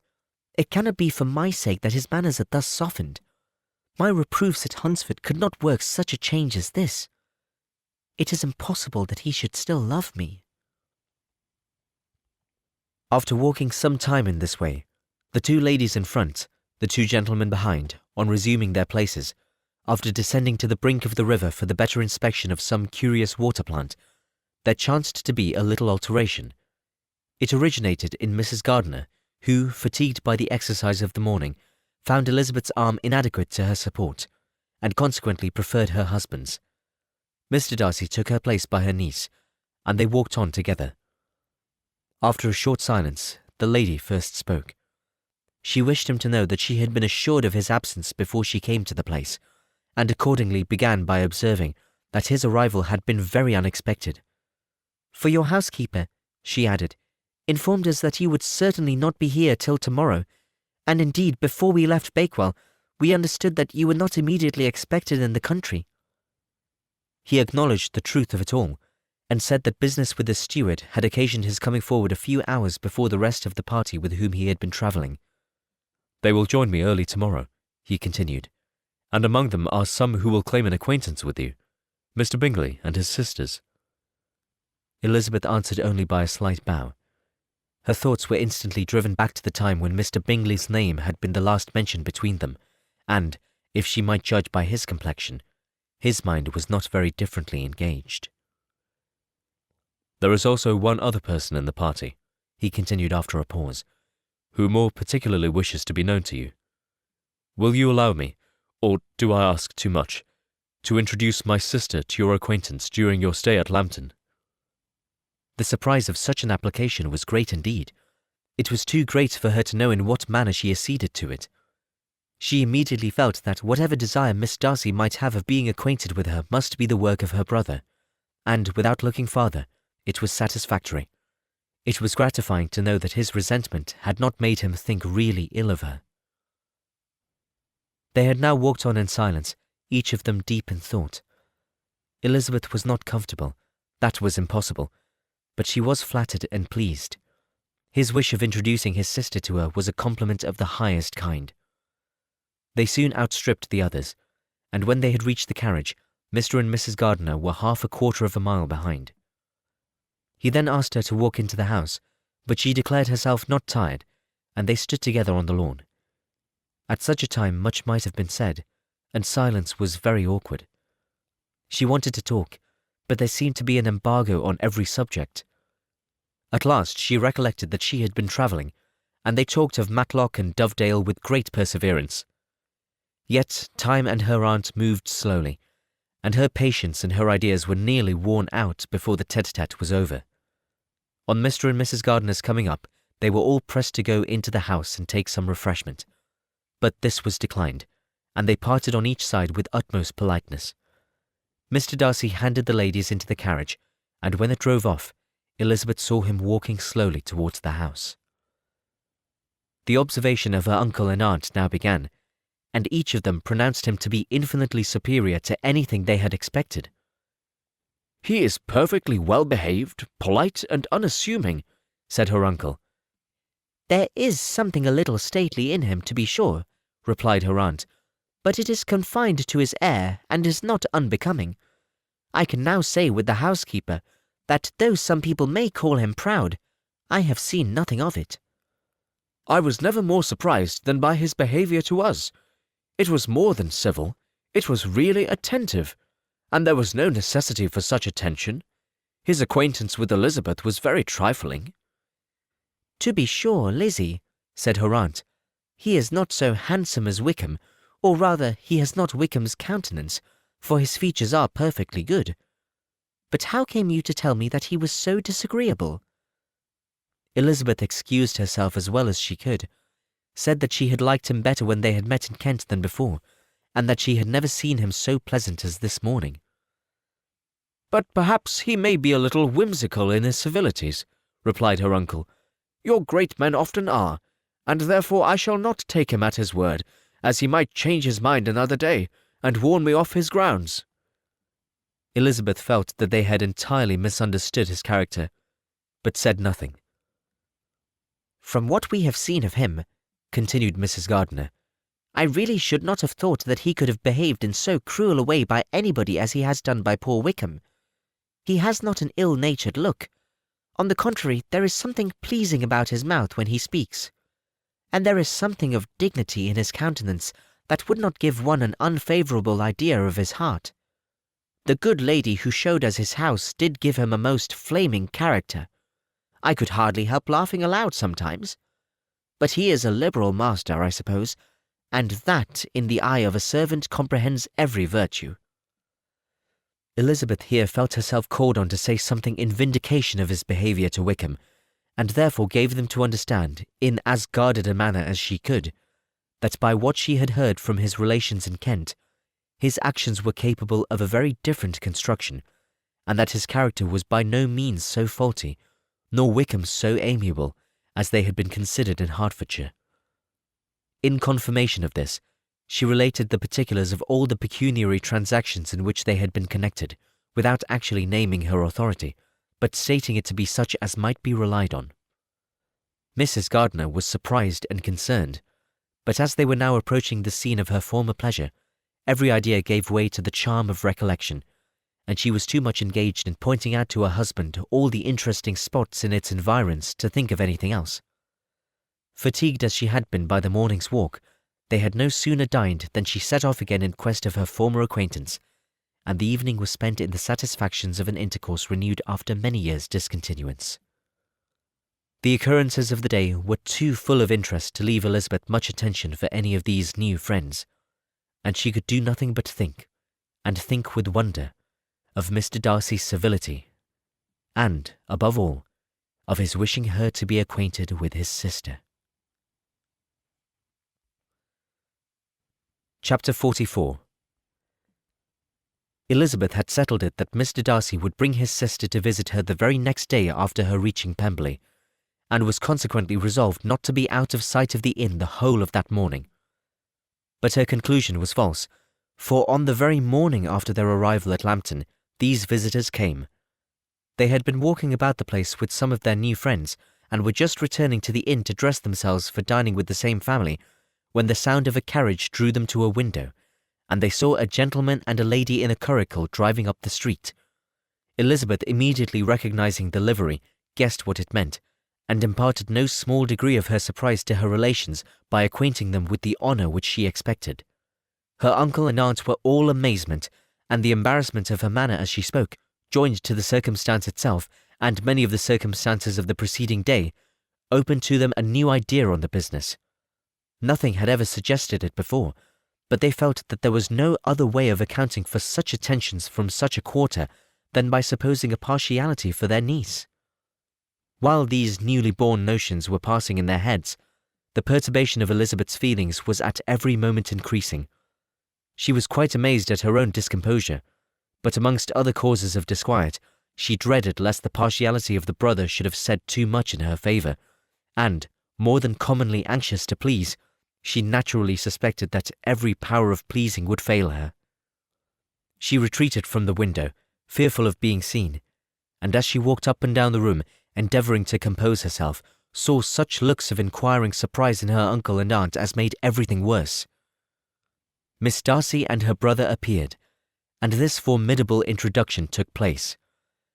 With astonishment did Elizabeth see that her new acquaintance was at least as much embarrassed as herself. Since her being at Lambton, she had heard that Miss Darcy was exceedingly proud, but the observation of a very few minutes convinced her that she was only exceedingly shy. She found it difficult to obtain even a word from her beyond a monosyllable. Miss Darcy was tall, and on a larger scale than Elizabeth, and though little more than 16, her figure was formed, and her appearance womanly and graceful. She was less handsome than her brother, but there was sense and good humour in her face, and her manners were perfectly unassuming and gentle. Elizabeth, who had expected to find in her as acute and unembarrassed an observer as ever Mr. Darcy had been, was much relieved by discerning such different feelings. They had not long been together before Mr. Darcy told her that Bingley was also coming to wait on her, and she had barely time to express her satisfaction and prepare for such a visitor, when Bingley's quick step was heard on the stairs, and in a moment he entered the room. All Elizabeth's anger against him had been long done away, but had she still felt any, it could hardly have stood its ground against the unaffected cordiality with which he expressed himself on seeing her again. He inquired in a friendly though general way after her family, and looked and spoke with the same good-natured ease that he had ever done. To Mr. and Mrs. Gardiner he was scarcely a less interesting personage than to herself. They had long wished to see him. The whole party before them, indeed, excited a lively attention. The suspicions which had just arisen of Mr. Darcy and their niece directed their observation towards each with an earnest though guarded inquiry, and they soon drew from those inquiries the full conviction that one of them at least knew what it was to love. Of the lady's sensations they remained a little in doubt, but that the gentleman was overflowing with admiration was evident enough. Elizabeth, on her side, had much to do. She wanted to ascertain the feelings of each of her visitors. She wanted to compose her own, and to make herself agreeable to all, and in the latter object, where she feared most to fail, she was most sure of success, for those whom she endeavoured to give pleasure were prepossessed in her favour. Bingley was ready, Georgiana was eager, and Darcy determined to be pleased. In seeing Bingley, her thoughts naturally flew to her sister, and oh, how ardently did she long to know whether any of his were directed in a like manner. Sometimes she could fancy that he talked less than on former occasions, and once or twice pleased himself with the notion that, as he looked at her, he was trying to trace a resemblance. But though this might be imaginary, she could not be deceived as to his behaviour to Miss Darcy, who had been set up as a rival to Jane. No look appeared on either side that spoke particular regard. Nothing occurred between them that could justify the hopes of his sister. On this point she was soon satisfied, and 2 or 3 little circumstances occurred ere they parted, which, in her anxious interpretation, denoted a recollection of Jane not untinctured by tenderness, and a wish of saying more that might lead to the mention of her, had he dared. He observed to her, at a moment when the others were talking together, and in a tone which had something of real regret, that it was a very long time since he had had the pleasure of seeing her, and before she could reply, he added, "It is above 8 months. We have not met since the 26th of November, when we were all dancing together at Netherfield." Elizabeth was pleased to find his memory so exact, and he afterwards took occasion to ask her, when unattended to by any of the rest, whether all her sisters were at Longbourn. There was not much in the question, nor in the preceding remark, but there was a look and a manner which gave them meaning. It was not often that she could turn her eyes on Mr. Darcy himself, but whenever she did catch a glimpse, she saw an expression of general complaisance, and in all that he said she heard an accent so removed from hauteur or disdain of his companions as convinced her that the improvement of manners which she had yesterday witnessed, however temporary its existence might prove, had at least outlived one day.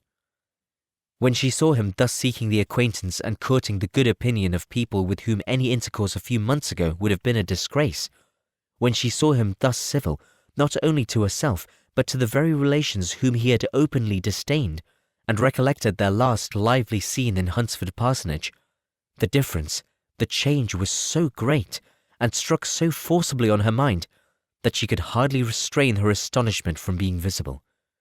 Never, even in the company of his dear friends at Netherfield, or his dignified relations at Rosings, had she seen him so desirous to please, so free from self-consequence or unbending reserve, as now, when no importance could result from the success of his endeavours, and when even the acquaintance of those to whom his attentions were addressed would draw down the ridicule and censure of the ladies both of Netherfield and Rosings.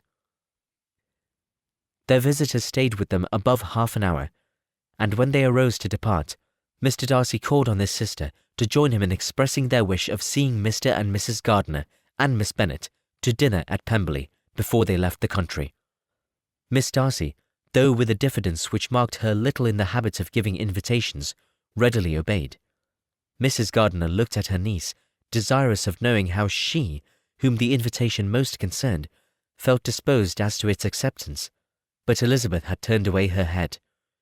Presuming, however, that this studied avoidance spoke rather a momentary embarrassment than any dislike of the proposal, and seeing in her husband, who was very fond of society, a perfect willingness to accept it, she ventured to engage for her attendance, and the day after the next was fixed on.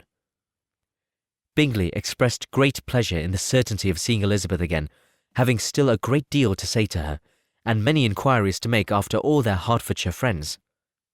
Elizabeth, construing all this to a wish of hearing her speak of her sister, was pleased, and on this account, as well as some others, found herself, when their visitors left them, capable of considering the last half-hour with some satisfaction, though while it was passing, the enjoyment of it had been little. Eager to be alone, and fearful of inquiries or hints from her uncle and aunt, she stayed with them only long enough to hear their favourable opinion of Bingley, and then hurried away to dress. But she had no reason to fear Mr. and Mrs. Gardiner's curiosity. It was not their wish to force her communication. It was evident that she was much better acquainted with Mr. Darcy than they had before any idea of. It was evident that he was very much in love with her. They saw much to interest, but nothing to justify inquiry. Of Mr. Darcy it was now a matter of anxiety to think well, and as far as their acquaintance reached, there was no fault to find. They could not be untouched by his politeness, and had they drawn his character from their own feelings and his servant's report, without any reference to any other account, the circle in Hertfordshire to which he was known would not have recognised it for Mr. Darcy. There was now an interest, however, in believing the housekeeper, and they soon became sensible that the authority of a servant who had known him since he was 4 years old, and of whose own manners indicated respectability, was not to be hastily rejected. Neither had anything occurred in the intelligence of their Lambton friends that could materially lessen its weight. They had nothing to accuse him of but pride. Pride he probably had, and if not, it would certainly be imputed by the inhabitants of a small market town where the family did not visit. It was acknowledged, however, that he was a liberal man, and did much good among the poor.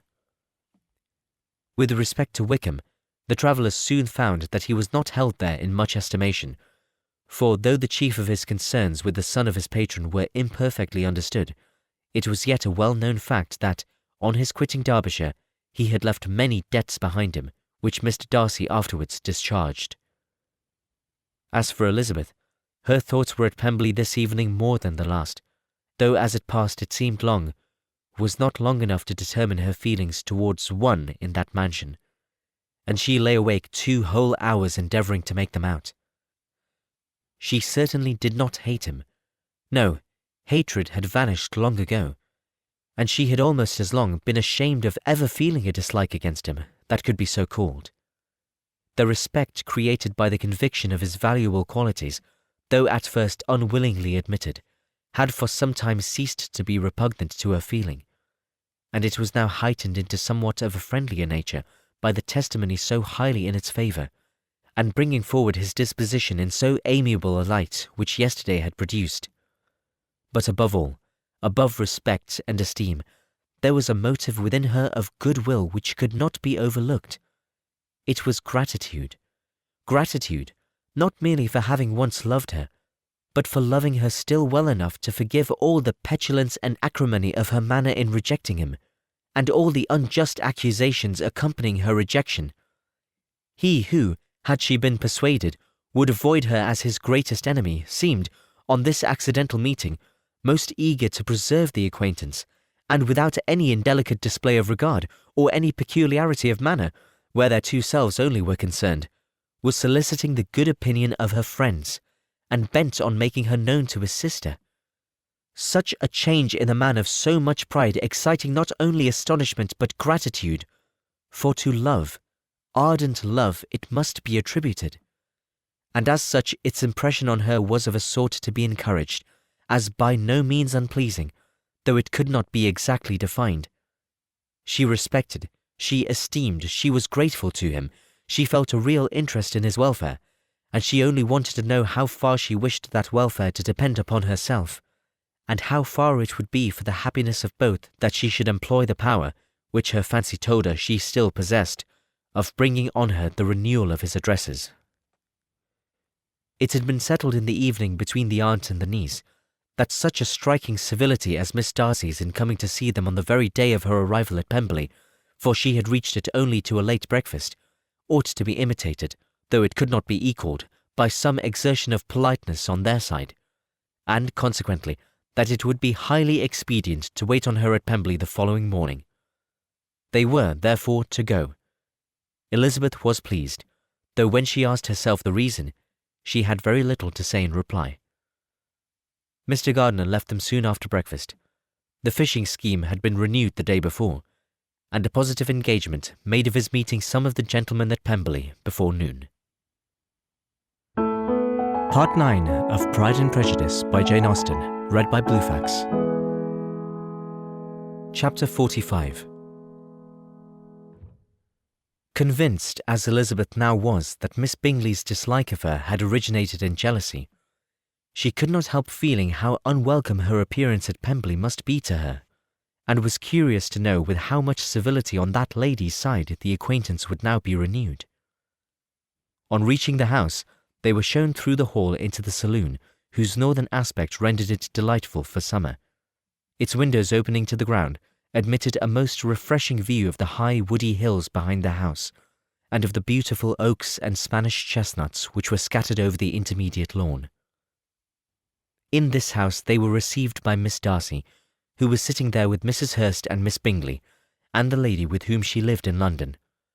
Georgiana's reception of them was very civil, but attended with all the embarrassment which, though proceeding from shyness and the fear of doing wrong, would easily give to those who felt themselves inferior the belief of her being proud and reserved. Mrs. Gardiner and her niece, however, did her justice, and pitied her. By Mrs. Hurst and Miss Bingley they were noticed only by a curtsy, and, on their being seated, a pause, awkward as such pauses must always be, succeeded for a few moments. It was first broken by Mrs. Annesley, a genteel, agreeable-looking woman, whose endeavour to introduce some kind of discourse proved her to be more truly well-bred than either of the others, and between her and Mrs. Gardiner, with occasional help from Elizabeth, the conversation was carried on. Miss Darcy looked as if she wished for courage enough to join in it, and sometimes did venture a short sentence when there was least danger of it being heard. Elizabeth soon saw that she was herself closely watched by Miss Bingley, and that she could not speak a word, especially to Miss Darcy, without calling her attention. This observation would not have prevented her from trying to talk to the latter had they not been seated at an inconvenient distance, but she was not sorry to be spared the necessity of saying much. Her own thoughts were employing her. She expected every moment that some of the gentlemen would enter the room. She wished, she feared that the master of the house might be amongst them, and whether she wished or feared at most, she could scarcely determine. After sitting in this manner a quarter of an hour without hearing Miss Bingley's voice, Elizabeth was roused by receiving from her a cold inquiry after the health of her family. She answered with equal indifference and brevity, and the other said no more. The next variation which their visit afforded was produced by the entrance of servants with cold meat, cake, and a variety of all the finest fruits in season. But this did not take place till after many a significant look and smile from Mrs. Annesley to Miss Darcy had been given, to remind her of her post. There was now employment for the whole party, for though they could not all talk, they could all eat, and the beautiful pyramids of grapes, nectarines, and peaches soon collected them round the table. While thus engaged, Elizabeth had a fair opportunity of deciding whether she most feared or wished for the appearance of Mr. Darcy, by the feelings which prevailed on his entering the room. And then, though but a moment before she had believed her wishes to predominate, she began to regret that he came. He had been some time with Mr. Gardiner, who, with 2 or 3 other gentlemen from the house, was engaged by the river, and had left him only on learning that the ladies of the family intended a visit to Georgiana that morning. No sooner did he appear that Elizabeth wisely resolved to be perfectly easy and unembarrassed, a resolution the more necessary to be made, but perhaps not the more easily kept, because she saw that the suspicions of the whole party were awakened against them, and that there was scarcely an eye which did not watch his behaviour when he first came into the room. In no countenance was attentive curiosity so strongly marked as in Miss Bingley's, in spite of the smiles which overspread her face whenever she spoke to one of its objects, for jealousy had not yet made her desperate, and her attentions to Mr. Darcy were by no means over. Miss Darcy, on her brother's entrance, exerted herself much more to talk, and Elizabeth saw that he was anxious for his sister and herself to get acquainted, and forwarded as much as possible every attempt at conversation on either side. Miss Bingley saw all this likewise, and, in the imprudence of anger, took the first opportunity of saying, with sneering civility, "Pray, Miss Eliza, are not the shire militia removed from Meryton? They must be a gloss to your family." In Darcy's presence she dared not mention Wickham's name, but Elizabeth instantly comprehended that he was uppermost in her thoughts, and the various recollections connected with him gave her a moment's distress, but exerting herself vigorously to repel the ill-natured attack, she presently answered the question in a tolerably detached tone. While she spoke, an involuntary glance showed her Darcy, with a heightened complexion, earnestly looking at her, and his sister overcome with confusion and unable to lift up her eyes. Had Miss Bingley known what pain she was then giving her beloved friend, she undoubtedly would have refrained from the hint. But she had merely intended to discompose Elizabeth by bringing forward the idea of a man to whom she believed her partial, to make her betray a sensibility which might injure her in Darcy's opinion, and perhaps to remind the latter of all the follies and absurdities by which some part of her family were connected with that corps. Not a syllable had ever reached her of Miss Darcy's meditated elopement. To no creature had it been revealed, where secrecy was possible, except to Elizabeth, and from all Bingley's connections her brother was particularly anxious to conceal it, from the very wish which Elizabeth had long ago attributed to him, of their becoming hereafter her own. He had certainly formed such a plan, and without meaning that it should affect his endeavour to separate him from Miss Bennet, it is probable that it might add something to his lively concern for the welfare of his friend. Elizabeth's collected behaviour, however, soon quieted his emotion, and as Miss Bingley, vexed and disappointed, dared not approach nearer to Wickham, Georgiana also recovered in time, though not enough to be able to speak any more. Her brother, whose eyes she feared to meet, scarcely recollected her interest in the affair, and the very circumstance which had been designed to turn his thoughts from Elizabeth seemed to have fixed them on her more and more cheerfully. Their visit did not continue long after the question and answer above mentioned, and while Mr. Darcy was attending them to their carriage, Miss Bingley was venting her feelings in criticisms on Elizabeth's person, behaviour, and dress. But Georgiana would not join her. Her brother's recommendation was enough to ensure her favour. His judgment could not err, and he had spoken in such terms of Elizabeth as to leave Georgiana without the power of finding her otherwise than lovely and amiable. When Darcy returned to the saloon, Miss Bingley could not help repeating to him some part of what she had been saying to his sister. "How very ill Miss Eliza Bennet looks this morning, Mr. Darcy," she cried. "I never in my life saw anyone so much altered as she is since the winter. She is grown so brown and coarse. Louisa and I were agreeing that we should not have known her again." However little Mr. Darcy might have liked such an address, he contented himself with coolly replying that he perceived no other alteration than her being rather tanned, no miraculous consequence of travelling in the summer. "For my own part," she rejoined, "I must confess that I never could see any beauty in her. Her face is too thin, her complexion has no brilliancy, and her features are not at all handsome. Her nose wants character, there is nothing marked in its lines. Her teeth are tolerable, but not out of the common way, and as for her eyes, which have sometimes been called so fine, I could never see anything extraordinary in them. They have a sharp, shrewish look, which I do not like at all, and in her air altogether there is a self-sufficiency without fashion which is intolerable." Persuaded as Miss Bingley was that Darcy admired Elizabeth, this was not the best method of recommending herself, but angry people are not always wise, and in seeing him at last look somewhat nettled, she had all the success she expected. He was resolutely silent, however, and, from a determination of making him speak, she continued, "I remember, when we first saw her in Hertfordshire, how amazed we all were to find that she was a reputed beauty, and I particularly recollect your saying one night, after they had been dining at Netherfield, 'She a beauty? I should as soon call her mother a wit.' But afterwards she seemed to improve on you, and I believe you thought her rather pretty at one time." Yes, replied Darcy, who could contain himself no longer. but that was only when I first saw her, for it is many months since I have considered her as one of the handsomest women of my acquaintance." He then went away, and Miss Bingley was left to all the satisfaction of having forced him to say what could give no one any pain but herself. Mrs. Gardiner and Elizabeth talked of all that had occurred during their visit as they returned, except what had particularly interested them both. The look and behaviour of everybody they had seen were discussed, except of the person who had mostly engaged their attention. They talked of his sister, his friends, his house, his fruit, of everything but himself. Yet Elizabeth was longing to know what Mrs. Gardiner thought of him, and Mrs. Gardiner would have been highly gratified by her niece's beginning the subject. Chapter 46. Elizabeth had been a good deal disappointed in not finding a letter from Jane on their first arrival at Lambton, and this disappointment had been renewed on each of the mornings that had now been spent there.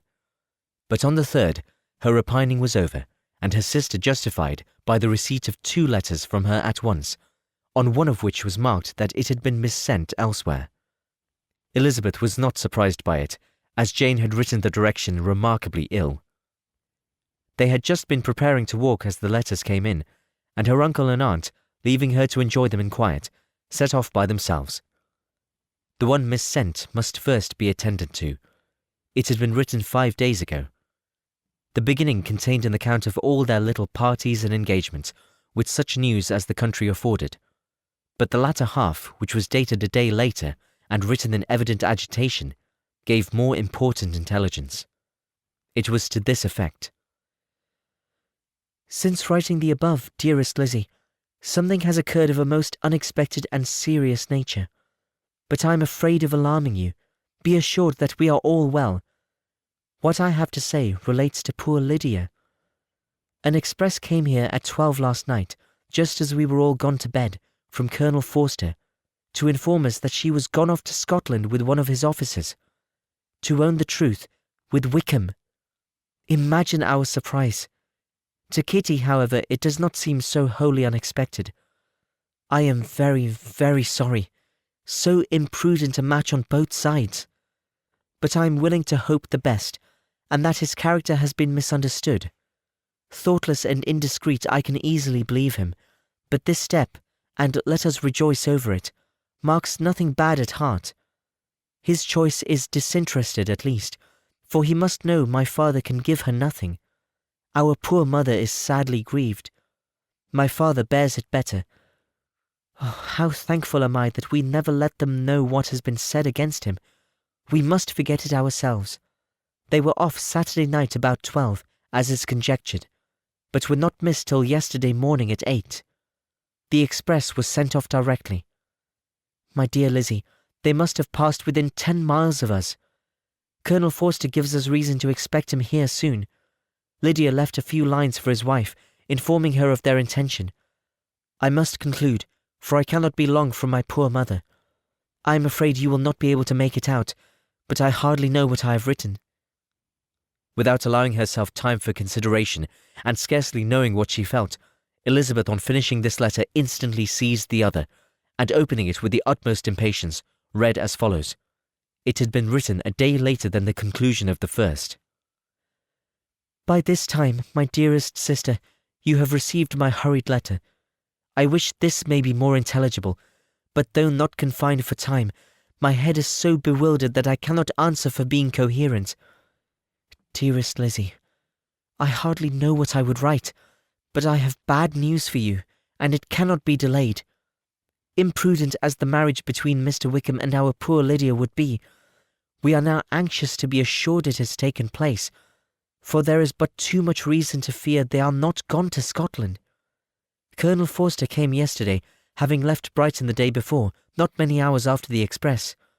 Though Lydia's short letter to Mrs. Forster gave them to understand that they were going to Gretna Green, something was dropped by Denny expressing his belief that Wickham never intended to go there, or to marry Lydia at all, which was repeated to Colonel Forster, who, instantly taking the alarm, set off from Brighton intending to trace their route.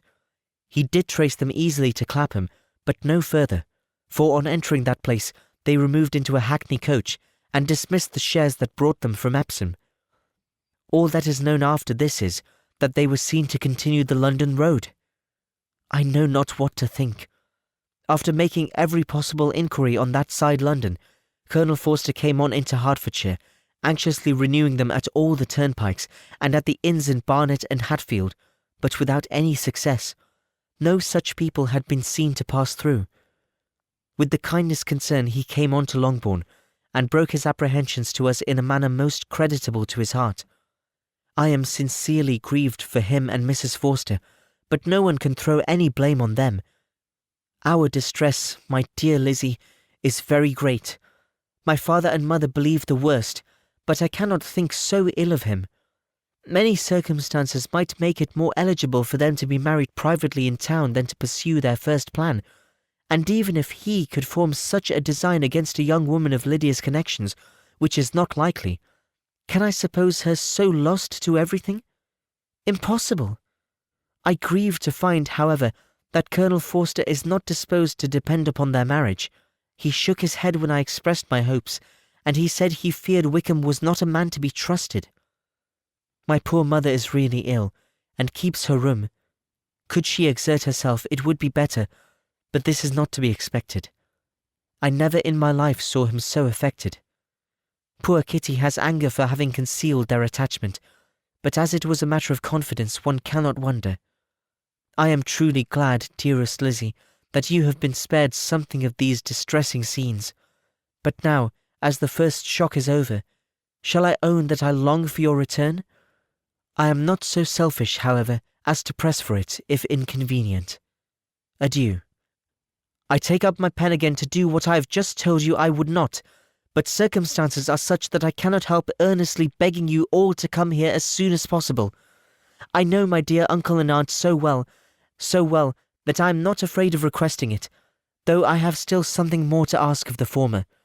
My father is going to London with Colonel Forster instantly to try to discover her.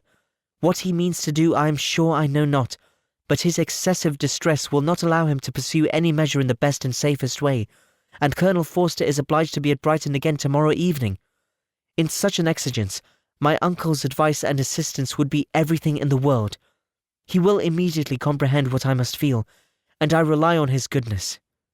Oh, where is my uncle? Cried Elizabeth, darting from her seat as she finished the letter, in eagerness to follow him, without losing a moment of the time so precious.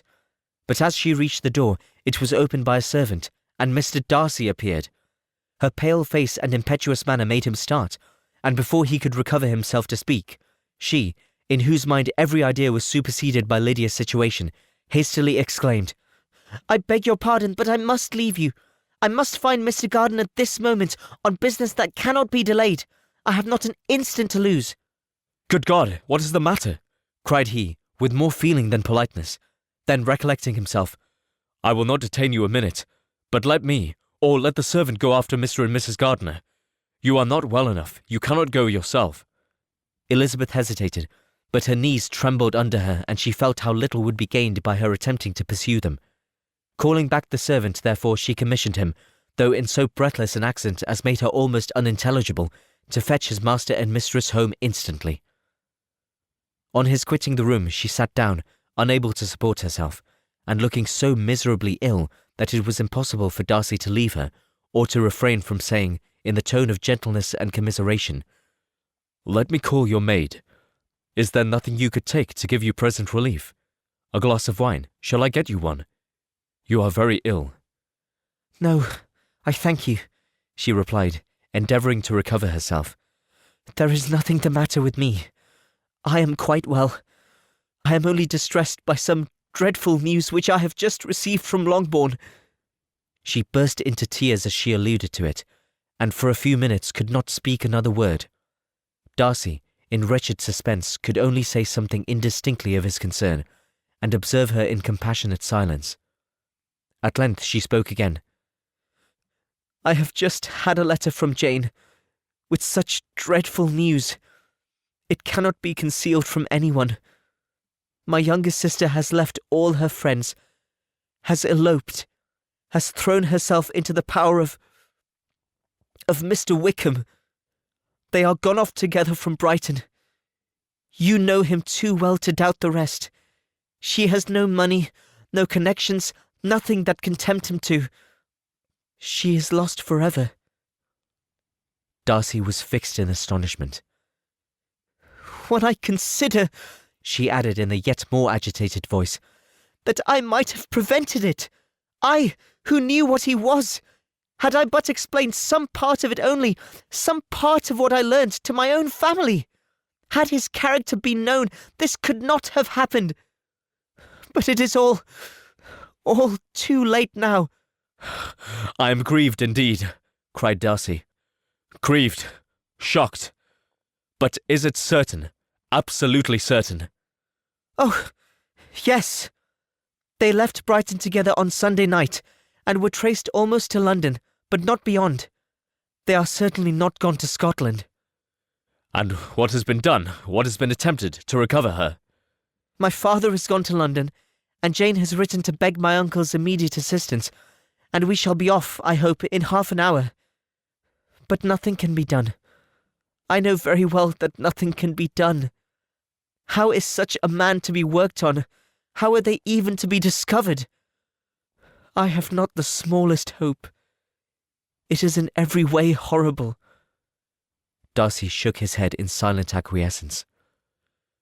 "When my eyes were opened to his real character, oh, had I known what I ought, what I dared to do! But I knew not. I was afraid of doing too much.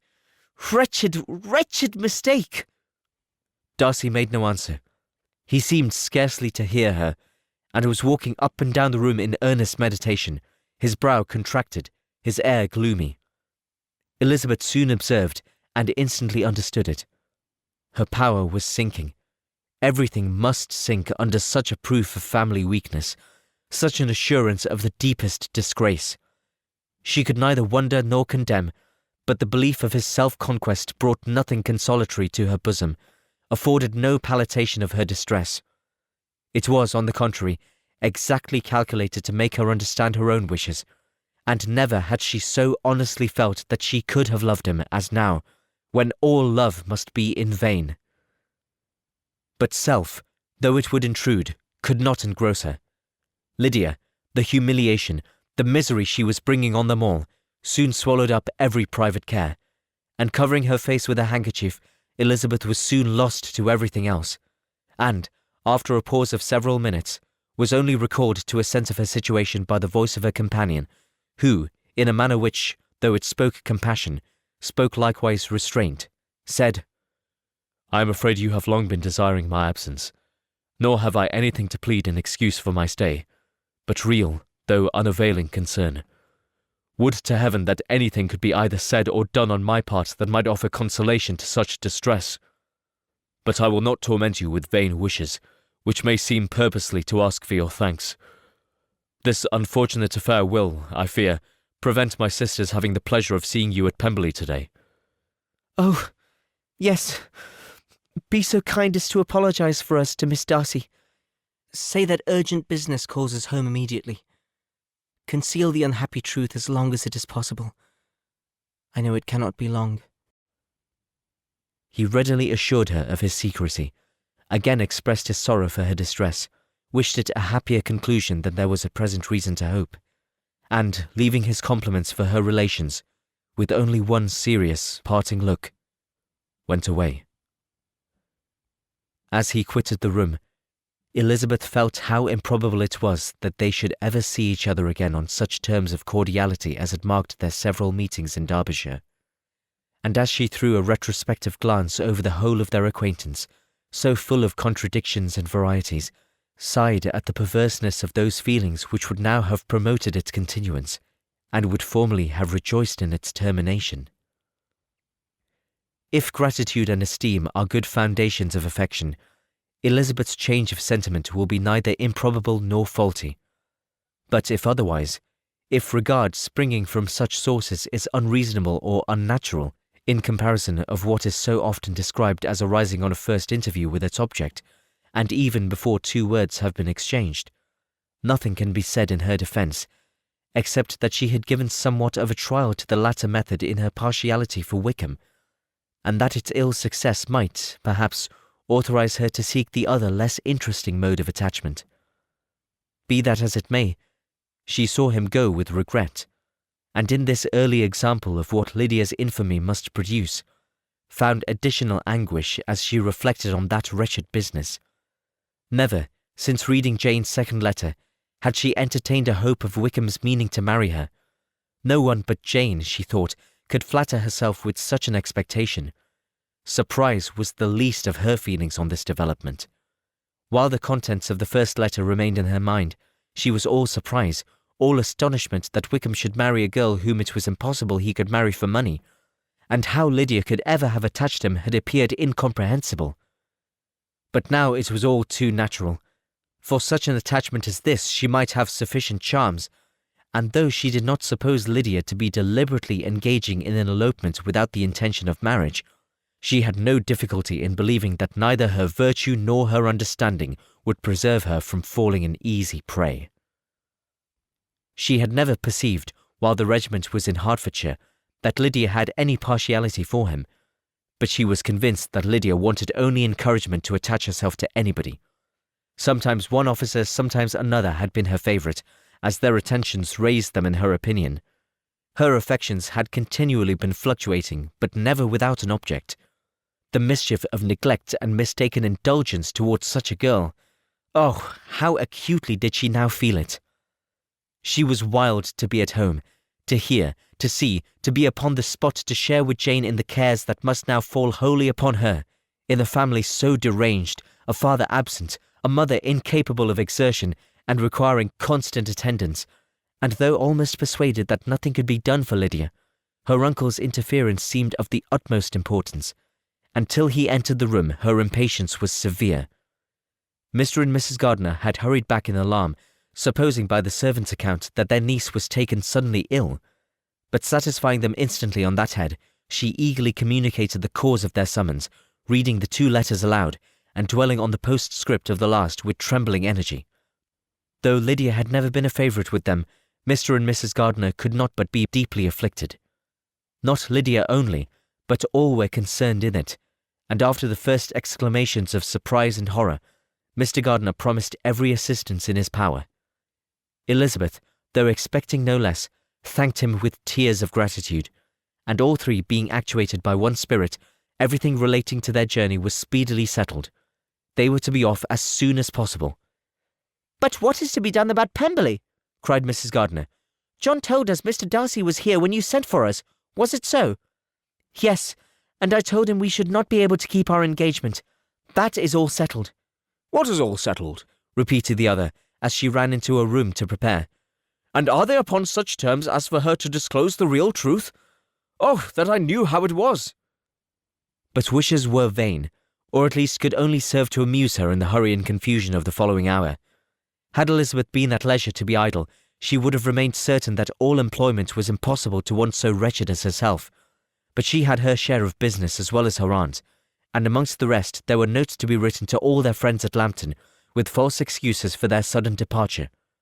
An hour, however, saw the whole completed, and Mr. Gardiner meanwhile having settled his account at the inn, nothing remained to be done but to go, and Elizabeth, after all the misery of the morning, found herself, in a shorter space of time than she could have supposed, seated in the carriage, and on the road to Longbourn.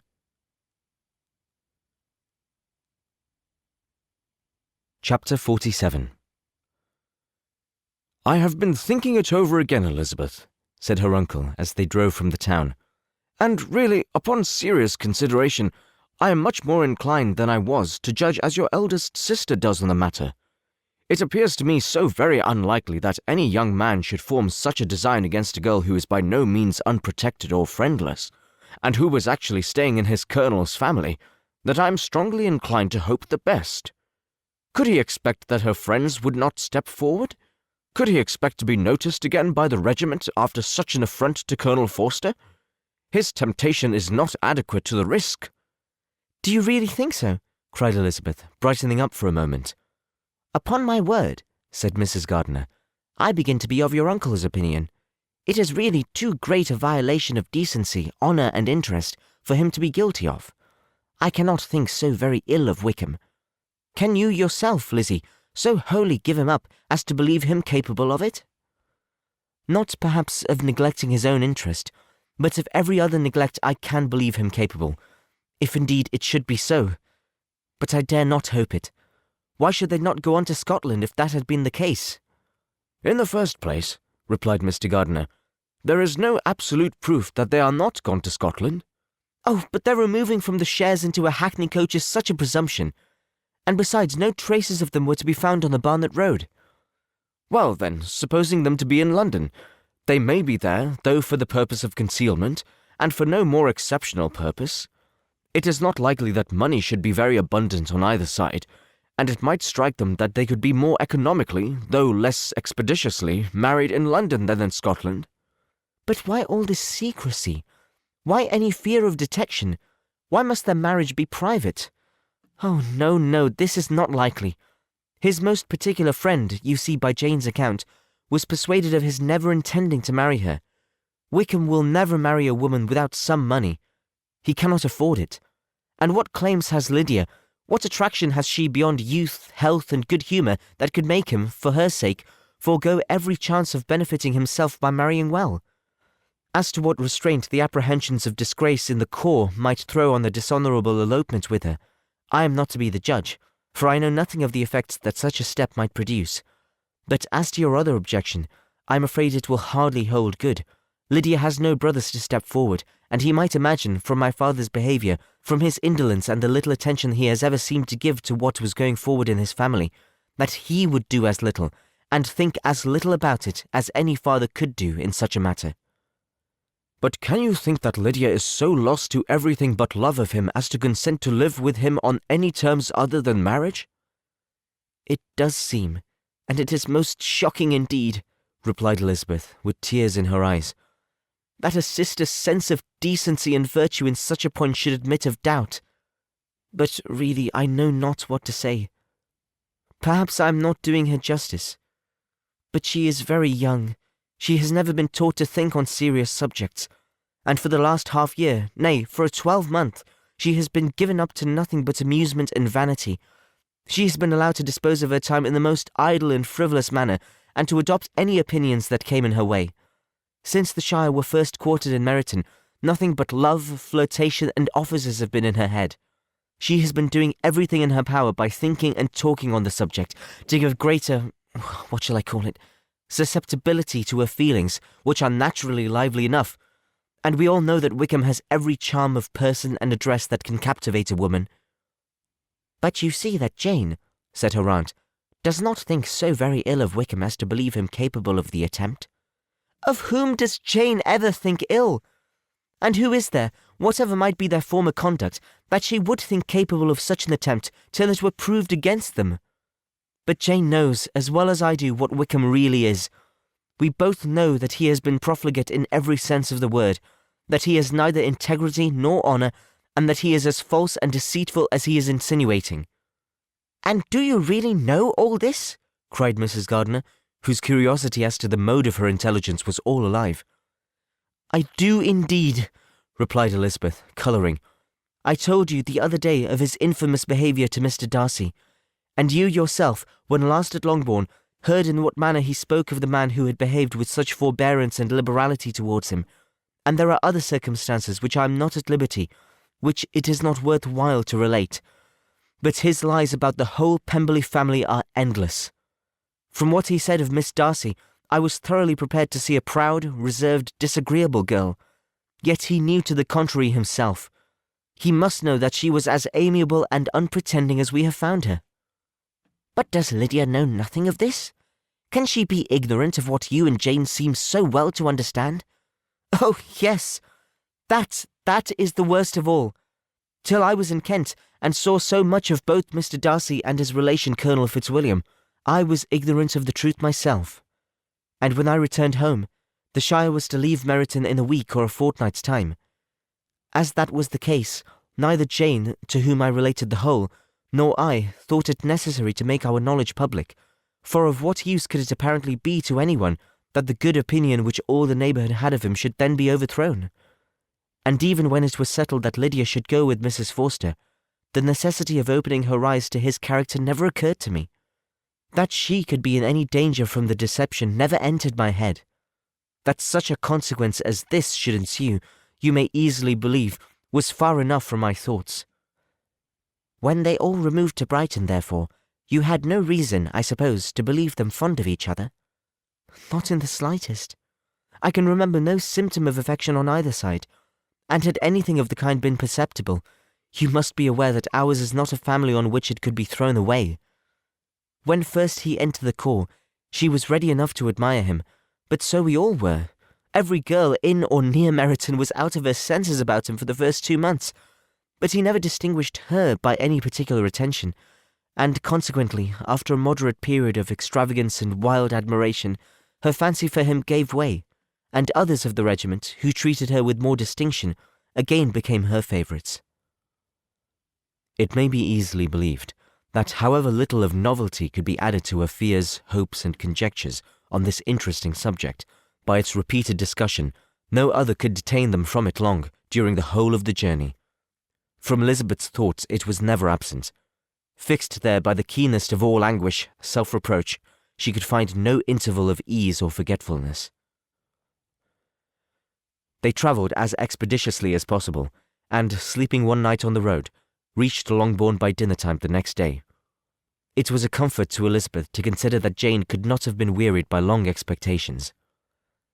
The little gardeners, attracted by the sight of a chaise, were standing on the steps of the house as they entered the paddock, and, when the carriage drove up to the door, the joyful surprise that lighted up their faces and displayed itself over their whole bodies in a variety of capers and frisks was the first pleasing earnest of their welcome.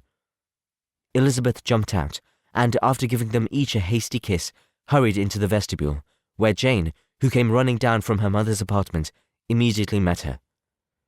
Elizabeth, as she affectionately embraced her, whilst tears filled the eyes of both, lost not a moment in asking her whether anything had been heard of the fugitives.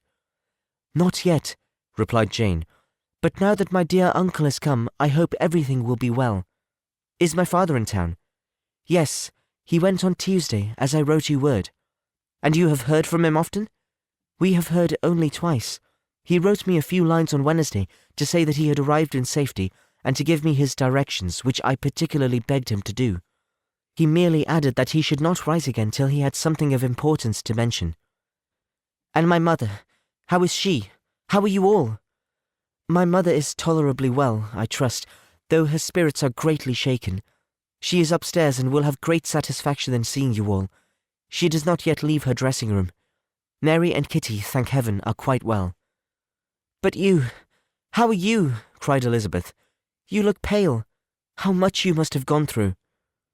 Her sister, however, assured her of her being perfectly well, and their conversation, which had been passing while Mr. and Mrs. Gardiner were engaged with their children, was now put to an end by the approach of the whole party. Jane ran to her uncle and aunt, and welcomed and thanked them both, with alternate smiles and tears. When they were all in the drawing-room, the questions which Elizabeth had already asked were of course repeated by the others, and they soon found that Jane had no intelligence to give. The sanguine hope of good, however, which the benevolence of her heart suggested, had not yet deserted her. She still expected that it would all end well, and that every morning would bring some letter, either from Lydia or her father, to explain their proceedings, and, perhaps, announce their marriage. Mrs. Bennet, to whose apartment they all repaired after a few minutes' conversation together, received them exactly as might be expected, with tears and lamentations of regret, invectives against the villainous conduct of Wickham, and complaints of her own sufferings and ill usage, blaming everybody but the person to whose ill-judging indulgence the errors of her daughter must principally be owing. "If I had been able," said she, "to carry my point in going to Brighton with all my family, this would not have happened. But poor dear Lydia had nobody to take care of her. Why did the Forsters ever let her go out of their sight? I am sure there was some great neglect or other on their side, for she is not the kind of girl to do such a thing if she had been well looked after. I always thought they were very unfit to have the charge of her, but I was overruled, as I always am. Poor dear child! And now here's Mr. Bennet gone away, and I know he will fight Wickham wherever he meets him, and then he will be killed, and what is to become of us all? The Collinses will turn us out before he is cold in his grave, and if you are not kind to us, brother, I do not know what we shall do." They all exclaimed against such terrific ideas, and Mr. Gardiner, after the general assurances of his affection for her and all her family, told her that he meant to be in London the very next day, and would assist Mr. Bennet in every endeavour for recovering Lydia. "Do not give way to useless alarm," added he. "Though it is right to be prepared for the worst, there is no occasion to look on it as certain. It is not quite a week since they left Brighton. In a few days more we may gain some news of them. Until we know that they are not married, and have no design of marrying, do not let us give the matter over as lost. As soon as I get to town I shall go to my brother, and make him come home with me to Gracechurch Street, and then we may consult together as to what is to be done." "Oh, my dear brother," replied Mrs. Bennet, "that is exactly what I could most wish for. And now do, when you get to town, find them out, wherever they may be, and if they are not married already, make them marry. And as for wedding clothes, do not let them wait for that, but tell Lydia she shall have as much money as she chooses to buy them, after they are married. And above all, keep Mr. Bennet from fighting. Tell him what a dreadful state I am in, that I am frightened out of my wits, and I have such tremblings, such flutterings all over me, such spasms in my side and pains in my head, and such beatings at heart, that I can get no rest by night nor by day. And tell my dear Lydia not to give any directions about her clothes till she has seen me, for she does not know which are the best warehouses. Oh, brother, how kind you are! I know you will contrive it all." But Mr. Gardiner, though he assured her again of his earnest endeavours in the cause, could not help recommending moderation to her, as well as in her hopes as her fear, and after talking with her in this manner till dinner was on the table, they all left her to vent all her feelings on the housekeeper, who attended in the absence of her daughters.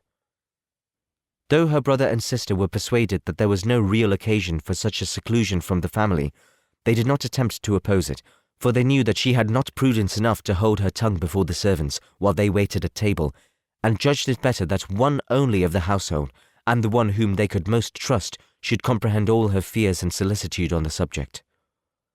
In the dining room they were soon joined by Mary and Kitty, who had been too busily engaged in their separate apartments to make their appearance before. One came from her books, and the other from her toilette. The faces of both, however, were tolerably calm, and no change was visible in either, except that the loss of her favourite sister, or the anger which she had herself incurred in this business, had given more of fretfulness than usual to the accents of Kitty. As for Mary, she was mistress enough of herself to whisper to Elizabeth, with a countenance of grave reflection, soon after they were seated at table, "This is a most unfortunate affair, and will probably be much talked of. But we must stem the tide of malice, and pour into the wounded bosoms of each other the balm of sisterly consolation." Then, perceiving in Elizabeth no inclination of replying, she added, "Unhappy as the event must be for Lydia, we may draw from it this useful lesson, that loss of virtue in a female is irretrievable, that one false step involves her in endless ruin, that her reputation is no less brittle than it is beautiful, and that she cannot be too much guarded in her behaviour towards the undeserving of the other sex." Elizabeth lifted up her eyes in amazement, but was too much oppressed to make any reply. Mary, however, continued to console herself with such kind of moral extractions from the evil before them.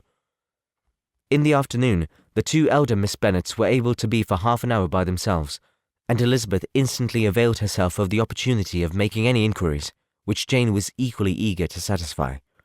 After joining in general lamentations over the dreadful sequel of this event, which Elizabeth considered as all but certain, and Miss Bennet could not assert to be wholly impossible, the former continued the subject by saying, "But tell me all and everything about it which I have not already heard. Give me further particulars. What did Colonel Forster say?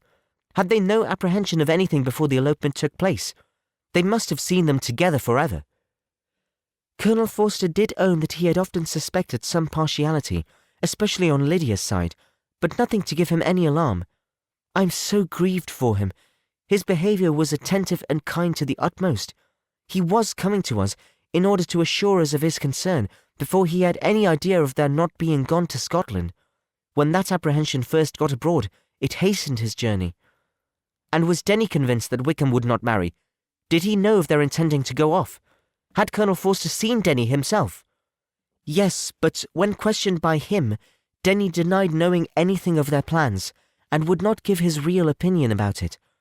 He did not repeat his persuasion of their not marrying, and from that I am inclined to hope he might have been misunderstood before. And till Colonel Forster came himself, not one of you entertained a doubt, I suppose, of their being really married. How was it possible that such an idea should enter our brains? I felt a little uneasy, a little fearful of my sister's happiness with him in marriage, because I knew that his conduct had not been always quite right. My father and mother knew nothing of that. They only felt how imprudent a match it must be. Kitty then owned, with a very natural triumph on knowing more than the rest of us, that in Lydia's last letter she had prepared her for such a step. She had known, it seems, of their being in love with each other many weeks." "But not before they went to Brighton?" "No, I believe not." "And did Colonel Forster appear to think well of Wickham himself? Does he know his real character?" "I must confess that he did not speak so well of Wickham as he formerly did. He believed him to be imprudent and extravagant, and since this sad affair has taken place, it is said that he left Meryton greatly in debt, but I hope this may be false. Oh, Jane, had we been less secret, had we told what we knew of him, this could not have happened." "Perhaps it would have been better," replied her sister, "but to expose the former faults of any person without knowing what their present feelings were seemed unjustifiable. We acted with the best intentions." "Could Colonel Forster repeat the particulars of Lydia's note to his wife?" "He brought it with him for us to see." Jane then took it from her pocket-book and gave it to Elizabeth. These were the contents. "My dear Harriet, you will laugh when you know when I am gone, and I cannot help laughing myself at your surprise tomorrow morning as soon as I am missed. I am going to Gretna Green, and if you cannot guess with who, I shall think you a simpleton, for there is but one man in the world I love, and he is an angel. I should never be happy without him, so think it no harm to be off. You need not send them word at Longbourn of my going, if you do not like it, for it will make the surprise the greater when I write to them and sign my name Lydia Wickham. What a good joke it will be! I can hardly write for laughing. Pray make my excuses to Pratt for not keeping my engagement and dancing with him tonight. Tell him I hope he will excuse me when he knows all, and tell him I will dance with him at the next ball we meet with great pleasure. I shall send for my clothes when I get to Longbourn, but I wish you would tell Sally to mend a great slit in my worked muslin gown before they are packed up. Goodbye. Give my love to Colonel Forster. I hope you will drink to our good journey. Your affectionate friend, Lydia Bennet." "Oh, thoughtless, thoughtless Lydia!" cried Elizabeth when she had finished it. "What a letter is this, to be written at such a moment! But at least it shows that she was serious on the subject of their journey. Whatever he might afterwards persuade her to, it was not on her side a scheme of infamy. Oh, my poor father, how he must have felt it! I never saw anyone so shocked. He could not speak a word for full 10 minutes. My mother was taken ill immediately, and the whole house in such confusion." "Oh, Jane," cried Elizabeth, "was there a servant belonging to it who did not know the whole story before the end of the day?" "I do not know. I hope there was, but to be guarded at such a time is very difficult. My mother was in hysterics, and though I endeavoured to give her every assistance in my power, I am afraid I did not do so much as I might have done. But the horror of what might possibly happen almost took from me my faculties. Your attendance upon her has been too much for you. You do not look well. Oh, that I had been with you. You have had every care and anxiety upon yourself alone. Mary and Kitty have been very kind, and would have shared in every fatigue, I am sure, but I did not think it right for either of them. Kitty is slight and delicate, and Mary studies so much that her hours of repose should not be broken in on. My Aunt Phillips came to Longbourn on Tuesday after my father went away, and was so good as to stay till Thursday with me. She was of great use and comfort to us all, and Lady Lucas has been very kind. She walked here on Wednesday morning to condole with us, and offered her services or any of her daughters if they should be of use to us. She had better have stayed at home, cried Elizabeth. Perhaps she meant well, but under such a misfortune as this, one cannot see too little of one's neighbours. Assistance is impossible, condolence insufferable. Let them triumph over us at a distance and be satisfied. She then proceeded to inquire into the measures which her father had intended to pursue while in town for the recovery of his daughter. He meant, I believe, replied Jane, to go to Epsom, the place where they last changed horses, to see the postilions and try if anything could be made out from them. His principal object must be to discover the number of the hackney coach which took them from Clapham. It had come with a fare from London, and as he thought that the circumstance of a gentleman and a lady's removing from one carriage into another might be remarked, he meant to make inquiries at Clapham. If he could anyhow discover at what house the coachman had before set down his fare, he determined to make inquiries there, and hoped it might not be impossible to find out the stand and number of the coach. I do not know of any other designs he had formed, but he was in such a hurry to be gone, and his spirits so greatly discomposed, that I had difficulty in finding out even so much as this. Chapter 48. The whole party were in hopes of a letter from Mr. Bennet the next morning, but the post came in without bringing a single line from him. His family knew him to be, on all common occasions, a most negligent and dilatory correspondent, but at such a time they had hoped for exertion. They were forced to conclude that he had no pleasing intelligence to send, but even of that they would have been glad to be certain.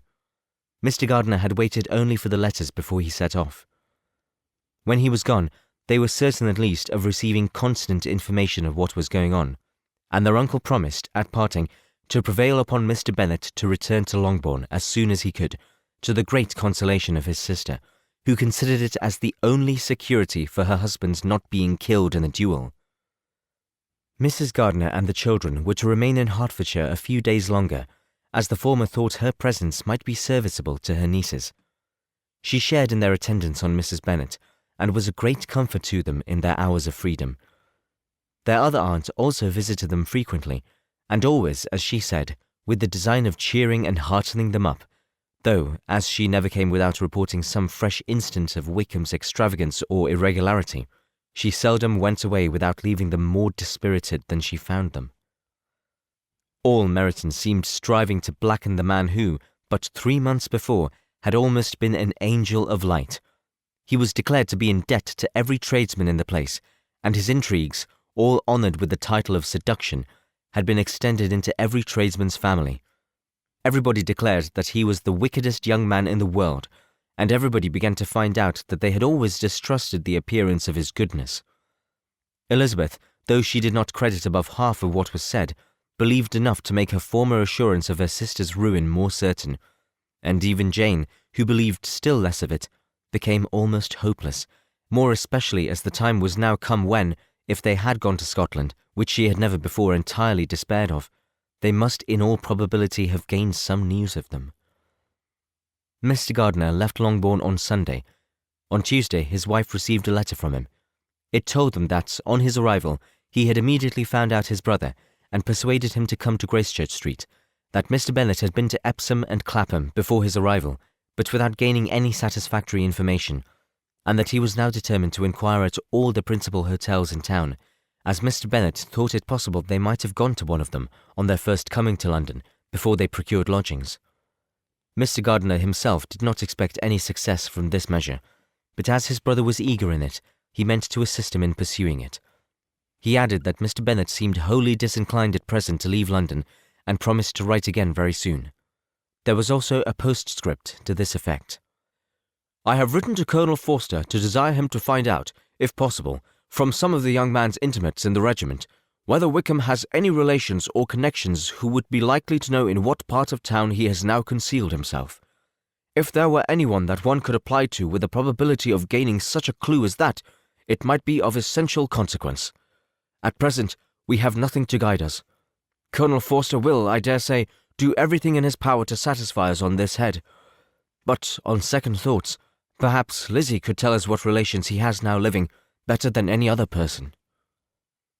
Elizabeth was at no loss to understand from whence this deference to her authority proceeded, but it was not in her power to give any information of so satisfactory a nature as the compliment deserved.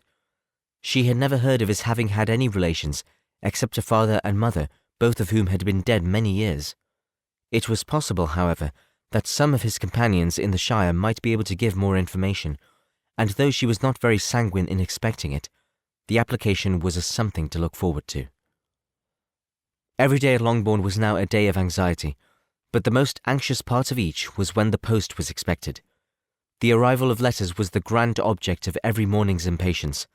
Through letters, whatever of good or bad was to be told would be communicated, and every succeeding day was expected to bring some news of importance.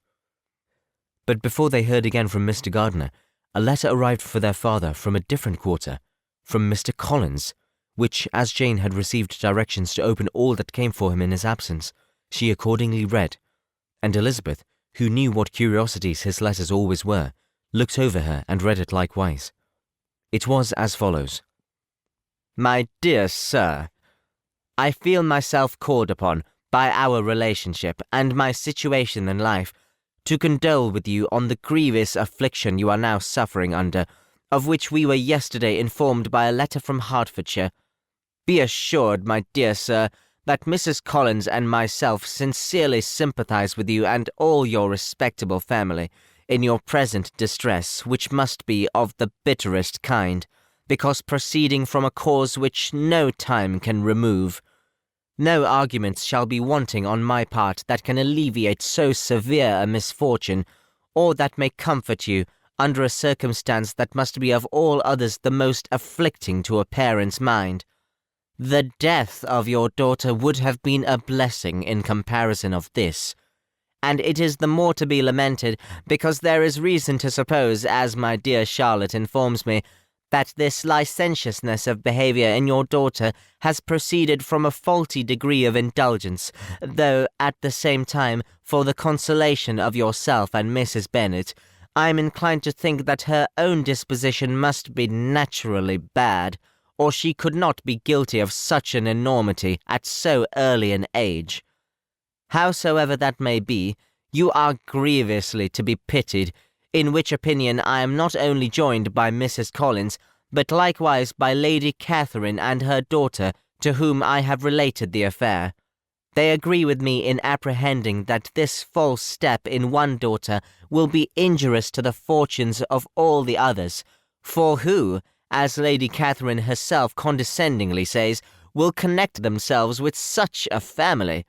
And this consideration leads me moreover to reflect with augmented satisfaction on a certain event of last November, for had it been otherwise, I must have been involved in all your sorrow and disgrace. Let me then advise you, dear sir, to console yourself as much as possible, to throw off your unworthy child from your affection for ever, and leave her to reap the fruits of her own heinous offence. I am, dear sir, etc., etc. Mr. Gardiner did not write again till he had received an answer from Colonel Forster, and then he had nothing of a pleasant nature to send. It was not known that Wickham had a single relationship with whom he had kept up any connection, and it was certain that he had near no one living. His former acquaintances had been numerous, but since he had been in the militia, it did not appear that he was on terms of particular friendship with any of them. There was no one, therefore, who could be pointed out as likely to give any news of him.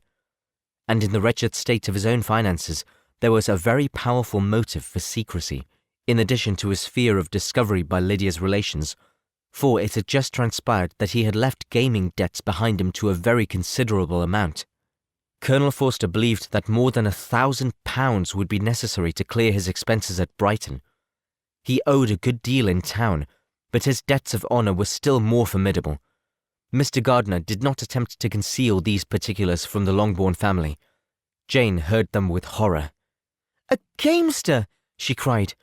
"This is wholly unexpected. I had not an idea of it." Mr. Gardiner added in his letter that they might expect to see their father at home on the following day, which was Saturday. Rendered spiritless by the ill success of all their endeavours, he had yielded to his brother-in-law's entreaty that he would return to his family, and leave it to him to do whatever occasion might suggest to be advisable for continuing their pursuit. When Mrs. Bennet was told of this, she did not express so much satisfaction as her children expected, considering what her anxiety for his life had been before. "What? Is he coming home, and without poor Lydia?" she cried. "Sure he will not leave London before he has found them. Who is to fight Wickham, and make him marry her if he comes away?"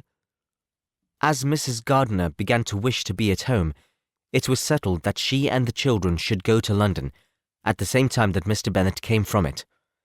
The coach, therefore, took them the first stage of their journey, and brought its master back to Longbourn.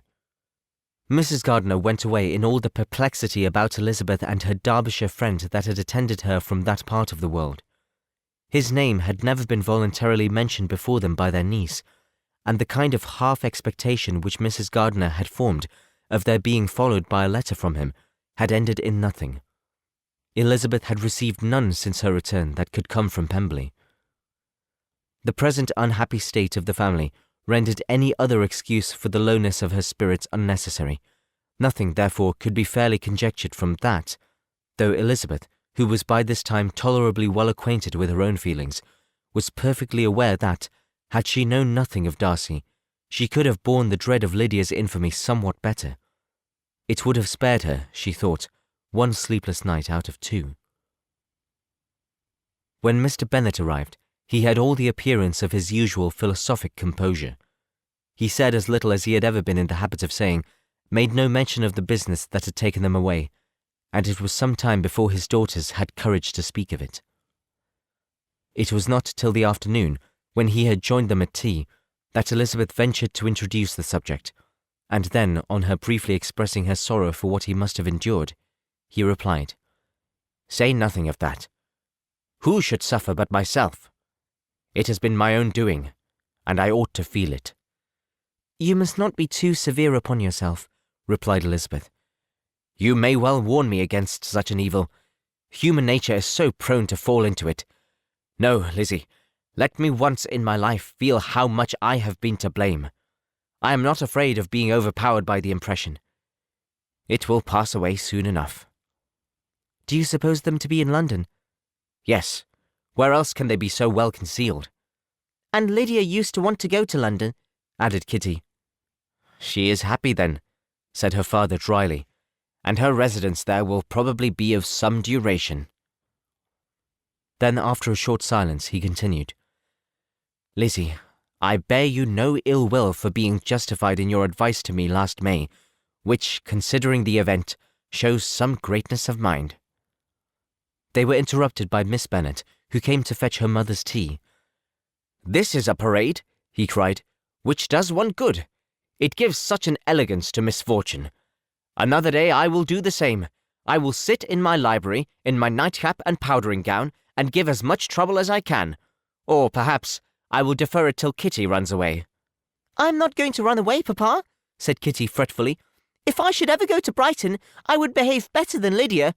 "You go to Brighton? I would not trust you so near it as Eastbourne for £50.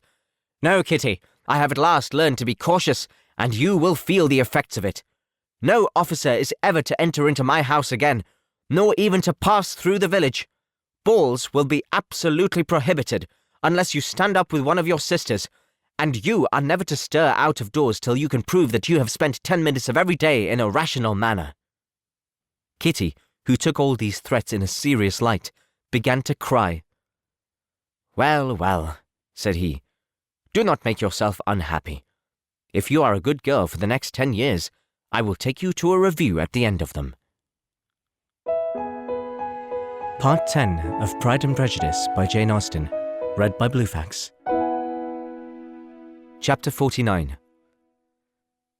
2 days after Mr. Bennet's return, as Jane and Elizabeth were walking together in the shrubbery behind the house, they saw the housekeeper coming towards them, and, concluding that she came to call them to her mother, went forward to meet her. But instead of the expected summons, when they approached her, she said to Miss Bennet, "I beg your pardon, madam, for interrupting you, but I was in hopes that you might have got some good news from town, so I took the liberty of coming to ask." What do you mean, Hill? We have heard nothing from town. "Dear madam," cried Miss Hill in great astonishment. "don't you know there is an express come for master from Mr. Gardiner? He has been here this half hour, and master has had a letter." Away ran the girls, too eager to get in to have time for speech. They ran through the vestibule into the breakfast room, from thence to the library. Her father was in neither, and they were on the point of seeking him upstairs with their mother, when they were met by the butler, who said, "If you are looking for my master, ma'am, he is walking towards the little copse." Upon this information, they instantly passed through the hall once more, and ran across the lawn after their father, who was deliberately pursuing his way towards a small wood on one side of the paddock. Jane, who was not so light nor so much in the habit of running as Elizabeth, soon lagged behind, while her sister, panting for breath, came up with him, and eagerly cried out, "Oh, papa, what news, what news? Have you heard from my uncle?" "Yes, I have had a letter from him by express." "Well, and what news does it bring, good or bad?" "What is there of good to be expected?" said he, taking the letter from his pocket. "But perhaps you would like to read it." Elizabeth impatiently caught it from his hand. Jane now came up.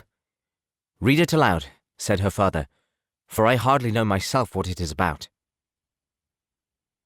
Gracechurch Street, Monday, August the 2nd.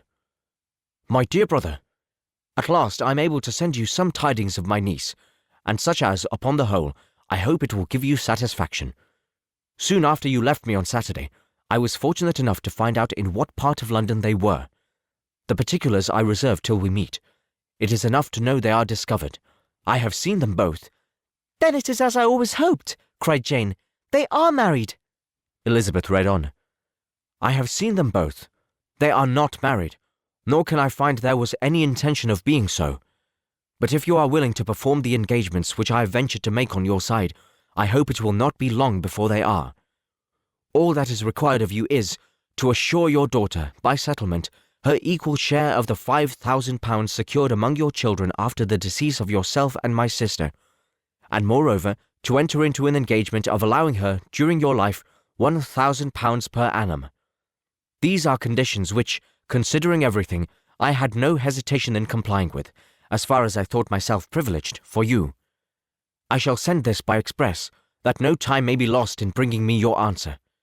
You will easily comprehend, from these particulars, that Mr. Wickham's circumstances are not so hopeless as they are generally believed to be. The world has been deceived in that respect, and I am happy to say there will be some little money, even when all his debts are discharged, to settle on my niece, in addition to her own fortune. If, as I conclude will be the case, you send me full powers to act in your name throughout the whole of this business, I will immediately give directions to Haggerston for preparing a proper settlement. There will not be the smallest occasion for your coming to town again. Therefore, stay quiet at Longbourn, and depend on my diligence and care. Send back your answer as fast as you can, and be careful to write explicitly. We have judged it best that my niece should be married from this house, of which I hope you will approve. She comes to us today. I shall write again as soon as anything more is determined on. Yours, etc., Edward Gardiner.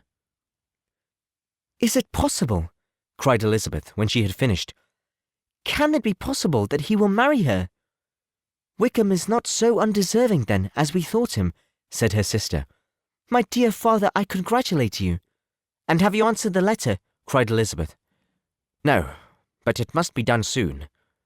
Most earnestly did she then entreaty him to lose no more time before he wrote. "Oh, my dear father," she cried, "come back and write immediately. Consider how important every moment is in such a case." "Let me write for you," said Jane, "if you dislike the trouble yourself." I dislike it very much, he replied, but it must be done. And so saying, he turned back with them and walked towards the house. And may I ask, said Elizabeth, but the terms, I suppose, must be complied with. Complied with? I am only ashamed of his asking so little. And they must marry. Yet he is such a man. Yes, they must marry. There is nothing else to be done. But there are two things that I want very much to know. One is, how much money your uncle has laid down to bring it about. And the other, how am I ever to pay him? Money? My uncle? Cried Jane. What do you mean, sir? I mean that no man in his senses would marry Lydia on so slight a temptation as 100 a year during my life, and 50 after I am gone. That is very true, said Elizabeth, though it had not occurred to me before. And something still to remain? Oh, it must be my uncle's doings. Generous, good man. I am afraid he has distressed himself. A small sum could not do all this. No, said her father. Wickham's a fool if he takes her with a farthing less than £10,000. I should be sorry to think so ill of him in the very beginning of our relationship. £10,000! Heaven forbid! How is half such a sum to be repaid? Mr. Bennet made no answer, and each of them, deep in thought, continued silent till they reached the house. Their father then went on to the library to write, and the girls walked into the breakfast-room. And they are really to be married, cried Elizabeth as soon as they were by themselves. How strange is this! And for this we are to be thankful, that they should marry. Small as is their chance of happiness, and wretched as is his character, we are forced to rejoice. Oh, Lydia! I comfort myself with thinking, replied Jane, that he certainly would not marry Lydia if he had not a real regard for her. Though our kind uncle has done something towards clearing him, I cannot believe that £10,000, or anything like it, has been advanced. He has children of his own, and may have more. How could he spare half £10,000? If he were ever able to learn what Wickham's debts have been, said Elizabeth, and how much is settled on his side on our sister, we shall exactly know what Mr. Gardiner has done for them, because Wickham has not sixpence of his own. The kindness of my uncle and aunt can never be requited. Their taking her home and affording her their personal protection and countenance is such a sacrifice to her advantage as years of gratitude cannot enough acknowledge. By this time she is actually with them. If such goodness does not make her miserable now, she will never deserve to be happy. What a meeting for her when she first sees my aunt. We must endeavour to forget all that has passed on either side, said Jane. I hope and trust they will yet be happy. His consenting to marry her is a proof, I will believe, that he is come to a right way of thinking. Their mutual affection will steady them, and I flatter myself they will settle so quietly and live in so rational a manner as may in time make their past imprudence forgotten. Their conduct has been such, replied Elizabeth, as neither you, nor I, nor anybody can ever forget. It is useless to talk of it. It now occurred to the girls that their mother was in all likelihood perfectly ignorant of what had happened. They went to the library, therefore, and asked their father whether he would not wish them to make it known to her. He was writing and, without raising his head, coolly replied, "Just as you please." "May we take my uncle's letter to read to her?" "Take whatever you like and get away." Elizabeth took the letter from his writing table, and they went upstairs together.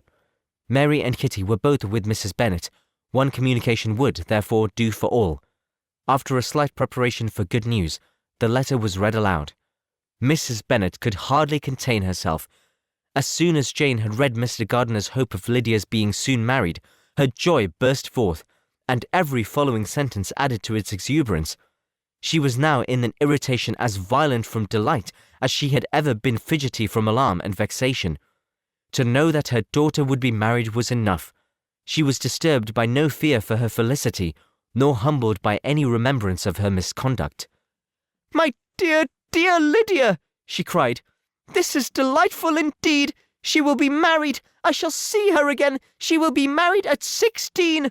My good, kind brother, I knew how it would be. I knew he would manage everything. How I long to see her, and to see dear Wickham too. But the clothes, the wedding clothes! I will write to my sister Gardiner about them directly. Lizzie, my dear, run down to your father and ask him how much he will give her. Stay, I will go myself. Ring the bell, Kitty, for Hill. I will put on my things in a moment. My dear, dear Lydia, how merry we shall be together when we meet!"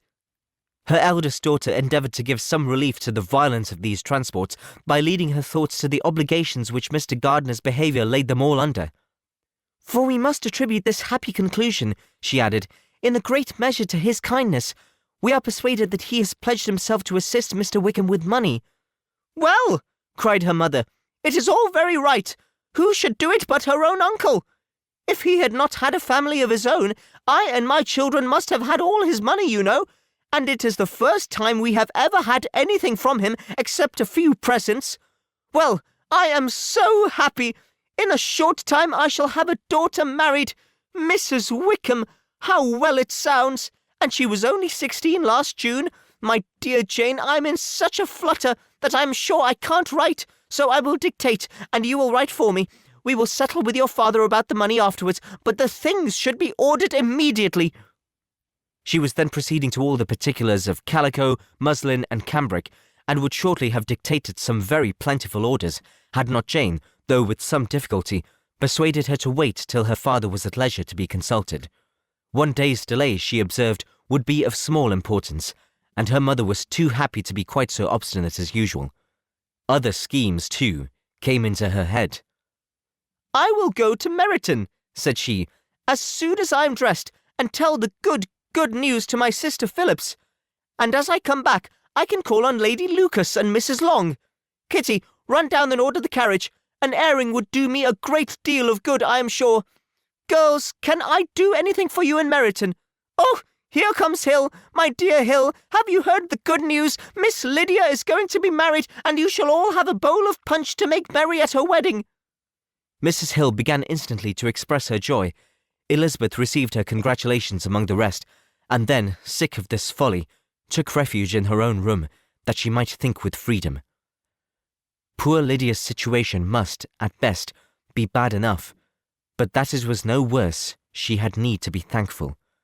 She felt it so, and though in looking forward, neither rational happiness nor worldly prosperity could be justly expected for her sister, in looking back to what they had feared only 2 hours ago, she felt all the advantages of what they had gained.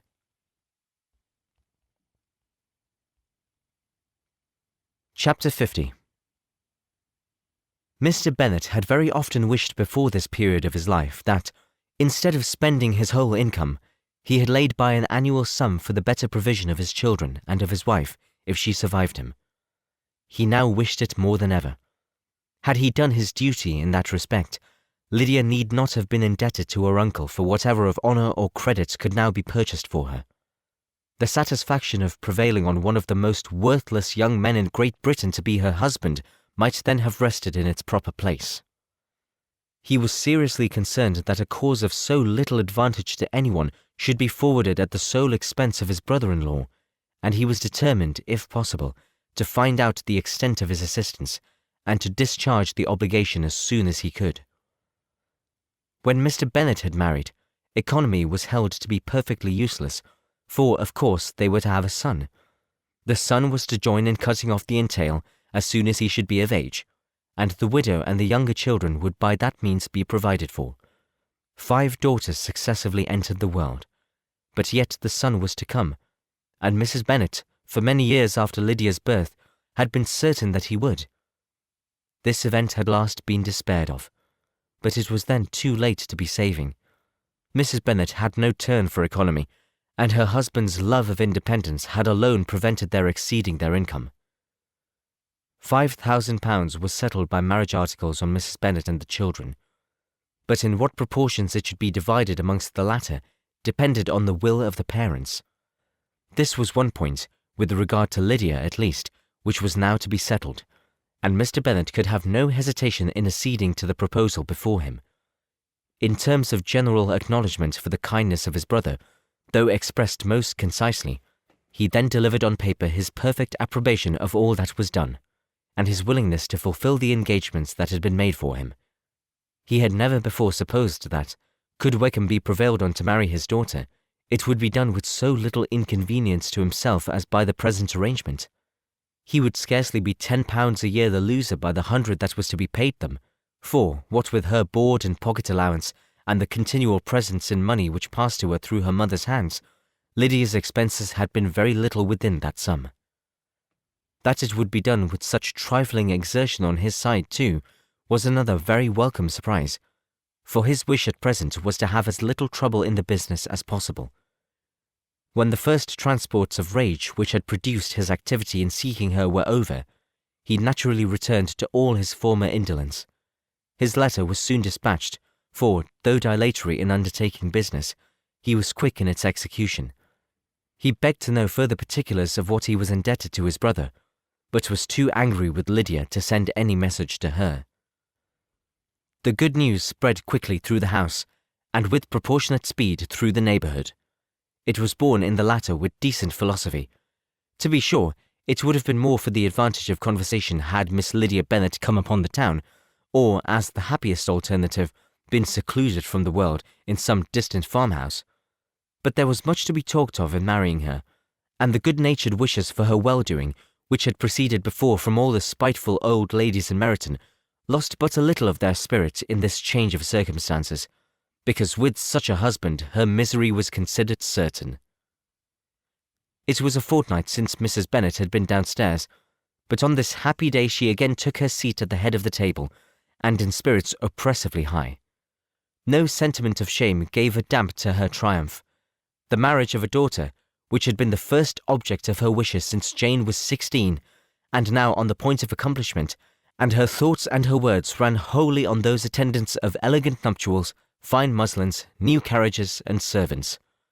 She was busily searching through the neighbourhood for a proper situation for her daughter, and, without knowing or considering what their income might be, rejected many as deficient in size and importance. Hay Park might do, said she, if the Goldings could quit it, or the great house at Stoke, if the drawing-room were larger. But Ashworth is too far off. I could not bear to have her 10 miles from me, and as for Pulvis Lodge, the attics are dreadful. Her husband allowed her to talk on without interruption while the servants remained, but when they had withdrawn, he said to her, "Mrs. Bennet, before you take any or all of those houses for your son and daughter, let us come to a right understanding. Into one house in this neighbourhood they shall never have admittance. I will not encourage the impudence of either by receiving them at Longbourn." A long dispute followed this declaration, but Mr. Bennet was firm. It soon led to another, and Mrs. Bennet found, with amazement and horror, that her husband would not advance a guinea to buy clothes for his daughter. He protested that she should receive from him no mark of affection whatever on the occasion. Mrs. Bennet could hardly comprehend it. That his anger could be carried to such a point of inconceivable resentment as to refuse his daughter a privilege without which her marriage would scarcely seem valid, exceeded all she could believe possible. She was more alive to the disgrace which her want of new clothes must reflect on her daughter's nuptials than to any sense of shame at her eloping and living with Wickham a fortnight before they took place. Elizabeth was now most heartily sorry that she had, from the distress of the moment, been led to make Mr. Darcy acquainted with their fears for her sister, for since her marriage would so shortly give the proper termination to the elopement, they might hope to conceal its unfavourable beginning from all those who were not immediately on the spot. She had no fear of its spreading farther through this means. There were few people on whose secrecy she would have more confidently depended, but at the same time, there was no one whose knowledge of a sister's frailty would have mortified her so much, not, however, from any fear of disadvantage from it individually to herself, for, at any rate, there seemed a gulf impassable between them.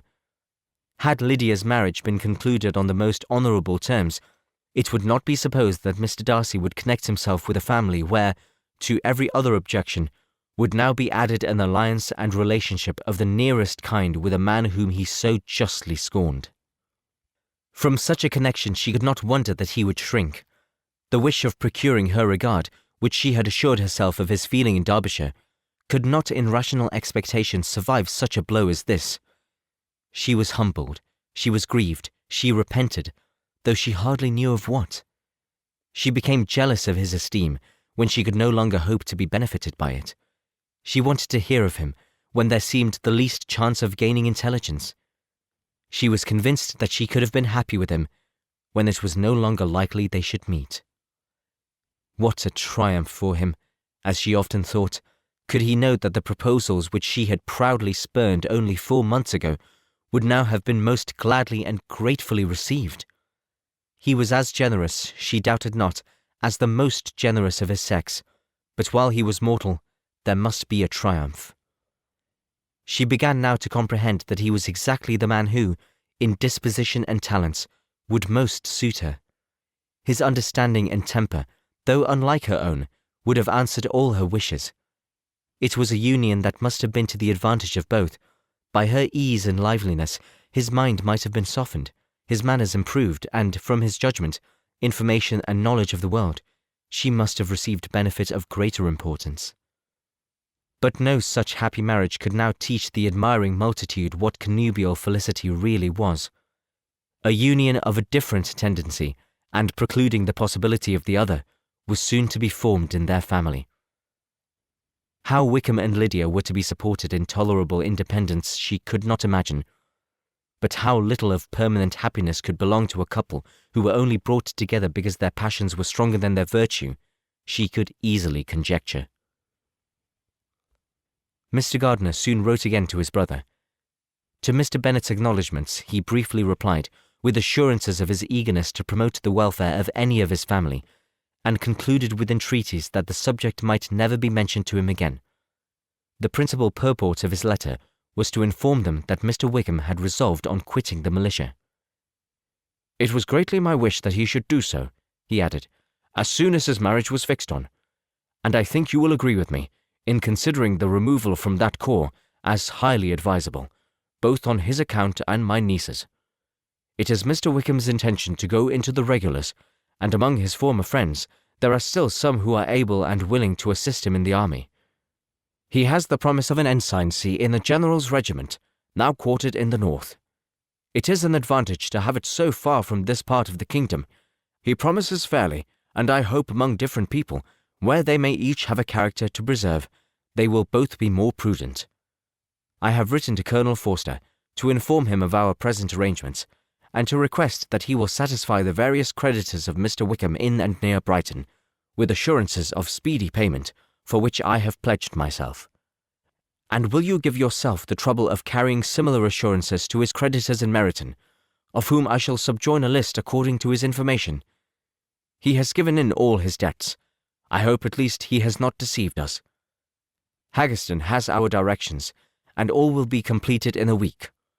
They will then join his regiment, unless they are first invited to Longbourn, and I understand from Mrs. Gardiner that my niece is very desirous of seeing you all before she leaves the south.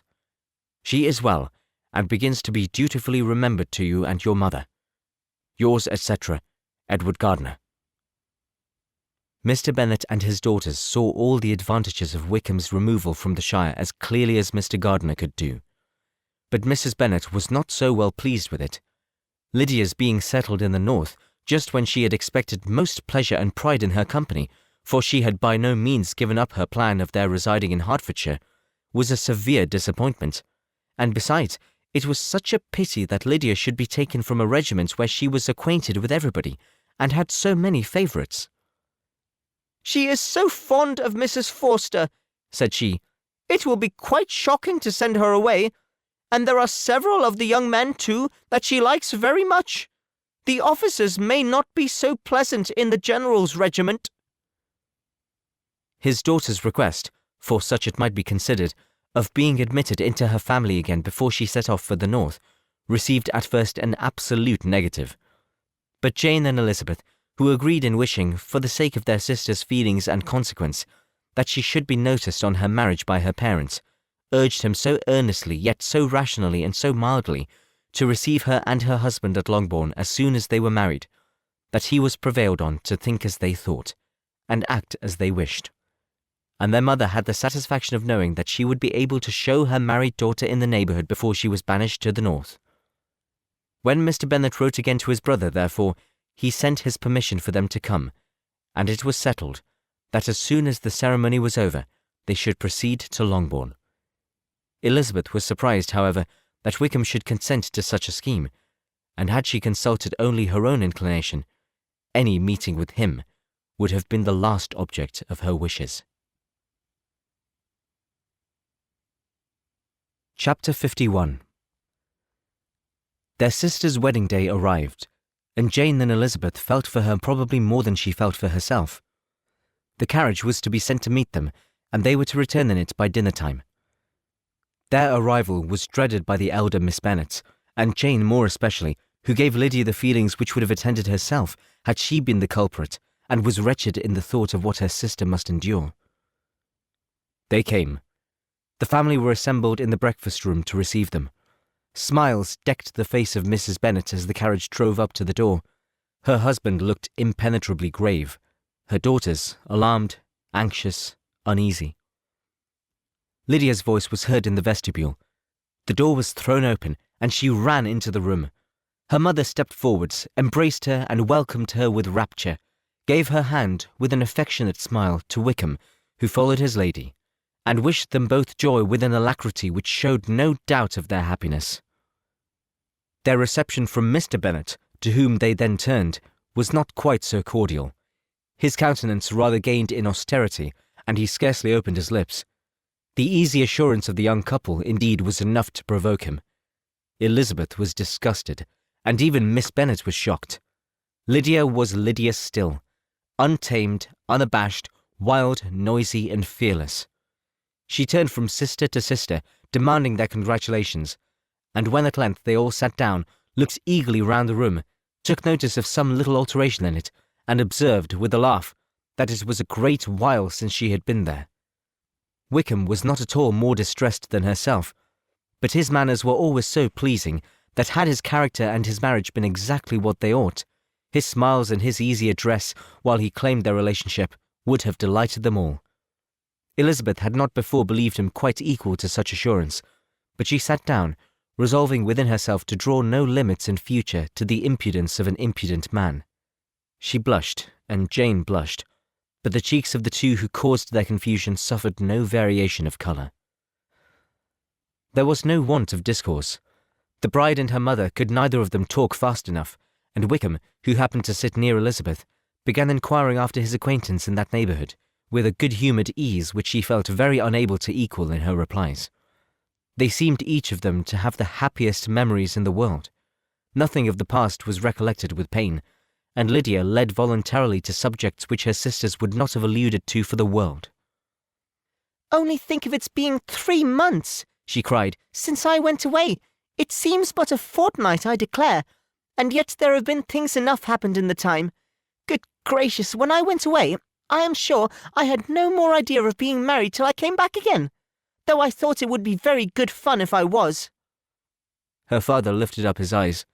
Jane was distressed. Elizabeth looked expressively at Lydia, but she, who never heard nor saw anything of which she chose to be insensible, gaily continued, "Oh, Mamma, do the people hereabouts know I am married today? I was afraid they might not, and we overtook William Goulding in his curricle, so I was determined he should know it, and so I let down the side-glass next to him, and took off my glove, and let my hand just rest upon the window-frame so that he might see the ring, and then I bowed and smiled like anything." Elizabeth could bear it no longer. She got up and ran out of the room, and returned no more till she heard them passing through the hall to the dining parlour. She then joined them soon enough to see Lydia, with anxious parade, walk up to her mother's right hand and hear her say to her eldest sister, "Ah, Jane, I take your place now, and you must go lower, because I am a married woman." It was not to be supposed that time would give Lydia that embarrassment from which she had been so wholly free at first. Her ease and good spirits increased. She longed to see Mrs. Phillips, the Lucases, and all their other neighbours, and to hear herself called Mrs. Wickham by each of them. And in the meantime she went off to dinner to show her ring and boast of being married to Mrs. Hill and the 2 housemaids. "Well, Mamma," said she, when they were all returned to the breakfast-room, And what do you think of my husband? Is not he a charming man? I am sure my sisters must all envy me. I only hope they may have half my good luck. They must all go to Brighton. That is the place to get husbands. Oh, what a pity it is, Mamma, we did not all go. Very true. And if I had my will, we should.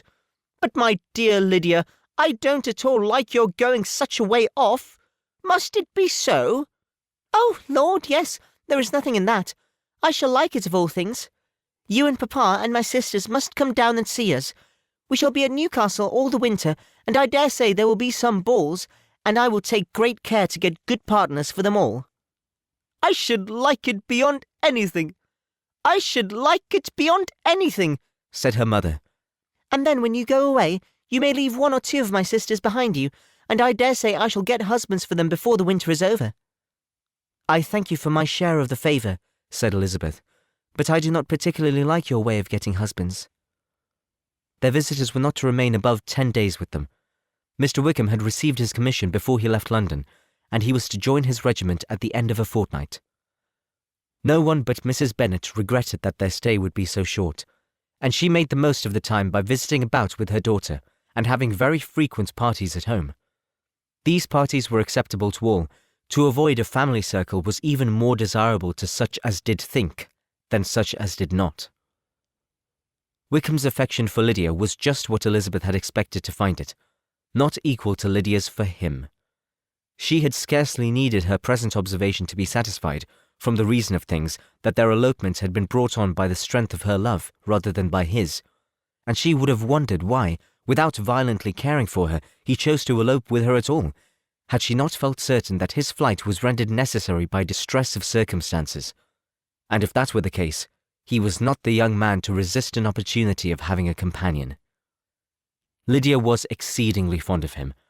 He was her dear Wickham on every occasion. No one was to be put in competition with him.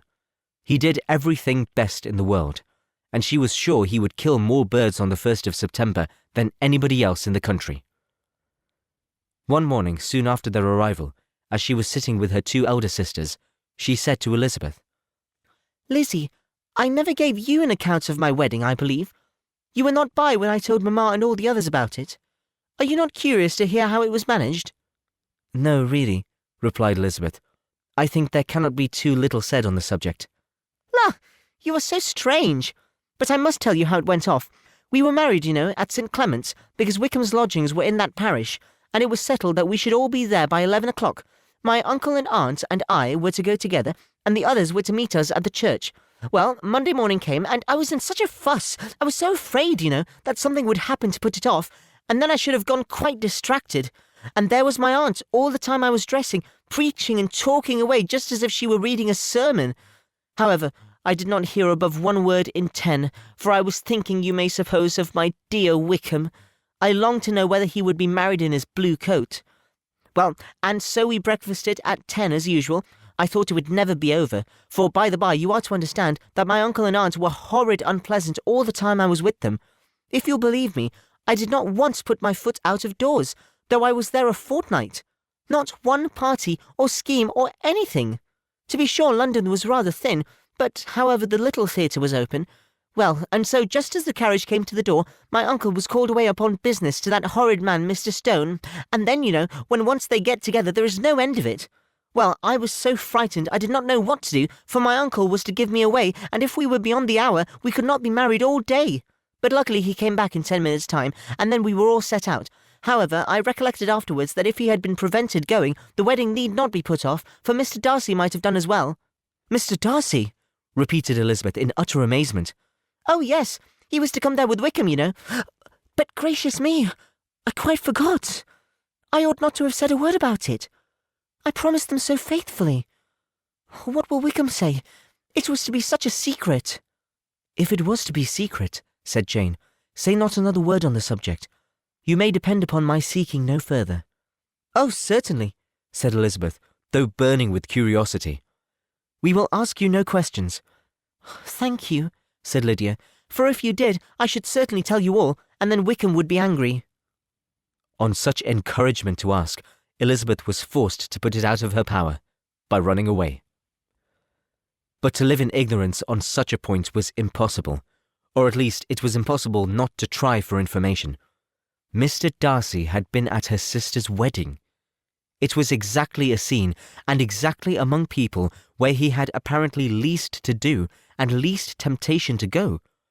Conjectures as to the meaning of it, rapid and wild, hurried into her brain, but she was satisfied with none. Those that best pleased her, as placing his conduct in the noblest light, seemed most improbable. She could not bear such suspense, and hastily seizing a sheet of paper, wrote a short letter to her aunt, to request an explanation of what Lydia had dropped, if it were compatible with the secrecy which had been intended.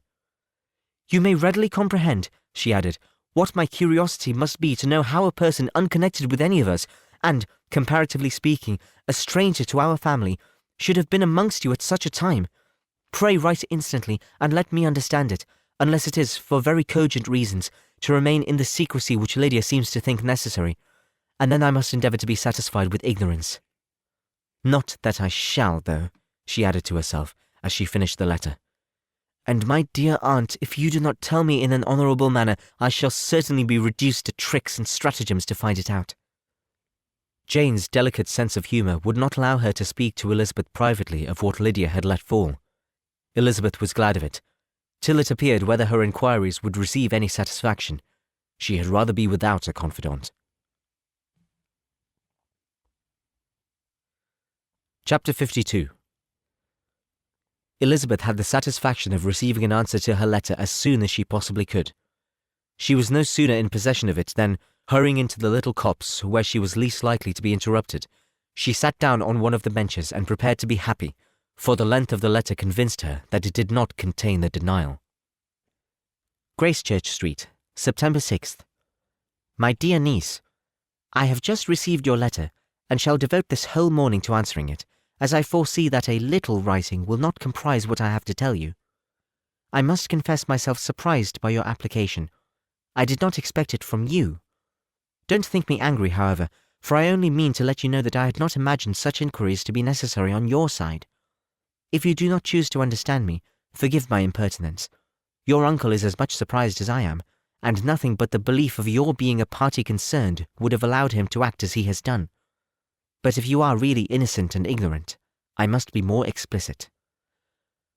On the very day of my coming home from Longbourn, your uncle had a most unexpected visitor. Mr. Darcy called, and was shut up with him several hours.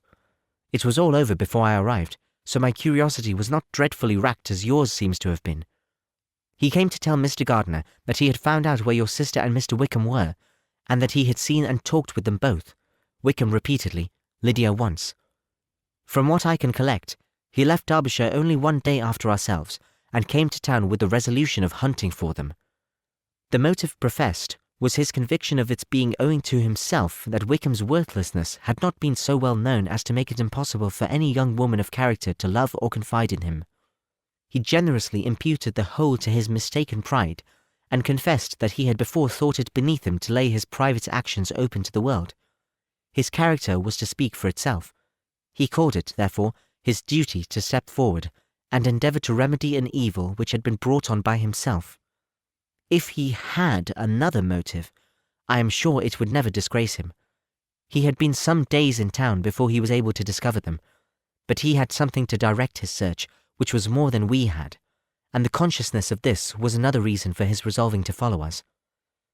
There is a lady, it seems, a Mrs. Young, who was some time ago governess to Miss Darcy, and was dismissed from her charge on some cause of disapprobation, though he did not say what. She then took a large house in Edward Street, and has since maintained herself by letting lodgings.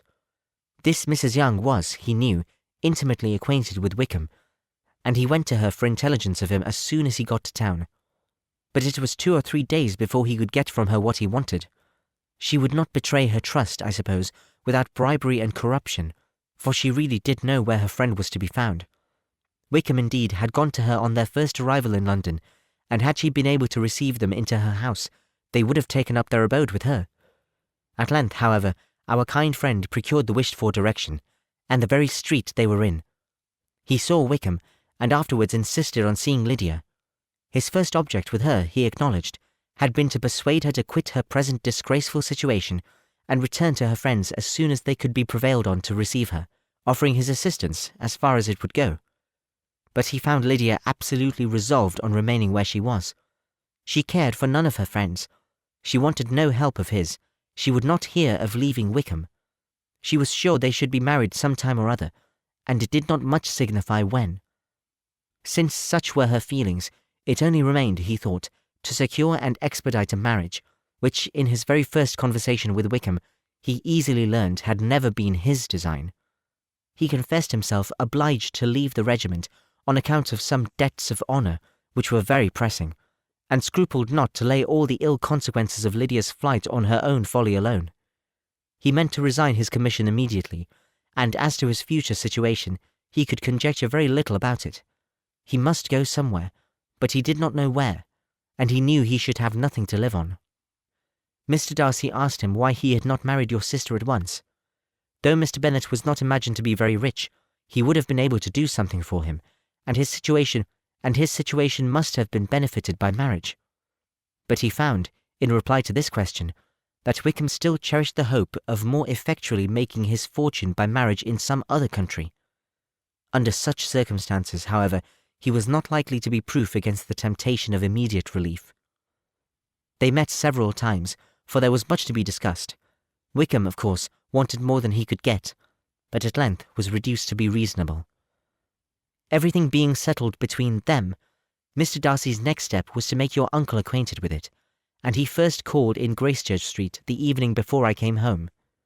But Mr. Gardiner could not be seen, and Mr. Darcy found, on further inquiry, that your father was still with him, but would quit town the next morning. He did not judge your father to be a person whom he could so properly consult as your uncle, and therefore readily postponed seeing him till after the departure of the former. He did not leave his name, until the next day it was only known that a gentleman had called on business. On Saturday he came again. Your father was gone, your uncle at home, and, as I said before, they had a great deal of talk together. They met again on Sunday, and then I saw him too. It was not all settled before Monday. As soon as it was, the express was sent off to Longbourn. But our visitor was very obstinate. I fancy, Lizzie, that obstinacy is the real defect of his character, after all. He has been accused of many faults at different times, but this is the true one. Nothing was to be done that he did not do himself, though I am sure, and I do not speak it to be thanked, therefore say nothing about it, your uncle would most readily have settled the whole. They battled it together for a long time, which was more than either the gentleman or lady concerned in it deserved.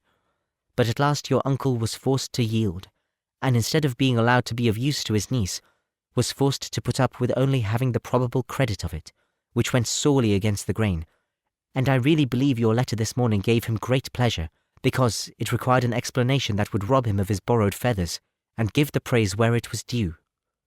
But, Lizzie, this must go no farther than yourself, or Jane at most. You know pretty well, I suppose, what has been done for the young people. His debts are to be paid, amounting, I believe, to considerably more than £1,000, another 1,000 in addition to her own settled upon her, and his commission purchased. The reason why all this was to be done by him alone was such as I have given above. It was owing to him, to his reserve and want of proper consideration, that Wickham's character had been so misunderstood, and consequently that he had been received and noticed as he was. Perhaps there was some truth in this, though I doubt whether his reserve, or anybody's reserve, can be answerable for the event.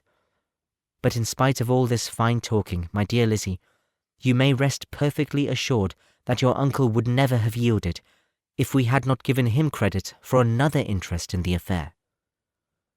When all this was resolved on, he returned again to his friends, who were still staying at Pemberley, but it was agreed that he should be in London once more when the wedding took place, and all money matters were then to receive the last finish. I believe I have now told you everything. It is a relation which you tell me is to give you great surprise. I hope at least it will not afford you any displeasure. Lydia came to us, and Wickham had constant admission to the house. He was exactly what he had been when I knew him in Hertfordshire, but I would not tell you how little I was satisfied with her behaviour while she stayed with us, if I had not perceived by Jane's letter last Wednesday that her conduct on coming home was exactly of a piece with it, and therefore what I now tell you can give you no fresh pain. I talked to her repeatedly in the most serious manner, representing to her all the wickedness of what she had done, and all the unhappiness she had brought on her family. If she heard me, it was by good luck, for I am sure she did not listen. I was sometimes quite provoked, but then I recollected my dear Elizabeth and Jane, and for their sakes had patience with her. Mr. Darcy was punctual in his return, and as Lydia informed you, attended the wedding. He dined with us the next day, and was to leave town again on Wednesday or Thursday. Will you be very angry with me, my dear Lizzie, if I take this opportunity of saying, what I was never bold enough to say before, how much I like him? His behaviour to us has, in every respect, been as pleasing as when we were in Derbyshire. His understanding and opinions all please me. He wants nothing but a little more liveliness, and that, if he marry prudently, his wife may teach him. I thought him very sly. He hardly ever mentioned your name. But slyness seems to be the fashion. Pray forgive me if I have been very presuming, or at least do not punish me so far as to exclude me from Pemberley. I shall never be quite happy till I have been all round the park. A low phaeton, with a nice little pair of ponies, would be the very thing. But I must write no more. The children have been wanting me this half hour. Yours very sincerely, Mrs. Gardiner. The contents of this letter threw Elizabeth into a flutter of spirits, in which it was difficult to determine whether pleasure or pain bore the greatest share. The vague and unsettled suspicions which certainly had produced of what Mr. Darcy might have been doing to forward her sister's match, which she had feared to encourage as an exertion of goodness too great to be probable, and at the same time dreaded to be just, from the pain of obligation, were proved beyond their greatest extent to be true. He had followed them purposely to town. He had taken on himself all the trouble and mortification attendant on such a research, in which supplication had been necessary to a woman whom he must abominate and despise, and where he was reduced to meet, frequently meet, reason with, persuade, and finally bribe, the man whom he always most wished to avoid, and whose very name it was punishment to him to pronounce. He had done all this for a girl whom he could neither regard nor esteem. Her heart did whisper that he had done it for her. But it was a hope shortly checked by other considerations, and she soon felt that even her vanity was insufficient when required to depend on his affection for her, for a woman who had already refused him, as able to overcome a sentiment so natural as abhorrence against relationship with Wickham. Brother-in-law of Wickham! Every kind of pride must revolt from the connection. He had, to be sure, done much. She was ashamed to think how much. But he had given a reason for his interference, which asked no extraordinary stretch of belief. It was reasonable that he should feel he had been wrong. He had liberality, and he had the means of exercising it. And though she would not place herself as his principal inducement, she could, perhaps, believe that remaining partiality for her might assist his endeavours in a cause where her peace of mind must be materially concerned. It was painful, exceedingly painful, to know that they were under obligations to a person who could never receive a return. They owed the restoration of Lydia, her character, everything, to him. Oh, how heartily did she grieve over every ungracious sensation she had ever encouraged, every saucy speech she had ever directed towards him. For herself she was humbled, but she was proud of him, proud that in the cause of compassion and honour he had been able to get the better of himself.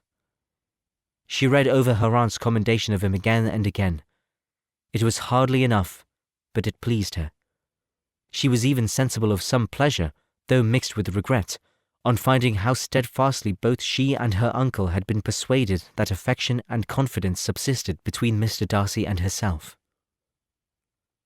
She was roused from her seat and her reflections by someone's approach, and before she could strike into another path, she was overtaken by Wickham.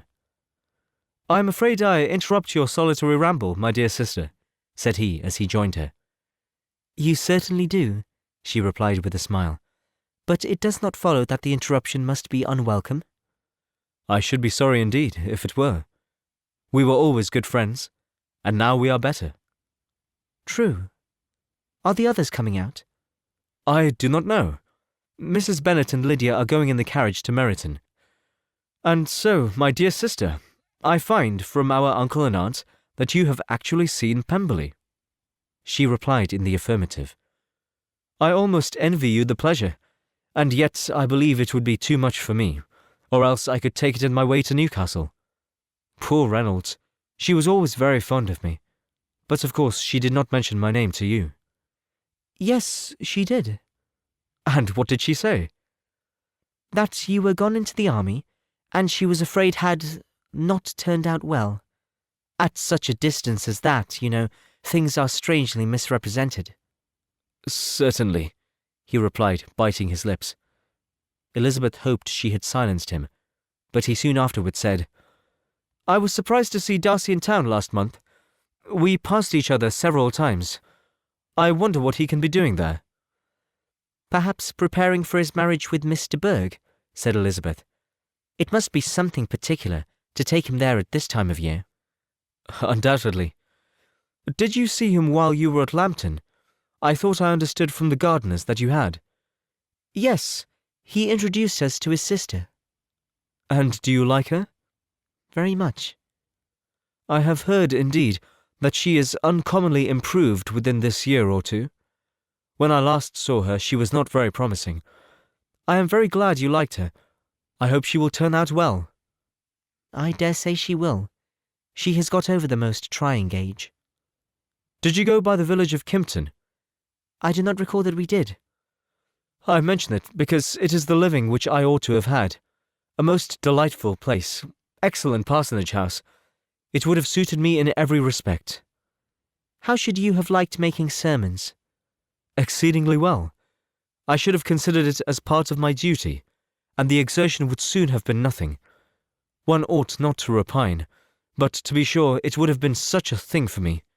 The quiet, the retirement of such a life would have answered all my ideas of happiness. But it was not to be. Did you ever hear Darcy mention the circumstance when you were in Kent?" "I have heard from authority, which I thought as good, that it was left to you conditionally only, and at the will of the present patron." "You have?" "Yes, there was something in that. I told you so from the first, you may remember." "I did hear, too, that there was a time when sermon-making was not so palatable to you as it seems to be at present, that you actually declared your resolution of never taking orders, and that the business had been compromised accordingly." "You did, and it was not wholly without foundation. You may remember what I told you on that point when we first talked of it." They were now almost at the door of the house, for she had walked fast to get rid of him, and unwilling for her sister's sake to provoke him, she only said in reply, with a good-natured smile, "Come, Mr. Wickham, we are brother and sister, you know. Do not let us quarrel about the past. In future, I hope we shall be always of one mind." She held out her hand. He kissed it with affectionate gallantry, though he hardly knew how to look, and they entered the house. Part 11 of Pride and Prejudice by Jane Austen, read by Bluefax. Chapter 53. Mr. Wickham was so perfectly satisfied with this conversation that he never again distressed himself or provoked his dear sister Elizabeth by introducing the subject of it, and she was pleased to find that she had said enough to keep him quiet. The day of his and Lydia's departure soon came, and Mrs. Bennet was forced to submit to a separation which, as her husband by no means entered into her scheme of their all going to Newcastle, was likely to continue at least a 12-month. "Oh, my dear Lydia," she cried, "when shall we meet again?" "Oh, Lord, I don't know. Not these 2 or 3 years, perhaps." "Write to me very often, my dear." "As often as I can. But you know, married women never have much time for writing. My sisters may write to me. They will have nothing else to do." Mr. Wickham's adieus were more affectionate than his wife's. He smiled, looked handsome, and said many pretty things. "He is as fine a fellow," said Mr. Bennet as soon as they were out of the house, "as ever I saw. He simpers and smirks and makes love to us all. I am prodigiously proud of him.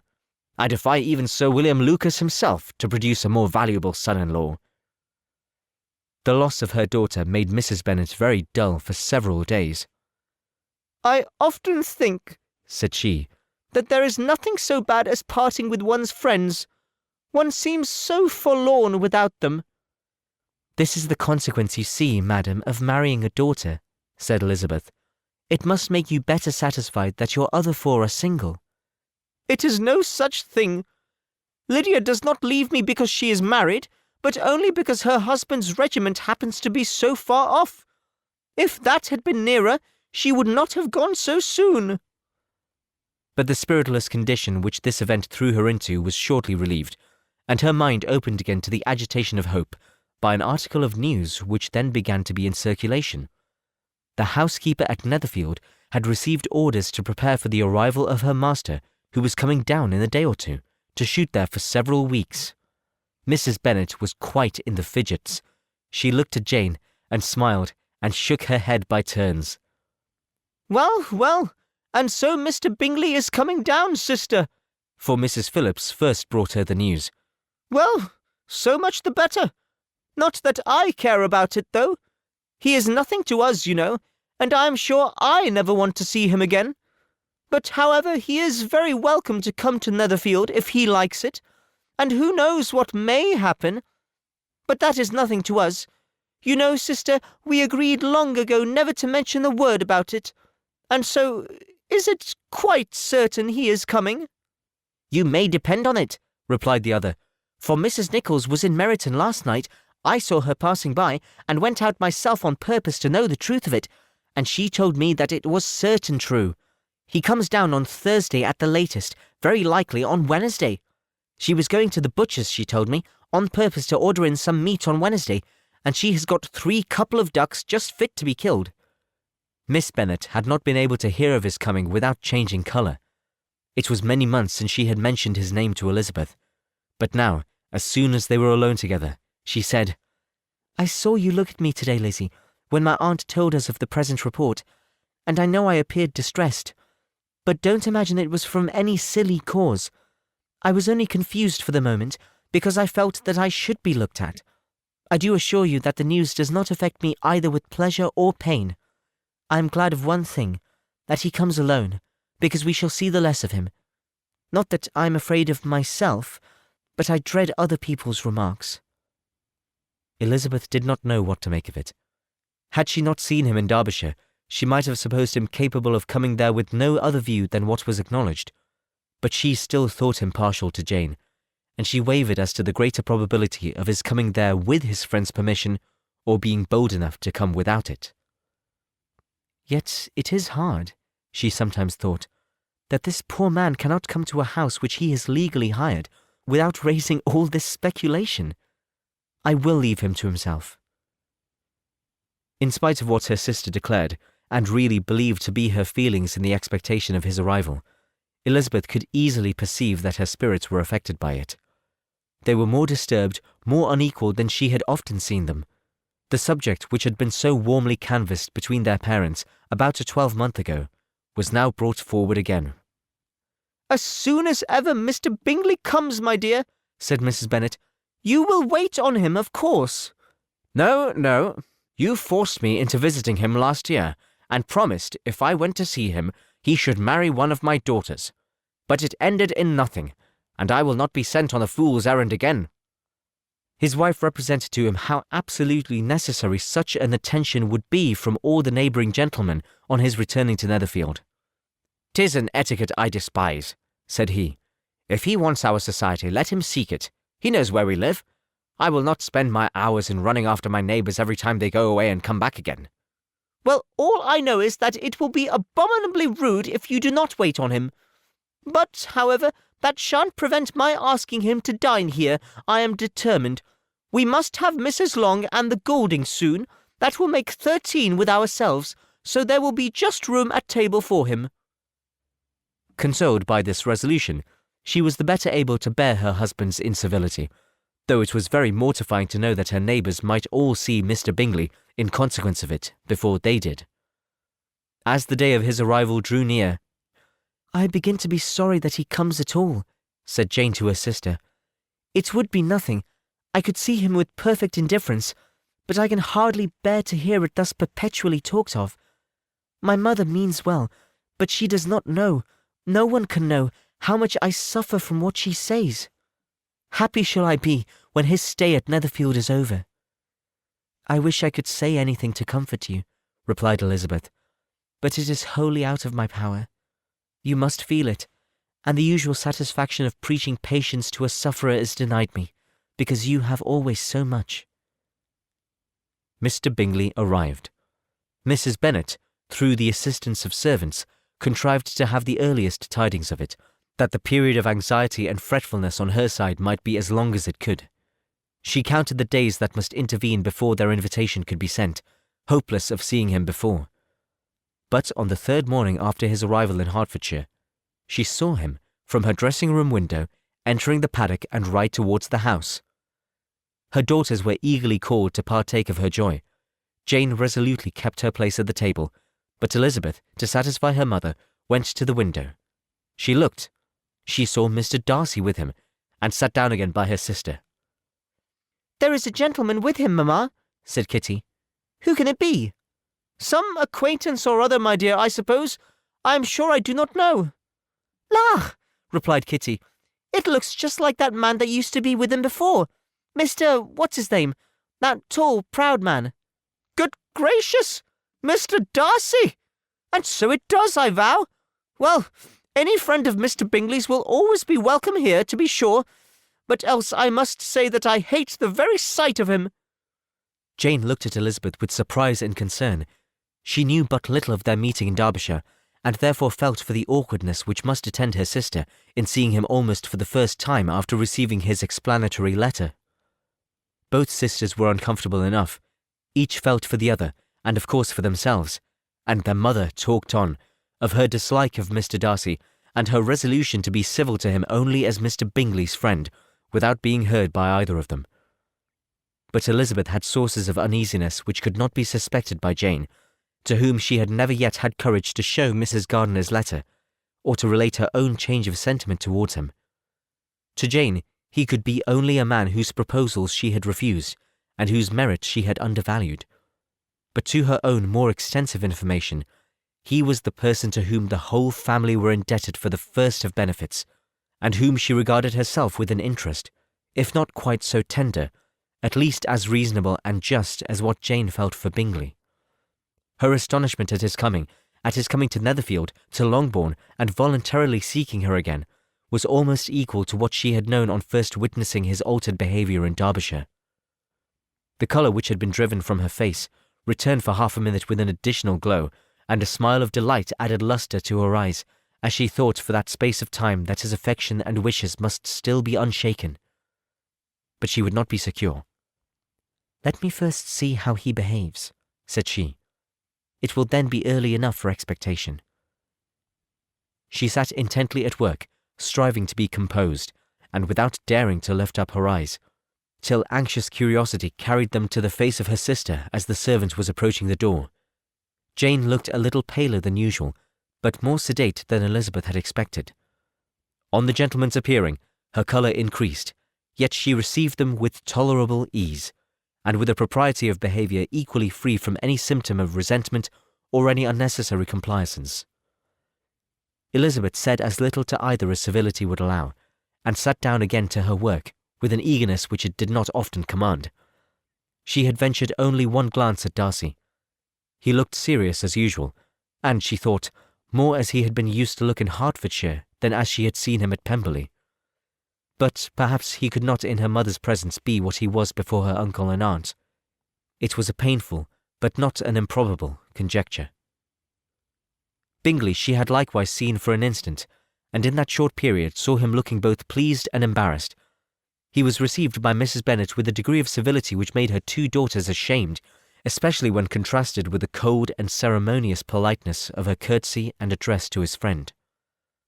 Elizabeth, particularly, who knew that her mother owed to the latter the preservation of her favourite irremediable infamy, was hurt and distressed to a most painful degree by a distinction so ill applied.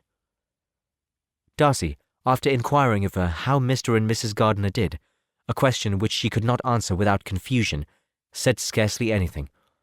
He was not seated by her. Perhaps that was the reason of his silence, but it had not been so in Derbyshire. There he had talked to her friends when he could not to herself. But now several minutes elapsed without bringing the sound of his voice, and when occasionally, unable to resist the impulse of curiosity, she raised her eyes to his face, she as often found him looking at Jane as at herself, and frequently on no object but the ground. More thoughtfulness and less anxiety to please than when they last met were plainly expressed. She was disappointed, and angry with herself for feeling so. "Could I expect it to be otherwise?" said she. "Yet why did he come?" She was in no humour for conversation with anyone but himself, and to him she had hardly courage to speak. She inquired after his sister, but could do no more. "It is a long time, Mr. Bingley, since you went away," said Mrs. Bennet. He readily agreed to it. "I began to be afraid you would never come back again. People did say you meant to quit the place entirely at Michaelmas, but, however, I hope it is not true. A great many changes have happened in the neighbourhood since you went away. Miss Lucas is married and settled, and one of my own daughters. I suppose you have heard of it. Indeed, you must have seen it in the papers. It was in the Times and the Courier, I know, though it was not put in as it ought to be.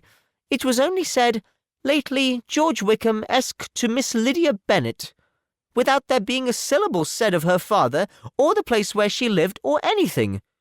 It was my brother Gardiner's drawing up, too, and I wonder how he came to make such an awkward business of it. Did you see it?"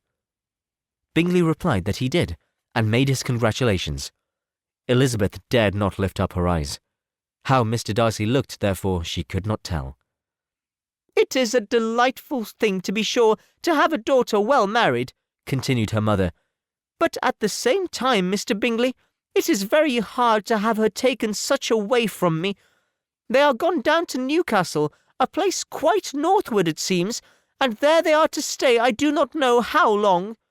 His regiment is there, for I suppose you have heard of his leaving the shire, and of his being gone into the regulars. Thank heaven he has some friends, though perhaps not so many as he deserves." Elizabeth, who knew this to be levelled at Mr. Darcy, was in such misery of shame that she could hardly keep her seat. It drew from her, however, the exertion of speaking, which nothing else had so effectually done before, and she asked Bingley whether he meant to make any stay in the country at present. A few weeks, he believed. "When you have killed all your own birds, Mr. Bingley," said her mother, "I beg you will come here and shoot as many as you please on Mr. Bennet's manor. I am sure he will be vastly happy to oblige you, and will save all the best of the coveys for you." Elizabeth's misery increased at such unnecessary, such officious attention. Were the same fair prospect to arise at present as had flattered them a year ago, everything, she was persuaded, would be hastening to the same vexatious conclusion. At that instant, she felt that years of happiness could not make Jane or herself amends for moments of such painful confusion. "The first wish of my heart," said she to herself, "is never more to be in company with either of them. Their society can afford no pleasure that will atone for such wretchedness as this. Let me never see either one or the other again." Yet the misery, for which years of happiness were to offer no compensation, received soon afterwards material relief, from observing how much the beauty of her sister rekindled the admiration of her former lover.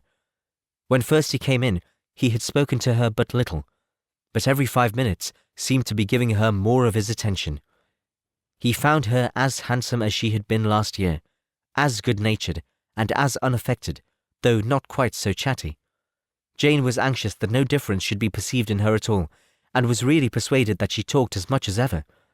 But her mind was so busily engaged that she did not always know when she was silent. When the gentlemen rose to go away, Mrs. Bennet was mindful of her intended civility, and they were invited and engaged to dine at Longbourn in a few days' time. "You are quite a visit in my debt, Mr. Bingley," she added, "for when you went to town last winter, you promised to take a family dinner with us as soon as you returned. I have not forgot, you see, and I assure you I was very much disappointed that you did not come back and keep your engagement." Bingley looked a little silly at this reflection, and said something of his concern at having been prevented by business. They then went away.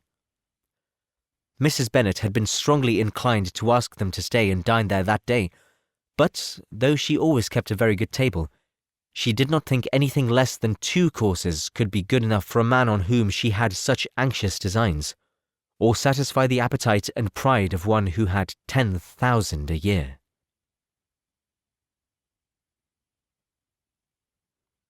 Chapter 54. As soon as they were gone, Elizabeth walked out to recover her spirits, or, in other words, to dwell without interruption on those subjects that must deaden them more. Mr. Darcy's behaviour astonished and vexed her. "Why, if he came only to be silent, grave, and indifferent," said she, "did he come at all?" She could settle it in no way that gave her pleasure. "He could still be amiable, still pleasing to my uncle and aunt when he was in town, and why not to me? If he fears me, why come hither? If he no longer cares for me, why silent? Teasing, teasing man! I will think no more about him." Her resolution was for a short time involuntarily kept by the approach of her sister, who joined her with a cheerful look, which showed her better satisfied with their visitors than Elizabeth.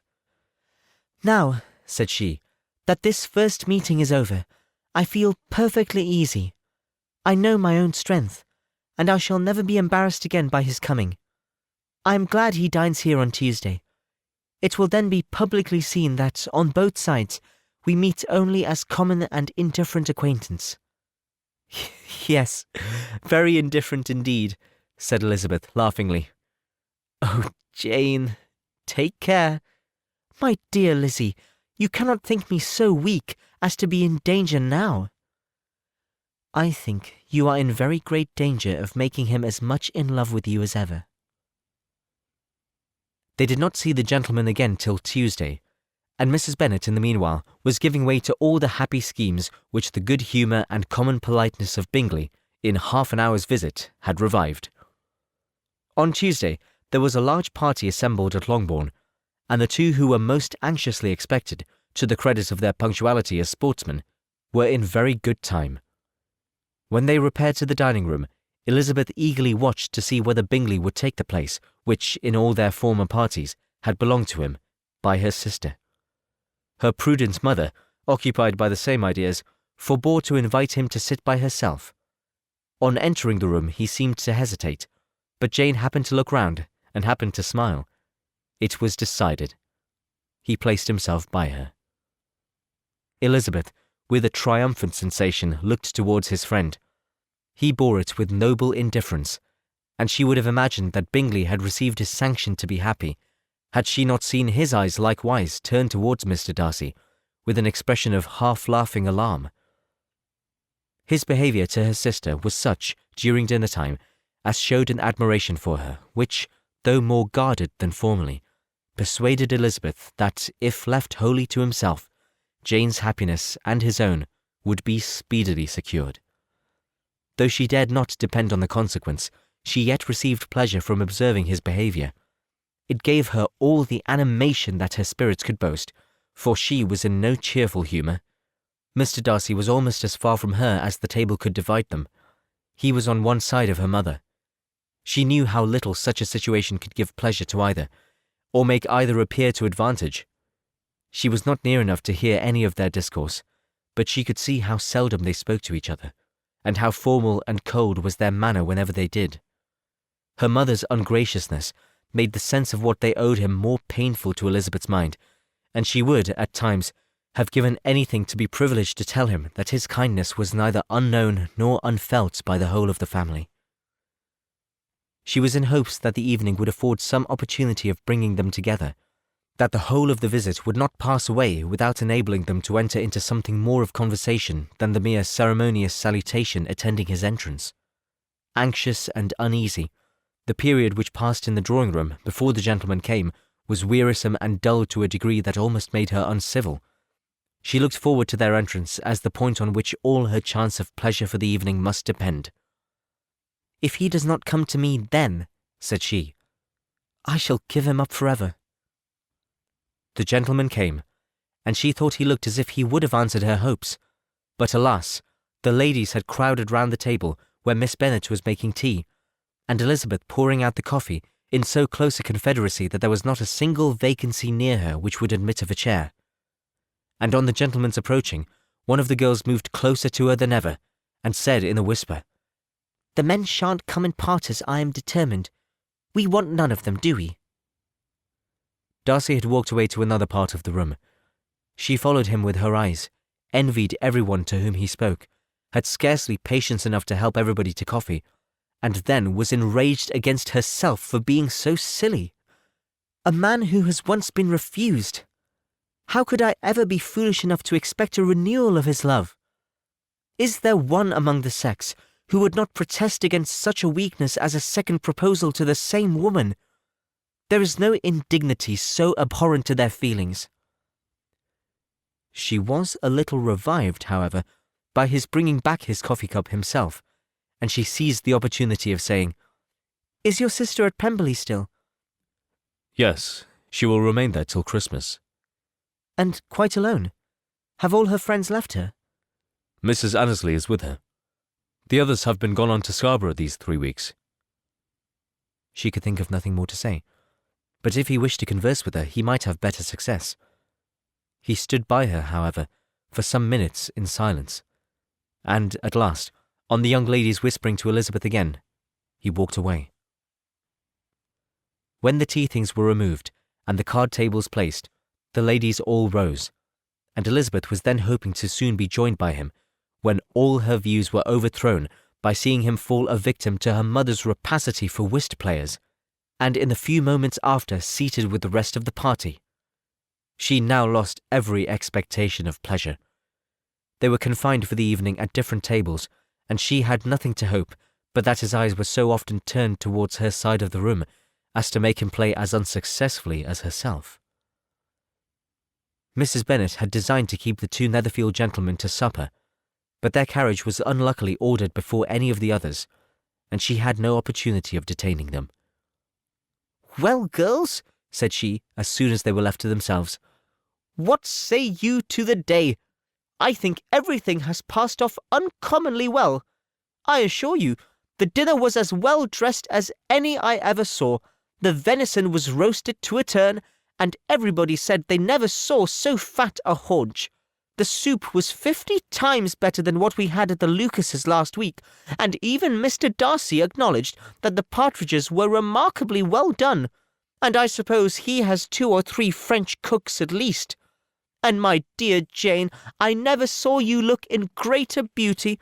Mrs. Long said so too, for I asked her whether you did not, and what do you think she said besides? 'Ah, Miss Bennet, we shall have her at Netherfield at last.' She did indeed. I do think Mrs. Long is as good a creature as ever lived, and her nieces are very pretty behaved girls, and not at all handsome. I like them prodigiously." Mrs. Bennet, in short, was in very great spirits. She had seen enough of Bingley's behaviour to Jane to be convinced that she would get him at last, and her expectations of advantage to her family, when in a happy humour, were so far beyond reason that she was quite disappointed at not seeing him there again the next day to make his proposals. "It has been a very agreeable day," said Miss Bennet to Elizabeth.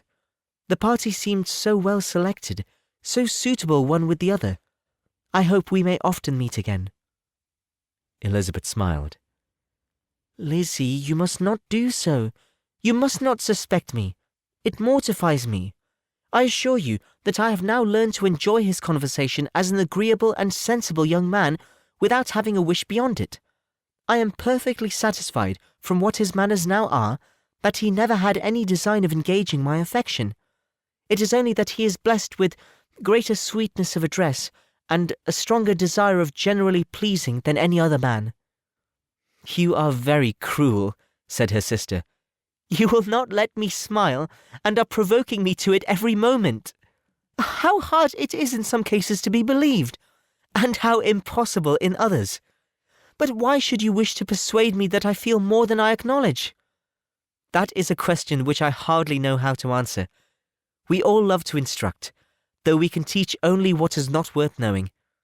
Forgive me, and if you persist in indifference, do not make me your confidant. Chapter 55. A few days after this visit, Mr. Bingley called again, and alone. His friend had left him that morning for London, but was to return home in 10 days' time. He sat with them above an hour, and was in remarkably good spirits. Mrs. Bennet invited him to dine with them, but, with many expressions of concern, he confessed himself engaged elsewhere. "Next time you call," said she, "I hope we shall be more lucky." He should be particularly happy at any time, etc., etc., and if she would give him leave, would take an early opportunity of waiting on them. "Can you come tomorrow?" Yes, he had no engagement at all for tomorrow, and her invitation was accepted with alacrity. He came, and in such very good time that the ladies were none of them dressed. In ran Mrs. Bennet to her daughter's room, in her dressing gown, with her hair half finished, crying out, "My dear Jane, make haste and hurry down! He is come! Mr. Bingley is come! He is indeed! Make haste! Make haste! Here, Sarah, come to Miss Bennet this minute, and help her on with her gown. Never mind Miss Lizzie's hair." "We will be down as soon as we can," said Jane. "But I dare say Kitty is forwarder than either of us, for she went upstairs half an hour ago." "Oh, hang Kitty! What has she got to do with it? Come, be quick, be quick! Where is your sash, my dear?" But when her mother was gone, Jane would not be prevailed on to go down without one of her sisters. The same anxiety to get them by themselves was visible again in the evening. After tea, Mr. Bennet retired to the library, as was his custom, and Mary went upstairs to her instrument. 2 obstacles of the 5 being thus removed, Mrs. Bennet sat looking and winking at Elizabeth and Catherine for a considerable time, without making any impression on them. Elizabeth would not observe her, and when at last Kitty did, she very innocently said, "What is the matter, mamma? What do you keep winking at me for? What am I to do?" "Nothing, child, nothing. I did not wink at you." She then sat still 5 minutes longer, but unable to waste such a precious occasion, she suddenly got up, and saying to Kitty, "Come here, my love, I want to speak to you," took her out of the room. Jane instantly gave a look at Elizabeth, which spoke her distress at such premeditation, and her entreaty that she would not give in to it. In a few minutes, Mrs. Bennet half opened the door and called out, "Lizzie, my dear, I want to speak with you." Elizabeth was forced to go. "We may as well leave them by themselves, you know," said her mother as soon as she was in the hall. "Kitty and I are going upstairs to sit in my dressing-room." Elizabeth made no attempt to reason with her mother, but remained quietly in the hall till she and Kitty were out of sight, then returned into the drawing-room. Mrs. Bennet's schemes for this day were ineffectual. Bingley was everything that was charming, except the professed lover of her daughter. His ease and cheerfulness rendered him a most agreeable addition to their evening party, and he bore with the ill-judged officiousness of the mother, and heard all her silly remarks with a forbearance and command of countenance particularly grateful to the daughter. He scarcely needed an invitation to stay supper, and before he went away, an engagement was formed, chiefly through his own and Mrs. Bennet's means, for his coming next morning to shoot with her husband. After this day, Jane said no more of her indifference. Not a word passed between the sisters concerning Bingley, but Elizabeth went to bed in the happy belief that all must speedily be concluded, unless Mr. Darcy returned within the stated time. Seriously, however, she felt tolerably persuaded that all this must have taken place with that gentleman's concurrence. Bingley was punctual to his appointment, and he and Mr. Bennet spent the morning together, as had been agreed on. The latter was much more agreeable than his companion expected. There was nothing of presumption or folly in Bingley that could provoke his ridicule, or disgust him into silence, and he was more communicative and less eccentric than the other had ever seen him. Bingley, of course, returned with him to dinner, and in the evening Mrs. Bennet's invention was again at work to get everybody away from him and her daughter. Elizabeth, who had a letter to write, went into the breakfast-room for that purpose soon after tea, for as the others were all going to sit down to cards, she could not be wanted to counteract her mother's schemes. But on returning to the drawing-room when her letter was finished, she saw, to her infinite surprise, there was reason to fear that her mother had been too ingenious for her.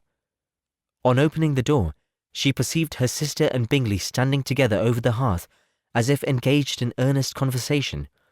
And had this led to no suspicion, the faces of both, as they hastily turned around and moved away from each other, would have told it all. Their situation was awkward enough, but hers, she thought, was still worse. Not a syllable was uttered by either, and Elizabeth was on the point of going away again, when Bingley, who as well as the other had sat down, suddenly rose, and whispering a few words to her sister, ran out of the room. Jane could have no reserves from Elizabeth where confidence would give pleasure, and instantly embracing her, acknowledged with the liveliest emotion that she was the happiest creature in the world. "'Tis too much," she added, "by far too much. I do not deserve it. Oh, why is not everybody as happy?" Elizabeth's congratulations were given with a sincerity, a warmth, a delight, which words could but poorly express. Every sentence of kindness was a fresh source of happiness to Jane, but she would not allow herself to stay with her sister, or say half that remained to be said for the present. "I must go instantly to my mother," she cried. "I would not on any account trifle with her affectionate solicitude, or allow her to hear it from anyone but myself. He is gone to my father already. Oh, Lizzie, to know that what I have to relate will give such pleasure to all my dear family. How shall I bear so much happiness?" She then hastened away to her mother, who had purposely broken up the card party, and was sitting upstairs with Kitty. Elizabeth, who was left by herself, now smiled at the rapidity and ease with which an affair was finally settled, that had given them so many previous months of suspense and vexation. "And this," said she, "is the end of all his friend's anxious circumspection, of all his sister's falsehood and contrivance, the happiest, wisest, most reasonable end." In a few minutes she was joined by Bingley, whose conference with her father had been short and to the purpose. "Where is your sister?" he said hastily as he opened the door. "With my mother upstairs. She will be down in a moment, I dare say." He then shut the door, and coming up to her, claimed the good wishes and affection of a sister. Elizabeth honestly and heartily expressed her delight in the prospect of their relationship. They shook hands with great cordiality, and then, till her sister came down, she had to listen to all he had to say of his own happiness, and of Jane's perfections, and in spite of his being a lover, Elizabeth really believed all his expectations of felicity to be rationally founded, because they had for basis the excellent understanding and super-excellent disposition of Jane, and a general similarity of feeling and taste between her and himself. It was an evening of no common delight to them all. The satisfaction of Miss Bennet's mind gave a glow of such sweet animation to her face as made her look handsomer than ever. Kitty simpered and smiled, and hoped her turn was coming soon.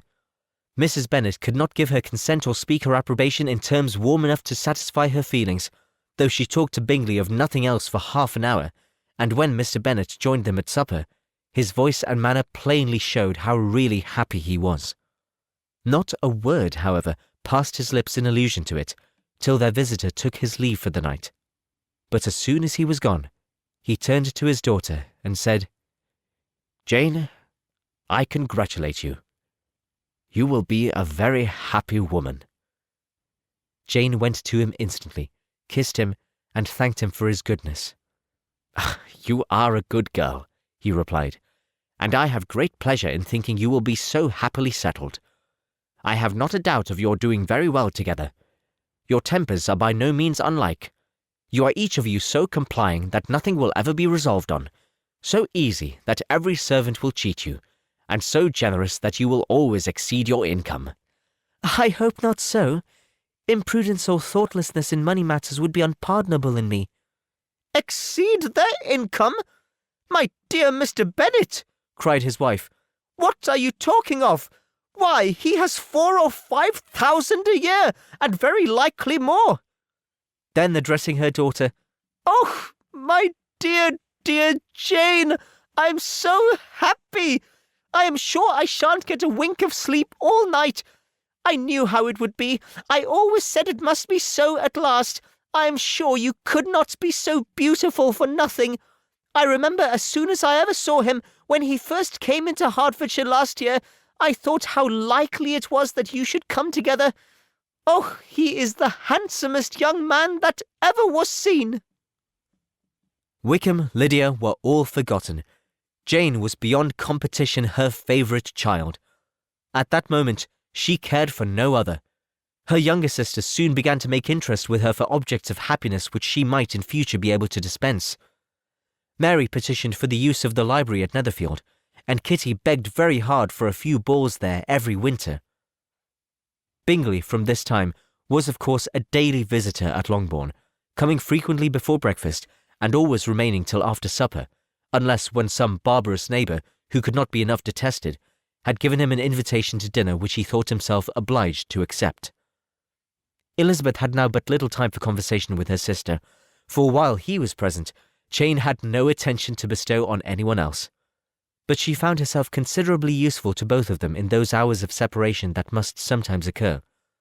In the absence of Jane, he always attached himself to Elizabeth for the pleasure of talking of her, and when Bingley was gone, Jane constantly sought the same means of relief. "He has made me so happy," said she one evening, "by telling me he was totally ignorant of my being in town last spring. I had not believed it possible." "I suspected as much," replied Elizabeth. "But how did he account for it?" "It must have been his sister's doing. They were certainly no friends to his acquaintance with me, which I cannot wonder at, since he might have chosen so much more advantageously in many respects.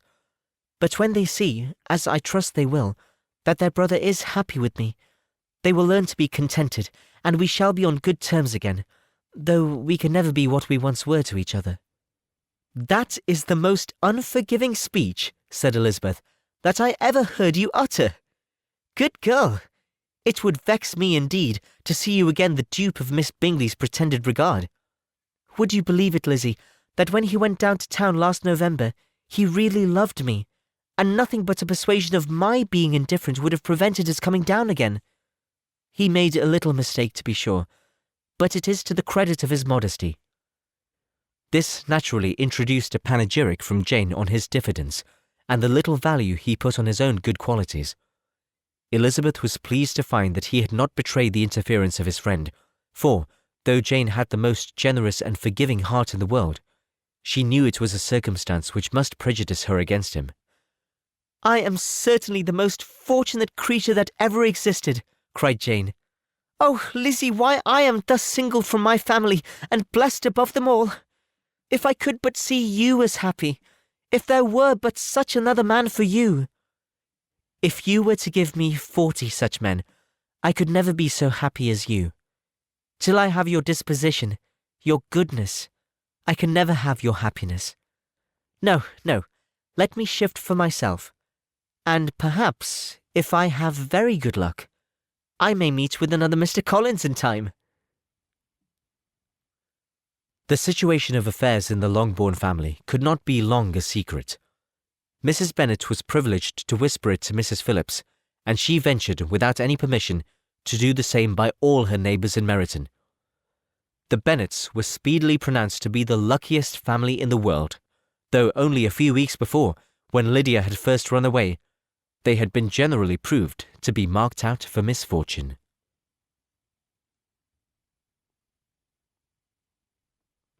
Chapter 56. One morning, about a week after Bingley's engagement with Jane had been formed, as he and the females of the family were sitting together in the dining room, their attention was suddenly drawn to the window by the sound of a carriage, and they perceived a chaise and four driving up the lawn. It was too early in the morning for visitors, and besides, the equipage did not answer to that of any of their neighbours. The horses were post, and neither the carriage nor the livery of the servant who preceded it were familiar to them. As it was certain, however, that somebody was coming, Bingley instantly prevailed on Miss Bennet to avoid the confinement of such an intrusion, and walk away with him into the shrubbery. They both set off, and the conjectures of the remaining three continued, though with little satisfaction, till the door was thrown open, and their visitor entered. It was Lady Catherine de Bourgh. They were, of course, all intending to be surprised, but their astonishment was beyond their expectation, and on the part of Mrs. Bennet and Kitty, though she was perfectly unknown to them, even inferior to what Elizabeth felt. She entered the room with an air more than usually ungracious, made no other reply to Elizabeth's salutation than a slight inclination of the head, and sat down without saying a word. Elizabeth had mentioned her name to her mother on her ladyship's entrance, though no request of introduction had been made. Mrs. Bennet, all amazement, though flattered by having a guest of such high importance, received her with the utmost politeness. After sitting for a moment in silence, she said very stiffly to Elizabeth, "I hope you are well, Miss Bennet. That lady, I suppose, is your mother?" Elizabeth replied very concisely that she was. "And that, I suppose, is one of your sisters?" "Yes, madam," said Mrs. Bennet, delighted to speak to Lady Catherine. "She is my youngest girl but one. My youngest of all is lately married, and my eldest is somewhere about the grounds, walking with a young man who, I believe, will soon become part of the family." "You have a very small park here," returned Lady Catherine after a short silence. "It is nothing in comparison of Rosings, my lady, I dare say, but I assure you it is much larger than Sir William Lucas's." "This must be a most inconvenient sitting-room for the evening in summer. The windows are full west." Mrs. Bennet assured her that they never sat there after dinner, and then added, "May I take the liberty of asking your ladyship whether you left Mr. and Mrs. Collins well?" "Yes, very well. I saw them the night before last." Elizabeth now expected that she would produce a letter for her from Charlotte, as it seemed the only probable motive for her calling. But no letter appeared, and she was completely puzzled. Mrs. Bennet, with great civility, begged her ladyship to take some refreshment, but Lady Catherine very resolutely, and not very politely, declined eating anything, and then, rising up, said to Elizabeth, "Miss Bennet, there seemed to be a prettyish kind of a little wilderness on one side of your lawn. I should be glad to take a turn in it, if you will favour me with your company." "Go, my dear," cried her mother, "and show her ladyship about the different walks. I think she will be pleased with the hermitage." Elizabeth obeyed, and running into her own room for her parasol, attended her noble guest downstairs. As they passed through the hall, Lady Catherine opened the doors into the dining parlour and drawing-room, and pronouncing them, after a short survey, to be decent-looking rooms, walked on. Her carriage remained at the door, and Elizabeth saw that her waiting-woman was in it. They proceeded in silence along the gravel walk that led to the copse. Elizabeth was determined to make no effort for conversation with a woman who was now more than usually insolent and disagreeable. "How could I ever think her like her nephew?" said she, as she looked in her face. As soon as they entered the copse, Lady Catherine began in the following manner. "You can be at no loss, Miss Bennet, to understand the reason of my journey hither. Your own heart, your own conscience, must tell you why I come." Elizabeth looked with unaffected astonishment. "Indeed, you are mistaken, madam.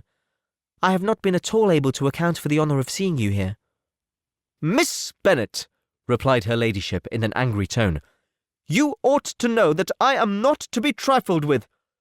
But however insincere you may choose to be, you shall not find me so. My character has ever been celebrated for its sincerity and frankness, and in the cause of such moment as this I shall certainly not depart from it. A report of a most alarming nature reached me 2 days ago. I was told that not only your sister was on the point of being most advantageously married, but that you, that Miss Elizabeth Bennet, would in all likelihood be soon afterwards united to my nephew, my own nephew, Mr. Darcy. Though I know it must be a scandalous falsehood, though I would not injure him so much as to suppose the truth of it possible, I instantly resolved on setting off for this place, that I might make my sentiments known to you." "If you believed it impossible to be true," said Elizabeth, colouring with astonishment and disdain, "I wonder you took the trouble of coming so far. What could your ladyship propose by it? at once to insist upon having such a report universally contradicted." "Your coming to Longbourn to see me and my family," said Elizabeth coolly, "will rather be a confirmation of it, if indeed such a report is in existence." "If? Do you pretend then to be ignorant of it? Has it not been industriously circulated by yourselves? Do you not know that such a report is spread abroad?" "I never heard that it was." "And can you likewise declare that there is no foundation for it?" "I do not pretend to possess equal frankness with your ladyship. You may ask questions which I shall choose not to answer." "This is not to be borne. Miss Bennet, I insist on being satisfied. Has my nephew made you an offer of marriage?" "Your ladyship has declared it to be impossible." "It ought to be so. It must be so, while he retains the use of his reason. But your arts and allurements may, in a moment of infatuation, have made him forget what he owes to himself and to all his family. You may have drawn him in." "If I have, I shall be the last person to confess it." "Miss Bennet, do you know who I am? I have not been accustomed to such language as this. I am almost the nearest relation he has in the world, and am entitled to know all his dearest concerns." "But you are not entitled to know mine, nor will such behaviour as this ever induce me to be explicit." "Let me be rightly understood. This match, to which you have the presumption to aspire, can never take place. No, never! Mr. Darcy is engaged to my daughter. Now what have you to say?" "Only this, that if he is so, you can have no reason to suppose he will make an offer to me." Lady Catherine hesitated for a moment, and then replied, "The engagement between them is of a peculiar kind. From their infancy they have been intended for each other. It was the favourite wish of his mother, as well as of others. While in their cradles we planned the union, and now, at the moment when the wishes of both sisters would be accomplished in their marriage, to be prevented by a young woman of inferior birth, of no importance in the world, and wholly unallied to the family. Do you pay no regard to the wishes of his friends? To his tacit engagement with Mr. Berg? Are you lost to every feeling of propriety and delicacy? Have you not heard me say that from his earliest hours he was destined for his cousin?" "Yes, and I had heard it before. But what is that to me? If there is no other objection to my marrying your nephew, I shall certainly not be kept from it by knowing that his mother and aunt wished him to marry Mr. Berg. You both did as much as you could in planning the marriage. Its completion depended on others. If Mr. Darcy is neither by honour nor inclination confined to his cousin, why is he not to make another choice? And if I am that choice, why may not I accept him?" "Because honour, decorum, prudence, nay, interest forbid it. Yes, Miss Bennet, interest. For do not expect to be noticed by his family or friends if you wilfully act against the inclinations of all. You will be censured, slighted, and despised by everyone connected with him. Your alliance will be a disgrace. Your name will never even be mentioned by any of us." "These are heavy misfortunes," replied Elizabeth. "But the wife of Mr. Darcy must have such extraordinary sources of happiness necessarily attached to her situation that she could, upon the whole, have no cause to repine." "Obstinate, headstrong girl! I am ashamed of you. Is this your gratitude for my attentions to you last spring? Is nothing due to me on that score? Let us sit down. You are to understand, Miss Bennet, that I came here with the determined resolution of carrying my purpose, nor will I be dissuaded from it. I have not been used to submit to any person's whims. I have not been in the habit of brooking disappointment." "That will make your ladyship's situation at present more pitiable, but it will have no effect on me." "I will not be interrupted. Hear me in silence. My daughter and my nephew are formed for each other. They are descended, on the maternal side, from the same noble line, and on the father's, from respectable, honourable, and ancient, though untitled families. Their fortune on both sides is splendid. They are destined for each other by the voice of every member of their respective houses. And what is to divide them? The upstart pretensions of a young woman without family, connections, or fortune. Is this to be endured? But it must not, shall not be. If you were sensible of your own good, you would not wish to quit the sphere in which you have been brought up. In marrying your nephew, I should not consider myself as quitting that sphere. He is a gentleman, I am a gentleman's daughter. So far we are equal. True. You are a gentleman's daughter, but who was your mother? Who are your uncles and aunts? Do not imagine me ignorant of their condition. Whatever my connections may be, said Elizabeth, if your nephew does not object to them, they can be nothing to you. Tell me once for all, are you engaged to him? Though Elizabeth would not, for the mere purpose of obliging Lady Catherine, have answered this question, she could not but say, after a moment's deliberation, I am not. Lady Catherine seemed pleased. And will you promise me never to enter into such an engagement? I will make no promise of the kind. Miss Bennet, I am shocked and astonished. I expected to find a more reasonable young woman. But do not deceive yourself into a belief that I will ever recede. I shall not go away till you have given me the assurance I require. And I certainly never shall give it. I am not to be intimidated into anything so wholly unreasonable. Your ladyship wants Mr. Darcy to marry your daughter, but would my giving you the wished-for promise make their marriage at all more probable? Supposing him to be attached to me, would my refusing to accept his hand make him wish to bestow it on his cousin? Allow me to say, Lady Catherine, that the arguments with which you have supported this extraordinary application have been as frivolous as the application was ill-judged. You have widely mistaken my character, if you think I can be worked on by such persuasions as these. How far your nephew might approve of your interference in his affairs I cannot tell, but you have certainly no right to concern yourself in mine. I must beg, therefore, to be importuned no farther on the subject. Not so hasty, if you please. I have by no means done. To all the objections I have already urged, I have still another to add. I am no stranger to the particulars of your youngest sister's infamous elopement. I know it all, that the young man's marrying her was a patched-up business at the expense of your father and uncles. And is such a girl to be my nephew's sister? Is her husband, is the son of his late father's steward, to be his brother? Heaven and earth, of what are you thinking? Are the shades of Pemberley to be thus polluted? You can now have nothing further to say, she resentfully answered. You have insulted me in every possible method. I must beg to return to the house. And she spoke as she rose. Lady Catherine rose also, and they turned back. Her ladyship was highly incensed. You have no regard, then, for the honour and credit of my nephew. Unfeeling, selfish girl! Do you not consider that a connection with you must disgrace him in the eyes of everybody? Lady Catherine, I have nothing further to say. You know my sentiments. You are then resolved to have him? I have said no such thing.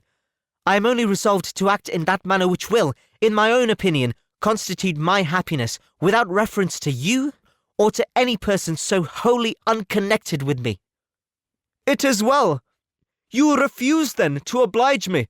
You refuse to obey the claims of duty, honour, and gratitude.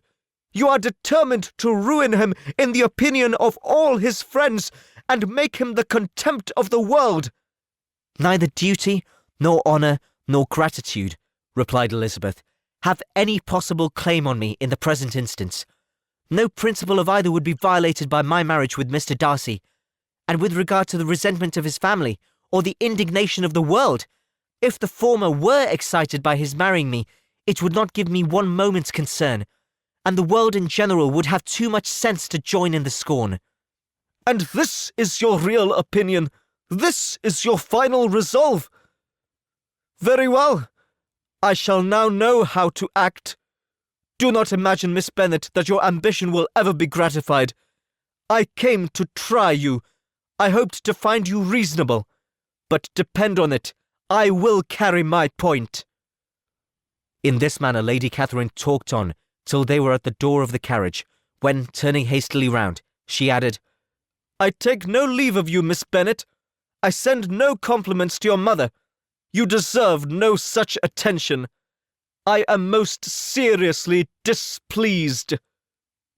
Elizabeth made no answer, and without attempting to persuade her ladyship to return into the house, walked quietly into it herself. She heard the carriage drive away as she proceeded upstairs. Her mother impatiently met her at the door of the dressing-room to ask why Lady Catherine would not come in again and rest herself. "She did not choose it," said her daughter. "She would go." "She is a very fine-looking woman, and her calling here was prodigiously civil, for she only came, I suppose, to tell us the Collinses were well. She is on her road somewhere, I dare say, and so, passing through Meryton, thought she might as well call on you. I suppose she had nothing particular to say to you, Lizzie?" Elizabeth was forced to give into a little falsehood here, for to acknowledge the substance of their conversation was impossible. Part 12 of Pride and Prejudice by Jane Austen, read by Bluefax. Chapter 57. The discomposure of spirits which this extraordinary visit threw Elizabeth into could not be easily overcome, nor could she, for many hours, learn to think of it less than incessantly. Lady Catherine, it appeared, had actually taken the trouble of this journey from Rosings for the sole purpose of breaking off her supposed engagement with Mr. Darcy. It was a rational scheme, to be sure, but from what the report of their engagement could originate, Elizabeth was at a loss to imagine, till she recollected that his being the intimate friend of Bingley, and her being the sister of Jane, was enough, at a time when the expectation of one wedding made everybody eager for another, to supply the idea. She had not herself forgotten to feel that the marriage of her sister must bring them more frequently together, and her neighbours at Lucas Lodge, therefore, for through their communication with the Collinses, the report, she concluded, had reached Lady Catherine, had only set that down as almost certain and immediate, which she had looked forward to as possible at some future time. In revolving Lady Catherine's expressions, however, she could not help feeling some uneasiness as to the possible consequence of her persisting in this interference.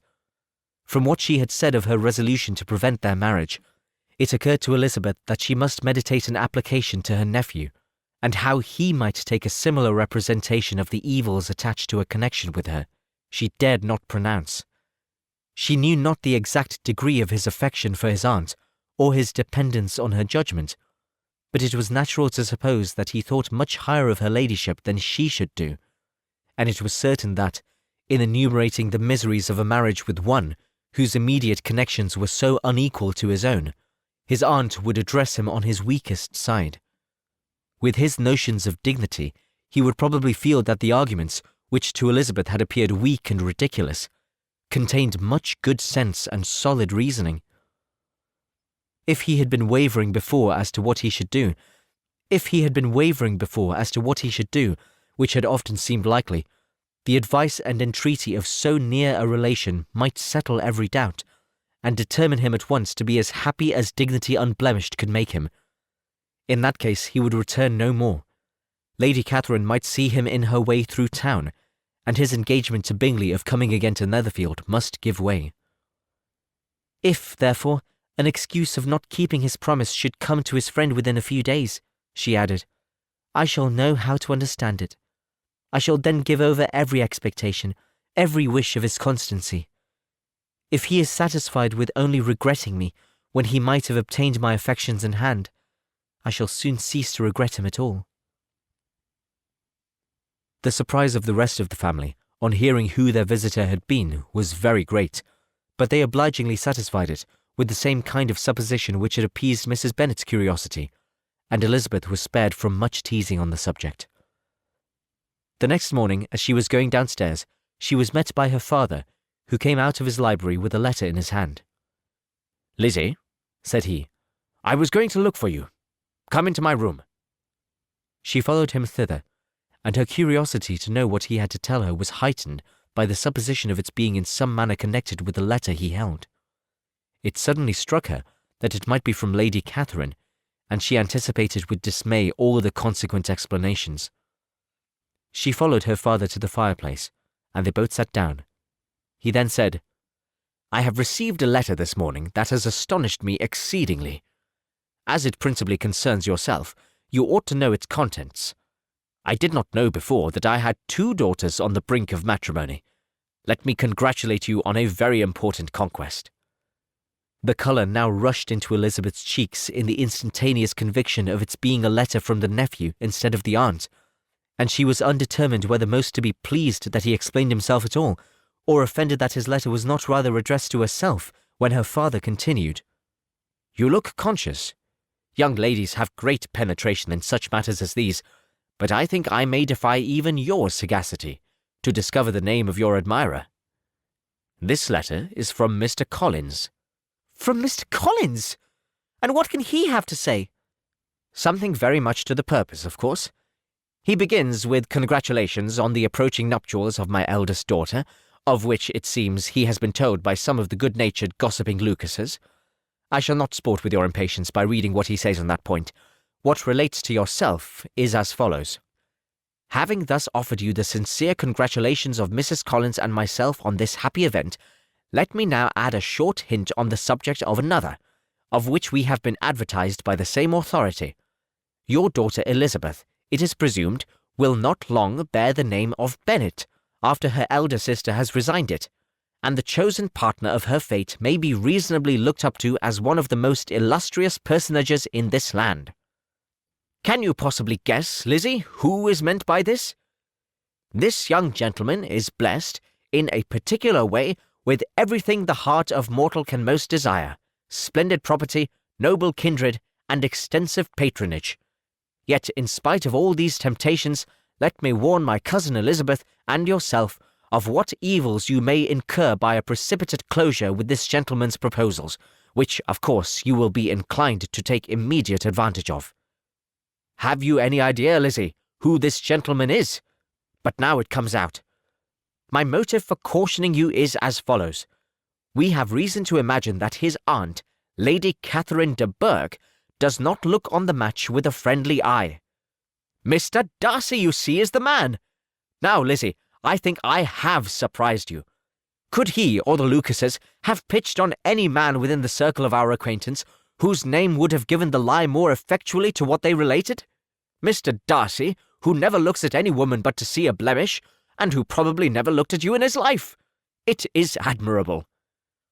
Elizabeth tried to join in her father's pleasantry, but could only force one most reluctant smile. Never had his wit been directed in a manner so little agreeable to her. Are you not diverted? Oh, yes, pray read on.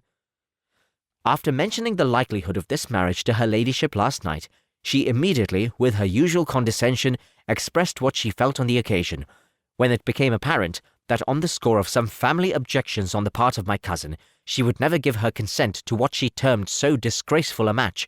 I thought it my duty to give the speediest intelligence of this to my cousin, that she and her noble admirer may be aware of what they are about, and not run hastily into a marriage which has not been properly sanctioned. Mr. Collins, moreover, adds, I am truly rejoiced that my cousin Lydia's sad business has been so well hushed up, and am only concerned that their living together before the marriage took place should be so generally known. I must not, however, neglect the duties of my station, or refrain from declaring my amazement at hearing that you received the young couple into your house as soon as they were married. It was an encouragement of vice, and had I been the rector of Longbourn, I should very strenuously have opposed it. You ought certainly to forgive them, as a Christian, but never to admit them in your sight, or allow their names to be mentioned in your hearing. That is his notion of Christian forgiveness. The rest of his letter is only about his dear Charlotte's situation, and his expectation of a young olive branch. But, Lizzie, you look as if you did not enjoy it. You are not going to be missish, I hope, and pretend to be affronted at an idle report. For what do we live, but to make sport for our neighbours, and laugh at them in our turn? Oh, cried Elizabeth, I am excessively diverted, but it is so strange. Yes, that's what makes it amusing. Had they fixed on any other man, it would have been nothing. But his perfect indifference and your pointed dislike make it so delightfully absurd. Much as I abominate writing, I would not give up Mr. Collins's correspondence for any consideration. Nay, when I read a letter of his, I cannot help giving him the preference even over Wickham, much as I value the impudence and hypocrisy of my son-in-law. And pray, Lizzie, what said Lady Catherine about this report? Did she call to refuse her consent? To this question, his daughter replied only with a laugh, and as it had been asked without the least suspicion, she was not distressed by his repeating it. Elizabeth had never been more at a loss to make her feelings appear what they were not. It was necessary to laugh when she would rather have cried. Her father had most cruelly mortified her by what he said of Mr. Darcy's indifference, and she could do nothing but wonder at such a want of penetration, or fear that perhaps, instead of his seeing too little, she might have fancied too much. Chapter 58. Instead of receiving any such letter of excuse from his friend, as Elizabeth half expected Mr. Bingley to do, he was able to bring Darcy with him to Longbourn before many days had passed after Lady Catherine's visit. The gentleman arrived early, and before Mrs. Bennet had time to tell him of their having seen his aunt, of which her daughter sat in momentary dread, Bingley, who wanted to be alone with Jane, proposed their all walking out. It was agreed to. Mrs. Bennet was not in the habit of walking. Mary could never spare time, but the remaining 5 set off together. Bingley and Jane, however, soon allowed the others to outstrip them. They lagged behind, while Elizabeth, Kitty, and Darcy were to entertain each other. Very little was said by either. Kitty was too much afraid of him to talk. Elizabeth was secretly forming a desperate solution, and perhaps he might be doing the same. They walked towards the Lucases, because Kitty wished to call upon Maria, and as Elizabeth saw no occasion for making it a general concern, when Kitty left them, she went boldly on with him alone. Now was the moment for her resolution to be executed, and while her courage was high, she immediately said, "Mr. Darcy, I am a very selfish creature, and for the sake of giving relief to my own feelings, care not how much I may be wounding yours. I can no longer help thanking you for your unexampled kindness to my poor sister. Ever since I have known it, I have been most anxious to acknowledge to you how gratefully I feel it. Were it known to the rest of my family, I should not have merely my own gratitude to express." "I am sorry, exceedingly sorry," replied Darcy, in a tone of surprise and emotion, "that you have ever been informed of what may, in a mistaken light, have given you uneasiness. I did not think Mrs. Gardiner was so little to be trusted." "You must not blame my aunt. Lydia's thoughtlessness first betrayed to me that you had been concerned in the matter, and of course I could not rest till I knew the particulars. Let me thank you again and again, in the name of all my family, for that generous compassion which induced you to take so much trouble and bear so many mortifications for the sake of discovering them." "If you will thank me," he replied, "let it be for yourself alone. That the wish of giving happiness to you might add to the force of the other inducements which led me on, I shall not attempt to deny. But your family owe me nothing. Much as I respect them, I believe I thought only of you." Elizabeth was much too embarrassed to say a word. After a short pause, her companion added, "You are too generous to trifle with me. If your feelings are still what they were last April, tell me so at once. My affections and wishes are unchanged, but one word from you will silence me on this subject forever." Elizabeth, feeling all the more than common awkwardness and anxiety of his situation, now forced herself to speak, and immediately, though not very fluently, gave him to understand that her sentiments had undergone so material a change since the period to which he alluded, as to make her receive with gratitude and pleasure his present assurances. The happiness which this reply produced was such as he had probably never felt before, and he expressed himself on the occasion as sensibly and as warmly as a man violently in love can be supposed to do. Had Elizabeth been able to encounter his eye, she might have seen how well the expression of heartfelt delight diffused over his face became him. But though she could not look, she could listen, and he told her of feelings which, in proving of what importance she was to him, made his affection every moment more valuable. They walked on, without knowing in what direction. There was too much to be thought, and felt, and said for attention to any other objects. She soon learnt that they were indebted for their present good understanding to the efforts of his aunt, who did call on him in her return through London, and there relate her journey to Longbourn, its motive, and the substance of her conversation with Elizabeth, dwelling emphatically on every expression of the latter, which, in her ladyship's apprehension, peculiarly denoted her perverseness and assurance, in the belief that such a relation must assist her endeavours to obtain that promise from her nephew which she had refused to give. But, unluckily for her ladyship, its effect had been exactly contrariwise. "It taught me to hope," said he, "as I had scarcely ever allowed myself to hope before. I knew enough of your disposition to be certain that, had you been absolutely, irrevocably decided against me, you would have acknowledged it to Lady Catherine, frankly and openly." Elizabeth coloured and laughed as she replied, "Yes, you know enough of my frankness to believe me capable of that. After abusing you so abominably to your face, I could have no scruple in abusing you to all your relations." "What did you say of me that I did not deserve? For, though your accusations were ill-founded, formed on mistaken premises, my behaviour to you at the time had merited the severest reproof. It was unpardonable. I cannot think of it without abhorrence." "We will not quarrel for the greater share of blame annexed to that evening," said Elizabeth. "The conduct of neither, if strictly examined, will be irreproachable. But since then we have both, I hope, improved in civility." "I cannot be so easily reconciled to myself.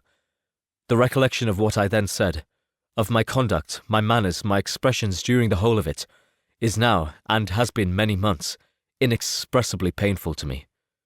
Your reproof, so well applied, I shall never forget. Had you behaved in a more gentlemanlike manner. Those were your words. You know not, you can scarcely conceive how they have tortured me, though it was some time, I confess, before I was reasonable enough to allow their justice." "I was certainly very far from expecting them to make so strong an impression. I had not the smallest idea of their ever being felt in such a way." "I can easily believe it. You thought me then devoid of every proper feeling, I am sure you did. The turn of your countenance I shall never forget, as you said that I could not have addressed you in any possible way that would induce you to accept me." "Oh, do not repeat what I then said. These recollections will not do at all. I assure you that I have long been most heartily ashamed of it." Darcy mentioned his letter. "Did it?" said he. "Did it soon make you think better of me? Did you, on reading it, give any credit to its contents?" She explained what its effect on her had been, and how gradually all her former prejudices had been removed. "I knew," said he, "that what I wrote must give you pain, but it was necessary. I hope you have destroyed the letter. There was one part especially, the opening of it, which I should dread your having the power of reading again. I can remember some expressions which might justly make you hate me." "The letter shall certainly be burnt, if you believe it essential to the preservation of my regard. But though we both have reason to think my opinions not entirely unalterable, they are not, I hope, quite so easily changed as that implies." "When I wrote that letter," replied Darcy, "I believed myself perfectly calm and cool, but I am since convinced that it was written in a dreadful bitterness of spirit." "The letter perhaps began in bitterness, but it did not end so. The adieu is charity itself. But think no more of the letter. The feelings of the person who wrote and the person who received it are now so widely different from what they were then, that every unpleasant circumstance attending it ought to be forgotten. You must learn some of my philosophy. Think only of the past as its remembrance gives you pleasure." "I cannot give you credit for any philosophy of the kind. Your retrospections must be so totally void of reproach that the contentment arising from them is not of philosophy, but what is much better, of innocence. But with me it is not so. Painful recollections will intrude which cannot, which ought not to be repelled. I have been a selfish being all my life, in practice, though not in principle, As a child I was taught what was right, but I was not taught to correct my temper. I was given good principles, but left to follow them in pride and conceit. Unfortunately, an only son, for many years an only child, I was spoilt by my parents who, though good themselves, my father particularly, all that was benevolent and amiable, allowed, encouraged, almost taught me to be selfish and overbearing, to care for none beyond my own family circle, to think meanly of all the rest of the world, to wish at least to think meanly of their sense and worth compared with my own. Such I was from 8 to 28, and such I might still have been, but for you, dearest, loveliest Elizabeth. What do I not owe you? You taught me a lesson, hard indeed at first, but most advantageous. By you I was properly humbled. I came to you without a doubt of my reception. You showed me how insufficient were all my pretensions to please a woman worthy of being pleased. Had you then persuaded yourself that I should? Indeed I had. What will you think of my vanity? I believed you to be wishing, expecting my addresses. My manners must have been in fault, but not intentionally, I assure you. I never meant to deceive you, but my spirits might often lead me wrong. How you must have hated me after that evening. Hate you? I was angry perhaps at first, but my anger soon began to take a proper direction. I am almost afraid of asking what you thought of me when we met at Pemberley. You blamed me for coming? No, indeed, I felt nothing but surprise. Your surprise could not be greater than mine in being noticed by you. My conscience told me that I deserved no extraordinary politeness, and I confess that I did not expect to receive more than my due. My object then, replied Darcy, was to show you, by every civility in my power, that I was not so mean as to resent the past, and I hoped to obtain your forgiveness, to lessen your ill opinion, by letting you see that your reproofs had been attended to. How soon any other wishes introduced themselves I can hardly tell, but I believe in about half an hour after I had seen you. He then told her of Georgiana's delight in her acquaintance, and of her disappointment at its sudden interruption, which naturally leading to the cause of that interruption, she soon learnt that his resolution of following her from Derbyshire in quest of her sister had been formed before he quitted the inn, and that his gravity and thoughtfulness there had arisen from no other struggles than what such a purpose must comprehend. She expressed her gratitude again, but it was too painful a subject for each to be dwelt on farther. After walking several miles in a leisurely manner, and too busy to know anything about it, they found at last, on examining their watches, that it was time to be at home. What could become of Mr. Bingley and Jane was a wonder which introduced the discussion of their affairs. Darcy was delighted with their engagement. His friend had given them the earliest information of it. "I must ask whether you were surprised," said Elizabeth. Not at all. When I went away, I felt that it would soon happen. That is to say, you had given your permission. I guessed as much. And though he exclaimed at the term, she found that it had been pretty much the case. On the evening before my going to London, said he, I made a confession to him, which I believe I ought to have made long ago. I told him of all that had occurred to make my former interference in his affairs absurd and impertinent. His surprise was great. He had never had the slightest suspicion. I told him, moreover, that I believed myself mistaken in supposing, as I had done, that your sister was indifferent to him, and as I could easily perceive that his attachment to her was unabated, I felt no doubt of their happiness together. Elizabeth could not help smiling at his easy manner of directing his friend. "Did you speak from your own observation," said she, "when you told him that my sister loved him, or merely from my information last spring?" From the former. I had narrowly observed her during the 2 visits which I had lately made there, and I was convinced of her affection. And your assurance of it, I suppose, carried immediate conviction to him? It did. Bingley is most unaffectedly modest. His diffidence had prevented his depending on his own judgment in so anxious a case, but his reliance on mine made everything easy. I was obliged to confess one thing, which for a time, and not unjustly, offended him. I could not allow myself to conceal that your sister had been in town 3 months last winter, that I had known it, and purposely kept it from him. He was angry, but his anger, I am persuaded, lasted no longer than he remained in any doubt of your sister's sentiments. He has heartily forgiven me now."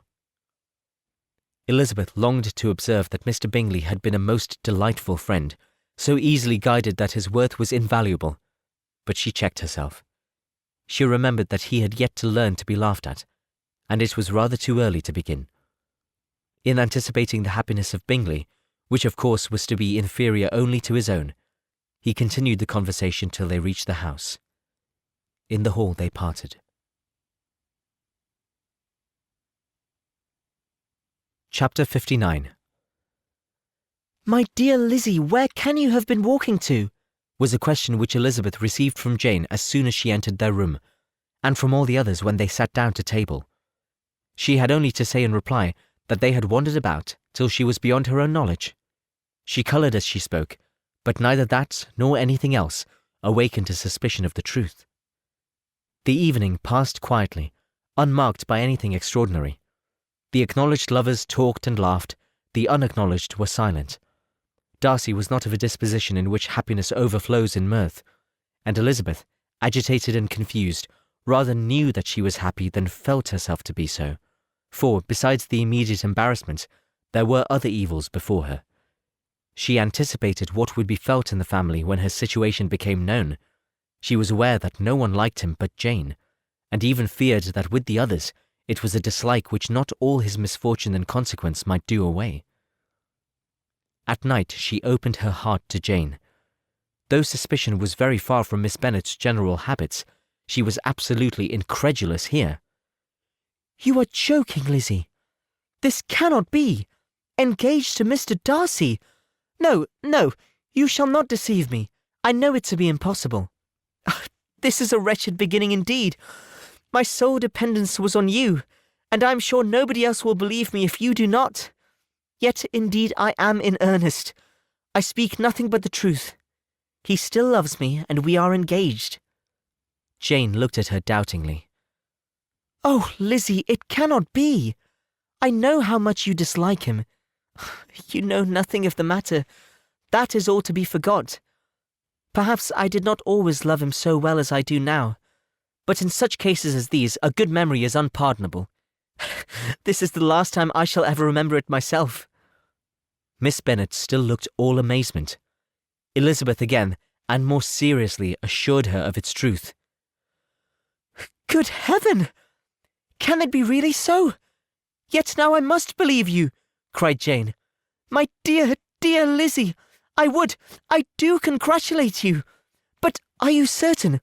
Forgive the question, are you quite certain that you can be happy with him?" "There can be no doubt of that. It is settled between us already, that we are to be the happiest couple in the world. But are you pleased, Jane? Shall you like to have such a brother?" "Very, very much. Nothing could give either Bingley or myself more delight. But we considered it, we talked of it as impossible. And do you really love him quite well enough? Oh, Lizzie, do anything rather than marry without affection. Are you quite sure that you feel what you ought to?" "Oh, yes. You will only think I feel more than I ought to when I tell you all." "What do you mean?" "Why, I must confess that I love him better than I do Bingley. I'm afraid you will be angry. My dearest sister, now be serious. I want to talk very seriously. Let me know everything that I'm to know, without delay. Will you tell me how long you have loved him?" "It has been coming on so gradually that I hardly know when it began. But I believe I must date it from my first seeing his beautiful grounds at Pemberley." Another entreaty that she would be serious, however, produced the desired effect, and she soon satisfied Jane by her solemn assurances of attachment. When convinced on that article, Miss Bennet had nothing further to wish. "Now I am quite happy," said she, "for you will be as happy as myself. I always had a value for him. Were it for nothing but his love of you, I must always have esteemed him. But now, as Bingley's friend and your husband, there can be only Bingley and yourself more dear to me. But Lizzie, you have been very sly, very reserved with me. How little did you tell me of what passed at Pemberley and Lambton? I owe all that I know of it to another, not to you." Elizabeth told her the motives of her secrecy. She had been unwilling to mention Bingley, and the unsettled state of her own feelings had made her equally avoid the name of his friend. But now she would no longer conceal from her his share in Lydia's marriage. All was acknowledged, and half the night spent in conversation. Good gracious! Cried Mrs. Bennet, as she stood at a window the next morning. If that disagreeable Mr. Darcy is not coming here again with our dear Bingley, what can he mean by being so tiresome as to be always coming here? I had no notion but he would go a-shooting, or something or other, and not disturb us with his company. What shall we do with him? Lizzie, you must walk out with him again, that he may not be in Bingley's way. Elizabeth could hardly help laughing at so convenient a proposal, yet was really vexed that her mother should always be giving him such an epithet. As soon as they entered, Bingley looked at her so expressively, and shook hands with such warmth, as left no doubt of his good information, and he soon afterwards said aloud, Mrs. Bennet, have you no more lanes hereabouts in which Lizzie may lose her way again to-day? I advise Mr. Darcy and Lizzie and Kitty, said Mrs. Bennet, to walk to Oakham Mount this morning. It is a nice long walk, and Mr. Darcy has never seen the view. It may do very well for the others, replied Mr. Bingley, but I'm sure it will be too much for Kitty. Won't it, Kitty? Kitty owned that she had rather stay at home. Darcy professed a great curiosity to see the view from the mount, and Elizabeth silently consented. As she went upstairs to get ready, Mrs. Bennet followed her, saying, I am quite sorry, Lizzie, that you should be forced to have that disagreeable man all to yourself, but I hope you will not mind it.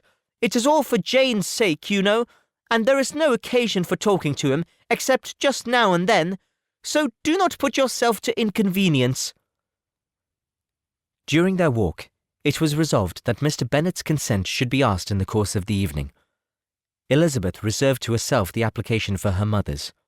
She could not determine how her mother would take it, sometimes doubting whether all his wealth and grandeur would be enough to overcome her abhorrence of the man.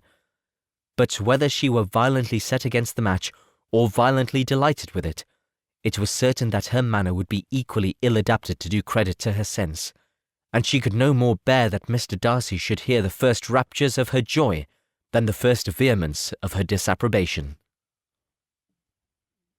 In the evening, soon after Mr. Bennet withdrew to the library, she saw Mr. Darcy rise also and follow him, and her agitation on seeing it was extreme. She did not fear her father's opposition, but he was going to be made unhappy, and that it should be through her means, that she, his favourite child, should be distressing him by her choice, should be filling him with fears and regrets in disposing her, was a wretched reflection, and she sat in misery till Mr. Darcy appeared again, when, looking at him, she was a little relieved by his smile. In a few minutes he approached the table where she was sitting with Kitty, and, while pretending to admire her work, said in a whisper, "Go to your father. He wants you in the library." She was gone directly. Her father was walking about the room, looking grave and anxious. "Lizzie," said he, "what are you doing? Are you out of your senses to be accepting this man? Have you not always hated him?" How earnestly did she then wish that her former opinions had been more reasonable, her expressions more moderate. It would have spared her from explanations and professions which it was exceedingly awkward to give, but they were now necessary, and she assured him, with some confusion, of her attachment to Mr. Darcy. "Or, in other words, you are determined to have him. He is rich, to be sure, and you may have more fine clothes and fine carriages than Jane. But will they make you happy?" "Have you any other objection," said Elizabeth, "than your belief of my indifference?" None at all. We all know him to be a proud, unpleasant sort of man. But this would be nothing if you really liked him." I do like him," she replied, with tears in her eyes. "I love him. Indeed, he has no improper pride. He is perfectly amiable. You do not know what he really is.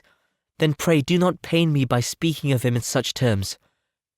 "Lizzie," said her father, "I have given him my consent. He is the kind of man, indeed, to whom I should never dare refuse anything which he condescended to ask. I now give it to you, if you are resolved on having him. But let me advise you to think better of it. I know your disposition, Lizzie. I know that you could be neither happy nor respectable unless you truly esteemed your husband, unless you looked up to him as a superior. Your lively talents would place you in the greatest danger in an unequal marriage. You could scarcely escape discredit and misery. My child, let me not have the grief of seeing you unable to respect your partner in life. You know not what you are about." Elizabeth, still more affected, was earnest and solemn in her reply, and at length, by repeated assurance that Mr. Darcy was really the object of her choice, by explaining the gradual change which her estimation of him had undergone, relating her absolute certainty that his affection was not the work of a day, but had stood the test of many months' suspense, and enumerating with energy all his good qualities, did she conquer her father's incredulity, and reconcile him to the match. "Well, my dear," said he, when she ceased speaking, "I have no more to say. If this be the case, he deserves you. I could not have parted with you, my Lizzie, to anyone less worthy." To complete the favourable impression, she then told him what Mr. Darcy had voluntarily done for Lydia. He heard her with astonishment. "This is an evening of wonders indeed. And so, Darcy did everything. Made up the match, gave the money, paid the fellow's debts, and got him his commission. So much the better. It will save me a world of trouble and economy. Had it been your uncle's doing, I must and would have paid him. But these violent young lovers carry everything their own way. I shall offer to pay him tomorrow. He will rant and storm about his love for you, and there will be an end of the matter." He then recollected her embarrassment a few days before, on his reading Mr. Collins's letter, and after laughing at her for some time, allowed her at last to go, saying, as she quitted the room, "If any young men come for Mary or Kitty, send them in, for I am quite at my leisure." Elizabeth's mind was now relieved from a very heavy weight, and, after half an hour's quiet reflection in her own room, she was able to join the others with tolerable composure. Everything was too recent for gaiety, but the evening passed tranquilly away. There was no longer anything material to be dreaded, and the comfort of ease and familiarity would come in time. When her mother went up to her dressing-room at night, she followed her, and made the important communication. Its effect was most extraordinary, for upon first hearing it, Mrs. Bennet sat quite still and unable to utter a syllable. Nor was it under many, many minutes that she could comprehend what she heard, though not in general backward to credit what was for the advantage of her family, or that came in the shape of a lover to any of them. She began at length to recover, to fidget about in her chair, get up, sit down again, wonder and bless herself. "Good gracious! Lord bless me! Only think, dear me, Mr. Darcy, who would have thought it? And is it really true? Oh, my sweetest Lizzie, how rich and how great you will be! What pin money, what jewels, what carriages you will have! Jane's is nothing to it, nothing at all. I am so pleased, so happy, such a charming man, so handsome, so tall. Oh, my dear Lizzie, pray apologize for my having disliked him so much before. I hope he will overlook it. Dear, dear Lizzie, a house in town, everything that is charming, 3 daughters married, 10,000 a year. Oh, Lord, what will become of me? I shall go distracted." This was enough to prove that her approbation need not be doubted, and Elizabeth, rejoicing that such an effusion was heard only by herself, soon went away. But before she had been 3 minutes in her own room, her mother followed her. "My dearest child," she cried, "I can think of nothing else. 10,000 a year, and very likely more. 'Tis as good as a lord, and a special licence. You must and shall be married by a special licence. But, dearest love, tell me what dish Mr. Darcy is particularly fond of, that I may have it tomorrow." This was a sad omen of what her mother's behaviour to the gentleman himself might be, and Elizabeth found that, though in the certain possession of his warmest affection, and secure of her relations' consent, there was still something to be wished for. But the morrow passed off much better than she expected, for Mrs. Bennet luckily stood in such awe of her intended son-in-law that she ventured not to speak to him, unless it was in her power to offer him any attention, or mark her deference for his opinion. Elizabeth had the satisfaction of seeing her father taking pains to get acquainted with him, and Mr. Bennet soon assured her that he was rising every hour in his esteem. "I admire all my 3 sons-in-law highly," said he. "Wickham, perhaps, is my favourite, but I think I shall like your husband quite as well as Jane's." Chapter 60. Elizabeth's spirits soon rising to playfulness again, she wanted Mr. Darcy to account for his ever having fallen in love with her. "How could you begin?" said she. "I can comprehend your going on charmingly when you had once made a beginning, but what could set you off in the first place?" "Ah, I cannot fix on the hour, or the spot, or the look, or the words which laid the foundation. It is too long ago. I was in the middle before I knew that I had begun."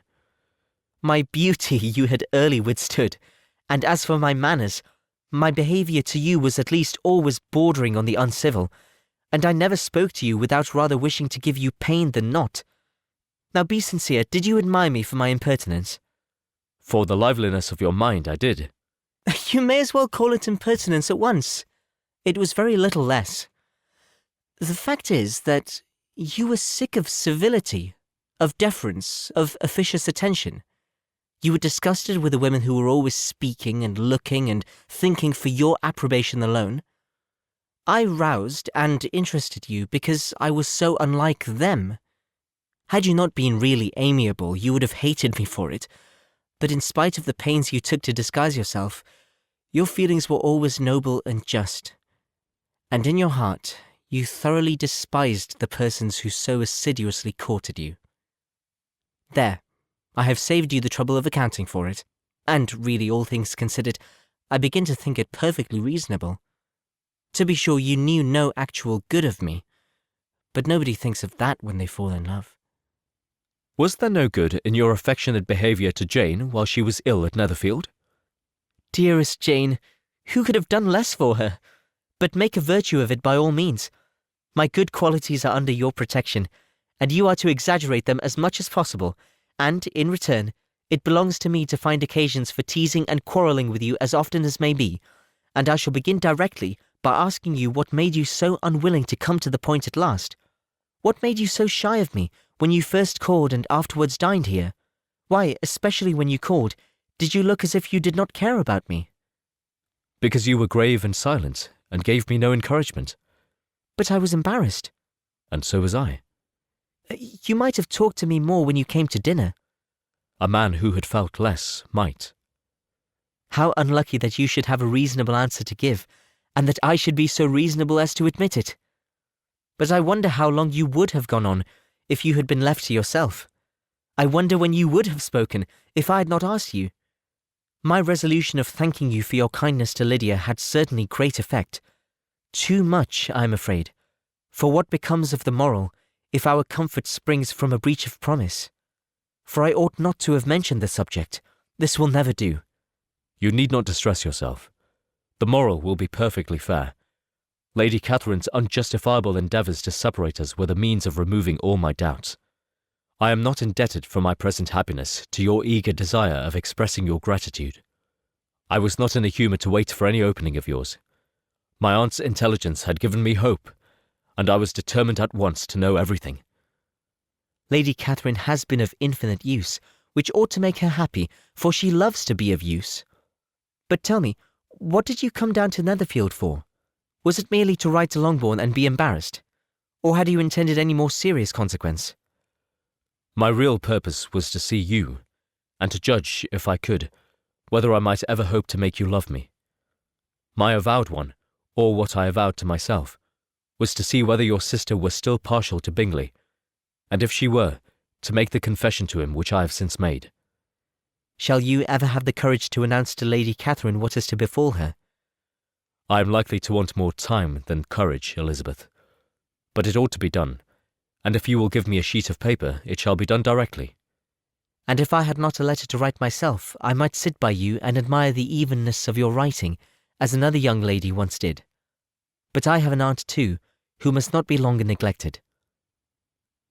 From an unwillingness to confess how much her intimacy with Mr. Darcy had been overrated, Elizabeth had never yet answered Mrs. Gardiner's long letter. But now, having that to communicate which she knew would be most welcome, she was almost ashamed to find that her uncle and aunt had already lost 3 days of happiness, and immediately wrote as follows.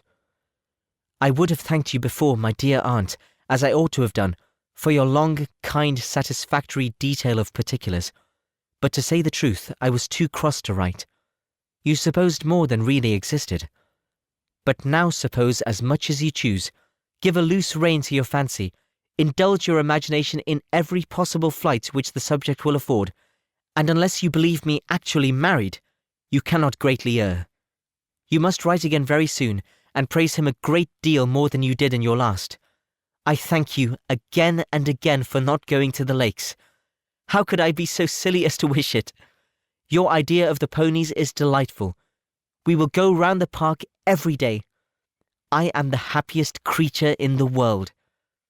Perhaps some other people have said so before, but not one with such justice.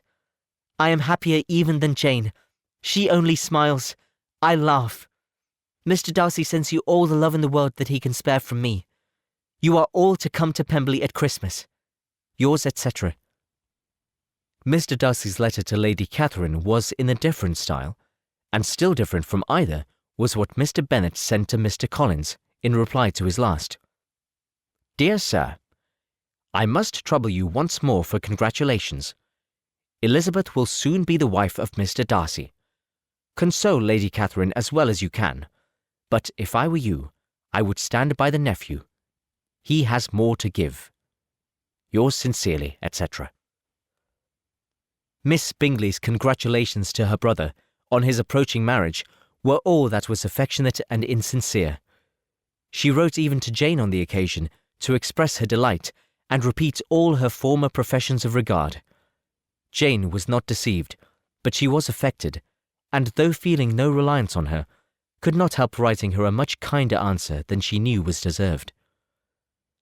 The joy which Miss Darcy expressed on receiving similar information was as sincere as her brother's in sending it.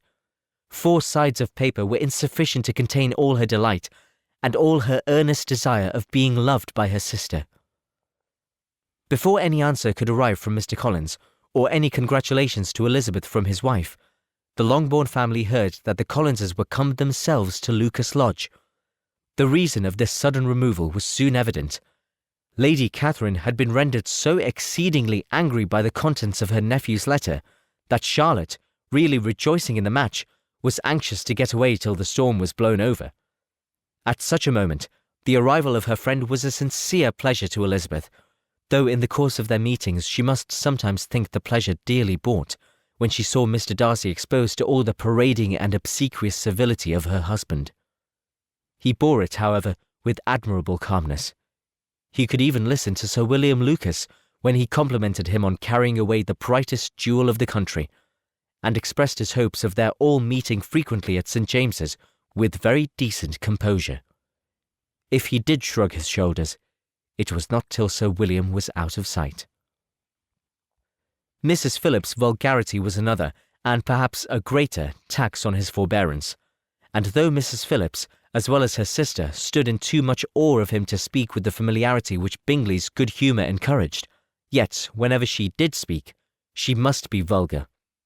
Nor was her respect for him, though it made her more quiet, at all likely to make her more elegant. Elizabeth did all she could to shield him from the frequent notice of either, and was ever anxious to keep him to herself, and to those of her family with whom he might converse without mortification. And though the uncomfortable feelings arising from all this took from the season of courtship much of its pleasure, it added to the hope of the future, and she looked forward with delight to the time when they should be removed from society so little pleasing to either, to all the comfort and elegance of their family party at Pemberley.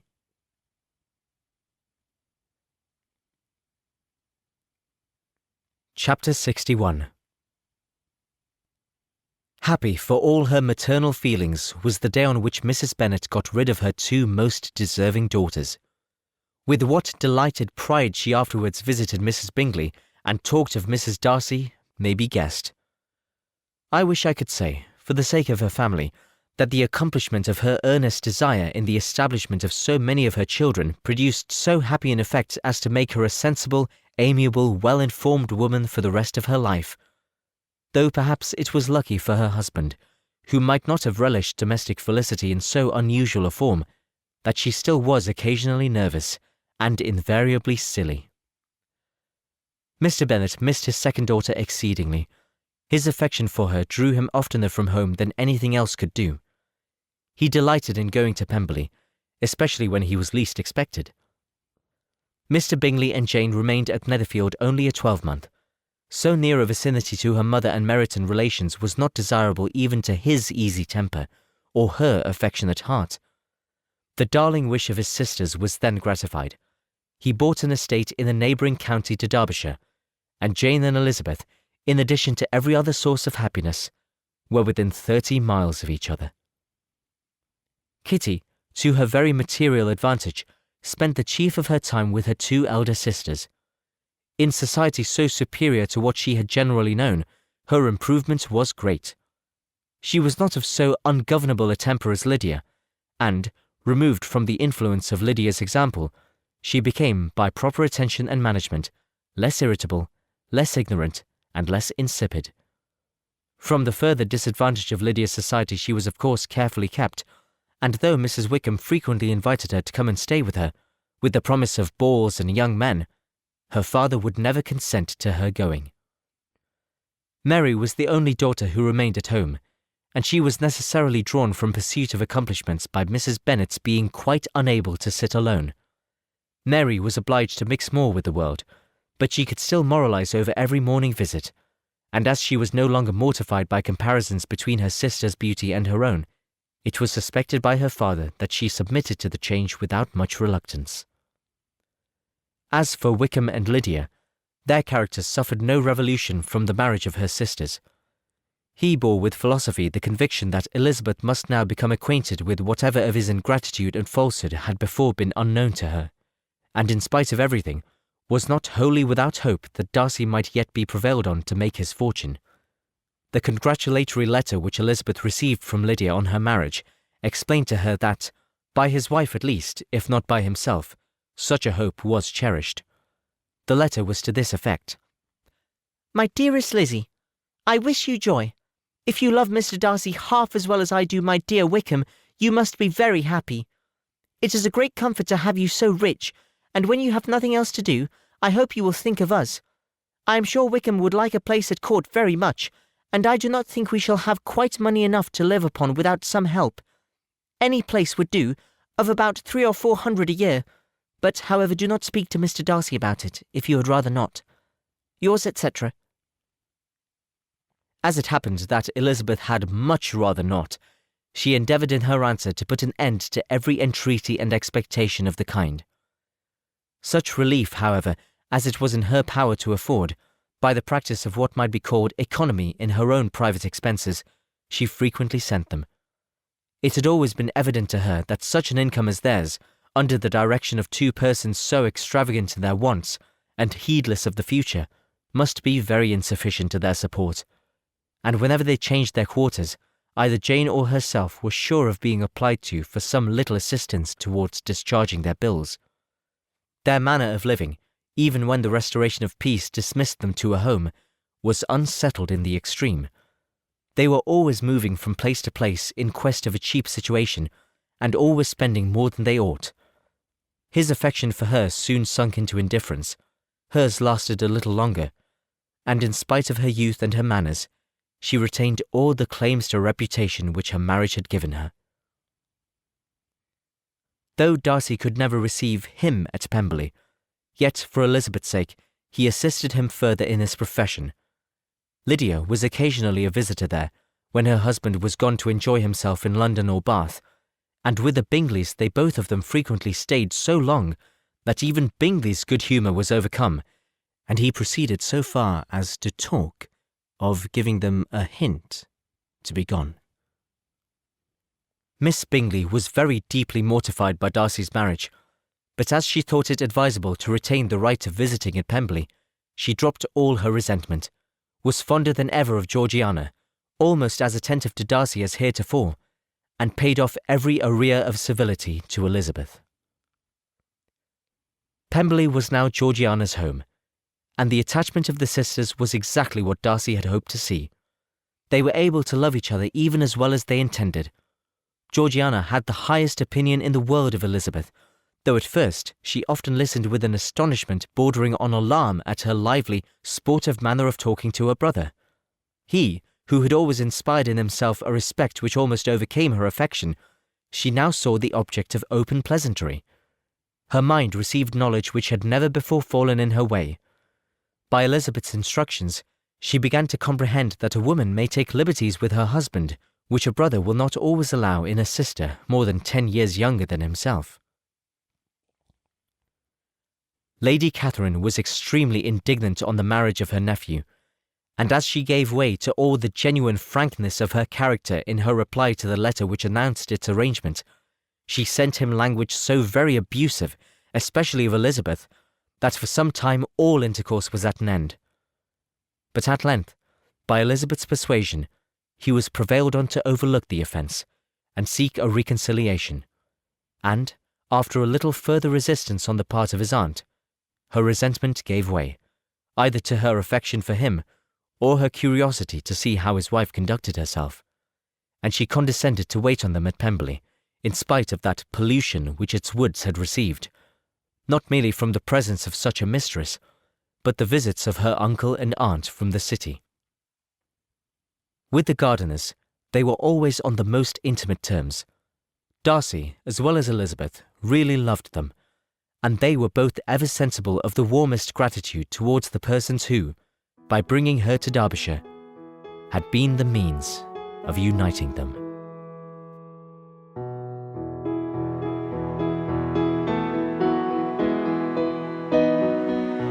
Pride and Prejudice by Jane Austen.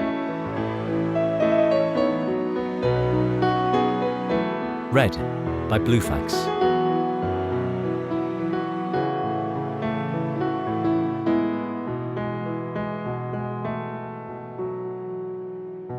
The end.